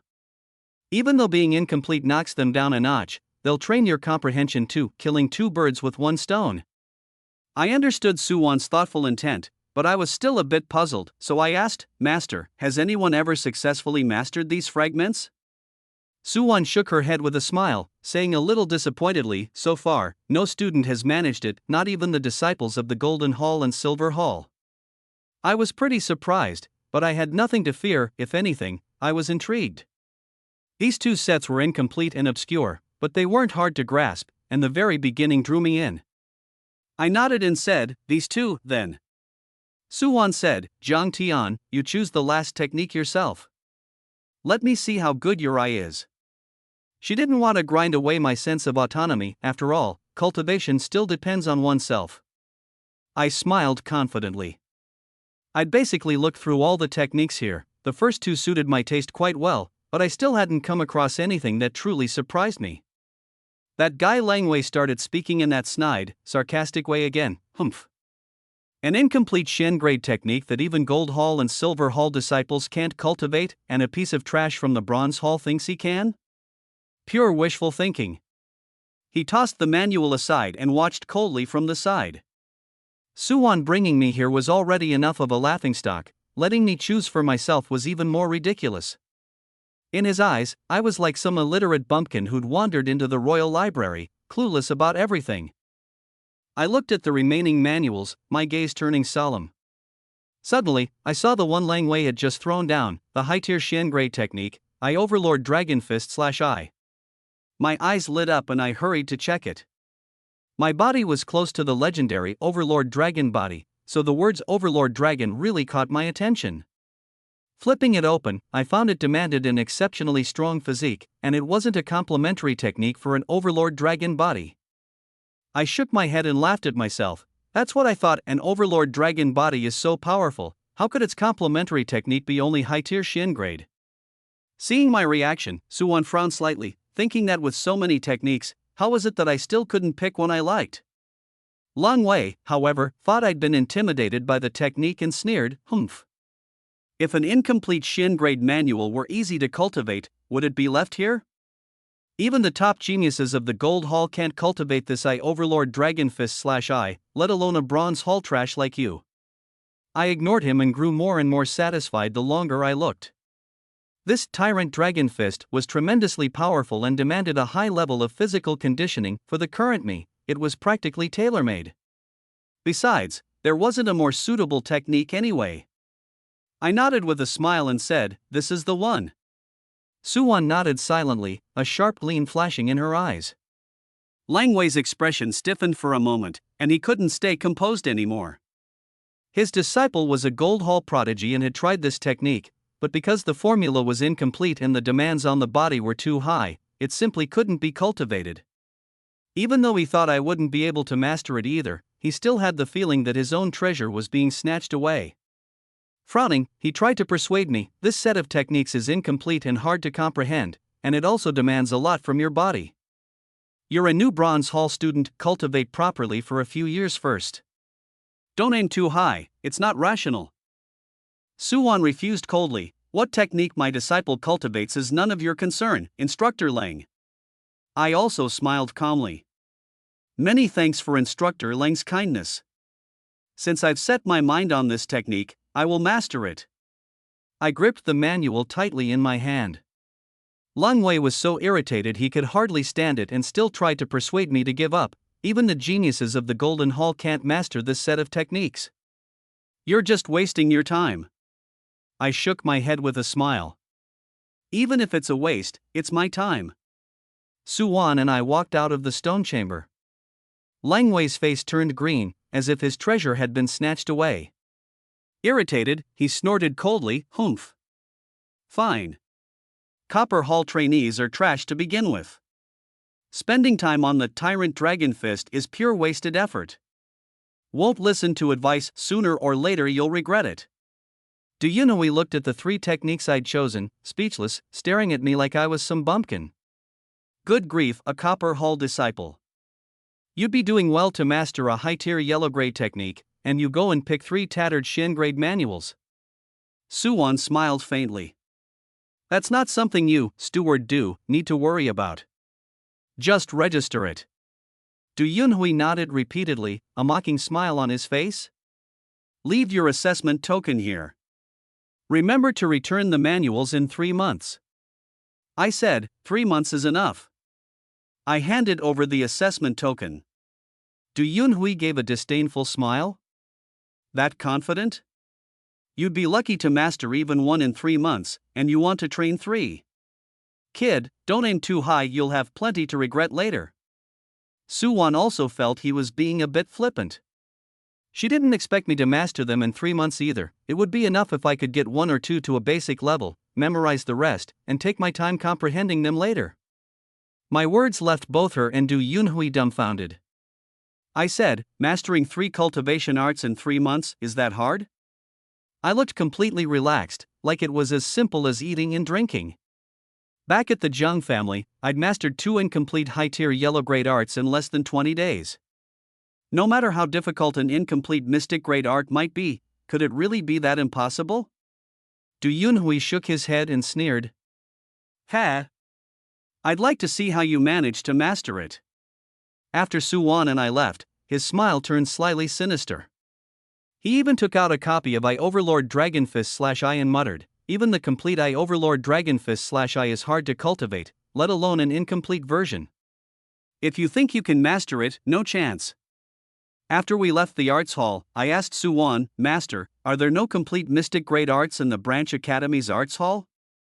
Yuan said, that's right. Only disciples of the main academy are allowed to cultivate complete mystic grade arts.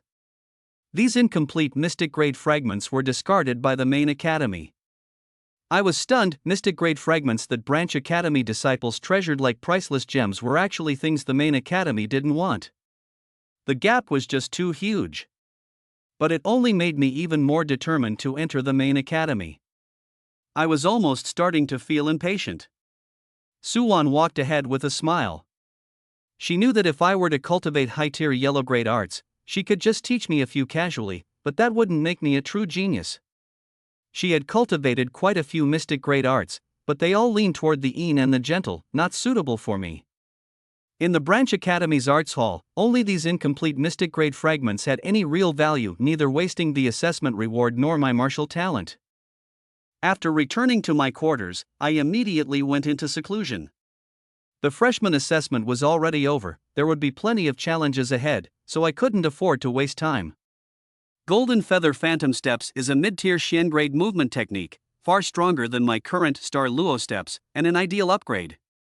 Divine Light Sword is a mid-tier Xian grade sword technique, the first sword art manual I've ever come into contact with. Of the 3 sets of techniques, Tyrant Dragon Fist is the hardest, and I plan to practice it last. These fragments can't be practiced directly. I have to fully comprehend the broken, intermittent incantations, figure out a way to patch them up myself, and turn them into relatively complete techniques.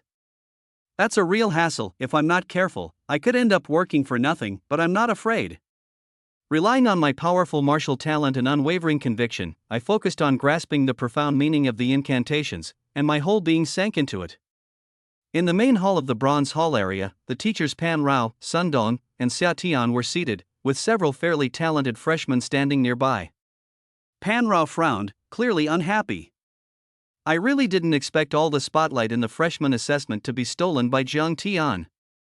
If Huang Kai hadn't barely made it into the ranks of elite disciples, she would probably be even more upset.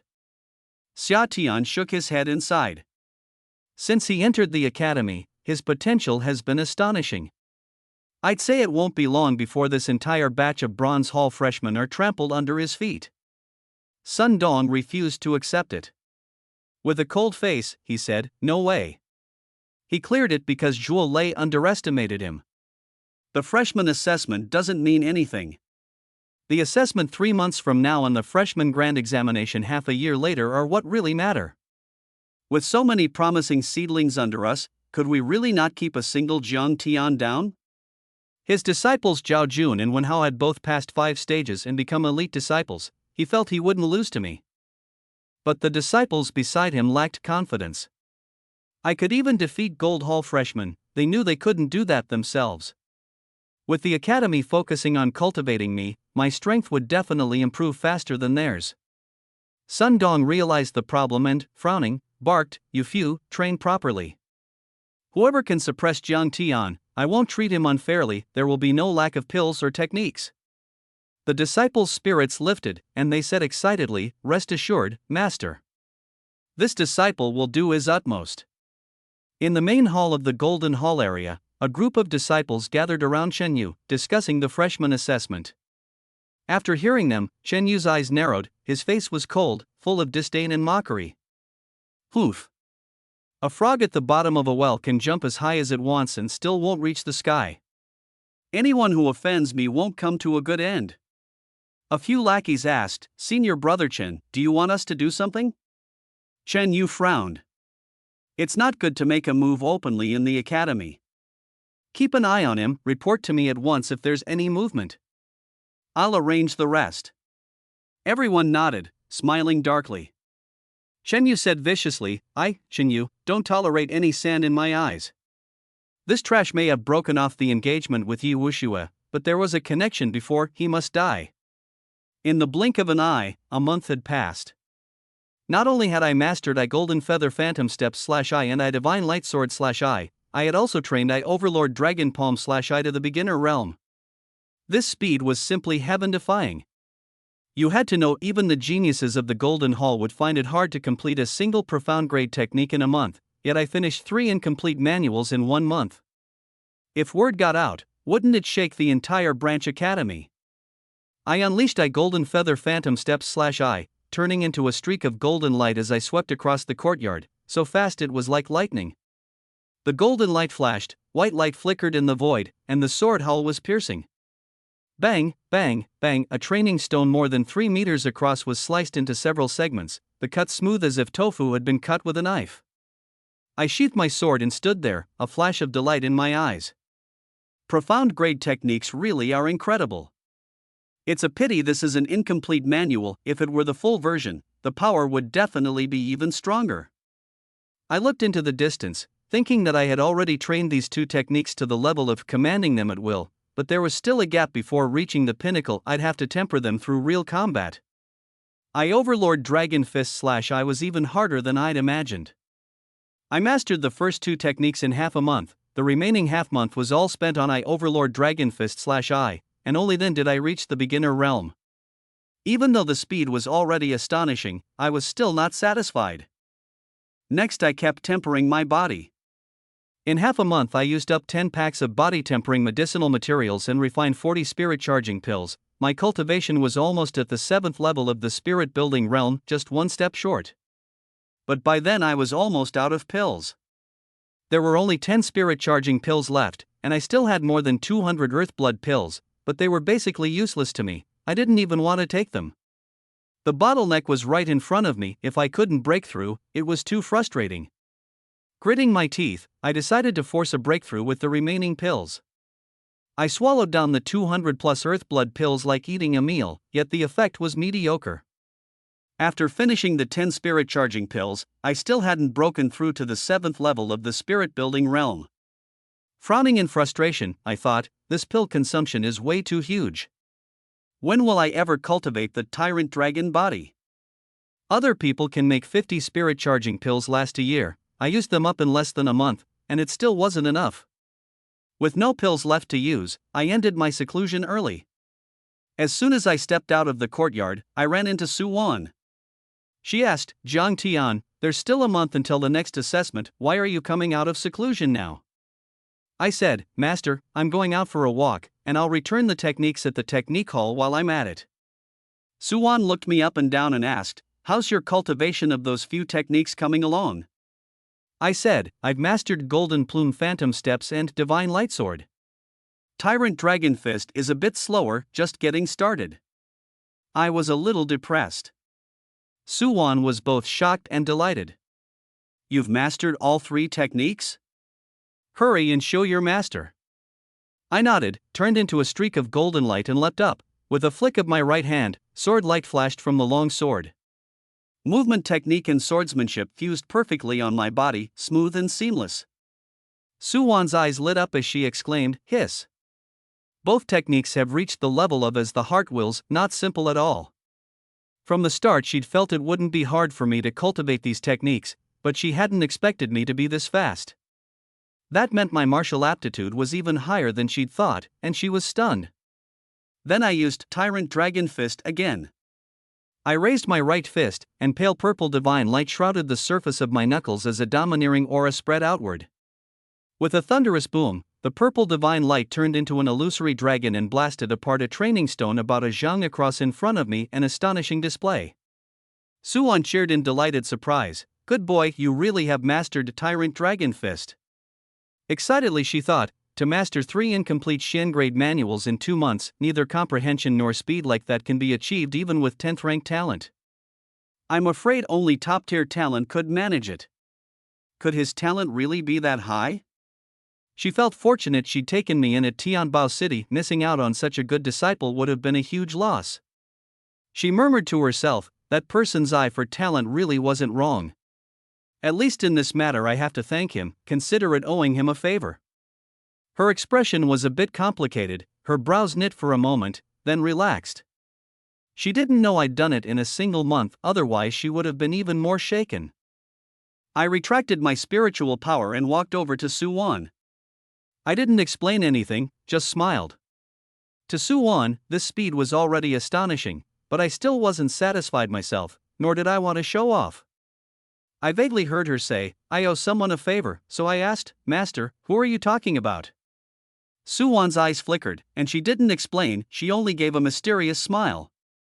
Suwon asked, "It's fine that you successfully cultivated the technique and came out of seclusion, but why is your cultivation still at the 6th level of the spirit-building realm? Where are the pills from the assessment reward?" I gave an awkward laugh. "I used them all up. I'm stuck at a bottleneck and haven't broken through yet." Suwon's eyes widened. "What? Used them all up?" That was 50 spirit-soaring pills, enough for others to last a year. I finished them in 2 months and still hadn't advanced. If she didn't know me well, she'd have suspected there was something wrong with my aptitude. She asked again, "What about the Lotus Heart Pill I gave you last time?" I said, "The Lotus Heart Pill worked pretty well. I used it up a long time ago." Suwon rolled her eyes and, speechless, took out a box of pills and handed it to me. "Here are 20 Lotus Heart Pills. Take them and use them. If it's not enough, come find me again." "You're really something, using up your pills and not even telling me." "Do you take me, your master, for air?" She was pretending to be angry, but I knew her temper wasn't that strange. She was quite kind to me.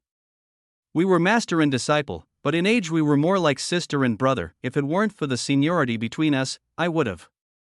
Suwon straightened her chest and put on the air of an elder. "Brat, you take the pills and don't even say thank you, what are you thinking?" Sunlight fell on her white robe, and a faint fragrance drifted over. I'd never smelled anything so pleasant. I was so embarrassed I almost got intoxicated by it. When I came back to my senses, I laughed shamelessly and quickly bowed. "Many thanks, master." Suwon said, "Now that you're out of seclusion, go take a look at the battle martial platform. Disciples from the Gold Hall and Silver Hall often go there to spar, maybe it'll give you some inspiration." I said, "The battle martial platform, good. This disciple will definitely go. I just mastered 3 techniques, and I needed real combat to temper them." Her reminder came at the perfect time. Suwon was a little worried and said, "There are many experts on the battle martial platform. You're a new disciple of the Bronze Hall, don't be careless." I said, "What if this disciple's hands get itchy?" Suwon frowned, her expression a bit strange. "If someone provokes you, you'd better show what you've got, don't make me lose face." I said, "Understood." This disciple takes his leave. Smiling, I turned and left. Suwon watched my back, her face was a little red, her delicate brows slightly knit, and she let out a soft sigh. When I arrived at the technique hall, I returned the 3 manuals to Du Yunhui. He asked suspiciously, you really mastered these 3 techniques? I said, they were a bit troublesome, but I can manage them, barely. His expression stiffened for a moment, and he was left speechless. My answer sounded modest, but it was actually full of arrogance. Techniques others couldn't cultivate, I cultivated, and still called it barely. That tone was practically begging for a beating. After thinking for a while, he said, impossible. All 3 are incomplete Shen grade chapters. Just comprehending them takes ages, there's no way you could master them in 2 months. What you call mastering is probably just grasping a little surface level stuff, right? I smiled faintly, not caring about what he said. Heh, I've returned the manuals. What I comprehended isn't something I need to report to you, steward. Do farewell. After that, I left. Do Yunhui snorted coldly? After I walked out of the main hall, his face turned somber and he muttered, he actually saw through my provocation and didn't react at all. For someone so young to have this kind of temperament, he's not simple. He took out a strange spirit talisman and waved it.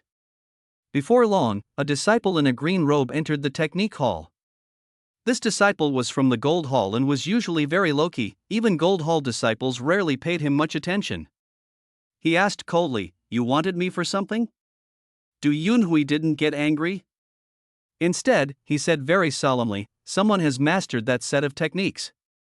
The green-robed disciple asked in shock, what? How is that possible? Are you sure you didn't make a mistake? Do Yunhui said, it should be right. His aura is different from 2 months ago. It's a pity I didn't provoke him into using the technique. The green-robed disciple said with a twitch, hiss. He mastered the Tyrant Dragon incomplete chapter in 2 months? Du Yunhui said, not just that. He also mastered the other 2 Shen grade incomplete chapters. This kid is called Zhang Tian, he's a new student from the Bronze Hall. Keep a close eye on him. The green-robed disciple thought for a moment. His expression returned to normal, but there was an extra hint of killing intent between his brows. He nodded silently and walked straight out of the technique hall. The battle martial platform wasn't far from the technique hall, on a neighboring peak. There were many arenas there, a place for students to spar and improve their practical combat ability. Students could challenge freely, as long as they didn't kill anyone.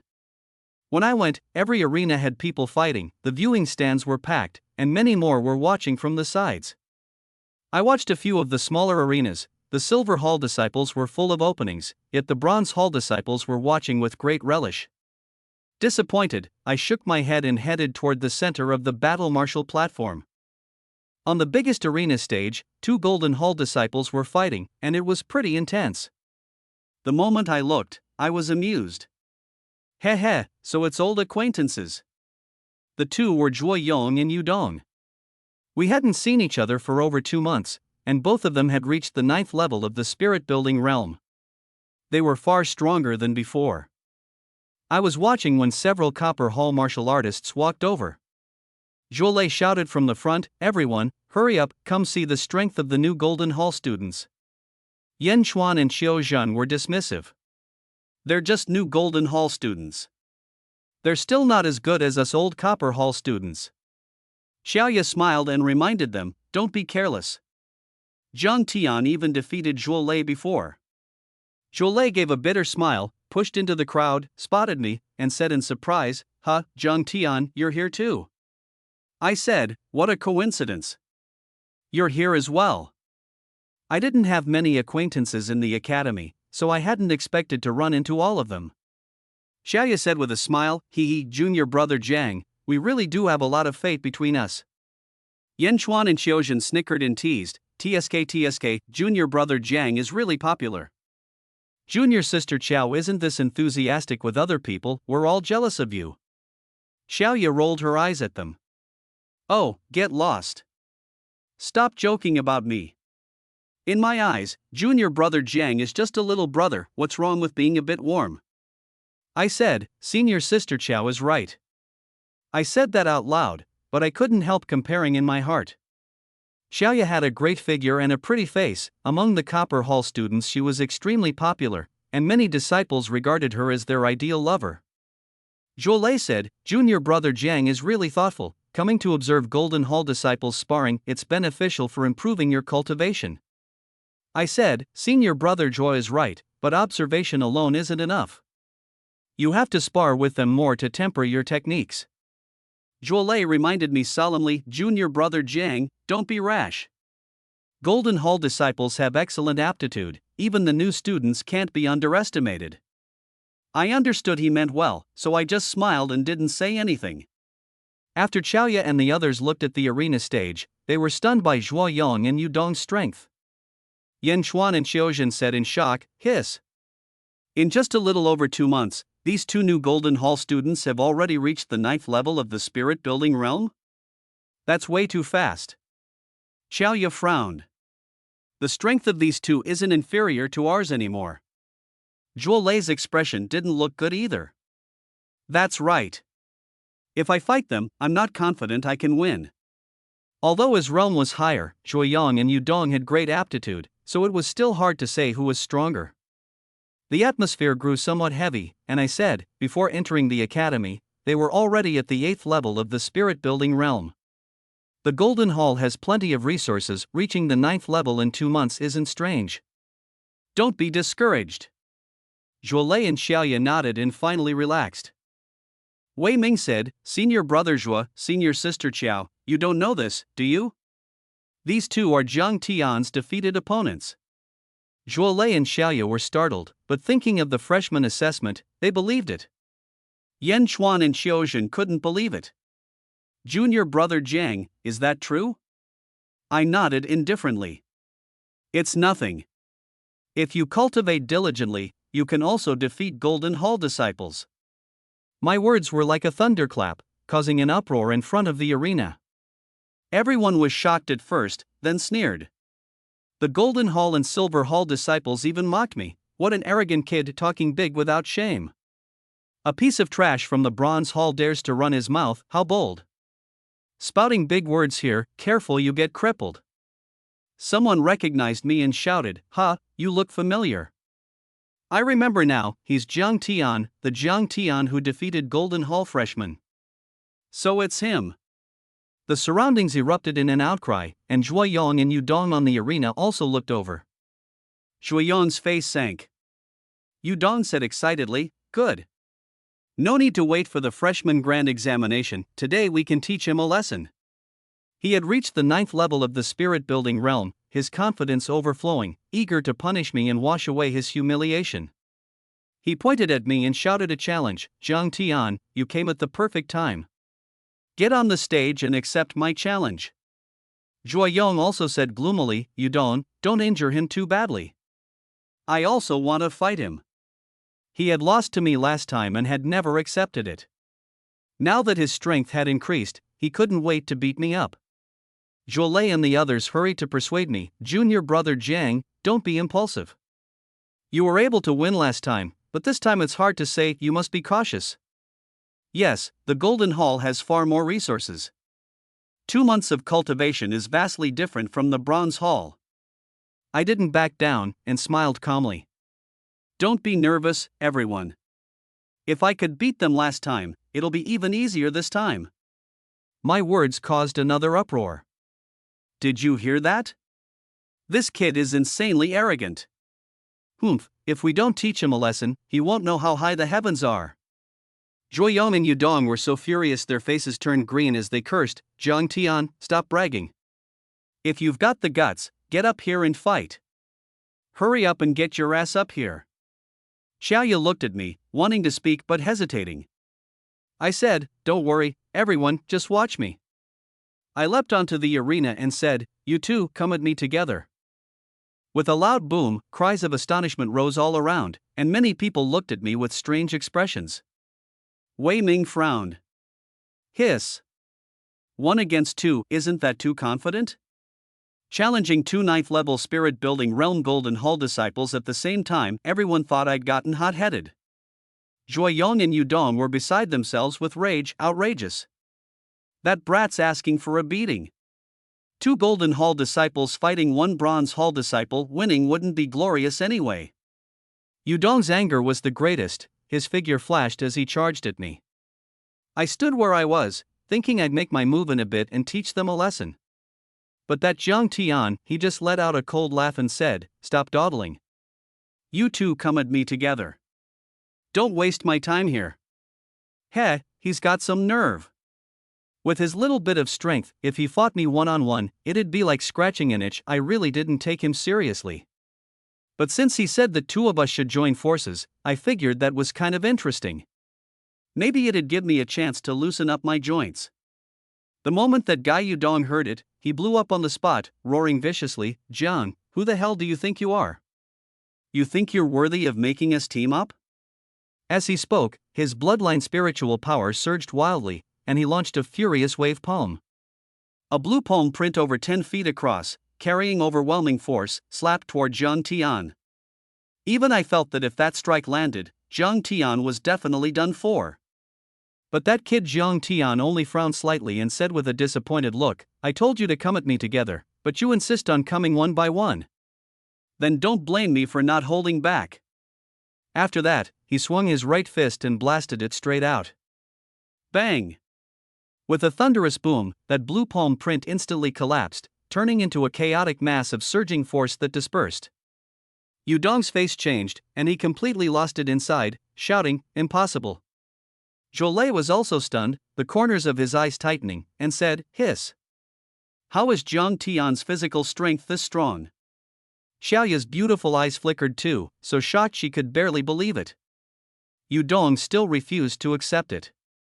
With a shake of both palms, he struck again, furiously driving his bloodline spiritual power, the might even fiercer than before. But Jiang Tian only gave a cold smile, his right fist blasting out, sending Yudong flying. Seeing this, my heart sank. This is bad, and I regretted not joining forces sooner. But before I could react, that Jiang Tian guy darted straight at me. I snorted coldly and said, "Humph, let you see how formidable a Golden Hall disciple is." Then I activated my bloodline spiritual power, swinging both arms hard. Two fire-colored longswords materialized, heat waves rolling as their momentum surged. But that guy Jiang Tian didn't take me seriously at all. With a disdainful smile, he drove his fist forward, wrapped in a faint layer of purple light. Boom!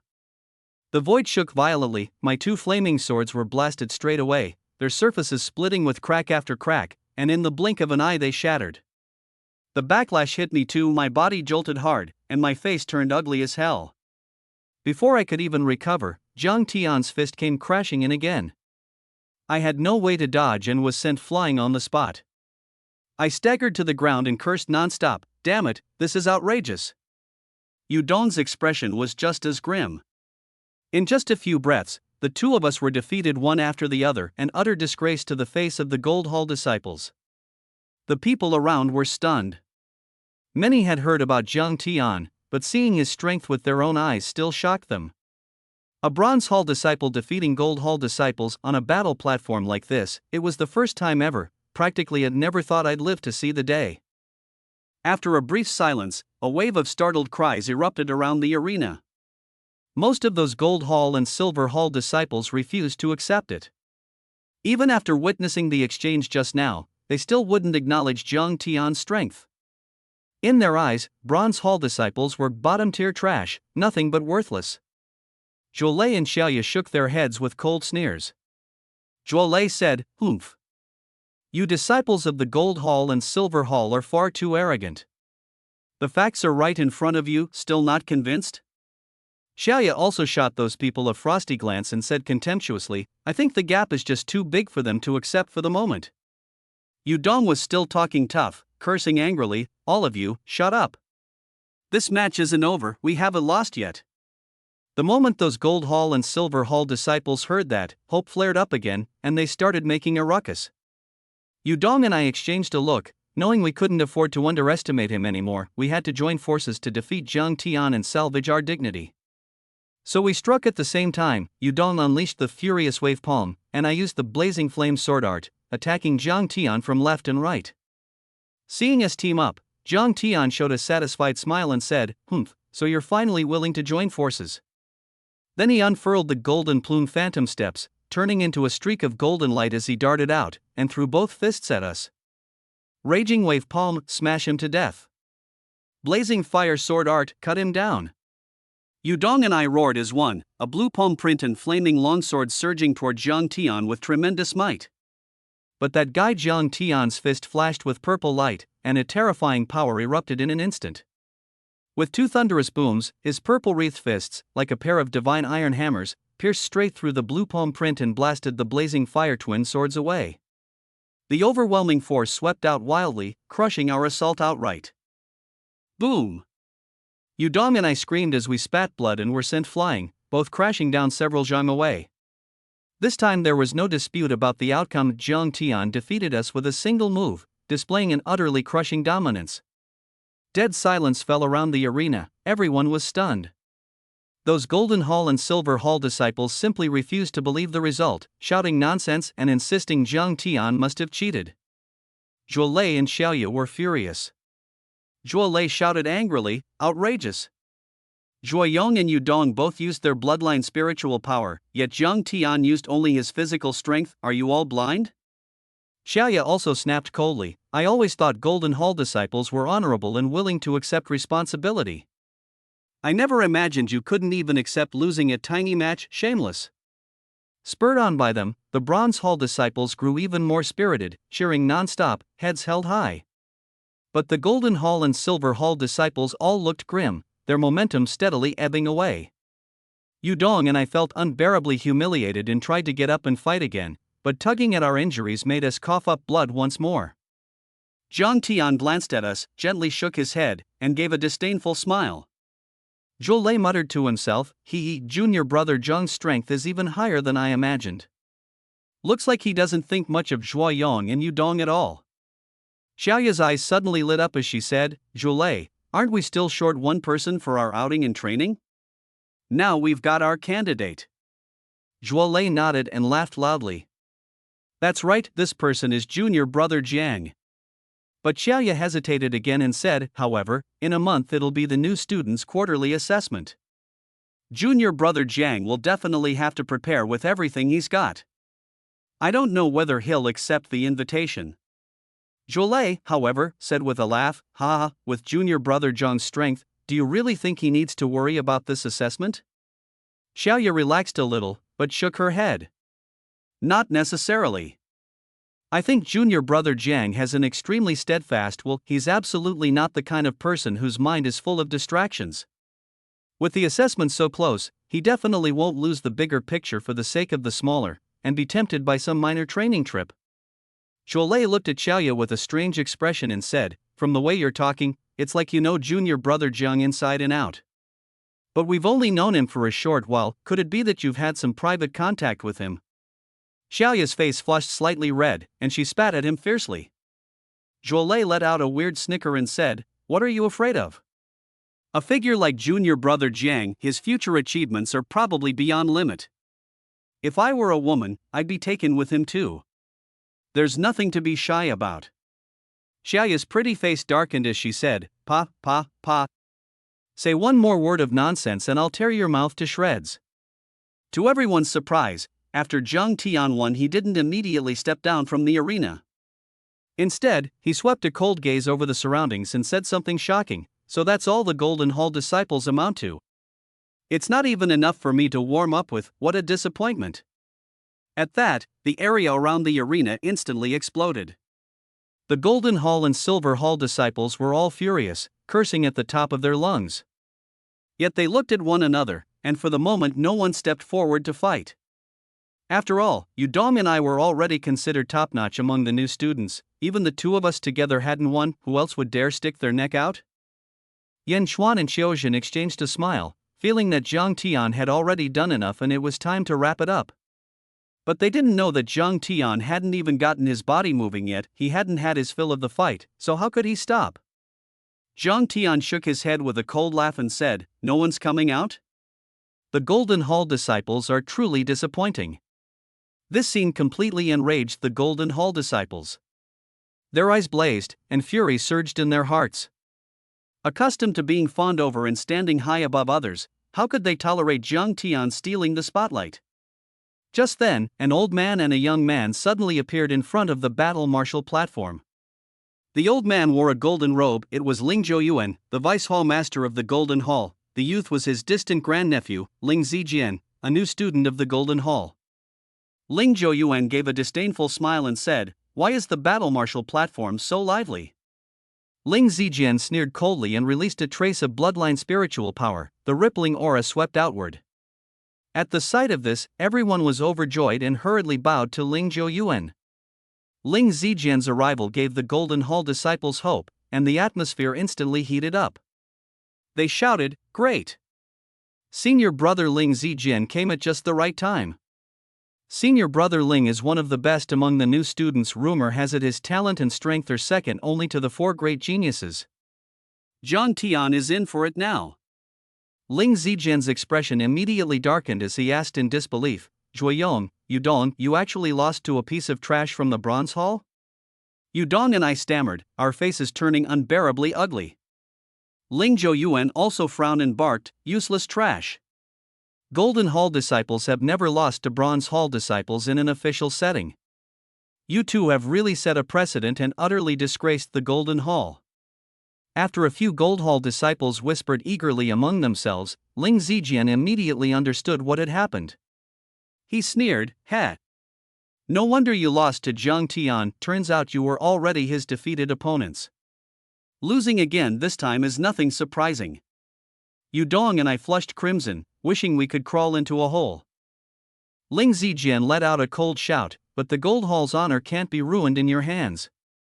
Fine, let me teach this Bronze Hall lackey a lesson and broaden your horizons." As he spoke, his gaze shot toward Zhang Tian like two invisible blades, wearing the air of someone who had him dead to rights. Zhang Tian, however, shook his head inside. Another self-righteous idiot. Then he smiled languidly and asked, "You really want to fight me?" Ling Zijian's expression darkened, and he said angrily, "Outrageous! You arrogant lackey, watch how I beat you to your knees begging for mercy."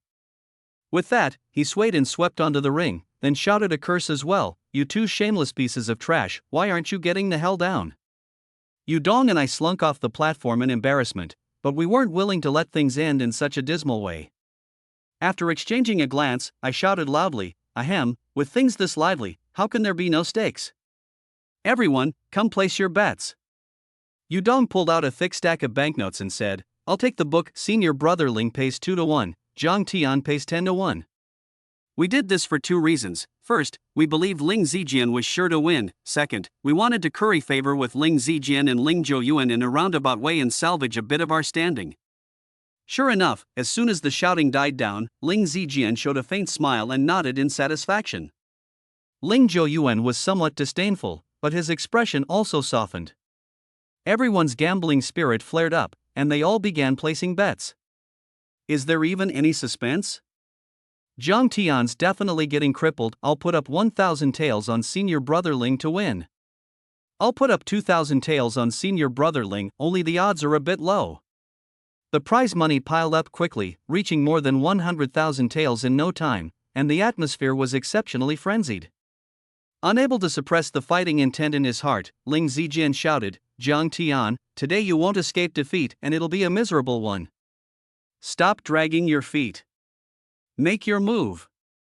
Ling Yuan put on an air of restraint and said, "Zijian, as long as you win, that's enough. Don't strike too heavily, or people will say you're bullying a Bronze Hall disciple." Ling Zijian nodded heavily. "Great uncle is so considerate even toward Bronze Hall disciples. Zijian truly admires you." "Great uncle, rest assured, I'll know my limits." Just then, Zhang Tian suddenly pulled out a stack of banknotes and said, "I'll place a bet too." Yuan and I sneered nonstop and said, "You want to bet too? Don't tell me you're betting that senior brother Ling will win?" Zhang Tian gave a strange smile. 100,000 taels on myself to win. Everyone was instantly stunned. One after another, they shook their heads and sneered, dripping with mockery, "Has this kid gone crazy from poverty? I think his brain's full of shit, he dares to bet on this. I've really seen it all." Wei Ming frowned deeply and said uneasily, "Isn't Zhang Tian being too impulsive?" Xiaoya's expression turned grave, and she said with some worry, "Junior brother Zhang, you really need to think this through." Jolie came from a poor background and knew how precious money was. Even more worried, he said, Zhang Tian, Ling Zijian is a genius of the Golden Hall. Losing is nothing, but there's no need to throw away your silver on top of it. They felt that Zhang Tian had been so dazzled by victory that he didn't even take Ling Zijian seriously, and that he was bound to suffer for it. But Zhang Tian didn't care at all.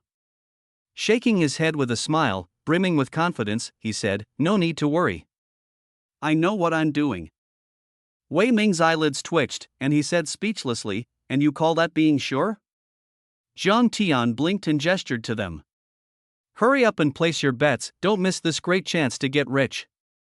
Jolie and Xiaoya couldn't help laughing and crying at the same time. Jolie said, Zhang Tian, how could we bring ourselves to bet on you losing? Xiaoya also said firmly, Junior brother Jiang, don't worry. We'd rather not make this money than boost someone else's morale. Zhang Tian shook his head with a smile. Who told you to bet on Ling Zijian winning? Bet on me. Xiaoya's eyelids jumped as she thought, are you kidding? Isn't that asking people to lose money with you? Jolie shook his head awkwardly and said, ahem, we appreciate your kindness, but betting, let's just forget it. Zhang Tian gave a strange smile, of course understanding what they were thinking. No matter how you looked at it, Ling Zijian had better odds of winning, so it was no wonder they all looked so uneasy. Zhang Tian shook his head and sighed. Sigh. Fine then. Since that's the case, I'll bet 50,000 taels. Xiaoya and Jolie let out a sigh of relief, thinking that since Zhang Tian could take advice, there was still hope. But to their surprise, Zhang Tian continued, as for the remaining 50,000 taels, I'll count it as a loan to you 10,000 taels each to bet on my winning. That works, right? Jolie, Xiaoya, and the others were left staring in shock, completely dumbfounded. They all refused at once, no, Junior brother Jiang, we're not making this money.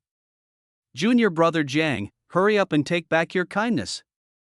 Jolie clenched his teeth and said, sigh, I never thought Junior brother Jiang would be this straightforward. Fine then, what's 10,000 taels of silver? I, Jolie, may not have much money, but I can still afford it. Xiaoya touched her money pouch and sighed as she shook her head. Fine. Consider it a lesson bought. With a thick stack of silver notes in hand, Yuan and I were already overjoyed, and the earlier gloom was swept away. I burst out laughing. Who knew Zhang Tian was this brain-dead? Does he really think he can win? Yuan laughed too. Ha ha ha ha, we can finally vent some of our anger. Ling Zijian had been holding back for a long time, his face was already contorted with rage. He shouted, Zhang Tian, if you're afraid of losing, kneel down right now and kowtow 3 times, and I can have Yuan refund your money. Zhang Tian shook his head with a cold laugh. No need. I wagered 100,000 taels, I have to win back 1 million taels. Ling Zijian barked icily, you don't know what's good for you. Let me show you how I'll teach you a lesson. As he spoke, his bloodline spiritual power surged with a roar, and a gigantic tiger Tu Zhang Tall materialized in an instant, gleaming with cold golden light, terrifying to behold. A wave of exclamations rippled through the crowd, all of them shaken by Ling Zijian's bloodline talent. 7th grade upper tier berserk tiger bloodline, senior brother Ling truly deserves to be called a genius. With aptitude like that, he's not much worse than the 4 great geniuses of the new class, is he? Heh, Zhang Tian is doomed to suffer a crushing defeat. What a pity the battle martial platform doesn't allow fights to the death, otherwise this kid would definitely lose his life. Amid the crowd's cheers, Ling Zijian made his move. He swept his right palm, and a giant tiger of golden light roared into being, suddenly lunging at Zhang Tian. Oh no! Ling Zijian is actually this strong. Junior brother Jiang is probably going to suffer a big loss. Jolie and Xiaoya's expressions changed, sensing trouble. Zhang Tian frowned slightly and said, using only bloodline spiritual power, without even employing a technique, do you really think you can win for sure? Then he shook his head with a smile, not retreating but advancing instead, heading straight toward the golden light tiger. Ling Zijian sneered and said, has this kid lost his mind? Not only is he not dodging, he's actually charging in to meet it, he's really courting death. Just as the golden giant tiger was about to pounce down violently, Zhang Tian let out a cold shout and drove his right fist straight out. A flash of purple light glinted across his knuckles as he met the enormous tiger claw head-on. Boom! A gale of force surged wildly, golden light glaring. Before the thunderous roar had even faded, a ferocious tiger howl suddenly rang out. Everyone thought Zhang Tian was about to suffer a miserable defeat. But when they looked closely, their expressions changed. Zhang Tian stood proudly upright, under the crushing pressure of the golden giant tiger. He did not budge in the slightest. Yet the golden giant tiger's forepaw had already burst apart, its entire front hoof had vanished without a trace. How is that possible? Ling Zijian's mind jolted, and his face froze instantly. Zhang Tian shook his head with a cold sneer and said, "Ling Zijian, you're far too arrogant. Do you really think you can defeat me with nothing but bloodline spiritual power? If you don't show some real skill, you're going to be crushed today." Ling Yuan's expression darkened, seemingly deep in thought, yet his gaze grew colder and colder. This brat really does have some strength. I didn't expect the Bronze Hall to produce someone like this. Zhuolei, Xiaoya, and the others were all shaken, finding it hard to believe. But after calming down, they grew worried again. Zhuolei couldn't help but praise him. "That strike just now, I admit I wouldn't be able to take it easily either." For Zhang Tian to manage this much is already very impressive. Xiaoya looked deeply worried, indeed. Ling Zijian's strength is far beyond that of an ordinary 10th-level spirit-building realm cultivator. Once he goes all out, it will definitely be no small matter. Without moving his lips, Ling Yuan silently transmitted a message to Ling Zijian: "This boy isn't weak. Stop treating this like a game, show your real skill and end this match as soon as possible." Ling Zijian's expression hardened. He nodded heavily and roared, "Zhang Tian, you forced me to use my full strength, don't blame me if I strike too hard." Peak yellow grade martial technique, fierce tiger seal. Ling Zijian burst forward, his palms crossing as he manifested a gigantic tiger claw seal. This seal was not as immense as the golden giant tiger, yet it radiated an even greater might. The crowd was horrified, and everyone's face changed. What? It's actually the legendary peak yellow tier martial technique. I'd heard long ago that above high-level yellow tier martial techniques, there's an even rarer peak yellow tier martial technique. Who knew it was real? Zhuolei muttered to himself, his face extremely grim. Xiaoya took a deep breath, her gaze exceptionally solemn. The power of this kind of technique is said to be on par with ordinary Shin tier cultivation methods. I can't believe Ling Zijian actually mastered it. Clearly, for Ling Zijian to obtain such a martial technique, it was most likely connected to Ling Yuan. As the deputy hall master of the Golden Hall, he certainly had a vast number of cultivation methods in his possession. What could a mere peak yellow tier martial technique amount to? The facts were exactly as everyone had expected. This martial technique was indeed taught by Ling Yuan. Seeing Ling Zijian unleash it with all his might, Ling Yuan felt deeply gratified and couldn't help but nod with a smile. A promising student. Ling Zijian shouted wildly, "Zhang Tian, get the hell off the arena." His palms suddenly struck out. Boom! The fierce tiger seal suddenly swelled, from its original half-zhang size to a full zhang, erupting with a terrifying might. Exploding spirit fist. Zhang Tian smiled faintly as his right fist suddenly blasted out. SSS, boom! After a shrill hiss of air friction, a violent roar suddenly rang out. The immensely powerful exploding spirit fist directly blasted the fierce tiger seal full of cracks. Impossible, Ling Zijian's face changed drastically, but his words cut off abruptly. Zhang Tian's right fist shattered the fierce tiger seal, then slammed into his palm, forcing him to defend with all his strength. Ling Zijian frantically drove his bloodline spiritual power. Tremendous force burst madly from both arms, yet he still couldn't withstand Zhang Tian's onslaught and was shaken back several zhang. Beneath the arena, Ling Yuan's face sank, anger in his eyes.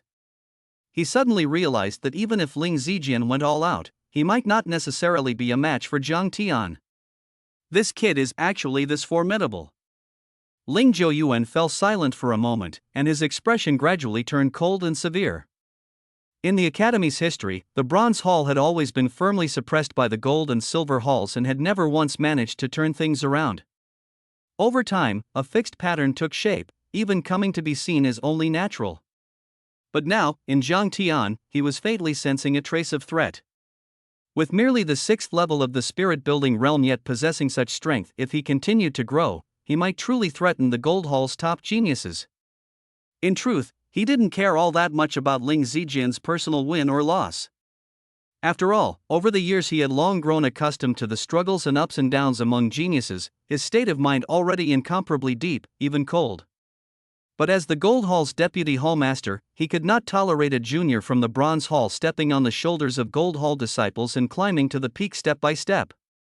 Zijian, Ling Zhou Yuan was about to send a voice transmission, but the situation on the arena changed again. Jiang, don't get cocky. Let me show you what I'm really capable of. 2 setbacks in a row drove Ling Zijian into a complete rage. He frantically drove his bloodline spiritual power, pushing the fierce tiger seal to its limit, and at the same time directly released his bloodline talent outward, once again condensing a golden giant tiger.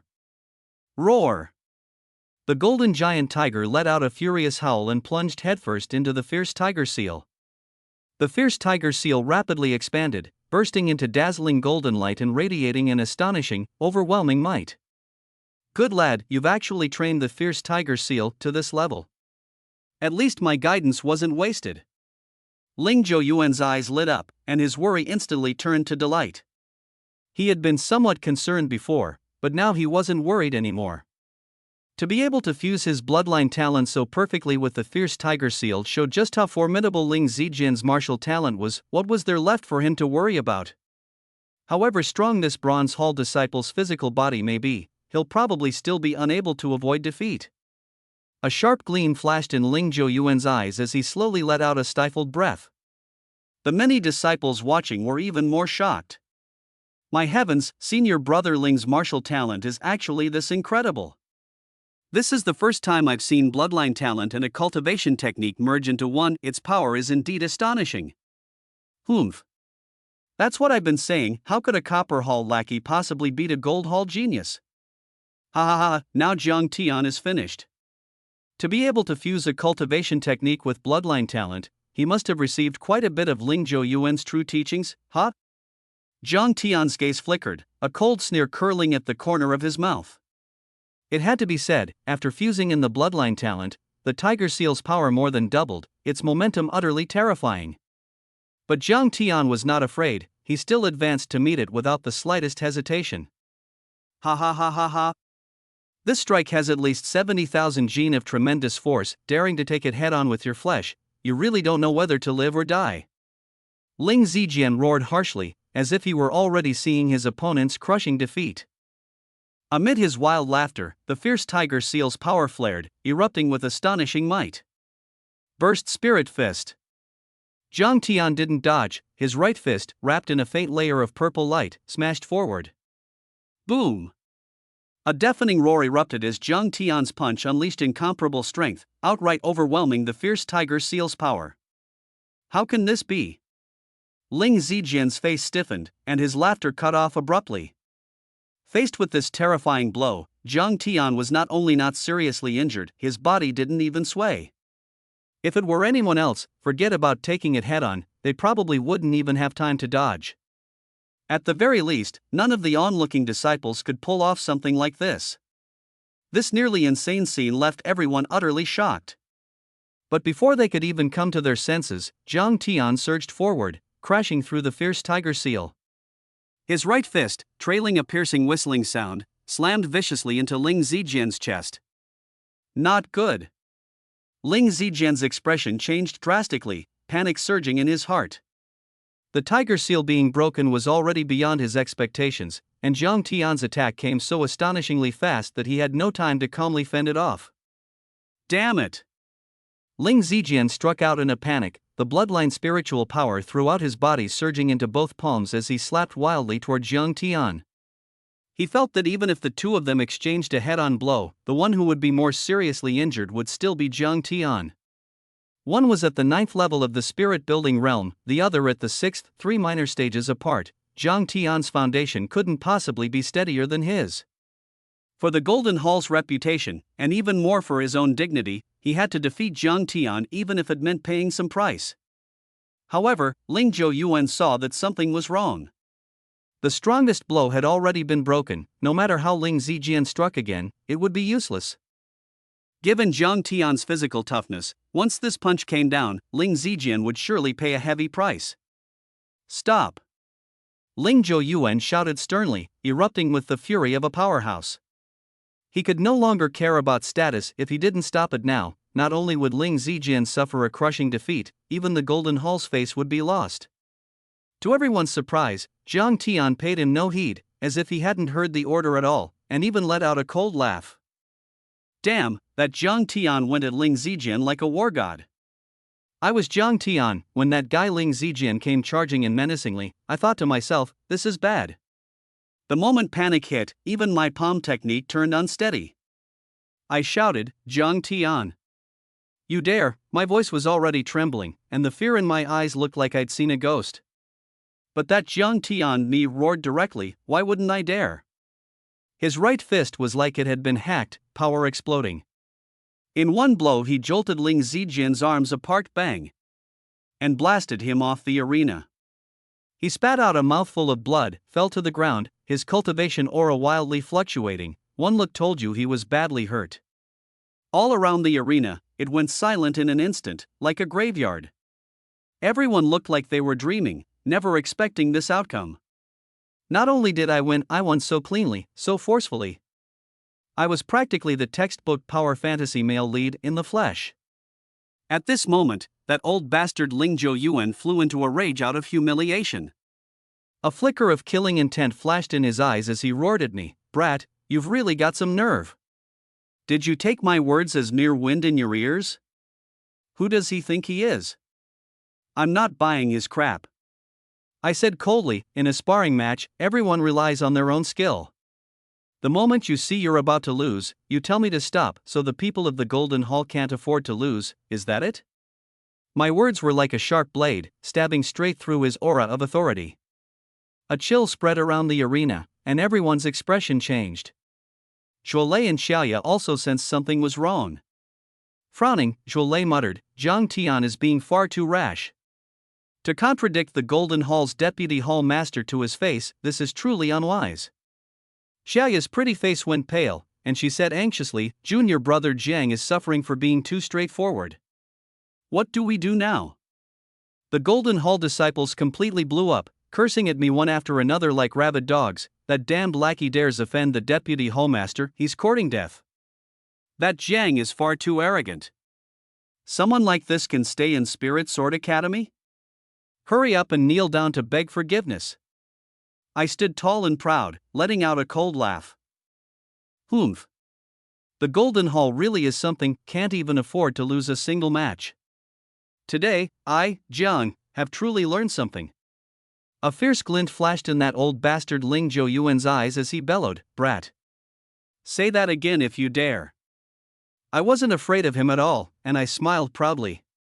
So what if I say it again? You can't even afford to lose one match, the so-called Golden Hall is nothing more than that. Ling Zhou Yuan secretly rejoiced, thinking I was just some hot-headed fool he could toy with in the palm of his hand. A flash of anger crossed his face, murderous intent written all over it as he said, Brat, you've got some nerve. Showing no respect for your elders, talking back to an academy elder, what crime should you be charged with? I shook my head with a cold laugh, an air of pride radiating from my whole body. What crime have I committed? The crime of you, Vice Hall Master Ling, or the crime of the Spirit Sword Academy? I'm only telling the truth. If telling the truth is enough to make me guilty, then the Spirit Sword Academy's rules are far too harsh, aren't they? Ever since Tianbao City, I'd had enough of all the suppression. Facing Ling Zhou Yuan, how could I possibly submit? I knew he was setting a trap, trying to convict me, but I didn't care. If even the high-level elders are like this, then there's no need for me to stay in this academy. Ling Zhou Yuan gave a gloomy smile, thinking my words alone were enough to pin the crime of insubordination on me and execute me on the spot. A terrifying aura surged up from his body, pressing down on me from afar. That overwhelming power swept past, and more than a dozen disciples were flung away by the aftershock, vomiting blood without end. Everyone panicked and scattered, keeping far away. The boundless pressure crashed down, my expression darkened as if facing a formidable enemy.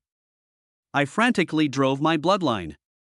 Ling Yuan said with a ferocious grin, "Zhang Tian, I will never let you die too easily."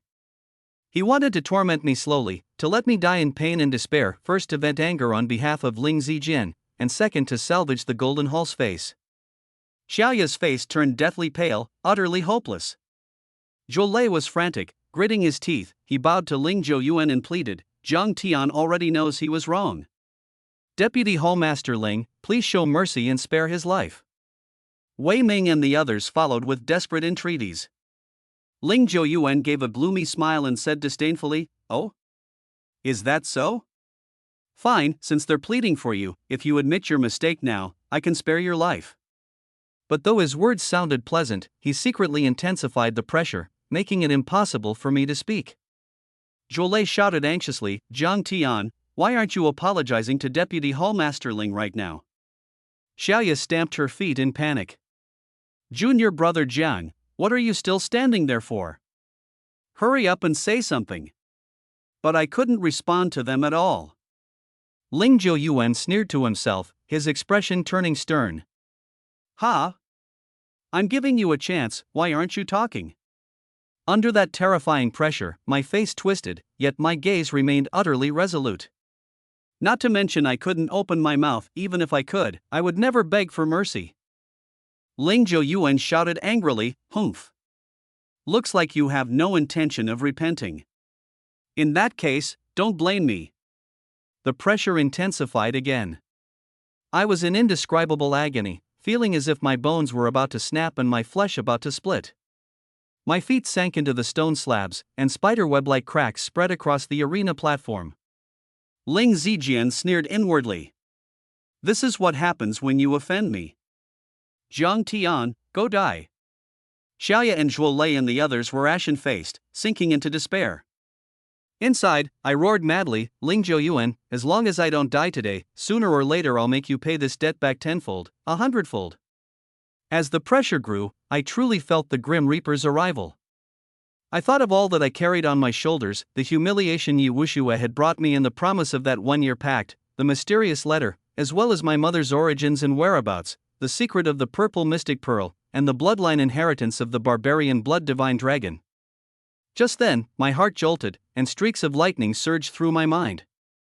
Amid a low, rumbling roar, an aura of boundless fury flooded my consciousness.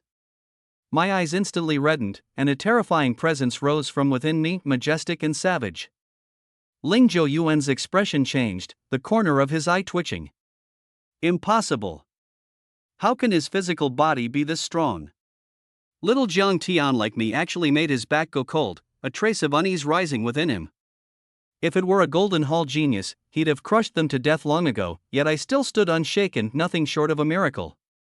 A vicious glint flashed across Ling Yuan's face as the pressure he released doubled. Terrifying energy swept over again, everyone retreated once more. The entire arena platform teetered on the verge of collapse, letting out a strange, mournful wail. But the very next moment, I let out a furious roar. Blood-red light burst from my eyes, and that majestic, brutal aura skyrocketed wildly, like an invisible giant dragon spiraling rapidly around me. This roar was like the wrath of a heavenly god, making everyone's minds tremble and their bodies shake with fear. Ling Yuan's expression changed drastically as he roared in shock, outrageous. Even with his level of cultivation, his mind and spirit trembled violently, as if he were facing a terrifying powerhouse.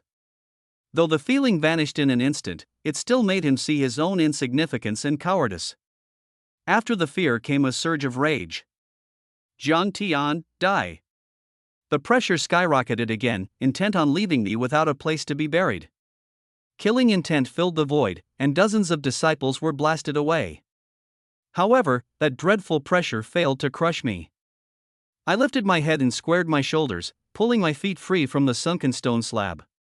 Ling Yuan cried out in furious disbelief, "How can this be?" He had already unleashed nearly 20% of his pressure, yet he still couldn't kill me, something completely beyond his expectations. Enraged beyond measure, he prepared to strike and kill me outright. I walked toward him under the pressure, my pace not fast, but incomparably resolute. My eyes brimmed with killing intent as I spat out words of authority, "Those who offend divine might die."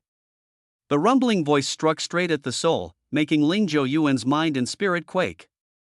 The many disciples couldn't make out what I said, they were only shaken by the muffled thunder, their eardrums aching, and some even covered their ears.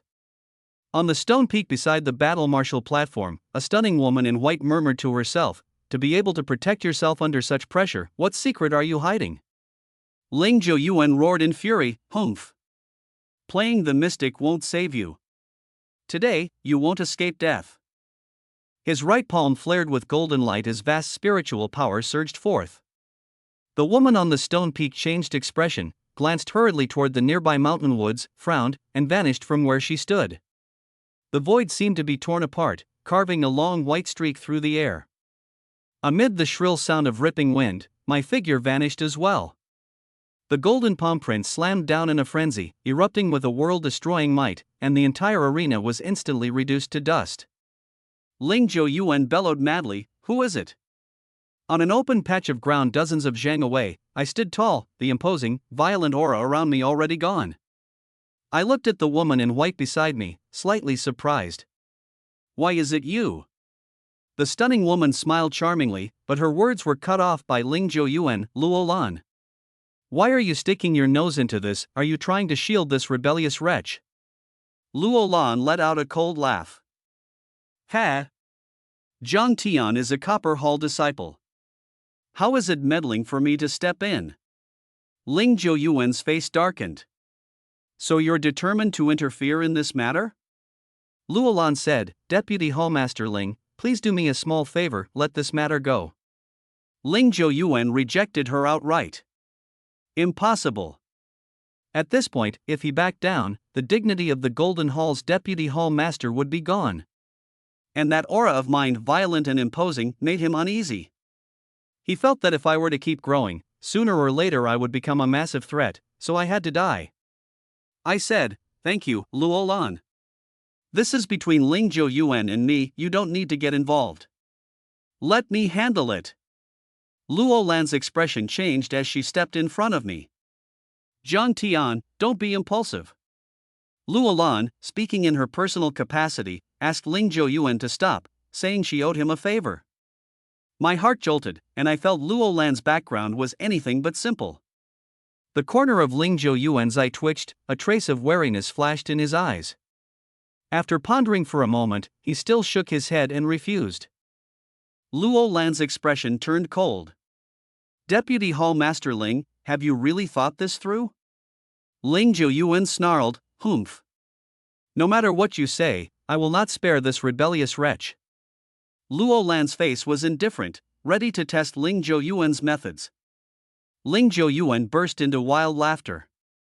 "Ha ha ha, you think you can stop me? How ridiculous." The aura around him suddenly surged.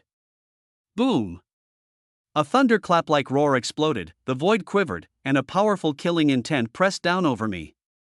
My eyes reddened, and I said domineeringly, "Luo Lan, move aside." Luo Lan's delicate body trembled, she actually felt a sense of awe, as if I were a terrifying powerhouse. After a brief moment of daze, Luo Lan's expression changed drastically. I walked past her and headed toward Ling Zhou Yuan. Ling Zhou Yuan's face was savage, his right palm about to strike. At that moment, a cold, sharp shout rang out. A beam of white light shot out from the mountain woods beside the stone peak and landed in front of me. Suwan's face was filled with killing intent, her gaze icy. "Ling Zhou Yuan, what are you trying to do?" Luo Lan frowned slightly. "Suwan, you really can keep your cool." Suwan's expression turned strange. "I didn't expect you to be even more impatient than me." Ling Zhou Yuan frowned. "Suwan, you came at just the right time. Zhang Tian has spoken arrogantly, shown no respect for his elders, and smeared the academy. By his crimes, he deserves death." Suwan sneered. "Ha! Zhang Tian defeating Ling Zijian was perfectly proper. You're just using it as a pretext to bully the weak with your power, who's right and who's wrong is obvious at a glance." Ling Yuan was about to make a move, but Yuan said calmly, "If you offend both me and Luolan at the same time, can you bear the consequences?" Her display shocked many of the disciples. Everyone was talking at once, speculating about Luolan and Yuan's background. Ling Yuan's eyelids twitched violently. He had some misgivings, but in front of everyone he couldn't back down, or he'd lose all face. He felt that the Su and Luo families wouldn't fall out with him over me. Ling Yuan sneered viciously, his right palm giving a shake as dazzling golden light, carrying terrifying energy, surged out in a frenzy. Luolan and Yuan let out a sharp cry, releasing their pressure to meet the golden palm seal head-on. Boom! A terrifying roar resounded through the void as violent energy swept outward. Ling Yuan was, after all, a lunar realm powerhouse, while Yuan and Luolan were only at the peak of the heaven-opening realm. Even together they were no match for him, and they were quickly forced back by the tremendous force. But in the blink of an eye, my two palms pressed onto Yuan's and Luolan's shoulders respectively, bringing them to a steady stop. Yuan and Luolan exchanged a glance, their eyes filled with shock. To casually dissolve the rebounding force and catch them smoothly, something even a heaven-opening realm martial artist would find difficult, my performance was simply defying the heavens. Ling Yuan paid no heed to any of that, his face growing ever more ferocious. "Ha ha, Jiang Tian, let's see who can still save you now." I let out a furious shout, "So what if you're in the moon-embracing realm?" I flashed between Yuan and Luolan and charged straight at Ling Yuan. As I rushed forward, my aura surged wildly, instantly surpassing the bounds of the spirit-building realm. Yuan and Luolan's faces changed drastically as they cried out in despair, "No! Come back, now!" But everything happened too fast, there was no time to stop it.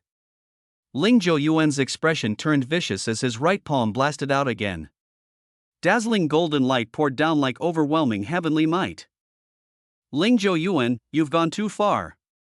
A furious roar rang out, and two beams of golden light shot over, scissoring down like a pair of enormous divine shears. Boom! The golden palm imprint exploded, and the terrifying energy surged back, vanishing into the void. The scene was far too shocking, everyone was utterly horrified. Yuan and Luolan cried out in delight, "Dragon-slaying finger." The golden light withdrew, and Xiao Feng, the master of the Bronze Hall, appeared, landing in front of me. Xiao Feng frowned slightly, studying me with puzzlement, and found that the strange aura on me had already disappeared. I came back to my senses and bowed solemnly. "Thank you, Hall Master." Even I felt a bit dazed about what had just happened. I didn't know where I'd gotten the nerve to confront Ling Yuan head-on, but I knew it had to be connected to the barbarian blood divine dragon bloodline. Yuan and Luolan swept over in delight. Xiao Feng frowned tightly, gave a slight nod, and averted his gaze as he said to Ling Yuan, "You dare openly suppress and kill a disciple of my Bronze Hall? Ling Yuan, you've gone too far." Ling Yuan slapped a big label on him, "A rebellious traitor, by his crimes, he deserves death." "Xiao Feng, as the Bronze Hall Master, are you preparing to violate the Academy's rules?" Yuan and Luolan scolded in sweet voices, "Hall Master, don't listen to his nonsense. Ling Yuan is twisting right and wrong and arguing sophistically, truly hateful." Xiao Feng gave a deep, faint smile. "Ling Yuan, right and wrong will be judged in due course. If you refuse to accept it, we can go to the law enforcement hall and argue it out." Ling Yuan's expression changed, the corner of his eye twitching. The law enforcement hall held great authority and enforced the law impartially. If it came to the law enforcement hall, it would only damage his prestige. Ling Yuan snorted coldly. "Ridiculous. With my status, how could I possibly go to the law enforcement hall to argue with a mere Bronze Hall disciple? Xiao Feng, discipline your Bronze Hall disciples properly. If this happens again, I will not be so lenient." Xiao Feng nodded coldly, disdain in his heart. Xiao Feng said, My disciple is mine to discipline. But let me also advise you, it's best not to meddle in disputes between disciples, lest you invite criticism." Ling Yuan snorted coldly and turned his head to threaten me. "You little bastard, consider yourself lucky. Someone's protecting you today, so I'll spare your life for now, but if you ever fall into my hands, you'll die a miserable death." Although he couldn't kill me today, he would never let the matter end there. Just then, my body trembled slightly, my aura surging unsteadily, and a powerful wave of cultivation was about to break forth. Luolan's expression shifted as she asked in confusion, "What's going on?" Suwon said in delighted surprise, "Could it be, you're about to break through?"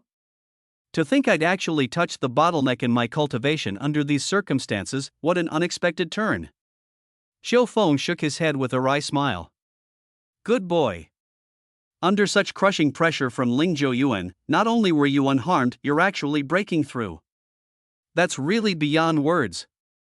I won't say much. I immediately sat down cross-legged and began to advance.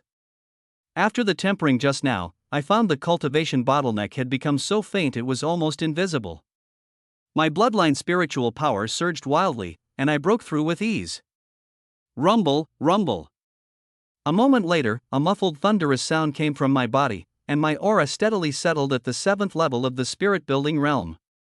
Xiao Feng rolled his eyes and said speechlessly, "Huh? That's it. Others have to spend time and effort to break through, but I finished in less than the time it takes to drink a cup of tea, like eating and drinking." Suwon and Luolan exchanged glances, both astonished and at a loss for words. Lingzhou Yuan's expression was extremely ugly.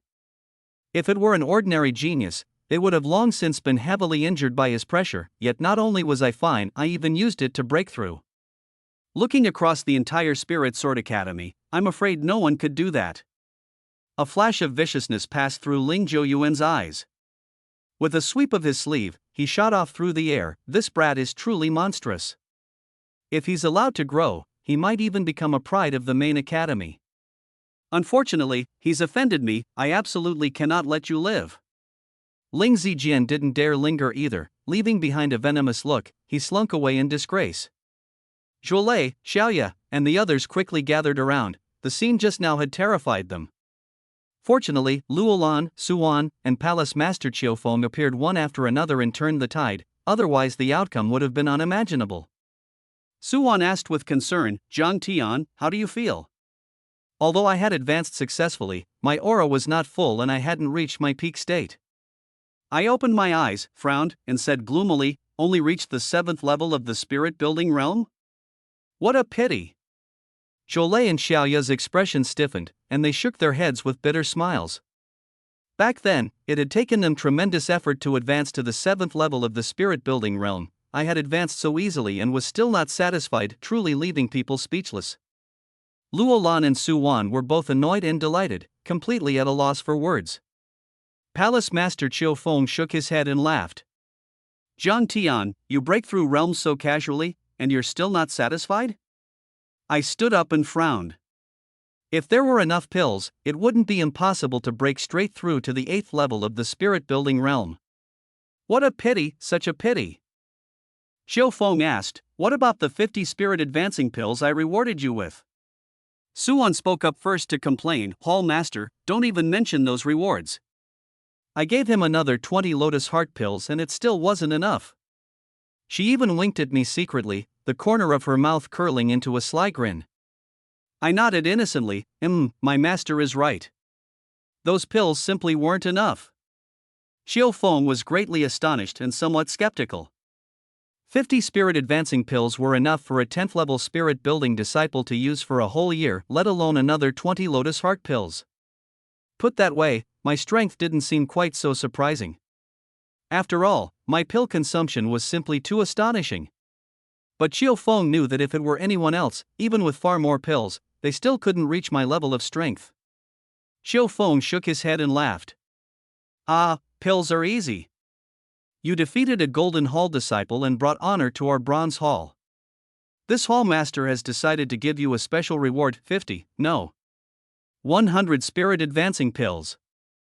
A burst of exclamations rose from the surroundings, and many disciples of the Golden Hall and Silver Hall were stunned. 100 spirit-forging pills was simply an astronomical figure to them.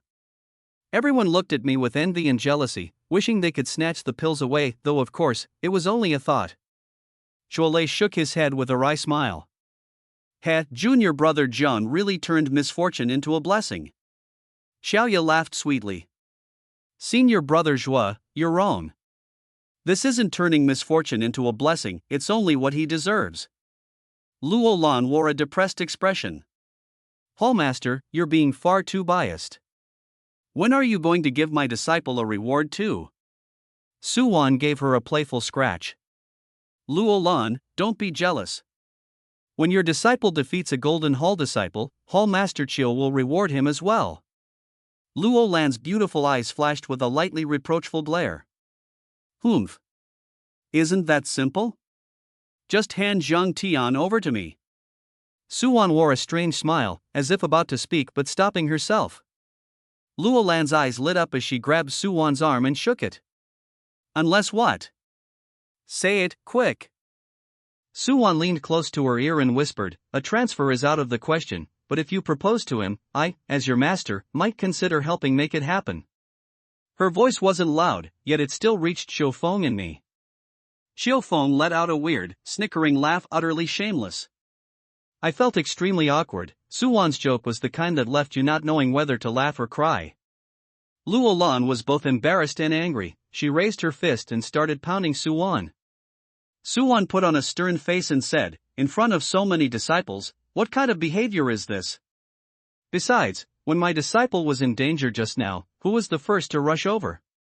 Luolan's face flushed red, but she didn't care. I don't care. Who told you to tease me? Yuan asked with a smile. Haha, then tell me, how did I tease you? Luolan stamped her foot in fury.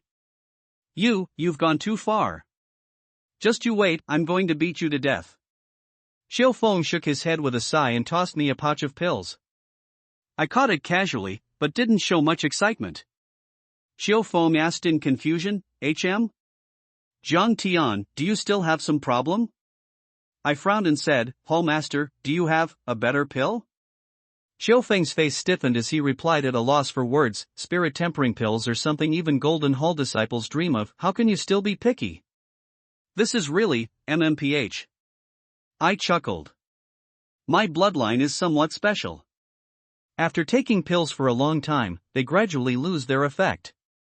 So these 100 spirit tempering pills aren't as good as the 50 I had before. Xiaofeng frowned, his expression turning grave. Hiss. The loss is that severe? Xiaofeng gritted his teeth and took out a pill case, saying with obvious pain, fine. I'll make an exception this once and swap them for spirit congealing pills. I took the pill case and looked inside, then said gloomily, why are there only 30? Xiaofeng's eyes went wide, both angry and annoyed. Brat! You think 30 is too few? These are worth more than 200 spirit tempering pills. He snatched the bag of spirit tempering pills and quickly put it away. My face stiffened, and Xiaofeng chuckled. Anyway, the Chongling pill isn't much use to you, so we can't let it go to waste. I shook my head, speechless. But with 30 Ning spirit pills in hand, I was delighted. Now I could rapidly raise my cultivation again. I murmured to myself, I wonder if these pills can help me advance to the 8th level of the Zhuling realm. Xiaofeng frowned and said, Zhang Tian, I have to remind you, with the way you consume pills, even Ning spirit pills probably won't last long. You still need to find some way to deal with it. Yuan let out a soft sigh and frowned. The Hall Master is right.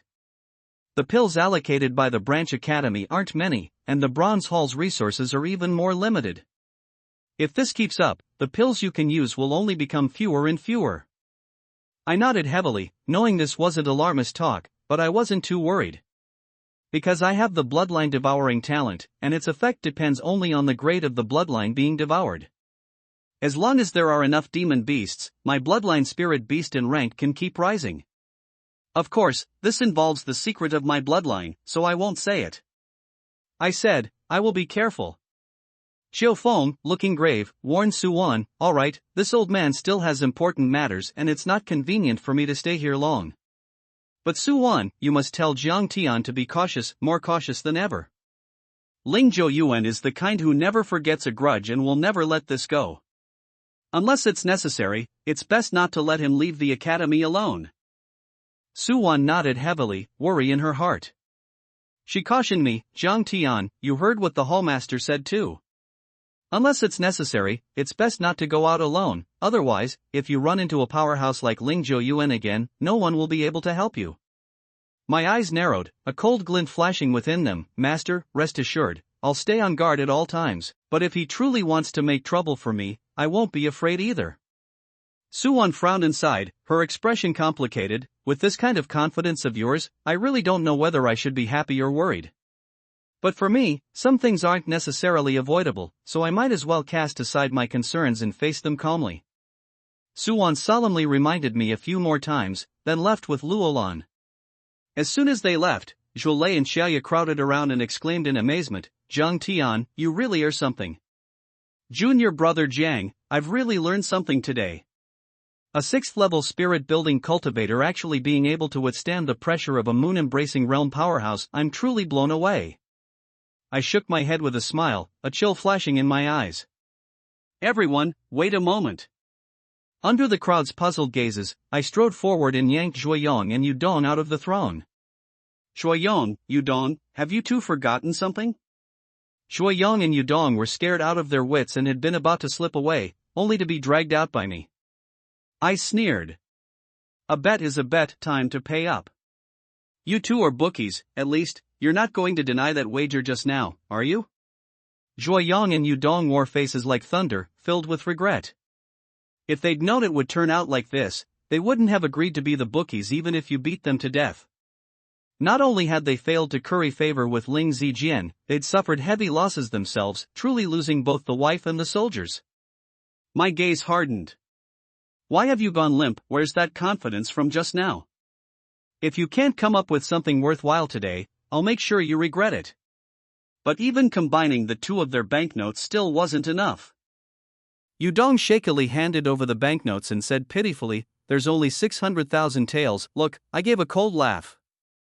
"Quit putting on a show. I staked 100,000 taels and I'm taking back 1 million. Not one tael less."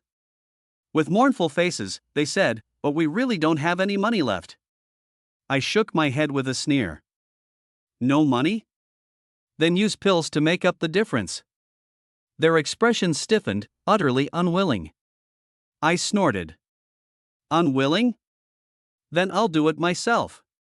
Damn, seeing I was about to blow up, those two guys jolted in fright, like they'd seen a ghost.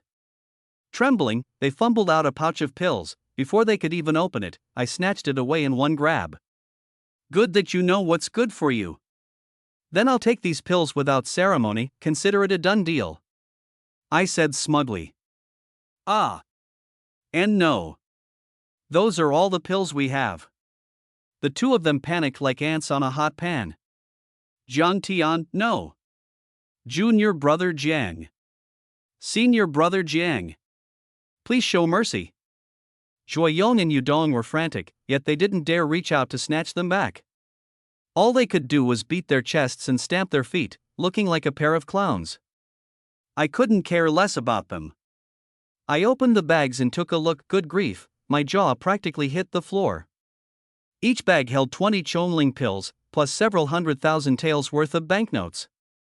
This really was pies falling from the sky, luck smacking you right in the head. Wow, disciples of the Golden Hall really are loaded.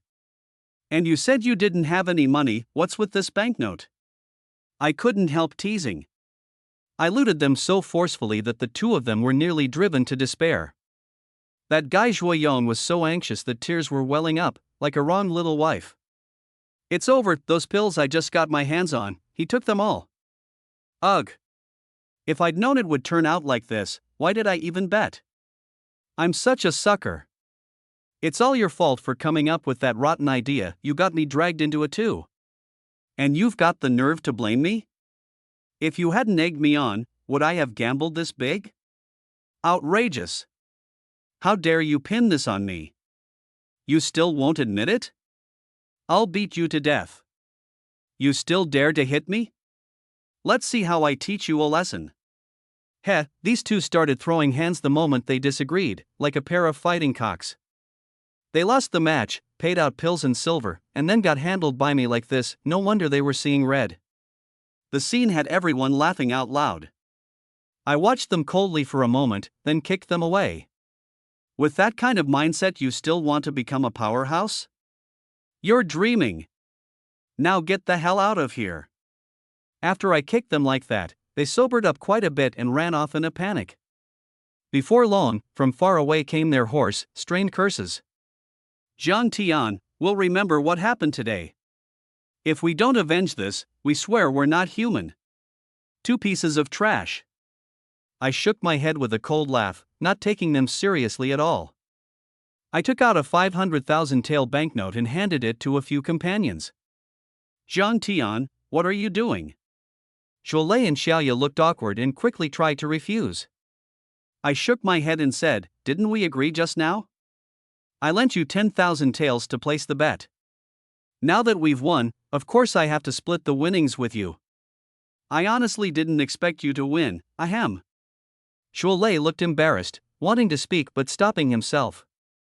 This is all your silver, I can't take it. Thinking back to what had just happened, Xiaoya blushed as well, feeling a bit too embarrassed to speak up. Don't stand on ceremony with me. If you think of me as a friend, then take it. I didn't bother with anything else and just stuffed the banknotes into their hands. Each of the 5 companions got 100,000 taels. Blushing, everyone thanked me one after another. Then I took out 40 spirit-boosting pills. I know you don't have many pills, take these and split them up. No.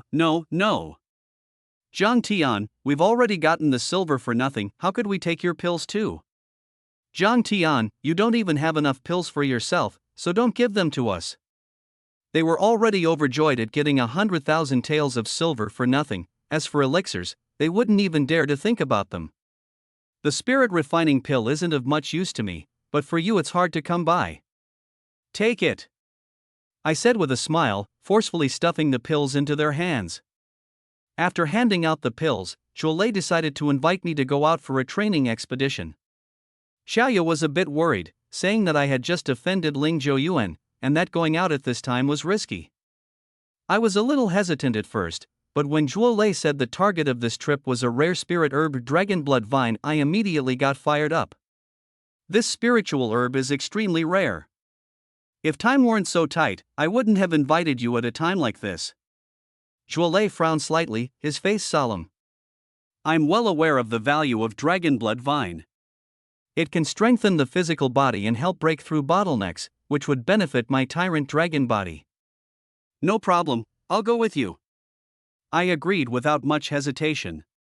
Junior brother Jiang, you should still think it over carefully, safety comes first. Xiaoya frowned slightly, still a little worried. I shook my head with a smile. Senior sister Qiao is being too cautious. It's not like I'm going out alone, what's there to be afraid of? Besides, I just advanced, it's good to get out and take a look around. Junior brother Jiang is indeed straightforward. Time is tight, let's set off at once. If there are any questions, we can talk about them on the way. Zhuolei was so excited he could hardly contain himself, and he motioned for everyone to depart. Watching us leave the battle platform, the surrounding disciples burst into discussion. I didn't expect Jiang Tian to be this formidable. Being able to defeat senior brother Ling is truly shocking. That's nothing. What's most enviable is being someone both Luolan and Suwan rush to protect. It's not strange that Suwan cares about him, but I just don't get why Luolan is also so invested. Ah! If I could be protected by those two, it'd be worth dying for. Look at how pathetic you are. We've got the 4 great genius freshmen, plus so many upperclassmen, I don't believe we can't deal with Jiang Tian. Just wait and see. At the Vice Academy's half-year assessment, Jiang Tian will definitely lose miserably. Oof. He offended Vice Hall Master Ling, I don't think he'll live to see that day. From the initial belittling and mockery to later envy, jealousy, and hatred, their opinion of me changed, but there were still many who looked down on me. In the Academy's history, Bronze Hall disciples had never beaten a Gold Hall genius in the freshman grand examination, which gave them plenty of confidence. In their eyes, the Bronze Hall was nothing but a stepping stone for the Gold and Silver Halls. Even if someone occasionally rose to prominence, it was only a flash in the pan. You few go after him. In the crowd, a Golden Hall disciple with a cold, sinister look waved his hand, and several people quietly gave chase. He's offended so many people and still dares to leave the academy, he really has a death wish. When senior brother Chen hears about this, he'll be over the moon. The man let out a sinister laugh and quickly left the martial combat platform. Not far away, a disciple in a blue robe passed through the crowd with a blank expression, as if no one noticed him, like he was invisible. His aptitude is pretty decent, but did he really master the eye-overbearing dragon fist/eye? A day later, we climbed to the top of a small hill and looked out into the distance. "Jolie, is that Jinjiao Ridge?" I asked. Jolie pointed ahead and nodded. "Yes, that's the direction." As far as the eye could see, a stretch of rolling, ink-green mountain range lay before us, like an ancient colossal beast crouched on the ground, faintly exuding a mysterious aura. Junior brother Jiang may not know this yet, but dragon blood vine has a really strange temperament. Oh? How is it strange? This spirit herb only has a half-month ripening period each year. You can't find it at all the rest of the time, and there are a lot of formidable demon beasts in Golden Flood Dragon Ridge. Even if we act together, we still have to be careful. No wonder you're in such a hurry. I nodded slowly, thinking it over. Yes. If we miss this chance, we'll have to wait until next year. I'm already at the 10th level of the spirit building realm, there's no way I can afford to waste a whole year. My aptitude, ahem, you know. Jolie frowned with a sigh and gave a helpless, bitter smile. With his aptitude, relying solely on the pills provided by the academy, his advancement was as slow as a snail. Xiaoya and the others were the same, so they often had to go out to train, hunt some demonic beasts, and look for treasures. Junior brother Jiang, it seems we're being watched. Xiaoya glanced back, her brows knitted tightly. I shook my head with a smile. Hey, he's definitely here for me. Ignore him for now, we'll talk once we reach Golden Flood Dragon Ridge. I didn't expect anyone would actually tail us. If I'd known, I wouldn't have dragged you into this mess. Jolie shook his head and sighed, blaming himself for having called me along. Don't say that. Even if I didn't leave the academy, they'd still find a way to mess with me. Instead of hiding and dodging, I'd rather fight it out fair and square. I want to see just how capable they really are. I sneered, a sharp glint flashing in my eyes. It's about time. Let's go. Not long after we left, 5 Golden Hall disciples arrived at the hilltop. The one in front was named Diao Koan. He had narrow eyes and thin lips, one look and you could tell he was a sinister type. So he really is headed to Golden Flood Dragon Ridge. Diao Koan nodded slowly, a cold sneer curling at the corner of his mouth. Golden Flood Dragon Ridge? The other 4 were all new students, and the mention of Golden Flood Dragon Ridge made them a little afraid. Senior brother Diao, I've heard Golden Flood Dragon Ridge has a lot of formidable demonic beasts. Are we really going after him? Zhang Tian isn't weak, and with those elusive demonic beasts, we might end up taking a loss. Bastards! You don't even trust me? Diao Koan's face darkened and he exploded in anger. The 4 men's expressions changed, and they hurriedly put on flattering smiles. Hee, senior brother Diao, don't misunderstand. Everyone's seen your strength, how would we dare doubt you? Of course. Senior brother Diao is a senior student who entered the academy last year, dealing with Zhang Tian is a piece of cake. A round of flattery had Diao Koan beaming with delight. Ha ha ha ha. I'll give you that, you've got some sense. I'm a master at the 10th level of the spirit building realm, dealing with Zhang Tian will be like crushing an ant. With me here, what the hell are you afraid of? Yes. Then what are you still yapping about? Hurry up and keep up. Half a day later, we arrived at Golden Jiao Ridge. Wild grass grew thick ahead, the trees towered into the sky, and white mist curled above the mountains and forests. The spiritual energy between heaven and earth was extraordinarily dense. What incredibly rich spiritual energy, this place is practically a perfect feng shui treasure land for cultivation. Cultivating here would definitely be even more effective than at the academy. Everyone's spirits soared, and they exclaimed in admiration. Jolie, however, slowly shook his head, his face solemn. There are lots of demon beasts here, and danger lurks everywhere. Everyone, do not let your guard down. I scanned the area for a while, then frowned, a bad feeling rising in my gut. The valley ahead was gloomy and deathly quiet, faintly exuding an oppressive aura. From a distance, it looked like a gigantic beast with its maw wide open, waiting for us to walk in. My eyes narrowed and my expression turned grave. Senior brother Yuan, is there really dragon blood vine here? Absolutely. Last year, a senior brother harvested dragon blood vine right here. Not long after, he broke through to the Kaitian realm, and now he's already a main academy disciple. Jolie knew what I was worried about. If the news weren't reliable, he wouldn't have brought everyone here to take such a risk. Xiaoya kept an eye on the rear the whole time. Those people had been following from far behind, making her feel a chill down her spine. Junior brother Jiang, how are you planning to deal with those tails behind us?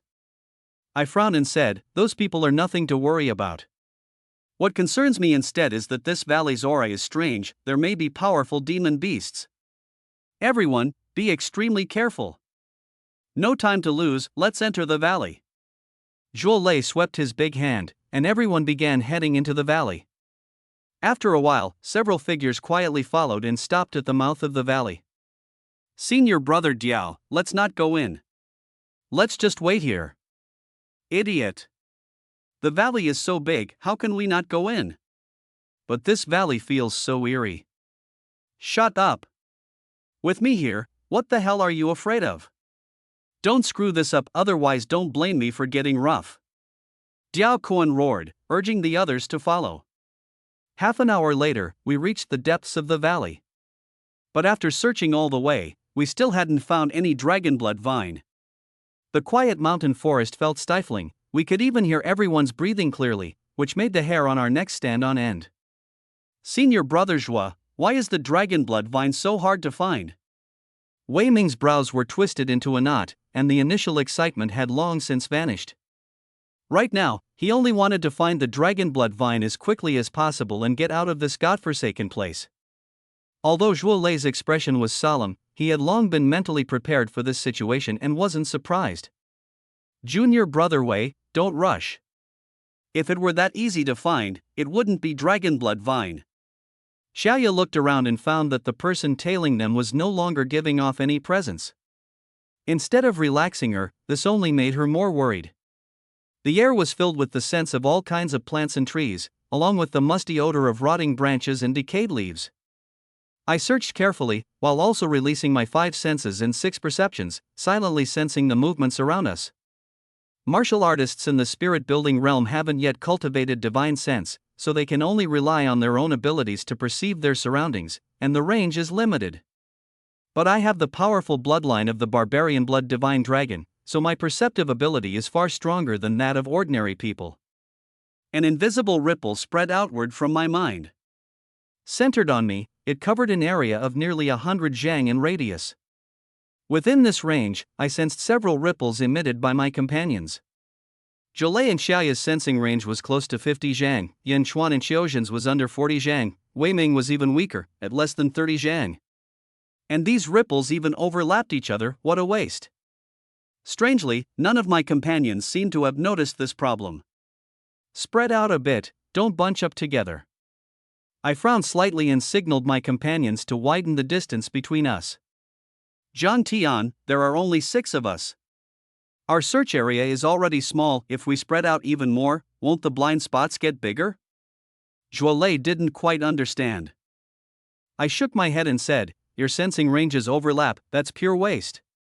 If we keep going like this, when are we ever going to find the dragonblood vine? At that, everyone's expressions changed drastically, they were all stunned. What? You can sense our psychic fluctuations? How is that possible?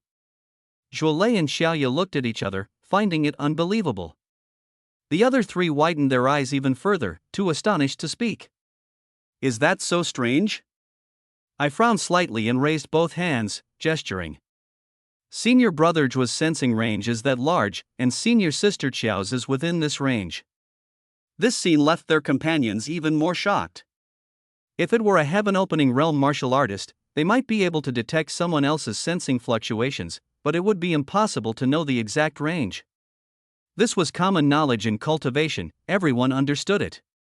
Something even heaven opening realm experts can't do, someone at my level of spirit building, 7th layer, can?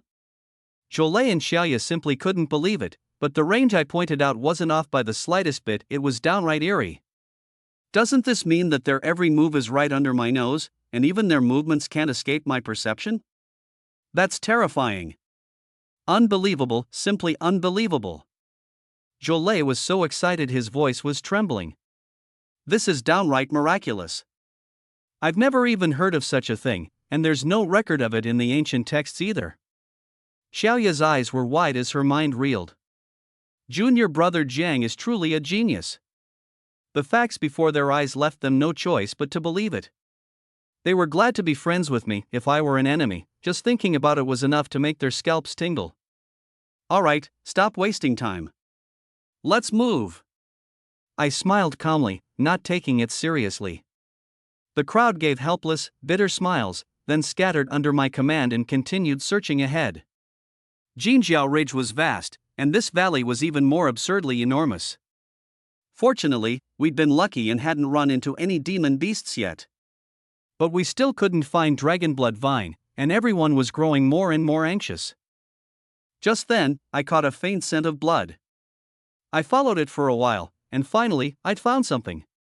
Ahead, the stone cliff was covered in thick wild vines. Through the gaps between the vines, a few streaks of crimson were faintly visible, and they gave off a light bloody smell. Wasn't this the dragon blood vine we'd been searching for so desperately? Senior brother Zhua, senior sister Qiao, come take a look. That's right, that's the dragon blood vine. Great, we finally found it. Zhuolei and Xiaoya were overjoyed, itching to rush over. Wait. My eyes narrowed, and I grabbed them. What is it, junior brother Jiang? Zhuolei and Xiaoya looked puzzled. Following the direction I pointed, their faces changed drastically. They saw a giant python as thick as a bucket hanging upside down from the wild vines, its red eyes radiating an icy killing intent. Its gaping maw opened and closed as it flicked its tongue, letting out a hissing sound. Its green body blended into the surroundings. If it hadn't been slowly writhing, it would have been impossible to spot.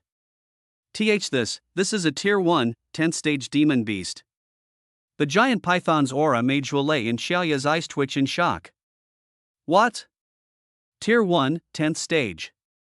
The other three people's faces changed as well, terrified.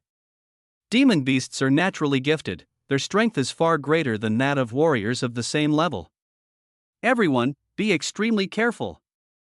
Zhuolei looked grave, signaling everyone not to act rashly. It's said that heavenly treasures are always guarded by demon beasts, looks like it's true. This is trouble. Yan Chuan and Xiaozhen frowned deeply, their expressions complicated. Senior brother Zhua, what do we do?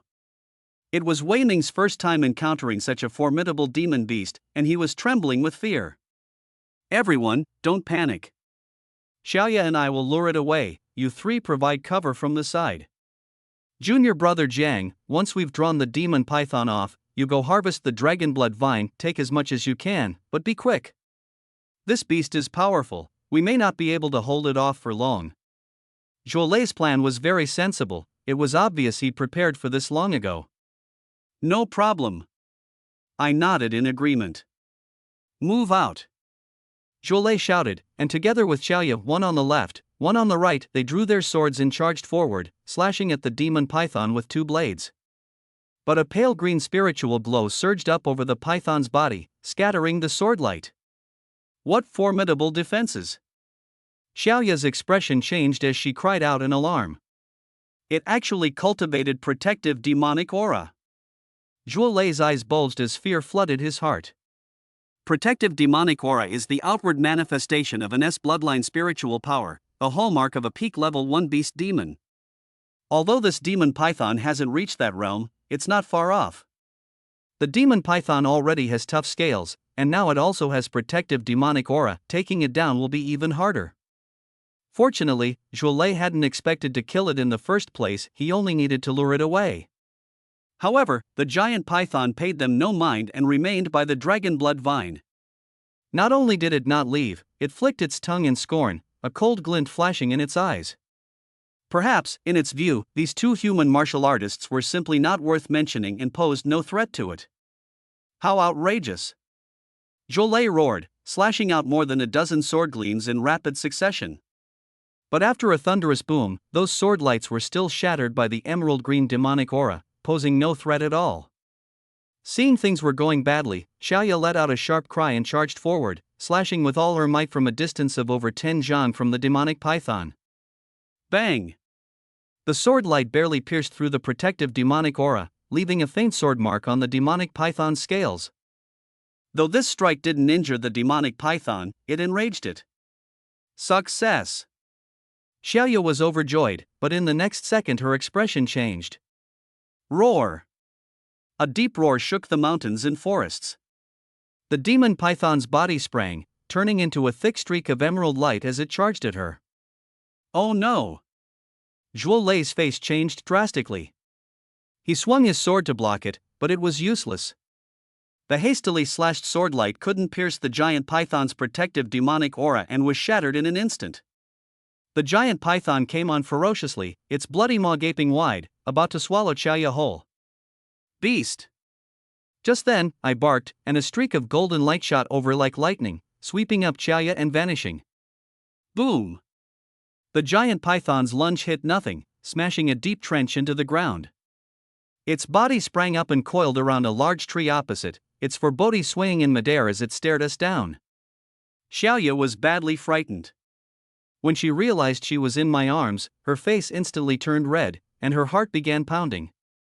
Junior brother Jiang, just now. I thought I was going to die. I smiled calmly. Senior sister Qiao, this demon python is far too powerful. You can't handle it, leave it to me. But, Xiaoya smiled shyly, still very worried inside. I didn't say much. Letting go of Xiaoya, I shifted, surged forward with a gust of force, and charged at the demon python. Watching my fearless back, Xiaoya felt a surge of excitement, and her heart started pounding even faster.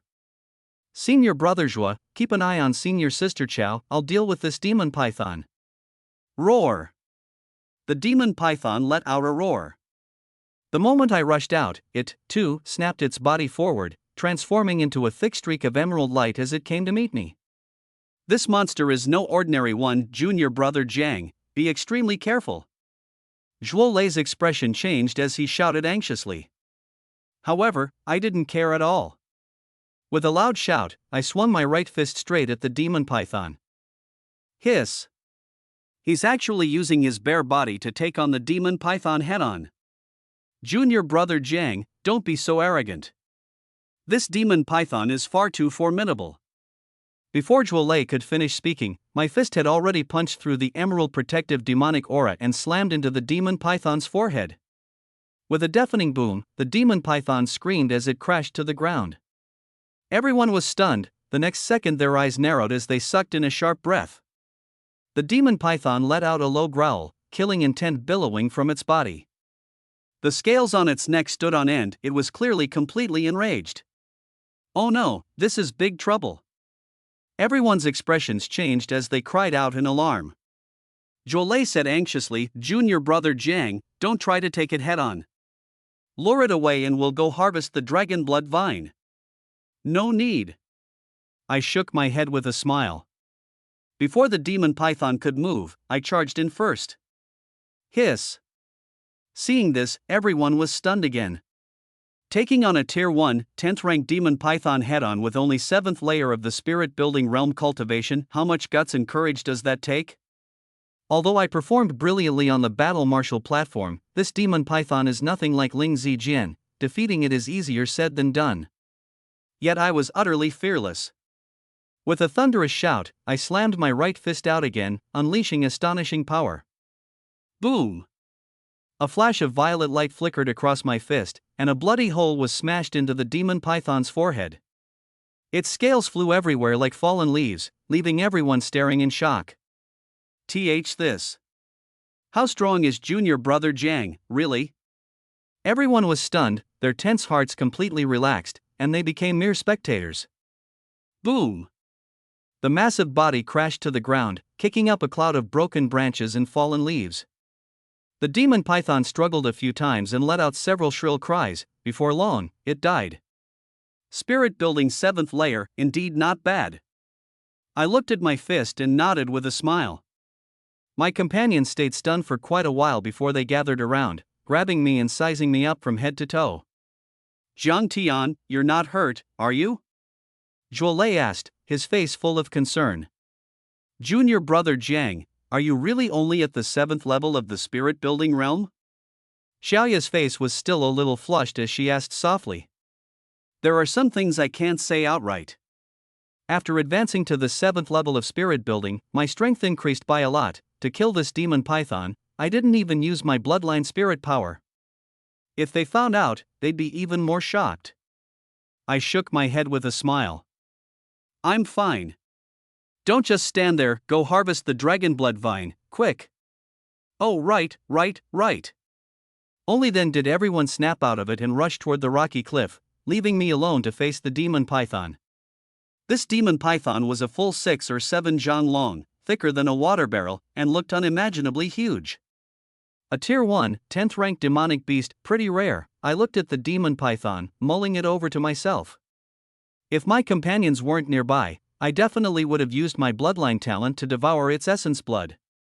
But that involves the secret of my bloodline and can't be exposed lightly, so I gave up. Forget it. There are bound to be other demonic beasts on Jinjiao Ridge. I'll look for a chance later.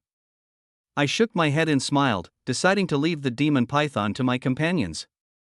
Duel and the others need cultivation resources more. Bringing this demon python back could be traded for quite a bit of silver or pills. Everyone quickly finished harvesting the dragon blood vine and returned to my side. Junior brother Jiang, this is yours. Duel excitedly handed me a few of the largest and best dragon blood vines. I glanced at them and smiled. Senior brother Zhua, I can't use that many. Dragon blood vine is more important to you, take more for yourselves. Junior brother Jiang, if you hadn't stepped in, let alone the dragon blood vine, we might all have been eaten by that demon python. A few stalks of dragon blood vine are nothing, Xiaoya said earnestly. Junior brother Jiang, don't be so polite. We've already gathered plenty, more than enough. All right then, I'll accept them. Take this demon python with you. I couldn't refuse any longer, so I accepted, and gestured for everyone to take the demon python away. At this, everyone was startled, then they all shook their heads. No! You killed this demon python through sheer hard work, how could we possibly take it from you? This demon python isn't of much use to me. You all split it. My attitude was firm, so everyone had no choice but to stop refusing and began to divide up the demon python. Junior brother Jiang, you're not only incredibly talented and strong in cultivation, you're also so generous to your friends. I really admire you. Yan Xuan and Xiaozhen were so happy they couldn't stop smiling, thanking me over and over. Wei Ming grinned with excitement. This was the first time he had obtained such high-quality demon beast materials. When he got back, he would definitely be able to trade them for quite a few pills. After everything was taken care of, we prepared to leave the valley. We hadn't gone far before we were stopped by several Golden Hall disciples. Seeing the ringleader, Diao Koan, Duel Lei's expression darkened. This guy had entered the academy at the same time as him, with similar aptitude, but after a year of cultivation his strength had surged. He was also at the 10th level of spirit building, yet his aura was far stronger than Duel Lei's. Diao Koan, what are you trying to do? Duel Lei knew he was up to no good, and asked coldly with a frown. Diao Koan let out a sinister laugh, not taking Duel Lei seriously at all. His shifty eyes roamed all over Xiaoya, making her furious. As for everyone else, he didn't even spare them a glance, and in the end his gaze settled on me. Duel Lei, this has nothing to do with you. If you know what's good for you, get the hell out of here, don't ruin my fun. And one more thing, leave this little chick here for me. Everyone else, get the hell out. Bullshit. Xiaoya was both embarrassed and furious, and she cursed at him outright. Diao, don't think I'm afraid of you. Duel Lei was completely enraged, battle intent surging from him. So what if you're not afraid of me? With that little bit of strength of yours, you're not even fit to carry my shoes. Diao Kuan looked at him sideways, sneering nonstop. Go to hell. If you dare pull anything, I'll fight you to the death. Zhou roared in fury, his eyes seeming to spit fire. It was one thing to act arrogantly in the academy, but to come here and still try to humiliate Xiaoya. Did he really take the Bronze Hall disciples for fools? Diao Kuan's face darkened at that, a cold glint flashing in his eyes. How dare you curse me? Then I'll deal with you too. You lot, give them a proper lesson. With a wave of Diao Kuan's hand, 4 Golden Hall disciples sneered and charged out. Xiaoya, it's your good fortune that senior brother Dio has taken a liking to you. Since you don't know what's good for you, we'll just have to give you a hand. Humph, a bunch of Bronze Hall lackeys daring to be this arrogant, watch how I deal with you. The Golden Hall disciples closed in with vicious grins, and Xiaoya and Zhuo Lei's group faced them as if confronting a deadly enemy. At that moment, an angry shout rang out like a thunderclap on flat ground. Committing evil and humiliating your fellow disciples, you deserve a beating. No sooner had the words fallen than a powerful aura erupted, blasting the 4 of them away. Oh no! Ah, PFF. Before the 4 of them could even see what was happening, they each spat out blood and collapsed to the ground in turn. Damn it! What happened? Who is ambushing us? The 4 were both anxious and furious, and utterly terrified inside. With just a wave of pressure, he sent them flying. One can imagine how strong he is. Diao Kuan's eyes narrowed, and a trace of gravity flashed in them. So you really do have some skill. No wonder you could defeat Ling Zijian. Too bad you're about to be in trouble. Who sent you? I asked coldly. Diao Kuan sneered as he said, kneel down and beg for mercy right now, and I can tell you. I slowly shook my head and looked at Diao Kuan with disdain, saying something that made no sense. There's a saying, I don't know if you've ever heard it? Diao Kuan frowned, a bit confused, and asked, what saying? Don't rush, let me think. I pinched the bridge of my nose, as if trying hard to recall something. Diao Kuan had grown impatient, but I wore a delighted look and spoke unhurriedly. Good dogs, don't block the road. Damn it, you dare curse me? Diao Kuan froze for a moment, then flew into a rage, his face turning as red as pig liver. I wore a wicked grin, relaxed and at ease. Ha! But I was cursing a dog. Are you a dog? You deserve to die. Diao Kuan was burning with rage, so furious he could barely get his words out. Oh, right, you seem to be blocking the way. Fine then, since you admit it, there's nothing I can do. I slapped my forehead, feigning sudden realization, nodding repeatedly, my cold laugh unceasing. Outrageous. I'm going to kill you. Diao Kuan was so furious that smoke seemed to pour from his 7 orifices, raging uncontrollably. He'd always had a sharp tongue, he was the one who cursed others, and no one could ever outcurse him. He hadn't expected my tongue to be so nimble, leaving him completely speechless. Want to kill me? I'm afraid you don't have what it takes. I sneered coldly, arrogance surging. Although Diao Kuan is an old student of the Golden Hall, I don't take him seriously at all, so what if he's stronger than that demonic python? In front of me, he's useless no matter what. Diao Kuan tried his best to rein in his emotions, his gaze vicious to the extreme. Damn little nobody. Don't think beating Ling Zijian makes you anything special. If I want to deal with you, it'll be as easy as crushing an ant. Don't talk so big, careful, the wind will make you bite your tongue. You'll soon find out what I'm capable of. When the time comes, I'll make you regret it. Diao Kuan let out a sinister chuckle, killing intent surging from him. With a dull boom, he activated his bloodline talent and condensed a gigantic gray wolf before him. Only, yellow light swirled around the wolf's body, making it look like a long-haired mongrel. I shook my head with a cold sneer, unable to hold back a laugh. Good dog. Truly a good dog. Bastard. This is a 7th grade high-tier Sanglong bloodline. Diao Kuan swept his right arm, and the enormous Sanglong wolf lunged ferociously. Junior brother Jiang, be careful, Diao Kuan is far stronger than Ling Zijian. Don't be careless. My companion's warning came from behind. I nodded and smiled. Don't worry, I've got it. Boom! The void trembled as the azure wolf pounced with overwhelming pressure, its momentum terrifying. You do have some strength, but it's a shame you won't live like a man and insist on being a dog.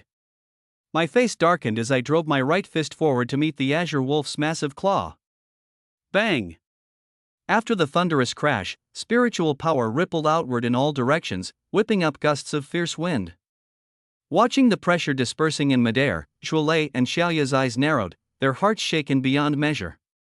They asked themselves and knew they were nowhere near a match for such strength. Can junior brother Jiang really beat Diao Kuan? Xiaoya stared fixedly at the battle, her face full of worry. Shuolei frowned and said, Diao Kuan has trained in the Golden Hall for a year, his strength and real combat experience are both greater than Ling Zijian's.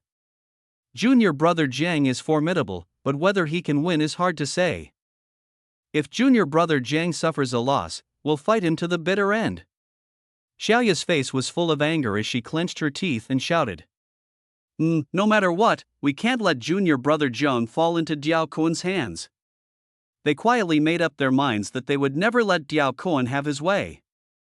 But soon they realized that I not only hadn't suffered a loss, I even faintly had the upper hand, which shocked them again. What the hell, Sanlon? Looks to me like nothing but a mangy dog. I slammed a punch into Sanlon's massive claw, knocking it back. Preposterous. Diao Kuan's eyes twitched, furious. He realized my strength was beyond his expectations, I wouldn't be so easy to deal with. But he was still very confident.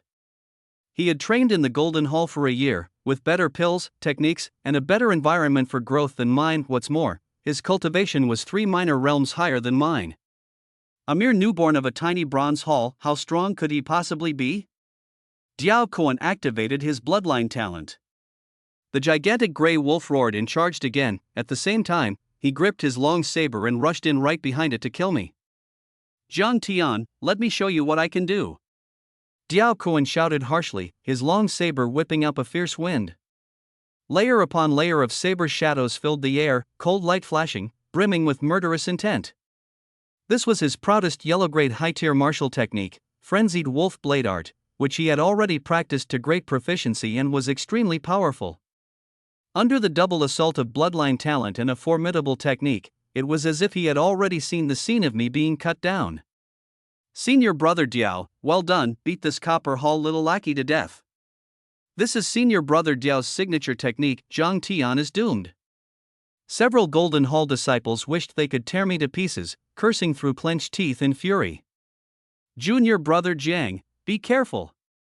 Shuolei and Xiaoya shouted anxiously. I merely smiled calmly and charged straight at Diao Kuan, calling out unhurriedly, don't worry about me. What are you still standing there for? Go teach those guys a lesson. Shuolei and Xiaoya froze for a moment, then their eyes lit up. In their minds, disciples of the Golden Hall were hard to deal with, so they hadn't made a move, only now did they come to their senses. Brothers, chances to teach the Golden Hall disciples a lesson don't come often, can we let it pass us by? Shuolei shouted with an arm raised, his fighting spirit surging. No. Absolutely not. The crowd rubbed their hands in anticipation and shouted loudly. Then what are you waiting for? Get up there. Amid Shuolei's shouts, everyone roared and charged forward. I've wanted to teach those Golden Hall disciples a lesson for a long time, today I finally got the chance. Today we'll show you that Bronze Hall disciples aren't so easy to bully. The 4 Golden Hall disciples realized things were going south, but they still didn't take their opponents seriously, and continued to threaten them viciously. You dare? Watch me beat you Copper Hall lackeys to death. The Copper Hall disciples, who had been holding in a bellyful of anger for a long time, didn't care about any of that and charged forward with a furious roar. Bang, bang, bang, bang, furious fists and kicks rained down like a storm. Faced with this ferocious attack, the disciples of the Golden Hall were simply unable to withstand it, and in the blink of an eye screams rang out everywhere. Damn it, ah! Stop it. Senior brother Diao, save me, ah! Yet at this moment, Diao Kuan could barely protect himself, how would he have the time to worry about them? Damn it, this is impossible. How can a lowly copper hall lackey be this strong? Diao Kuan's face was livid, his expression hideous. Just now, he had launched a double assault using both his bloodline talent and his martial techniques, thinking victory was assured, but it was easily broken by me. I threw only 2 punches. The first sent Sanglong howling in misery, his aura greatly diminished. The second was even fiercer, snapping his refined steel longsaber in two and scaring him half to death. Diao Kuan, with just this little bit of ability you still dare to run amok? What a joke! I shook my head with a cold laugh, looking down on him from the bottom of my heart. I'd meant to use this kid Diao Kuan to warm up, but I didn't expect the guy to be a total third-rate scrub. His strength was laughably weak. I instantly lost interest and couldn't be bothered to keep tangling with him. I left Diao Kuan thoroughly embarrassed, and he flew into a rage and roared at me, "What are you getting so cocky for, punk? I don't believe I can't deal with you." After that, he let out a wild shout and used a yellow-rank high-tier palm technique, charging at me like a mad dog. I snorted coldly to myself, so this is what they call refusing to shed tears until you see the coffin. My expression darkened as I struck out coldly. My right fist shot out in an instant, knocking his palm aside, then smashing hard into his chest. With a thunderous bang, accompanied by a chilling crack of breaking bones, I smashed a huge crater into Diao Kuan's chest. The scene was simply too gruesome to look at, just like the aftermath of a traffic accident. The powerful surge of spiritual energy swept his whole body up and hurled him hard more than 10 zhang away. After Diao Kuan hit the ground, he screamed miserably again and again, spitting blood without stopping. His eyes were full of venom as he stubbornly shouted, "Damn it! I'm going to kill you." I flashed to the front of him and planted a foot on his face, asking coldly, "Who sent you?" With Diao Kuan pinned under my foot, he couldn't speak at all. I even deliberately ground back and forth over his mouth, and he let out pig slaughter screams. I feigned surprise and said, "Huh? Why aren't you talking?" Then I kept increasing the pressure under my foot, hurting him so badly he almost passed out. After a while, I snorted and drew back my right foot, asking again, "Who sent you?" Diao Kuan finally managed to catch his breath, but only a garbled, indistinct howl came from his mouth. I frowned and raised my right foot again. Diao Kuan was so frightened that his body shook violently, he didn't dare hold out anymore and hurriedly said, "No. I'll talk. It was Senior Brother Chen Yu, My face darkened, and with one kick I sent him flying, thinking to myself, so it was him.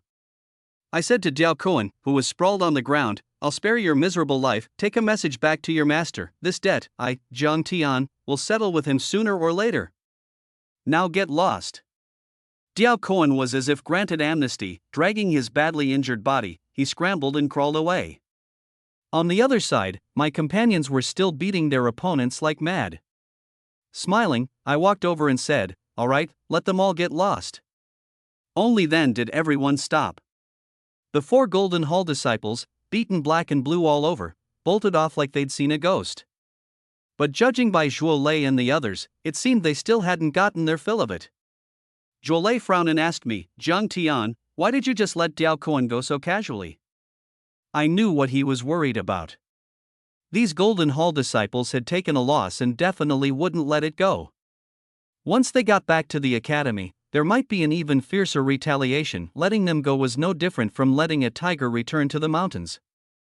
I shook my head with a smile and said, "I'm letting them go back precisely so this matter will spread." Hearing that, Zhuo Lei's expression changed slightly, and he said in utter confusion, "What? Zhang Tian, are you out of your mind?" Xiaoya also said with a worried look, "Junior Brother Jiang, doing this might make things even more troublesome, won't it?" I explained patiently, "Your thinking is a bit off. You always assume the Bronze Hall must bow and crawl before the Gold Hall, but after all these years, have they ever treated the Bronze Hall disciples like human beings? Haven't they just gotten more and more outrageous?" Zhuo Lei said awkwardly, "But their strength is right there. The Gold Hall has many geniuses and formidable power, this is a fact." I shook my head again, a sharp glint flashing in my eyes, and said, "With this kind of mindset, the Bronze Hall will never rise again. If you look down on yourselves, willingly put yourselves beneath others, and see yourselves as the weak, can you still expect anyone else to respect you? Hearing my words, Chulei's heart jolted, as if he had seen a certain kind of hope. I continued, to become a strong person, you must first be strong inside. It's the same in cultivation, and it's the same in life. In that moment, I felt like the rising sun, radiating brilliance in all directions. The others fell into thought, their gazes gradually brightening, as if they had gained some insight. With passion surging through me, I declared, I'm going to let everyone know that Bronze Hall disciples are not lackeys to be bullied at will, not trash to be spat on, and not lambs to be slaughtered. If they want revenge, fine, I'll be waiting. I'll make them understand exactly what kind of opponent they're facing. The crowd's blood boiled as they listened, so moved their eyes even grew wet, their voices catching with emotion. Everyone voiced their stance one after another. Junior brother Jiang, we'll wait too. If they dare retaliate against us, we'll hit back and let them know we're not easy to bully. That's right. We're going to become strong too. The atmosphere was incredibly charged. I nodded slowly and looked at a few companions as I said, actually, letting them go was also for everyone's sake. We all come from small and mid-sized cities, and it isn't easy to get into the academy. My personal honor or disgrace doesn't matter, but I can't ruin your futures. If I really killed those people, the academy would definitely investigate. And with Chunyu behind them, it would be easy to find out the truth, so I didn't act on impulse. However, if it had been only me here, things might have turned out differently. My companions all expressed their understanding. Someone said, Junior brother Jiang, don't say any more, we all understand. Another said, when I first entered the academy, I was full of ambition, but after seeing the geniuses of the Golden Hall, I became disheartened. But today, Junior brother Jiang has made me see hope again. I must become strong, and no matter what, I won't give up. I want to become strong too. I nodded heavily, my eyes full of encouragement, and said, good. As long as you have confidence, you'll achieve something in the future. After everything that happened, my companions trusted me completely, and without realizing it, they had already begun to take me as their leader. Jolie scratched his head and grinned, asking, Junior brother John, where are we going next? Everyone chimed in at once, right, we'll all listen to you. With you here, we're not afraid of anything. I nodded. Since it's still early, let's keep exploring the mountain forests, try to hunt a few more demon beasts and gather more medicinal herbs. Good. With me leading the way, we left the valley. On the stone peak at the valley entrance, a man in a blue robe watched us from afar, his expression icy. He muttered to himself, casually killing a first-rank, 10th-level demon beast, crushing Gold Hall senior students with a wave of the hand. It seems that mastering the tyrant dragon fist isn't impossible. As he spoke, his gaze flickered, lost in thought, and a moment later he suddenly vanished from the valley entrance. In the blink of an eye, several days passed. I led my companions in hunting demon beasts and searching for medicinal herbs, and our gains were substantial. Without realizing it, we had reached the depths of Golden Flood Dragon Ridge. Everyone laughed happily, and someone said, ha ha ha, we really have junior brother Jiang to thank this time. Yeah, only he can handle those powerful demon beasts. Not just the demon beasts, either. Those herbs too, if it weren't for junior brother Jiang's incredibly strong perception, we'd never have found them at all. Standing on the mountain ridge, the group looked out into the distance. The deeper we went, the stronger the demon beasts we encountered, some even reached the peak of the first rank, their strength astonishing. Even so, these demon beasts were all easily killed by me, and the sheer amount of beast materials nearly stuffed everyone's storage bags to bursting. Ahead lay a vast expanse of dense forest. Ancient trees towered into the sky as far as the eye could see, giant trunks that would take several people to encircle, and some even larger, likely too big for a dozen people to wrap their arms around. White mist billowed above the woodland like a fairyland, and in the distance, patches of brilliant, variegated light flickered in and out of view. The scenery looked breathtaking. But Zhuolei and Xiaoya wore grave expressions, clearly very wary. Zhuolei said to me, Junior brother Jiang, we should head back. This mountain forest is called Demon Bone Forest. Many second-tier and above demon beasts live inside, we simply can't handle them. I fell into thought, a sharp glint flashing in my eyes. Second-tier demon beasts, weren't those exactly what I had been longing for? How could I turn back now? Yet I also understood that if we ran into that kind of demon beast, my companions wouldn't stand a chance, and even with me there, nothing was guaranteed. Under these circumstances, they truly weren't suited to enter Demon Bone Forest. I gazed toward the distant, variegated light and murmured to myself, I think I'm sensing the aura of medicinal herbs. The medicinal fragrance in the air was quite strong. There was likely an herb of no low grade, and it would be a real shame not to investigate. These spiritual treasures are gifts of heaven and earth, gathering the essence of sun and moon, rain and dew. Some have already developed a trace of spirituality, with effects that can even surpass pills. If I could obtain them, they would surely be of great benefit in improving my cultivation. Jolet stared at that patch of dazzling land, his eyes burning with desire, yet he felt utterly helpless, and said, Demon Bone Forest is far too dangerous. Even the senior students of the Golden Hall don't dare enter lightly, only the geniuses of the main academy would risk taking a look. We should give up. Second-ranked demon beasts are on par with human martial artists of the open heaven realm. How strong are they?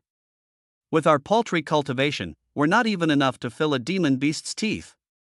But I wouldn't give up so easily and decided to go up and take a look. I said to my companions, this chance is rare, I have to go see for myself. If I don't come back within a day, you leave immediately. Don't take any risks looking for me. Zhuolei's expression stiffened as he tried to dissuade me. Junior brother Jiang, you must think this through. Xiaoya grabbed me, saying anxiously, no, it's too dangerous. You can't go. I shook my head with a smile, a powerful confidence showed between my brows, and it gave them immense faith in me. I said, don't worry. I won't rush to my death blindly. If I'm going, it means I'm confident enough, trust me. As I spoke, I blinked, teasing Xiaoya until her face flushed red, and she reluctantly let go. Jolet gave an awkward smile and said, ahem, if that's the case, then be extra careful, junior brother. Our strength is limited, so we won't go in with you. All right. Remember, if I don't come back within a day, leave at once. After speaking, I leapt down and sped toward Demon Bone Forest. In the blink of an eye, my figure vanished into the layers of dense woods. Xiaoya clasped her hands tightly and prayed silently, even regretting a little that she had let me leave. Jolet gave a strange smile and teased Xiaoya, Xiaoya, from what I see, you're quite interested in junior brother Jiang. Want me to? Xiaoya's pretty face sank as she pretended to be angry and said, quit talking nonsense. Junior brother Jiang saved my life, we're friends too. Is it wrong for me to care about him? Besides, with looks as ordinary as mine, he might not even fancy me. Jolet laughed and said, ha ha, I was just saying it casually. Why are you reacting so strongly? Could it be you've got a guilty conscience? Get lost asking for a beating. Ha ha ha ha. I pressed on at speed, and before long I reached the depths of Demon Bone Forest. It was even larger than I'd imagined, the light inside was dim, and the silence was frightening.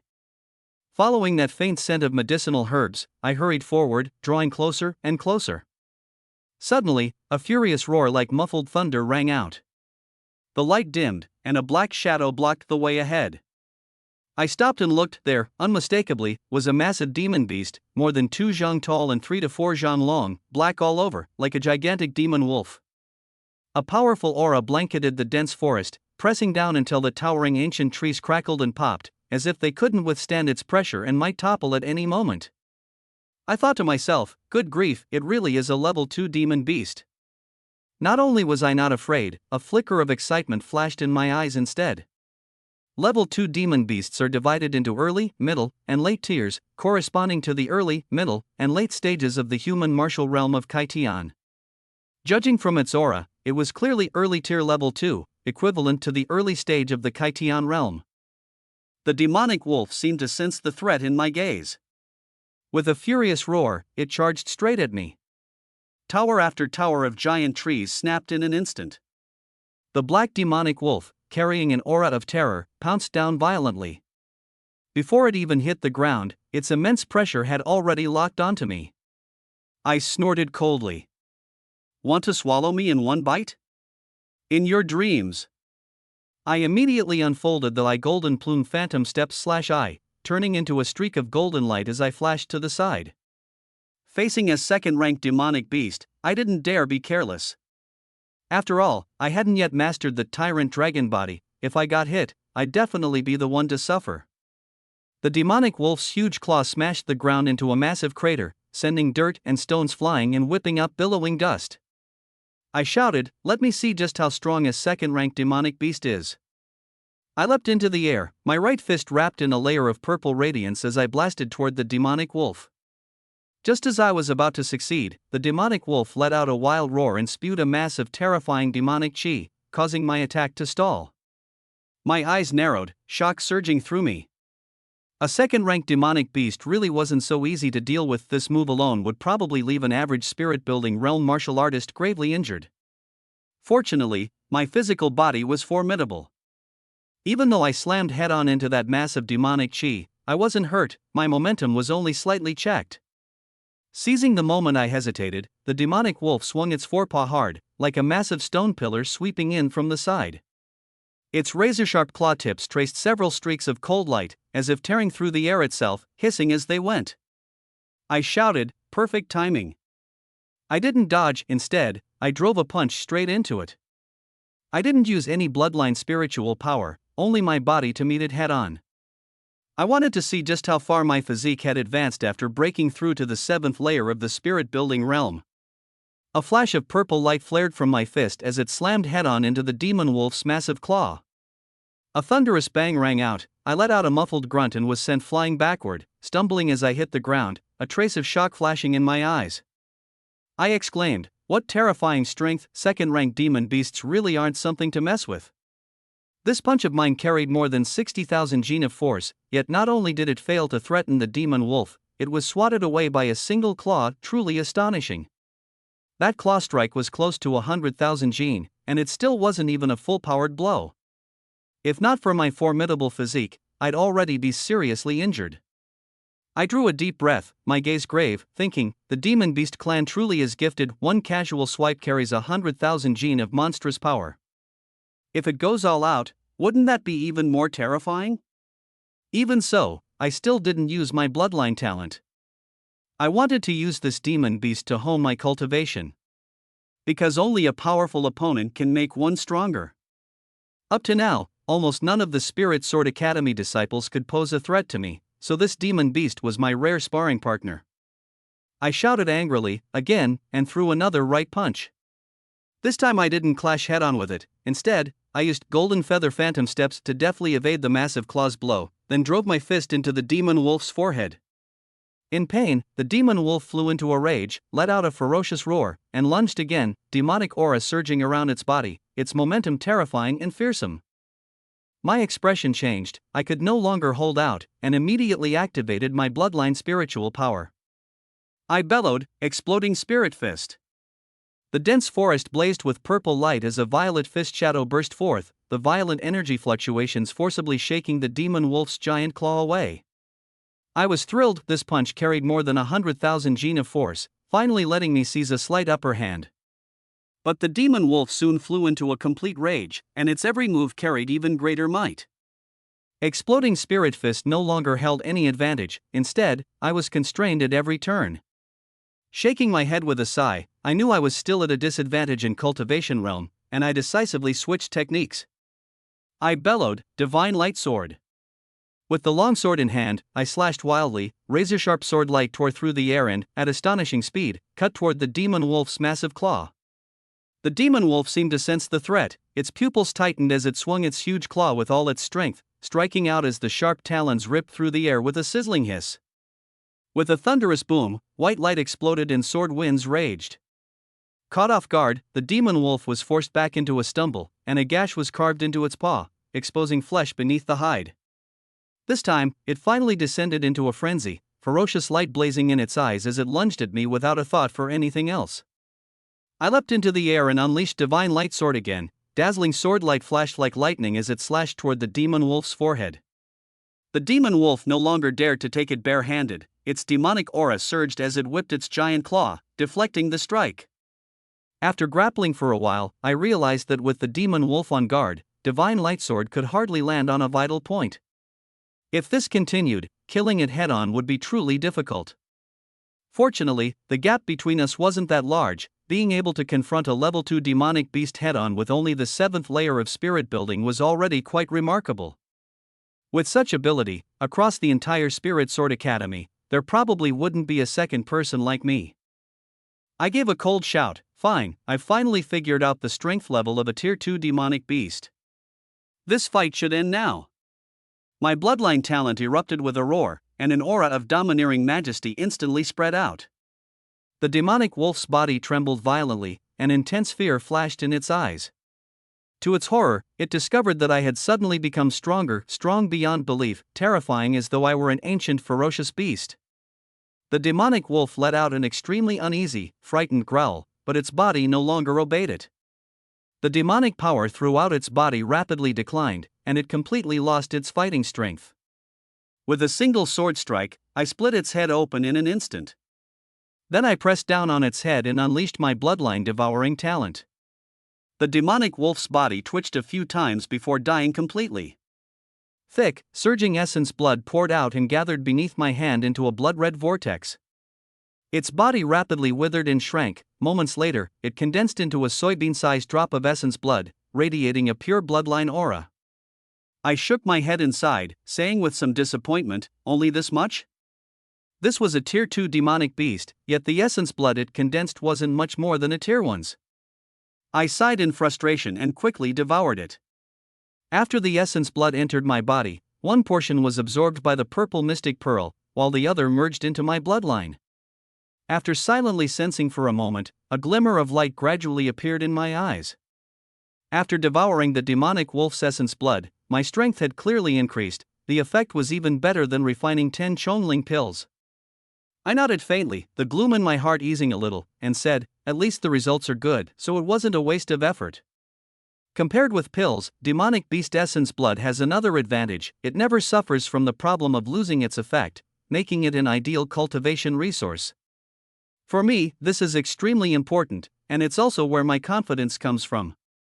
Even if there are no suitable pills to use in the future, as long as there are enough demonic beasts, I can keep cultivating. This is something others can't even begin to match. After putting away a pile of demonic beast materials, I looked up and continued forward. Before long, another roar came from the dense forest ahead. A mottled giant tiger barreled through, snapping massive trees as it pounced at me. My eyes lit up, and I unleashed the golden feather phantom steps to meet it head-on. My longsword trembled in a rapid flurry, streaks of sword light filled the void, slashing down like white lightning. The mottled giant tiger's demonic power surged. With a single sweep of its huge claw, it knocked aside the sword light. The few streaks that slipped through were also shattered by its protective demonic aura. Its tiger might was awe-inspiring, its demonic power astonishing. This tiger was stronger than the demonic wolf. But I felt no fear, nor did I rush to employ soul suppression, still relying on my techniques to fight it head-on. I pushed the golden feather phantom steps to the limit, and whenever I seized an opening, I struck at its vital points with the divine lightsword. A battle on the edge of life and death best unleashes a martial artist's potential. Under the tiger's ferocious onslaught, my cultivation realm and practical combat ability rose rapidly. Man and tiger fought a fierce battle for half an hour. My moves grew ever more composed, while the tiger became increasingly agitated. It was shocked to discover that my strength was rising swiftly. At first it could still hold the advantage, but soon I became orderly in both offense and defense. Now I could advance and retreat with ease. The giant tiger gradually flew into a rage. With a frenzied roar, it surged at me wrapped in terrifying demonic power, its huge claws crossing as they slammed down, its bloody maw gaping wide, ready to swallow me whole. I shook my head with a smile, deftly slipping past the claw strike, then evading the maw's devouring bite at astonishing speed. A flash of golden light flickered around me as I abruptly swept to a position above its head. I bellowed, "Divine light sword!" The long sword in my hand turned into a streak of white lightning and cleaved down wildly. With a bang, the giant tiger let out a miserable scream. A bloody gash appeared on its forehead in an instant, and scorching tiger blood sprayed out in a violent torrent, making my eyes gleam. Unfortunately, this injury was far from fatal. Swallowing its essence blood wouldn't be that simple. I didn't dare be careless either. With a sway, my figure rose again, the longsword trembled furiously, and white sword light poured down like a rainstorm. Amid dense bursts of explosions, the giant tiger's protective demonic aura was forcibly torn open with a gap. I swung my right arm hard, and the longsword blurred into a streak of white lightning, sweeping past the gap and slashing down. The giant tiger's hide split open at the sound, blood spraying out wildly, and even its protective demonic aura began to wane. The stabbing agony sent the giant tiger into a furious roar. It shot up into the sky regardless of everything, trying to tear me to pieces. I shifted sideways in midair, and the long sword again swept out a streak of white lightning, carving a wound across the giant tiger's neck. My body turned into a streak of golden light, constantly shifting about. Both offense and defense grew increasingly composed. Though I still couldn't completely overwhelm the giant tiger, I was already able to fight it with ease. My strength had risen tremendously. However, the reason a second-level demon beast is so formidable lies not only in its ferocious combat power, but also in its astonishing self-healing ability. After taking a loss, the giant tiger had grown smarter. Demonic aura billowed around its body, its wounds sealed rapidly, and in the blink of an eye the bleeding stopped. The corner of my eye tightened as I marveled. Hiss. Truly gifted. Although I'd gained quite a bit of advantage, overall my raw strength still couldn't match the second-level demon beast. There was no denying that. Even going all out like this only left it with some superficial injuries, nowhere near threatening its life. Fortunately, after this bitter fight, Golden Feather Phantom Steps and the Divine Lightsword had both advanced to the pinnacle realm, meaning I'd achieved my goal.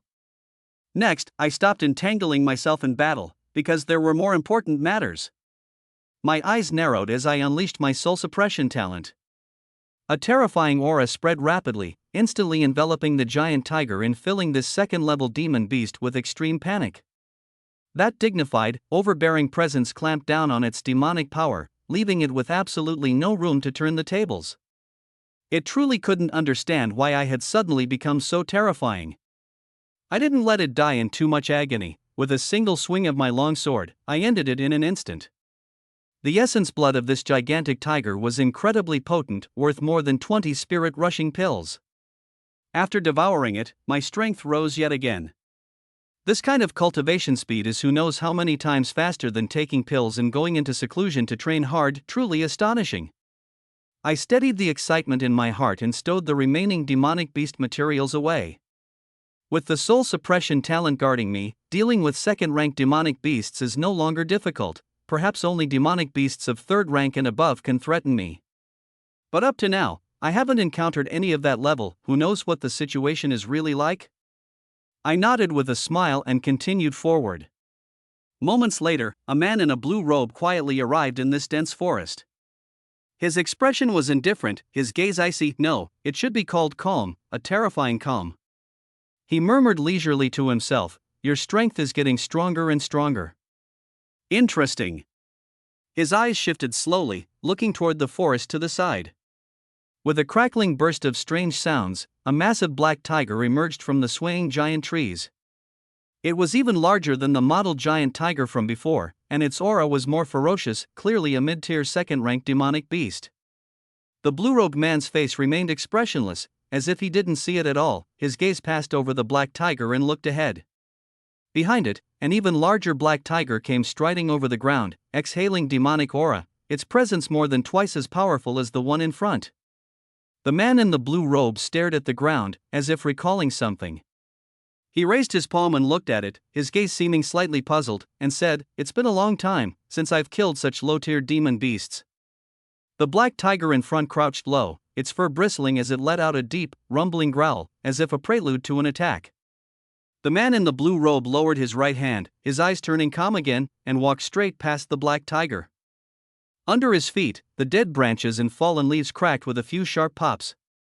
The black tiger stirred restlessly, the fur along its neck bristled upright in an instant, as if it were about to launch an attack. Yet the man in the blue robe seemed not to notice at all and continued walking on his own. The black tiger in front finally could not hold back any longer, the muscles all over its body bulging as it prepared to strike. But at that moment, the black tiger behind suddenly roared. Each roar was deeper than the last, as though it were forcing something down with all its might. The atmosphere was eerie. The black tiger ahead shuddered, a trace of terror flashing in its eyes. Its muscles quietly relaxed, and the aura around it dissipated with it. The man in the green robe murmured to himself, "You're very lucky." Then he walked into the dense forest. After his figure vanished, the two black tigers turned around and left this place at top speed. Half a day later, I finally arrived at that kaleidoscopic place. A rich medicinal fragrance drifted through the air, making my eyes narrow slightly as a strange light flashed in them. The scent here was even stronger than in the medicinal garden of the Bronze Hall, which genuinely surprised me. Not only that, these herbs also emitted streaks of spiritual radiance. The mottled, colorful glow I'd seen earlier from the mountain ridge came from here. It seemed these herbs were both old and of high grade, and the varieties were rare, extremely valuable. I took a deep breath of the medicinal fragrance and said excitedly, "So many rare herbs, this trip was truly worth it." I began digging and harvesting. Every part of these herbs was valuable: roots, stems, leaves, or fruit. Nothing could be wasted. After nearly an hour of busy work, I finally finished collecting them, but my mood was no longer as excited as it had been at the start. Of the 300 plus medicinal herbs, most were mid-tier, with only a dozen or so high-tier ones. For me, mid-tier herbs can only be used to temper the body, only high-tier herbs can increase my strength. Fortunately, these herbs were all fairly old, and having been nurtured and grown in this environment for years, their medicinal potency was quite pure, so I wasn't disappointed after all. I shook my head and smiled, sighing, high-tier medicinal herbs really aren't that easy to find. Medicinal herbs are generally divided into 3 grades: high, middle, and low, suitable for martial artists at the spirit-building realm and below. Above that are spirit medicines, suitable for martial artists of the heaven-opening realm and above. The grading of spirit medicines is somewhat complicated, their effects vary greatly, and they're difficult to come by. For my current self, spirit medicines are still a bit too far away. Getting my hands on them is almost impossible. Even high-tier medicinal herbs aren't so easy to obtain. I thought to myself, at least this trip wasn't for nothing. It's time to head back, so they don't get too anxious waiting. I lifted my gaze to look into the distance and didn't rashly press forward. The dense forest ahead seemed to be hiding stronger demonic beasts, very likely more than one. Several terrifying auras flickered in and out, echoing without end. The vast demonic chi formed an invisible barrier that shrouded the forest, making one recoil in fear. I still had no confidence in dealing with demonic beasts of that level. Even with my soul suppression talent, it would be extremely risky, so I decisively turned back. But just as I turned around, my heart jolted. My eyes narrowed sharply, a chill surged through my body, and I shouted, "Who's there?" 10 zhang away, on ground that had been empty, a man in a cyan robe had appeared at some point. Looking at his indifferent expression and that frighteningly calm gaze, a wave of cold ran through my heart, as if I'd been plunged into an ice cellar. The woodland suddenly turned cold for no reason, and the atmosphere was unbelievably eerie. The man in the green robe frowned slightly, raised his right fist, and slowly extended it. Along with that offhand motion, the void suddenly tightened, and an illusory fist shadow gradually condensed into shape, smashing toward me. Smashing might not be quite accurate. The fist shadow was more like it was drifting forward at a slow pace, like a phantom dragon shape gliding along. This fist shadow felt inexplicably familiar, as if I'd seen it before. My body jolted, and I cried out in alarm, "Tyrant Dragon Fist." My face changed drastically as a wave of pressure enveloped me. I had not the slightest doubt that if that slow fist shadow struck me, I would die without any chance of survival. With no time to think, I instinctively unleashed the Tyrant Dragon Fist, roaring as I blasted it out. In the forest, purple light flared brilliantly, and a dazzling purple dragon phantom shot forth, slamming into that illusory fist shadow. With a thunderous boom, the surge of spiritual power exploded outward, flinging me back. Under the impact of that terrifying force, I spat blood and fell more than 10 zhang away, my aura heaving unsteadily. I demanded in a low voice, "Who are you?" My expression was grave beyond measure. I had never seen the man in the green robe and had no idea where he came from, yet what he used was undoubtedly the Tyrant Dragon Fist, and his technique and realm surpassed mine by who knew how many times.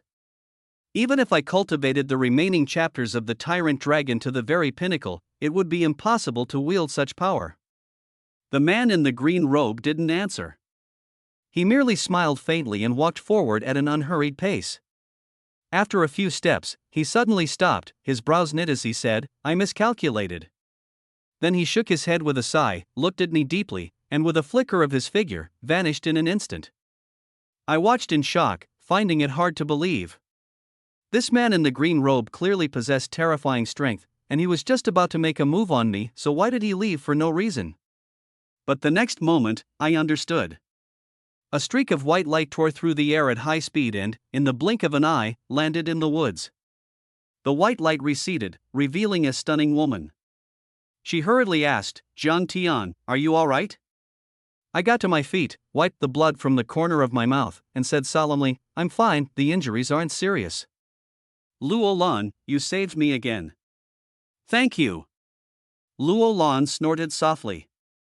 "Humph. You actually call me by my name and don't even call me teacher. I've saved you time and again, and this is how rude you are." I smiled calmly. "It's just the two of us here, do we really need to be so formal?" Luo Lan's face inexplicably flushed, and a trace of annoyance flashed in her eyes, yet it lent her a different kind of charm. My heart stirred at the sight, and my chest tightened involuntarily, tugging at my injuries and making me cough lightly. Luo Lan frowned, handed me a few pills, and asked, "Who hurt you like this?" I didn't stand on ceremony with her. After swallowing the pills, I shook my head in puzzlement and said, "A man in a green robe, but I've never seen him before." Luo Lan's expression changed as she knitted her brows tightly and asked, "Was he someone from the academy?" After a moment's thought, I shook my head. "I don't know." Luo Lan said worriedly, "How could this be? Was it an assassin from the Holy Nether Palace, or someone sent by Lingzhou Yuan?" I was thinking about that too, but it didn't seem like Lingzhou Yuan had sent him, and judging by his methods, he didn't look like an assassin from the Holy Nether Palace either. Recalling what had just happened still sent a chill through me, and I even realized that after only a short while, I couldn't remember what that person looked like, as if he were nothing but an illusory figure, as though he had never truly existed at all. The eerie situation made me deeply wary, but there were some things I didn't intend to tell Luo Lan. I asked, "By the way, Luo Lan, how did you end up here?" Luo Lan gave a mysterious smile. "You dared to leave the academy after offending Lingzhou Yuan, you really have no sense of self-preservation. If it weren't for me, you'd probably have been in serious trouble, huh?" I nodded and said, "That's true. If it weren't for you, I'd probably be in a bad situation right now." "But you still haven't answered my question." I looked Luo Lan in the eyes. Clearly, she couldn't have just happened to pass by, she must have had another reason for coming here. What could it be? I was very curious. And lately, Luo Lan's interest in and concern for me have even surpassed Su Wan's. Could it be that she's taken a liking to me? That certainly wasn't impossible, but obviously it wouldn't be the real reason she came here. My gaze flickered, and my expression was a little strange. Seeing the way I looked, Luo Lan felt both embarrassed and annoyed. She shot me a fierce glare and said, "Kid, stop overthinking it. I did come here because of something. Do you really want to hear it?" Hearing her answer, I was even more puzzled. What kind of matter couldn't be discussed at the academy, that she had to come all the way out here? Still, I was extremely relieved. If Luo Lan hadn't come, I'd probably already have fallen into the hands of the man in the green robe. I smiled calmly, a sharp glint flashing in my eyes, and said, "Go ahead. Even if I don't let you speak, you'll definitely speak anyway, won't you?" Luo Lan nodded, but her expression turned solemn as she said, "To tell you the truth, the reason I hurried here is, first, I was worried you'd be set up, and second, I want to give you an invitation." I was a little surprised. What invitation? Luo Lan subconsciously swept her gaze around, as if what she was about to say was something very important. She said seriously, "Zhang Tian, in my capacity as a bloodline heir, I formally invite you to join the Luo clan." After speaking, she took out a gleaming golden token and handed it to me. My expression shifted slightly. After hesitating for a moment, I still didn't reach out to take it. Luo Lan nodded proudly, her face brimming with absolute confidence, and said, "It seems you still haven't heard. Surely you know of the 4 great aristocratic clans of Qingxian Nation, right?" I frowned in thought, trying hard to search my memory. The 4 great aristocratic clans of Qingxian Nation, those were existences even more powerful than Spirit Sword Academy. Though I didn't know much, I had heard of them before. One of them seemed to be the Luo family. So, could it be that Luo Lan was an heir of the Luo family, one of the 4 great clans? My heart jolted, and it felt a little unbelievable. The 4 great clans had profound foundations, each was a colossal power that intimidated all of Qingxian Nation. If she truly was a bloodline heir of the Luo family, how could she lower herself to a small place like Spirit Sword Academy? And now she was even extending an invitation to me. This was simply baffling. No matter how I thought about it, the doubts only piled up. It didn't seem to add up at all. Luo Lan gave a proud smile and said, "No need to doubt it. No one would dare impersonate a bloodline heir of the Luo clan, especially with the token as proof." With that, she handed the token over again. I hesitated for a moment before reaching out to take it. The instant it touched my hand, a vast aura quickly spread out, stirring restlessly, as if about to burst forth. I was shocked and said, "Such powerful spiritual energy." I realized, astonished, that the aura within the token was even stronger than the bloodline essence of a rank 2 demon beast. Luo Lan gave a proud smile. "Don't hesitate. Accept my invitation, absorb this aura, and you'll be one of the Luo clan's great faction."